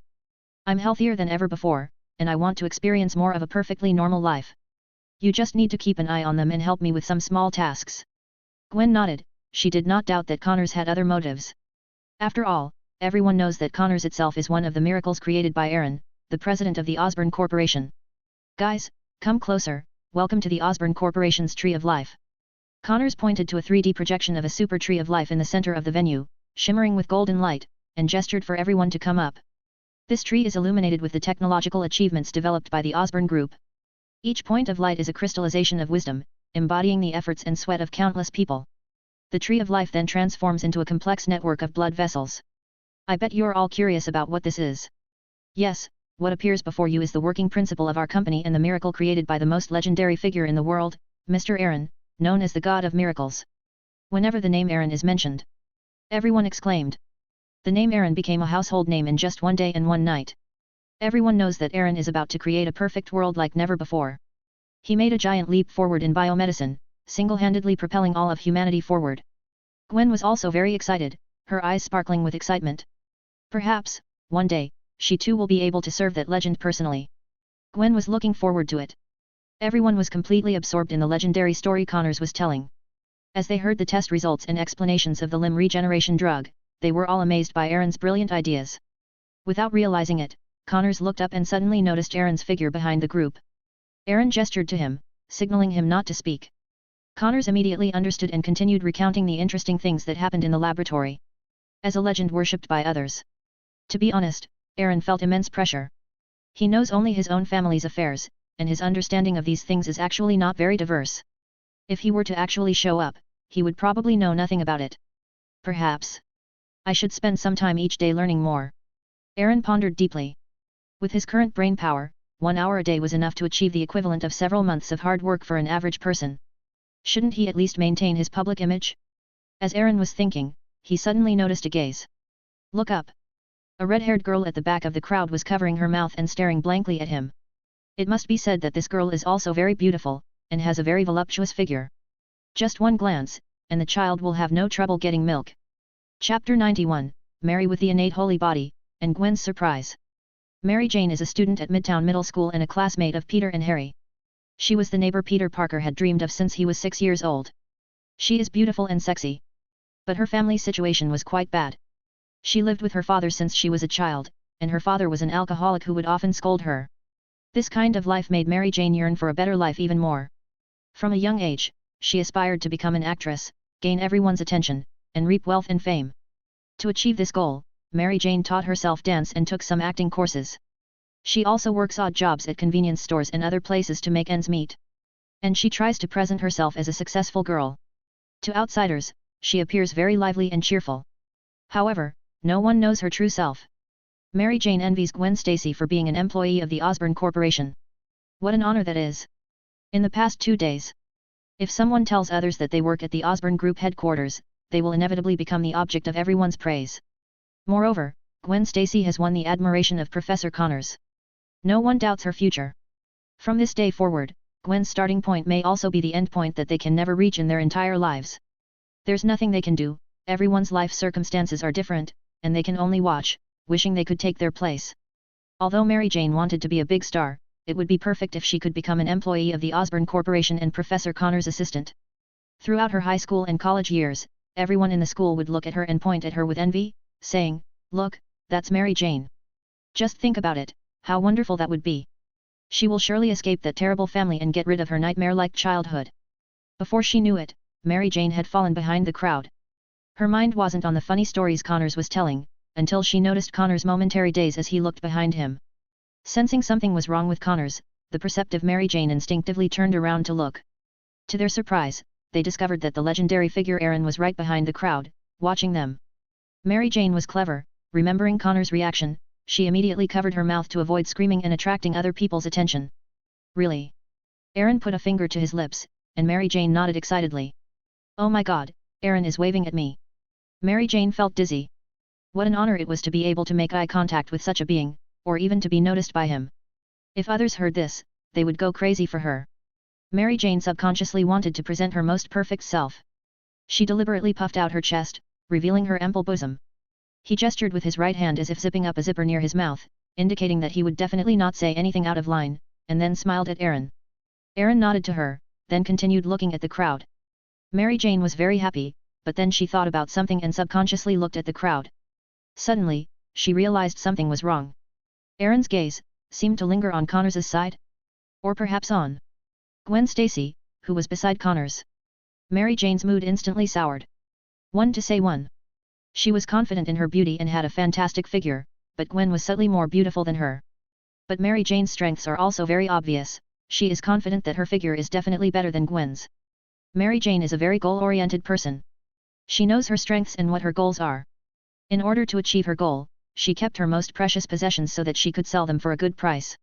Despite this, she would present herself as very skilled and even make statements that would make other girls envious and surprised. But in reality, these were all experiences she heard from the convenience store owner. If I really had to say I'm worse than Gwent. Perhaps it's related to academics. Mary Jane's high school grades were not good, and she had to spend a lot of time dressing up and doing odd jobs. Leaving aside how good the results were, they were simply a complete mess, unbearable to look at. Gwen, on the other hand, is a renowned female academic star at Imperial State University. He is frequently active in school, participating in various activities, and stands out with his excellent management experience and academic performance. No doubt. For a super group. This is exactly the kind of talent they need. Mary Jane bit her lip, looking at Gwen with envy. No, I didn't lose. I understand my strengths better than you do. Mary Jane felt a surge of competitiveness and a desire to outdo others. She wanted to express herself and gain recognition from others. Especially Aaron. Mary Jane clenched her fist, slowed her pace further, and slipped away quietly from the crowd when no one was looking. Gwen, who had been maintaining order, noticed Mary Jane's unusual behavior and was about to speak when she suddenly noticed another person in front of Mary Jane. That's Mr. Miracle, Aaron. For a moment, Gwen forgot to call out to Mary Jane. She saw Mary Jane come to Aaron's side and say something ingratiating. Could Aaron be in contact with that woman? Gwen couldn't help but wonder. When she looked up again, she saw Aaron smiling and nodding at her, and Gwen instinctively smiled back. And this time, Mary Jane took a pen out of her bag and said excitedly in a low voice, Mr. Aaron, I'm a fan of yours. Could you please sign my autograph? Aaron glanced at the rather voluptuous girl, smiled, and nodded. Of course. He had a vague idea of who the other person was. Midtown Middle School. Red hair, not bad looking at Gwen. Mary Jane. Aaron was quite surprised. He had thought that Gwen would be the biggest winner of the day, but he didn't expect that there would be a bonus, Mary Jane. So, where would you like me to sign? Aaron couldn't find the paper. Mary Jane rummaged through her bag, looking utterly dejected. Oh no, I forgot to bring paper. Aaron raised an eyebrow, he clearly saw a notebook at the very bottom of the bag. Page 113. And I remember, just before Mary Jane came over, she deliberately pressed herself down. He vaguely sensed something. Her smile became even brighter. Perhaps we can sign elsewhere. Mary Jane bit her red lips and thought for a moment, if I sign it on the outside of my clothes, wouldn't that be a bit too conspicuous? They will definitely see you. How about, we sign it somewhere we can't see it? Mary Jane asked cautiously, straightening her body as if the mountain was shaking. Upon hearing this, Aaron's gaze shifted downwards. A good idea, but here. Follow me. Aaron put away his pen, it seemed he was about to win a second round. However, dealing with these small, easily handled dishes is a piece of cake. Aaron led Mary Jane from a less crowded area to a more private restroom. After realizing that no one else was around, Aaron led the way inside. Mary Jane looked back, pressing her trembling heart, she felt as if it were all a dream. She never imagined that such an opportunity would arise today. Oh my god! Taking a deep breath to calm her excited heart, she quickly entered the bathroom, but did not see Aaron. Just as she was wondering, Aaron suddenly hung upside down in front of her. SHH. You wouldn't want anyone to see us, a man and a woman, alone in the bathroom, would you? No, I hope so. Just as Mary Jane was about to say something, Aaron suddenly pressed his hand against her. Oh my god! This feeling! Mary Jane paused for a moment, then took the initiative to hug Aaron's head, wildly and passionately. She was unfamiliar with the subject, but she tried her best to adapt, quickly learning and digesting the stories and experiences she heard from others. It must be said that Mary Jane's learning ability is, to some extent, quite remarkable. She seems to be born with RB, which can easily be transformed into instinct. A long time. Mary Jane's mouth dropped open. It's incredible. This feeling is so wonderful and crazy. Looking at Aaron, who was still lying in the sky. Mary Jane swears that those bitches have never experienced this feeling. She felt like she was about to lose her balance. Perhaps we can sign the papers before we get down to business. Aaron landed lightly, took a step forward, and forced Mary Jane against the wall. He supported himself with one hand, looking down at her, while holding a pen in his right hand, indicating that Mary Jane should do it herself. Mary Jane's eyes were moist, and her skin was fair with a rosy glow, giving her a unique charm. She obediently began to work. After Aaron signed his name on Naizi's snow-white skin, he threw down the pen and lowered his head. The screen suddenly switched from the cost channel to a program about kneading dough and the famous physics experiment of piston movement. After an hour, Aaron helped Mary, who had fallen, back home. Perhaps I can have someone take you home. Mary Jane instinctively shook her head. No. I can manage. Then I'll take you there first. Seeing this, Aaron did not insist. Mary Jane was still an ordinary person, and it was her first time. She used less than 1/10 of her strength, but she still managed to finish the match. However, Mary was exceptionally gifted. Even though her body was weak, she could still walk. What a fertile land. Mary Jane gritted her teeth and persevered. She wanted to appear stronger and more independent in front of Aaron. It would be terrible if the other person thought she was a casual and materialistic woman. So she insisted on going back, persisting until the very last moment. Just at this time, Peter Parker, who was always engrossed in the ocean of biological knowledge, felt a slight pang in his heart when he occasionally talked to Connors, and he always felt empty throughout the conversation. Not bad, Peter, you have a real talent for biology, to the point that you can understand it to this extent. Peter was puzzled when he suddenly heard Connors's praise. I really hope to work with you someday, so as not to waste your talent in this area. Peter scratched his head and chuckled, while the others looked at him with envy. At that moment, Peter felt a wonderful feeling he had never experienced before. He realized how amazing it felt to be admired and envied. He was always a loner, a loser, an invisible man. No one knew how much knowledge he had secretly acquired or how many books he had read. In biochemistry and physics, he is no less capable than a senior genius. Harry chimed in, Professor Connors, I've also read Mr. Norman's research report on nanotechnology. He even wrote a report on it. Connors was even more surprised. Can you understand it, Peter? Peter's smile became even more awkward, and he nodded. Yes, that's very interesting, I'm really into it. Connors patted Peter on the shoulder. Not bad, I'm growing to admire you more and more. I heard you're planning to apply to Imperial State University. Dr. Otto is currently on a temporary assignment there, and I can introduce you to become his student. Thank you, Professor Connors. Peter exclaimed excitedly. Professor Connors, it seems you've found a student to carry on your mantle. Aaron's cheerful voice came from afar. All the students looked over in surprise. My God, that's Mr. Aaron, the God of miracles. Wow, we can't believe we're so close to the God of miracles. I must be dreaming. Oh no, I'm about to faint, he's so handsome. Amid the gasps of the crowd, Aaron approached Connors and glanced at Peter and Harry. Uncle Aaron. Harry bowed slightly to Aaron with a respectful smile on his face. What? Aaron is Harry's uncle. This is incredible. Harry had just transferred to Midtown Middle School, and not many people knew his true identity. Only a very few people, including Peter, knew that Harry's last name was Osborne and that his father was Norman. Harry, is this your classmate Peter? Harry nodded. He is Peter Parker, a genius. Not bad. Aaron patted Peter Kappa on the shoulder like an elder. Amidst the latter's overwhelming smile of excitement, he offered encouragement. Keep up the good work, Peter. I want you to work for me. I will definitely try my best, Mr. Aaron. Peter felt lightheaded. This was absolutely the most glorious moment of his life. He is the protagonist of the world, he has earned everyone's recognition. Boss, I have high hopes for Peter's talent. Perhaps I can let him join my lizard potion research. He just gave me some inspiration. I think, it is precisely because of the boundless imagination of young people that they are able to find that easily overlooked point from complex research. Connors said from the side. Aaron glanced at the other person, not expecting that Connors still hadn't forgotten his lizard serum. After thinking it over, considering that he had slept with Mary Jane and was also going to take Gwen as a concubine. Let's give Peter a chance, so he can take a different path.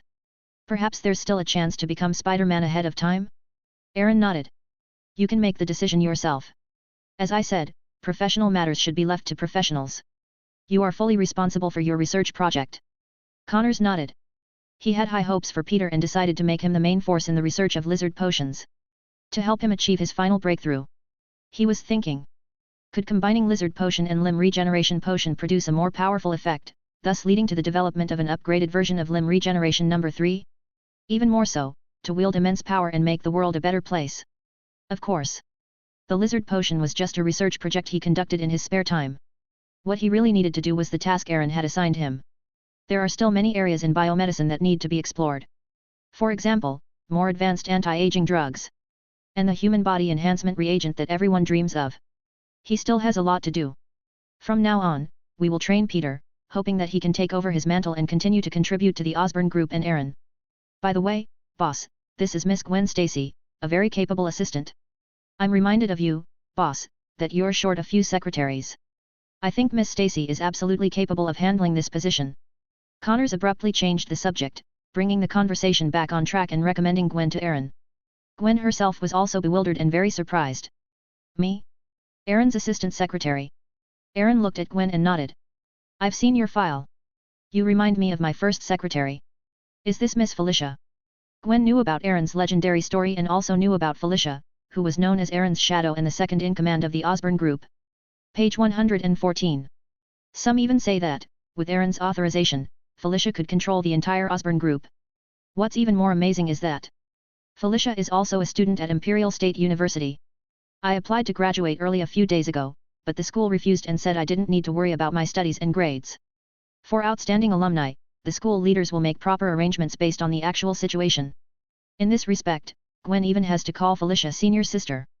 Everyone looked up to Felicia as a role model and felt proud of her. Gwen is no exception. Aaron nodded. When I first met her, she impressed me with her actions. Aaron reminisced about how Felicia was not as good back then, but she worked very hard and diligently. You give me the same feeling I had when I first saw her. Oh, sorry, don't mind me, you're also very outstanding, definitely no less than Felicia. If you'd like, could you have a good chat with your senior about your work experiences? I think she'd also love to work with you. Happiness came so suddenly that Gwen was completely unprepared. She nodded repeatedly, I'm willing. Chapter 92, The Flight Attendant Duo, Venom. Stacy just became Mr. Aaron's secretary like that? Damn it, why not me? I'm just as capable. A chubby black girl said, her face full of resentment. I'm so envious. Stacy got the attention of Professor Connors and Mr. Aaron on the very first day, and she'll be able to spend every day with Mr. Aaron in the future. Is she the illegitimate daughter of the goddess of fortune? I will study hard in the future, get into Imperial State University, and then join the Osborn Group. Everyone envies Gwen. Compared to her, Peter from earlier was nothing special. Humph. Even though you've become Aaron's secretary, I'm no less impressive, I've already become his woman. Mary Jane leaned against the wall, touching up her makeup in the mirror. She glanced at Gwen out of the corner of her eye, but felt no jealousy. Anyway, she's already far ahead. Even though she was just Aaron's lover, Gwen still had to call her boss lady when she saw her. Mary Jane felt incredibly excited when she thought of that scene. After quickly touching up her makeup, she straightened her slightly wrinkled clothes, pulled up her collar to cover her discolored neck. Despite her physical discomfort, she stared intently at Aaron, her eyes brimming with tears. He's so strong, like a bull. She couldn't possibly handle such a powerful man on her own. Mary Jane, of course, wouldn't think about anything unrealistic, it's simply not feasible. She was certain that if Aaron were all alone, someone would die. Peter, standing nearby, came over. Hey Mary, where were you just now? What a shame, you missed out on so many cool things. Peter felt that Mary Jane was more charming and alluring, whether it was his imagination or not. With every frown and smile, she seemed capable of stealing your soul. Peter glanced at Gwen on the stage, then at Mary Jane, they both looked quite good. Harry came up too, glanced at Mary, and was immediately captivated by the girl. He hadn't even noticed such a wonderful woman before. In Harry's experience, Mary Jane is simply every man's dream girl. He was about to speak when he suddenly noticed that Mary Jane's gaze was a little strange. Following the line of sight, those watery eyes were looking at Gwen? Aaron. Harry immediately put his mind to business. Mary Jane gently lifted her fingers and tucked the fiery strands of her hair behind her ear, revealing her fair and rosy cheeks, which had just been moisturized. Really? That's such a pity. I had to go to the restroom, but I happened to see Mr. Aaron and we chatted for a bit. Mary Jane had a smile on her face, but there was a subtle attitude that kept people at a distance. She continued to look at Aaron, as if he were the only person in the entire world. Eileen Chong was right, the gateway to a woman's heart is X. Aaron had conquered her body and soul, inside and out, leaving her no room for anyone else.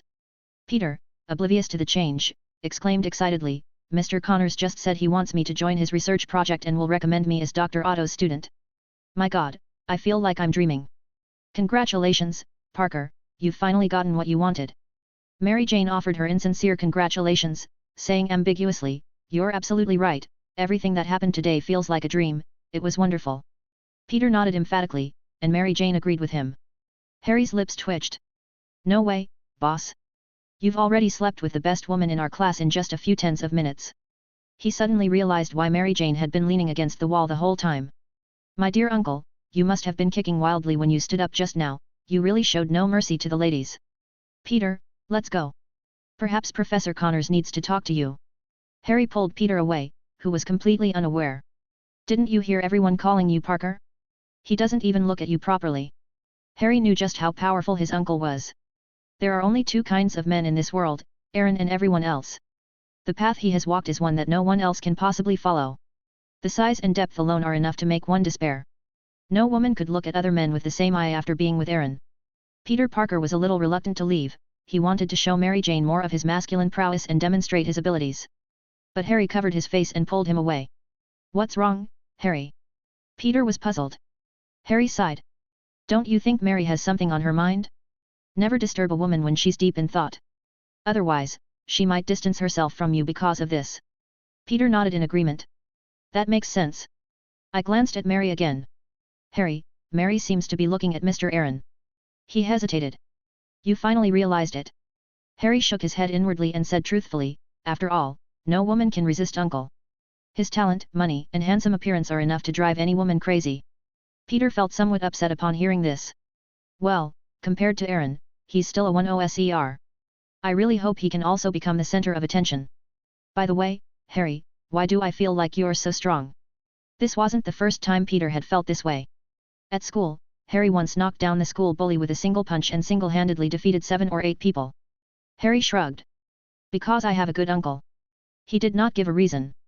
It's best not to tell outsiders about this without Aaron's permission. Because of Aaron's arrival. Gwen left the tour early, she no longer needed to stay and maintain order, because there was no need. Aaron led her back to his office. Hill looked up and her eyes lit up when she saw Gwen. But then he muttered to himself, a girl is in trouble. This is another of my working secretaries. Her name is Maria Hill, and she used to work in a government department. This is Gwen Stacy, a student at Imperial State University, a very capable genius. Aaron gave a brief introduction to the two. Gwen took the initiative to shake hands with Hill. Due to certain reasons, there's a backlog of personnel appointments within the company. You need to get back to work as soon as possible, okay? Gwen glanced at the mountain of documents, but instead of being deterred, she was eager to get started and ready to make a big splash. No problem, boss, it's just that the school. Don't worry, I'll have Norman communicate with them. You can work on the documents with Maria. If you don't understand anything, just ask her. Aaron simply dumped the troublesome task of leading people on Maria with a single sentence. The latter rolled his eyes and said, Boss, have you forgotten that I've only been with the company for 1 day? To be honest, I'm a newbie too, and I need someone to mentor me. And you're asking me, a newbie who's only been here for a day, to mentor another newbie? Good heavens, this is outrageous, unheard of. Although Maria was inwardly cursing, she still nodded and said, leave it to me, boss. I happen to be short-handed. If you have any other candidates, please be sure to let me handle it. In any case, Maria still hoped to have more helpers. No problem. No problem, you can get the hang of it with a little training. This also implies something else, boss, when are you going to call Secretary Felicia back? The two of us are really not enough. Aaron pretended not to hear and said, then I'll leave it to you. How about this, given the special circumstances, you'll be promoted directly from interns to full-time employees, with all salaries and benefits paid as regular employees. The initial annual salary is 5 million, plus various year-end bonuses, etc. What do you think? Maria instantly perked up, no problem. $5 million is not a small amount. Even though she is the deputy director of SHIELD, the total salary and benefits she receives do not reach that amount. This isn't just a secretary, this is a professional manager. However, in some ways, what they have to do may be more important than what professional managers do. Thinking about it that way, it doesn't seem to be a problem. Of course, this is also Aaron, he doesn't treat money like money, yet he's not short of it. Otherwise, even if Tony heard it, he would definitely yell that it's wasteful. Gwen was completely stunned by the sudden surprise. A 5 million annual salary? Since when did a secretary's salary become calculated on an annual basis? Is she really a secretary? Gwen suddenly felt that the money was burning her hand. Boss, I'm afraid I don't have that ability. Gwen, I said you have the ability, so you have the ability. I treat all my secretaries the same. Do you expect them to voluntarily take a pay cut because of your personal issues? Page 115. Upon hearing this, Gwen immediately fell silent. But deep down, I was thinking that I must work hard to earn as much money as possible for Aaron. But as a secretary, does she have the ability? Maria pulled Gwen away. Although she wasn't particularly interested in money, she figured she might as well make some. Moreover, this job is actually not easy. Seeing this, Aaron nodded in satisfaction and left. I glanced at the time. They've already been working for over an hour. That concludes my morning check-in time, now it's my personal leisure time. Just then, Felicia called, saying she wanted to take Savannah and Nina to the amusement park. Aaron thought about it and, since he had some time in the afternoon, he decided to personally take the group out to play. Including Chingley. The group of 5 went to the Coney Island waterfront amusement park in Brooklyn. The 5 of them had a great time playing all afternoon, deliberately refraining from using their abilities. During the trip, the Ferris wheel at the amusement park malfunctioned, and it was Kingley who used her telekinesis to rescue a child who was trapped on it. Although no one noticed their actions. Savannah and Nina, however, still expressed their gratitude for Jean's righteous actions and offered her the blessing of the light spirits. Yes, that is, to make Jean feel more relaxed and happy. Jean felt her brain was much more relaxed, whether it was her imagination or not. Upon seeing this, Aaron glanced at Savannah with surprise. Brother-in-law, what's wrong? Savannah blinked. Suddenly, they noticed that Aaron also had the same light in his hand. Savannah and Nina opened their eyes wide at the same time. Brother-in-law. How do you know how to do this? Maybe I have a strong learning ability. Aaron smiled. Theoretically, he possessed all the abilities and characteristics of Savannah and Nina, so he could naturally cast blessings as well. This power surged into Jean's brain, and the soothing feeling made her involuntarily let out a soft hum. Aaron could sense that the Black Phoenix personality deep within Jean's mind seemed to have improved, and that resentment had dissipated somewhat. It seems that the power of the light spirits can only moderate the Black Phoenix's berserk mind. To completely resolve the situation, the primal forge is still needed. My problem is still not solved. Jean realized something, and her expression turned somewhat worried. It's not a big problem. Once you've thought it through, I can take care of it anytime. Aaron wasn't worried about the Black Phoenix. On the contrary, Jean hesitated considerably after learning that another version of herself existed in her mind. Although it was the power of the Phoenix, it was also another version of her. The Dark Phoenix personality didn't do anything wrong, she was simply imprisoned for too long, making her more wary and cautious of the outside world. Therefore, Jean should try to find a way to reach an agreement with Black Phoenix. Bruce Banner, an ordinary person, can get along with the Hulk, so there's no reason why she can't. Aaron didn't care. Anyway, he's constantly getting stronger, so Phoenix has no chance of causing trouble.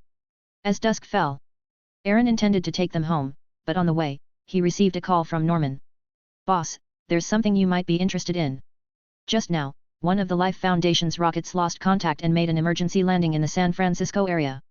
According to intelligence, the Life Foundation has always been committed to finding extraterrestrial life other than humans, and their recent behavior has been quite strange. I suspect that something may have happened to them. Norman was not initially interested in other companies. But Aaron specifically instructed him to pay close attention to intelligence on other technology and biotechnology companies. That's why Norman specifically established an observation department. The Life Foundation is one of the entities under observation.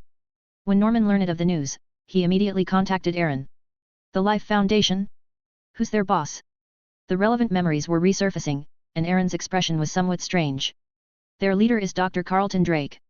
Hearing this, Aaron was absolutely certain that Venom had arrived. Tell me all the information about the Life Foundation. Aaron said something and then hung up the phone. The Life Foundation is quite powerful in the Venom universe, but it's just a minor player compared to the Osborn Corporation. Aaron had never paid any attention to such an ordinary company. Unexpectedly, they gave me a pleasant surprise. Soon, Norman sent over information about the Life Foundation. A casual glance revealed that the Life Foundation had surprisingly good expertise in biochemistry. At least in the San Francisco area, this company is a local power, with connections to various politicians. After seeing Drake's picture, Aaron fell into deep thought. Seeing this, Felicia said, "Boss, you go ahead and do what you need to do. Leave the rest to me." Aaron nodded. San Francisco is on the west coast of the United States, facing New York across the ocean. Since Venom exists in this universe, I might as well go and take a trip there. After saying goodbye to Savannah and the others, Aaron contacted Daisy and Jane Foster. Since returning from New Mexico, Jane Foster and Daisy settled down in New York. The two men received high salaries and conducted astronomical research within the Osborn Group. He also has a group of interns under him, and he assigns many tasks to them, so they live a very comfortable life. While Daisy was studying, she was also consciously learning about flight attendants. She purchased various flight attendant uniforms from all over the world. It was also that Aaron could have a flying experience while working. Daisy originally thought this day would take a long time. Until today. I can finally show myself properly. Daisy leaped up from inside the villa, plunged into the closet, and quickly put on her flight attendant uniform. "Jane, what do you think of me?" Jane Foster looked up and was immediately drawn to the profound sin. She glanced down again, her tone slightly bitter. It's very good, he'll definitely like it. Look what I've prepared for you, Tata." Daisy draped herself in a thick coat to cover up all the scenery, then took out another flight attendant uniform. Jian shook her head repeatedly. "I won't do it. We're best friends who've fought side by side, how can we not be together?" "Jane, you wouldn't want me to die on the plane, would you?" Jane Foster's eyes widened. After hesitating for a long time, he finally nodded. After half an hour, when Aaron boarded the private luxury jet, two women, one tall and one short, stood side by side. "Master, welcome home." Aaron glanced around, feeling somewhat overwhelmed. It was so wide and so big. This corrupt lifestyle deserves to be severely criticized. At this time, San Francisco. Drake directed his men to quickly reach the rocket's crash site. The fully armed men retrieved one sealed test tube after another from the wreckage, each containing a special non-Newtonian substance. "Boss, one of the test tubes has been broken." Drake's heart skipped a beat. "Where's the stuff inside?" "Not found." "Damn it." Drake cursed under his breath, then received a phone call. His expression changed after hearing that. "Oh no, someone's coming to steal the peaches." Chapter 93. Are the freshmen trash? "Oh no, run. Hurry up. Move the stuff back immediately, and be careful, everyone." After receiving the call, Drake hurriedly ordered his men to retreat. As a local power in San Francisco, the Life Foundation is undoubtedly very powerful. They even have their own private security force. They cooperate with the police and the military. But this time, the president of the Osborn Group made a surprise visit to the Life Foundation. Even Drake had to treat it with caution. That's Mr. Miracle, Aaron.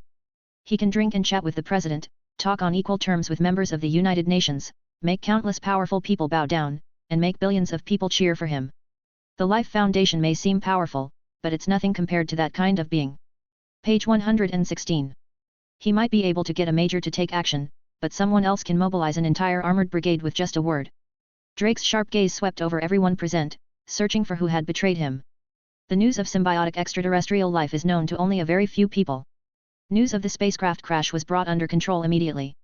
Who told Osborn at this time? And who lured Aaron to come in person? Drake was deep in thought the whole way. He was not reconciled.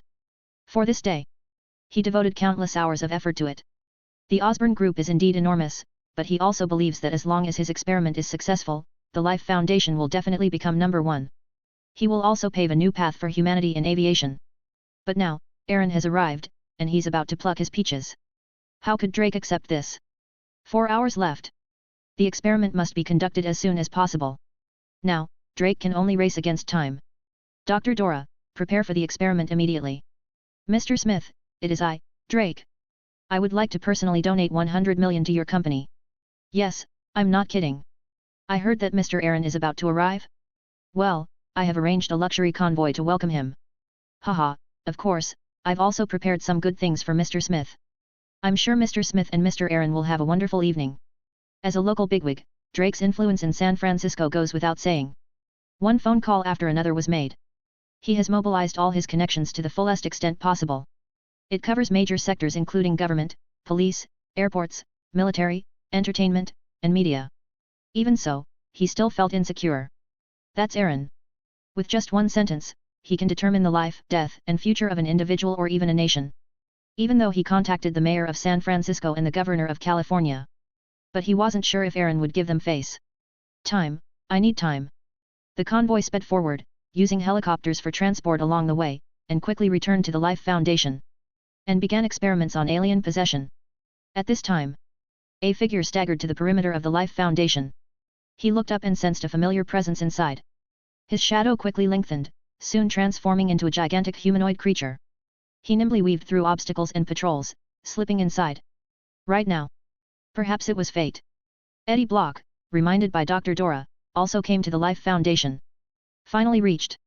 Time Management Master Aaron struggled to pull himself out of the mountain peak, heard the captain's announcement, and with a snap, slapped out circles of flesh and waves. Stop fooling around, I'm going to sleep a little longer.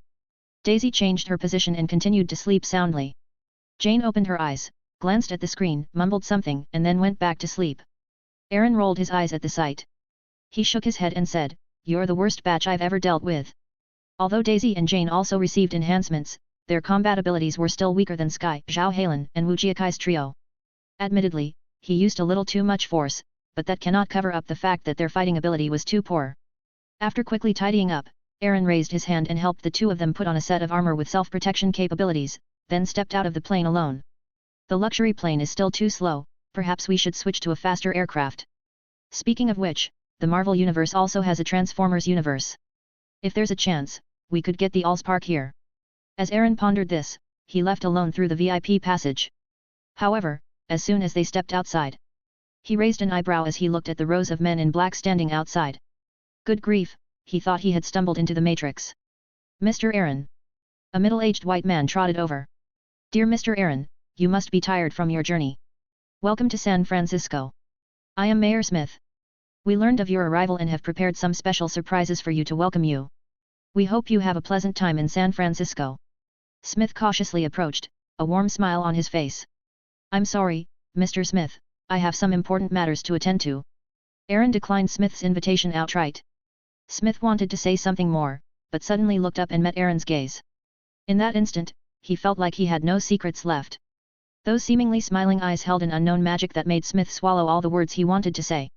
Aaron ignored him, passed Smith, and walked out of the crowd. At this moment, a group of men in black formed a human wall and showed no intention of making way. Aaron tilted his head slightly. Good dogs don't block the way, get out of here. Aaron was still smiling, but his smile contained an undeniable tone of authority. It was as if a terrible disaster would occur if they dared to say no. The men in black felt a chill run through their bodies, as if needles were piercing their very bones, filling them with a deep-seated fear. In that instant, they felt as if they were in a dark world, fear creeping over them. Yes, sorry. The men in black felt a chill run down their spines and immediately made way for them. After Aaron left through the passage, they belatedly wiped their foreheads and looked down to find that they were soaked in sweat. What a strong sense of oppression. Seeing this, Smith sensed something was wrong. It seems like he was being used as a pawn? Smith's expression changed several times. Drake, you damn bastard! What are you doing? Aaron made his way through the crowd and came outside. After scanning the surroundings, he headed straight for a bulletproof Rolls-Royce. Along the way, people kept trying to get close to Aaron and talk to him. But Aaron only glanced at it. The other person stood frozen in place, their entire body plunged into absolute darkness, their soul trembling. Although they quickly emerged from the darkness, they never dared to speak to Aaron again. He's a demon. One of the eyewitnesses spoke tremulously. Aaron turned around. The man immediately exclaimed, he is the god of miracles. Seeing Aaron turn around, get into the car, and drive away. Everyone present breathed a sigh of relief. Good heavens, what are they doing? How dare they stop that mysterious and miraculous man? The Rolls-Royce had just left the airport. Traffic congestion occurred ahead. The driver got out and took a look. Boss, there has been a car accident ahead. This road may be impassable for a while. Aaron wasn't surprised. Let's take another route. Okay boss. The driver immediately changed course and drove on another road that was a little further away. However, this time it didn't last long either. Another traffic accident has occurred ahead. Is the traffic and safety situation in San Francisco really that bad? Aaron's lips curled into a smirk, his tone enigmatic. The driver was also puzzled. At this time of day, there shouldn't be this much traffic. A gunfight is more likely than a car accident. As one of the most important financial centers on the West Coast, San Francisco has much stricter gun control than many states. The likelihood of a gunfight is also much lower. According to the driver, the fact that there were several car accidents today was clearly abnormal. Drake, is this all the trick you are going to use to stop me from coming over? Aaron had known all along that this trip to the Life Foundation would be somewhat fraught with difficulties. But he never expected that Redick would resort to such a ridiculous tactic. Go down and tell them that whoever clears the road will get the 500,000 yuan. Aaron produced a briefcase. The driver looked at the briefcase in surprise, wondering where it had come from, but soon he had no time to think about it. When the box was opened, the stacks of rice bills inside dazzled his eyes. Upon hearing this, the driver immediately took the box away. As soon as he finished speaking, he grabbed another sum of money and threw it out. In an instant, a dozen burly men, shouting and pushing their way through the crowd, pushed aside the wrecked car from the Japanese country with a dilapidated pickup truck that sped up and rammed it. The old pickup truck was undamaged, but the already damaged vehicle was totaled on the spot. You can't do this, you bastards. The car owner was on the verge of tears as he looked at his completely totaled vehicle. However, when he looked up at the tattooed men, he hesitated and dared not utter a sound. The driver handed over a box containing $500,000 to the other party. Page 117. The burly men casually grabbed a handful of rice and tossed it to the driver, then cleared the road and saw Aaron off. As for the police, he originally wanted to stop the farce, but when he saw the man inside the Rolls-Royce, his remaining rationality made him wisely shut his mouth. Then, a similar problem arose ahead. At this point, the driver also noticed something was wrong. Boss, should we contact the local police immediately? Aaron shook his head, indicating that he should wait. Soon. Familiar old pickup trucks and several motorcycles roared past. These burly men were overjoyed when they saw the traffic accident and then the Rolls-Royce's window rolled down. Here comes the work. Brothers, let's crash into them. After 3 minutes, surrounded by a dozen temporary bodyguards, Aaron successfully passed through the accident scene and drove away. In a capitalist world, there's nothing money can't solve. If there's a problem that can't be solved, it must be because there's not enough money. At the Life Foundation, Drake was speechless when he heard the results reported by his subordinates. He had considered many possibilities, but he never expected that Aaron would use such barbaric and unreasonable means to shatter all his plans. But, Mr. Miracle? Ha! Even if you come, so what? I am no longer the person I used to be. I am a rioter. A black liquid substance appeared on Drake's body, and two deep voices overlapped at that moment. That powerful force gave Drake endless courage. The God of Miracles? An ordinary mortal? That's the most ridiculous joke I've ever heard. Weak and laughable humans. Only by merging with us, the symbiote, can you usher in a true new life. A deep, resonant voice echoed in my mind. Drake gave a sinister smile. You're right. Humans are too weak. Only by merging with the symbiote race can we become gods and survive freely in space. This is a glorious evolution, a flawless rebirth. And Aaron? It's nothing but a joke. Drake burst into laughter. Aaron is a genius, but isn't he too? At the age of 19, he discovered a gene therapy that could double the lifespan of pancreatic cancer patients. At the age of 24, he founded the Life Foundation, which, in the next 20 years, grew into one of the most prestigious groups in San Francisco. Although he cannot compare to the Osborne Group, he is still a renowned genius in the field of biomedicine in the United States. However, everything changed after Aaron, who was only 22 years old at the time, made his debut. Sometimes, geniuses don't appreciate each other, they may even repel each other. As fellow experts in the field of biomedicine, the Life Foundation was forced to confront an awkward reality after Aaron presented new life. The cancer drugs they spent decades researching became a joke overnight. The newly developed anti-cancer drugs are so perfect that they are far behind them. If they don't do something soon, the Life Foundation will be like a dam that has burst, collapsing completely. Drake pinned his hopes on one last plan. He had previously sent a spaceship into space and discovered a comet. It is home to millions of organic life forms, the kind that can survive in space. He had the astronauts bring back some samples in an attempt to break the shackles of life. Right now, he found the answer to the evolution of life. As long as it can perfectly fuse with the symbiote, humans will have longer lifespans, stronger bodies, and better health. Millions of symbiotes could enable millions of humans to evolve. By the time when humans and symbiotes unite, they will be invincible. And the rebirth of the Osborne Group will also become garbage. What goes around comes around, and today, it's Drake's turn to rise to power. He made a deal with the symbiote leader, Riot, in exchange for bringing back all the symbiotes and merging them with humanity. He represents the king of humanity, while the Riot represents the king of the symbiote. Let's dominate the new world and become its gods. Drake was lost in thought. The alarm suddenly sounded. Test zone number 3 has been invaded. Repeating, silver alert, security vulnerability. All security personnel, proceed immediately to test zone 3. Drake's expression suddenly turned ferocious. Which bastard? Ignore him, we have more important things to do, Riot said. That's right, when our army arrives, everything will be settled. Drake calmed down. He began mobilizing 1.6 million men to supply power to his private rockets. He needs to go to space in person to bring back those symbiotes. Aaron's arrival forced him to act ahead of schedule. Of course. If Aaron is too young to understand, he wouldn't mind sending this rising star of humanity to meet God before his birthday arrives. Drake seemed to remember something and paused in his tracks. You said, a genius's brain must taste much better than an ordinary person's brain, right? That's a great idea. I can't wait to taste the brains of the smartest humans on Earth. The symbiont needs phenylethylamine to maintain vital signs, and this substance is found more in the brain and chocolate. In some ways, humans are food for symbiotes. Drake didn't feel much aversion to this kind of thing. As a scientist working for the future of humanity, if sacrificing the lives of some people can lead to great scientific progress, then it is all worthwhile.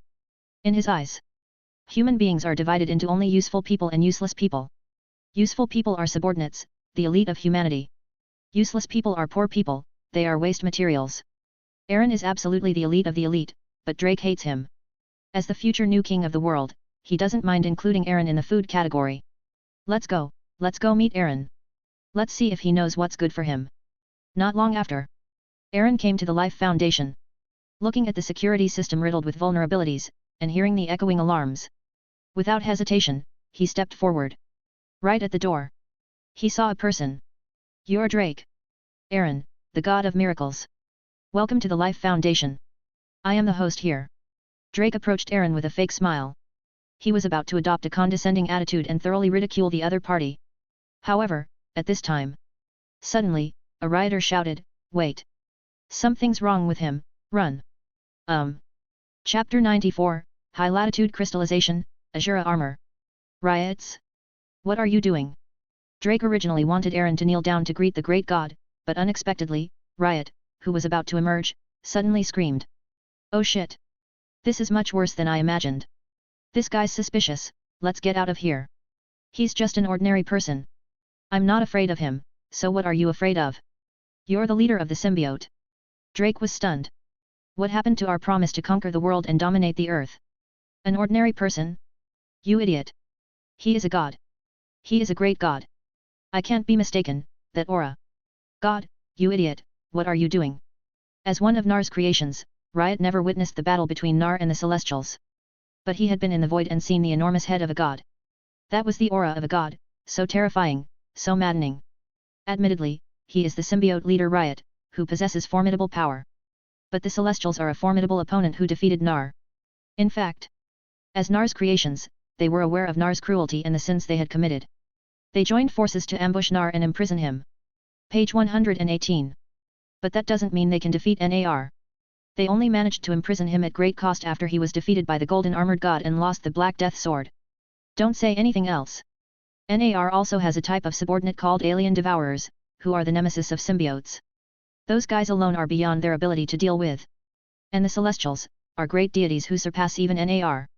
How could he possibly risk offending a god when he's all alone? We should leave here immediately and never come back.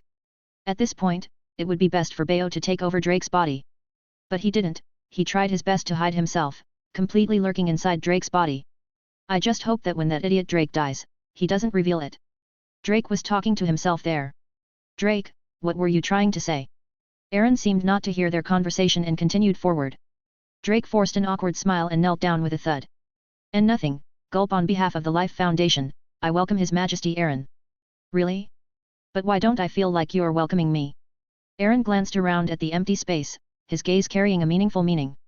Drake felt a chill run down his spine, realizing he had left behind many inexplicable clues. 14 Those car accident scenes were all deliberately staged at his behest. The purpose was to obstruct traffic as much as possible, so that Aaron would slow down even further. And now? How could it be? Drake wiped the cascading sweat from his forehead. For some reason, he felt very hot. I had originally planned a grand welcome party, but because someone infiltrated Test Zone 3, So what? Aaron walked over to Drake, bent down slightly, and patted Drake on the shoulder, causing the latter to flinch instinctively. Actually, you could have stood up to speak. This is modern society, and kneeling is no longer acceptable. Drake forced a smile that looked more like a grimace. No need. I prefer to speak while kneeling. You are my idol, and my admiration for you is like a surging river, flowing endlessly. Actually, I have prepared a gift for you. Oh. Aaron looked down at him. Drake felt as if he had been completely seen through, with no secrets left to him. His smile became even more abstract. We've discovered a group of alien creatures that may change the future of humanity. I want to dedicate them to you, because only a miracle as great as yours deserves to have them. What fuck? Drake, you bastard! The rioters were furious upon hearing this.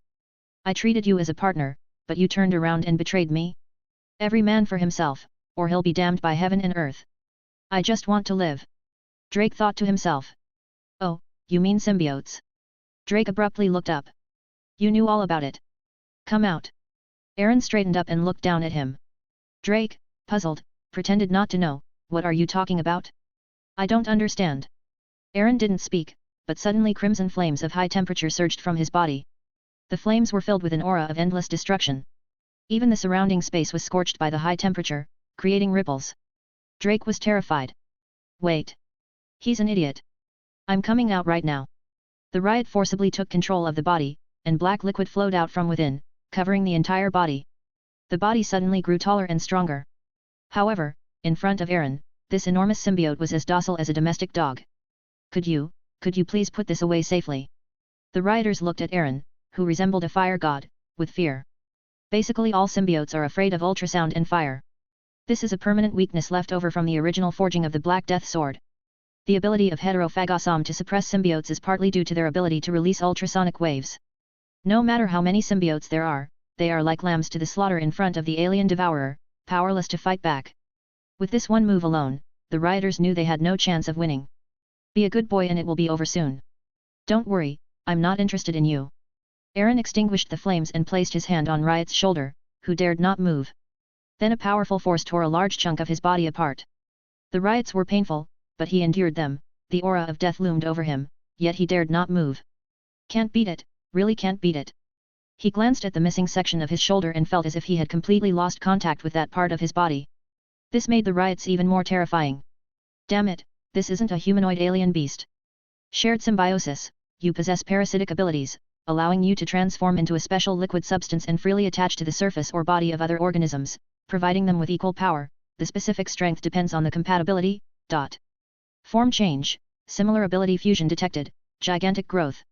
You can easily change your body size and mass, as long as you have enough energy, you can grow infinitely large. Note, shrinking cannot be reduced to the millimeter level.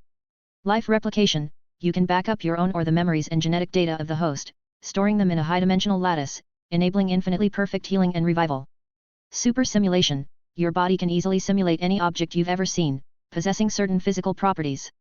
Absolute control, similar abilities have been detected to have merged, muscle control, ambidexterity, super learning. You can perfectly reproduce any image or action you see, and multitask, performing various high-difficulty moves simultaneously. Hive mindset, you can integrate into the hive consciousness of a symbiote and share the memories of other symbiotes, unavailable, in standby mode. Wow, I never expected that a mere symbiote could provide him with so many abilities. Aaron admitted that he had underestimated these gadgets. Despite their seemingly weak strength, they can actually provide him with a significant boost in support abilities. What is a high-dimensional lattice? Aaron made connections to something similar from distant memories. In Venom, the final chapter. It seems that the core of the symbiote is a high-dimensional lattice, a special kind of four-dimensional crystal, which is not found in the three-dimensional world.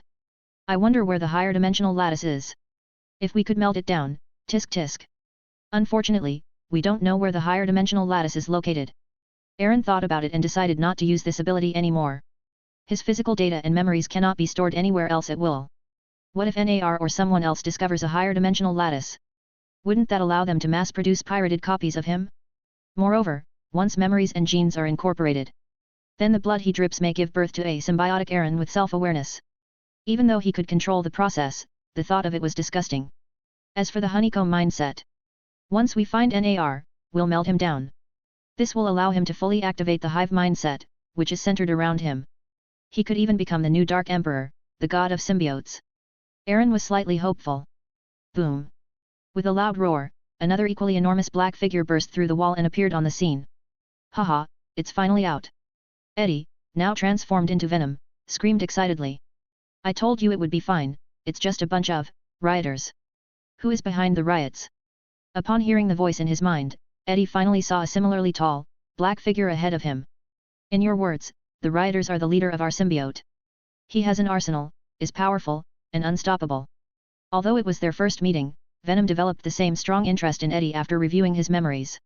He is the symbiote 10SER, and Eddie is the human 10SER, they are a match made in heaven. He likes Eddie. But the problem is, look, your leader seems to be kneeling there. I saw it, damn it, who is that human? Facing the riot in Aaron's gaze, Venom sensed something was wrong. Eddie also sensed something was wrong and revealed the human form inside. I was just passing by. You guys keep talking, don't mind me. Hey, you're really smart. Venom exclaimed, and the two of them slipped away to the side without hesitation. Stop. Run. Eddie yelled, and Venom instantly took control of his body and ran away. However, as soon as he took a step, he was fixed in the air by a powerful force, with nowhere to gain leverage. Eddie was puzzled.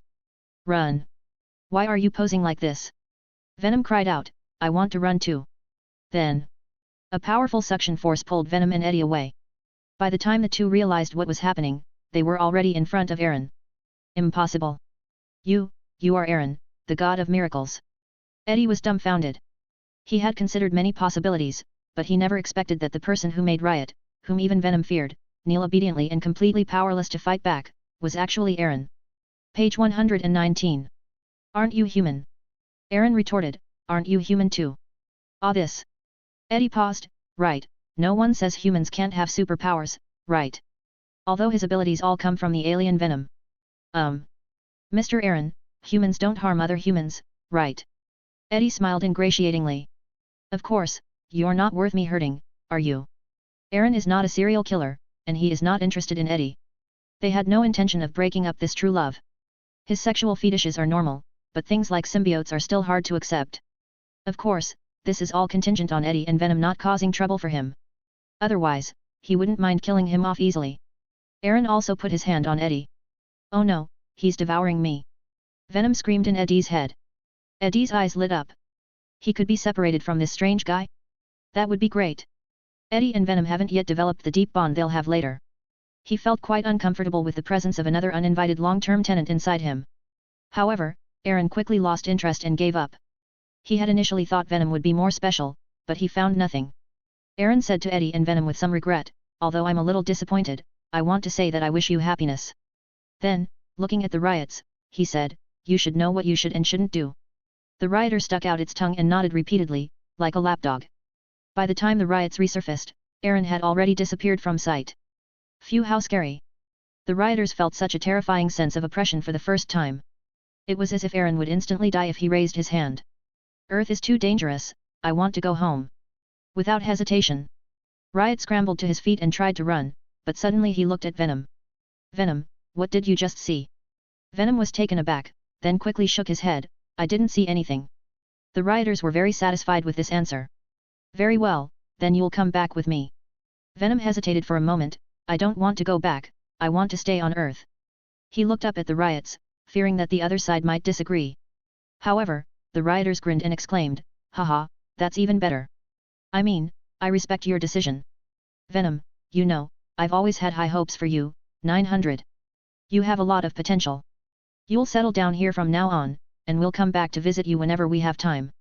Never again. After saying that, Riot ignored Venom and ran away. Your leader is so good. Eddie was stunned.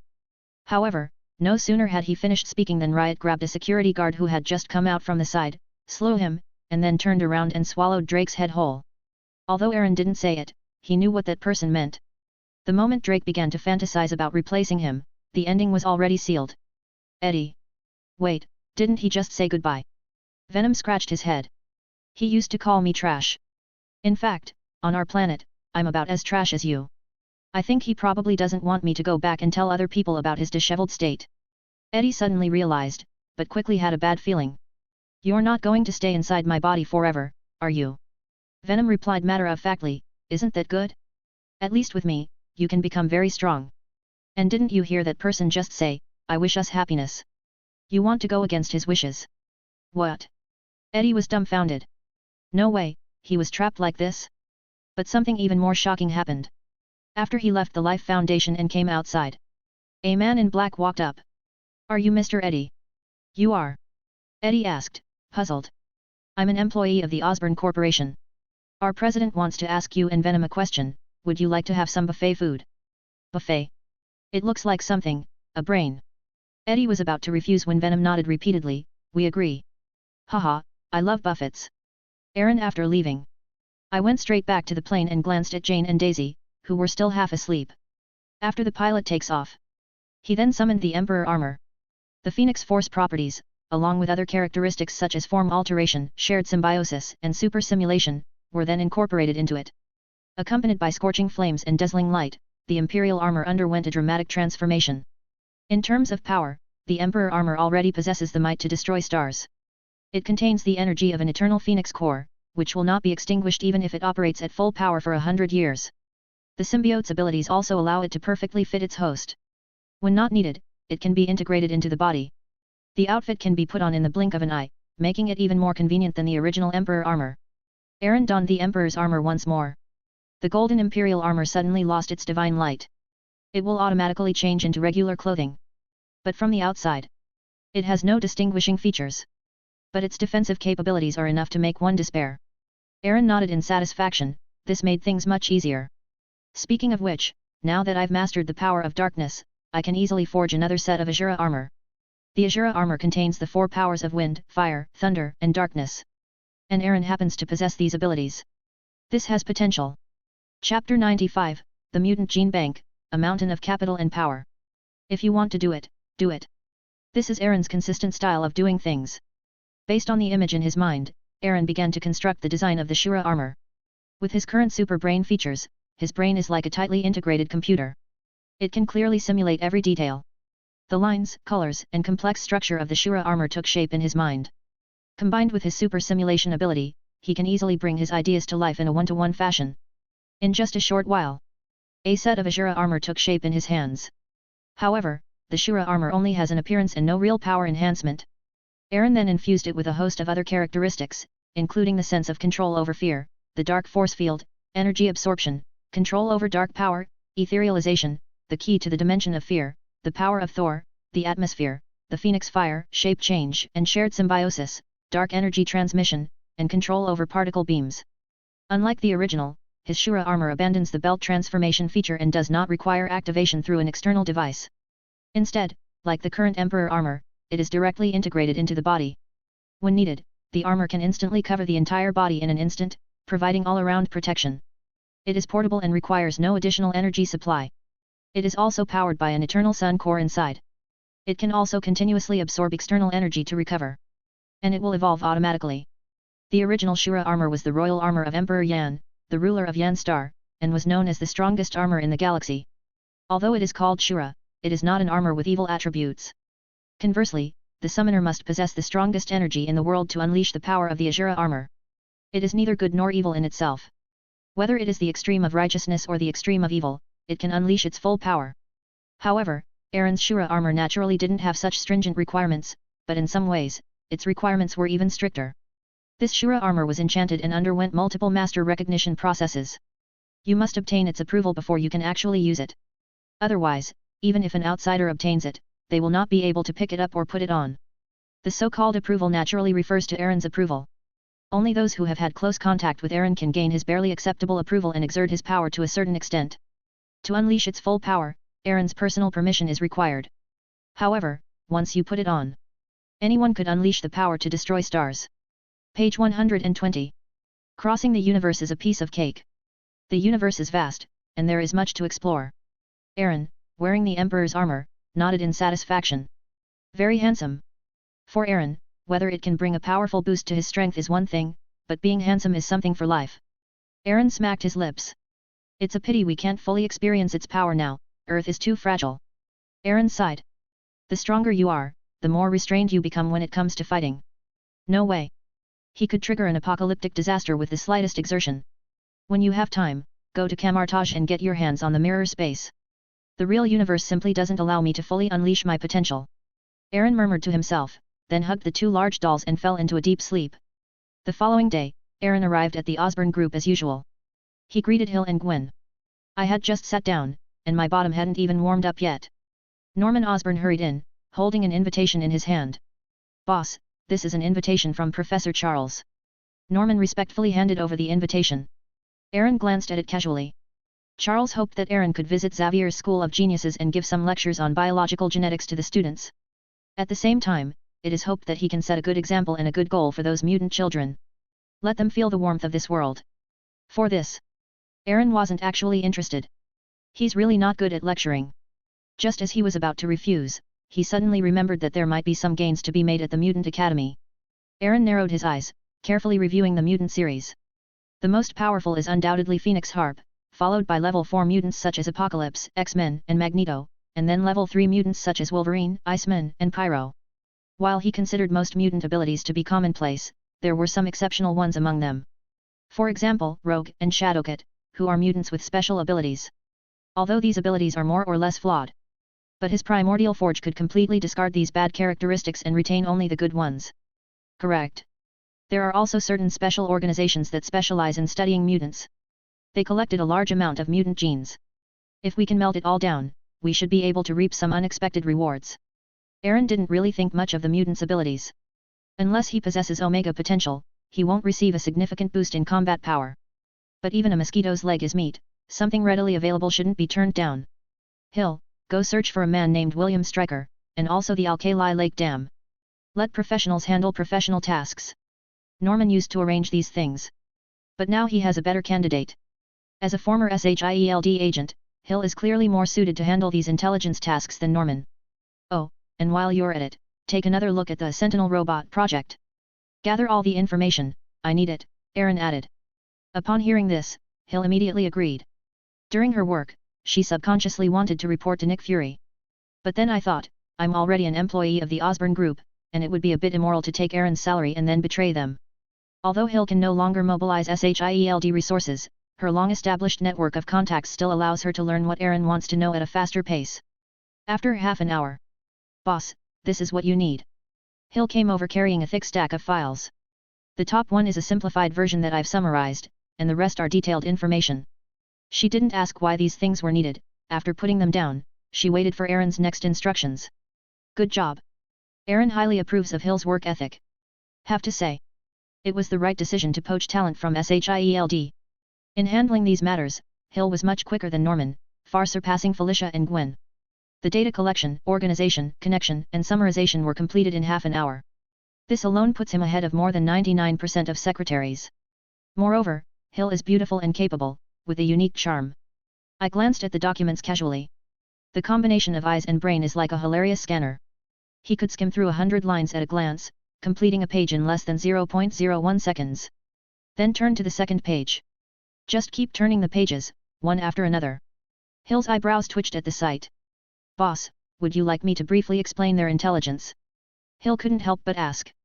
As a secret agent, her basic skill is to quickly summarize and note down the key points from countless documents. However, Aaron shook his head, no need. He closed his eyes and quickly analyzed all the data in his mind. He quickly gained a general understanding of the current situation of mutants. William Stryker has not yet become Secretary of Defense, he remains a military colonel. According to reliable intelligence, he is now at the Alkali Lake Dam site, which has been abandoned for many years, conducting some unknown experiments. Sentinel robots are a key national research project aimed at combating mutant groups, which are seen as a major threat. However, with Hill's current access level, he is unable to access detailed information about the Sentinel robots. But one thing is certain. They are currently still at the stage of the first generation of Sentinel robots and are trying to carry out research on the second generation of Sentinels. The Sentinel project is primarily managed by Trask Industries and the Sentinel Special Service, established by the United States. There is evidence that Trask Industries has recently received a mysterious injection of funds, and research on the second-generation Sentinels has been put on the agenda. Perhaps it won't be long before they develop a more powerful and sophisticated Sentinel robot. The image of Hydra instantly flashed into Aaron's mind. It's no wonder he thinks that way. Hydra was already infamous. Wherever there are inhumane experiments, there will inevitably be the shadow of Hydra. In short, they just don't do their jobs properly. Is it to rely on sentinel robots to deal with mutants? Or, to deal with me? Aaron sneered inwardly. He knew how much pressure his presence put on certain people. Whether in terms of wealth, power, or personal strength. His appearance was like a towering mountain that seemed to suppress everything in the world. Whether it was Hydra, which was using his nest to incubate its eggs, or SHIELD, which was at the height of its power, they were all overwhelmed by his pressure. They would naturally try every means to resist Aaron's immense pressure. But, that's too naive. But that's just right. Aaron was thinking about how to collect mutant genes. Isn't this something that's already readily available? What's yours is mine, and what's mine is still mine. Thank you. Aaron opened his eyes and met Hill's questioning gaze. It's obvious that Hill is suspecting him of not doing his job properly again. Judging from his appearance just now, no one who saw it would think he had actually looked through it carefully. Aaron didn't explain, instead, he asked. Speaking of which, Colonel Stryker and Trask Industries have no connection with SHIELD, right? Hill fell into recollection. Based on the intelligence I have, the two are unrelated. The former is funded by the Department of Defense, while the latter should be funded directly by the President. William Stryker's research involved a large number of human experiments, and on the surface, governments would try to avoid any association with him. But in reality, William, as a colonel, had the ability to build a huge experimental base, which meant he must have had someone supporting him. The Ministry of National Defense is his backing. The Sentinel project was initiated when Trask was assassinated in public by Mystique during the signing of the Paris Peace Accords, prompting the government to take the project seriously and thus gaining strong support from the upper echelons. So, does this mean that a future reversal will happen soon? The thought flashed through Aaron's mind, but he quickly dismissed it.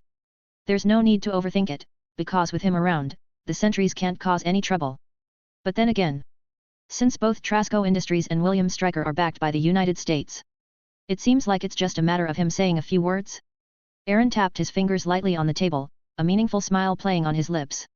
Upon seeing this, Hill instantly realized that someone else was about to be in trouble.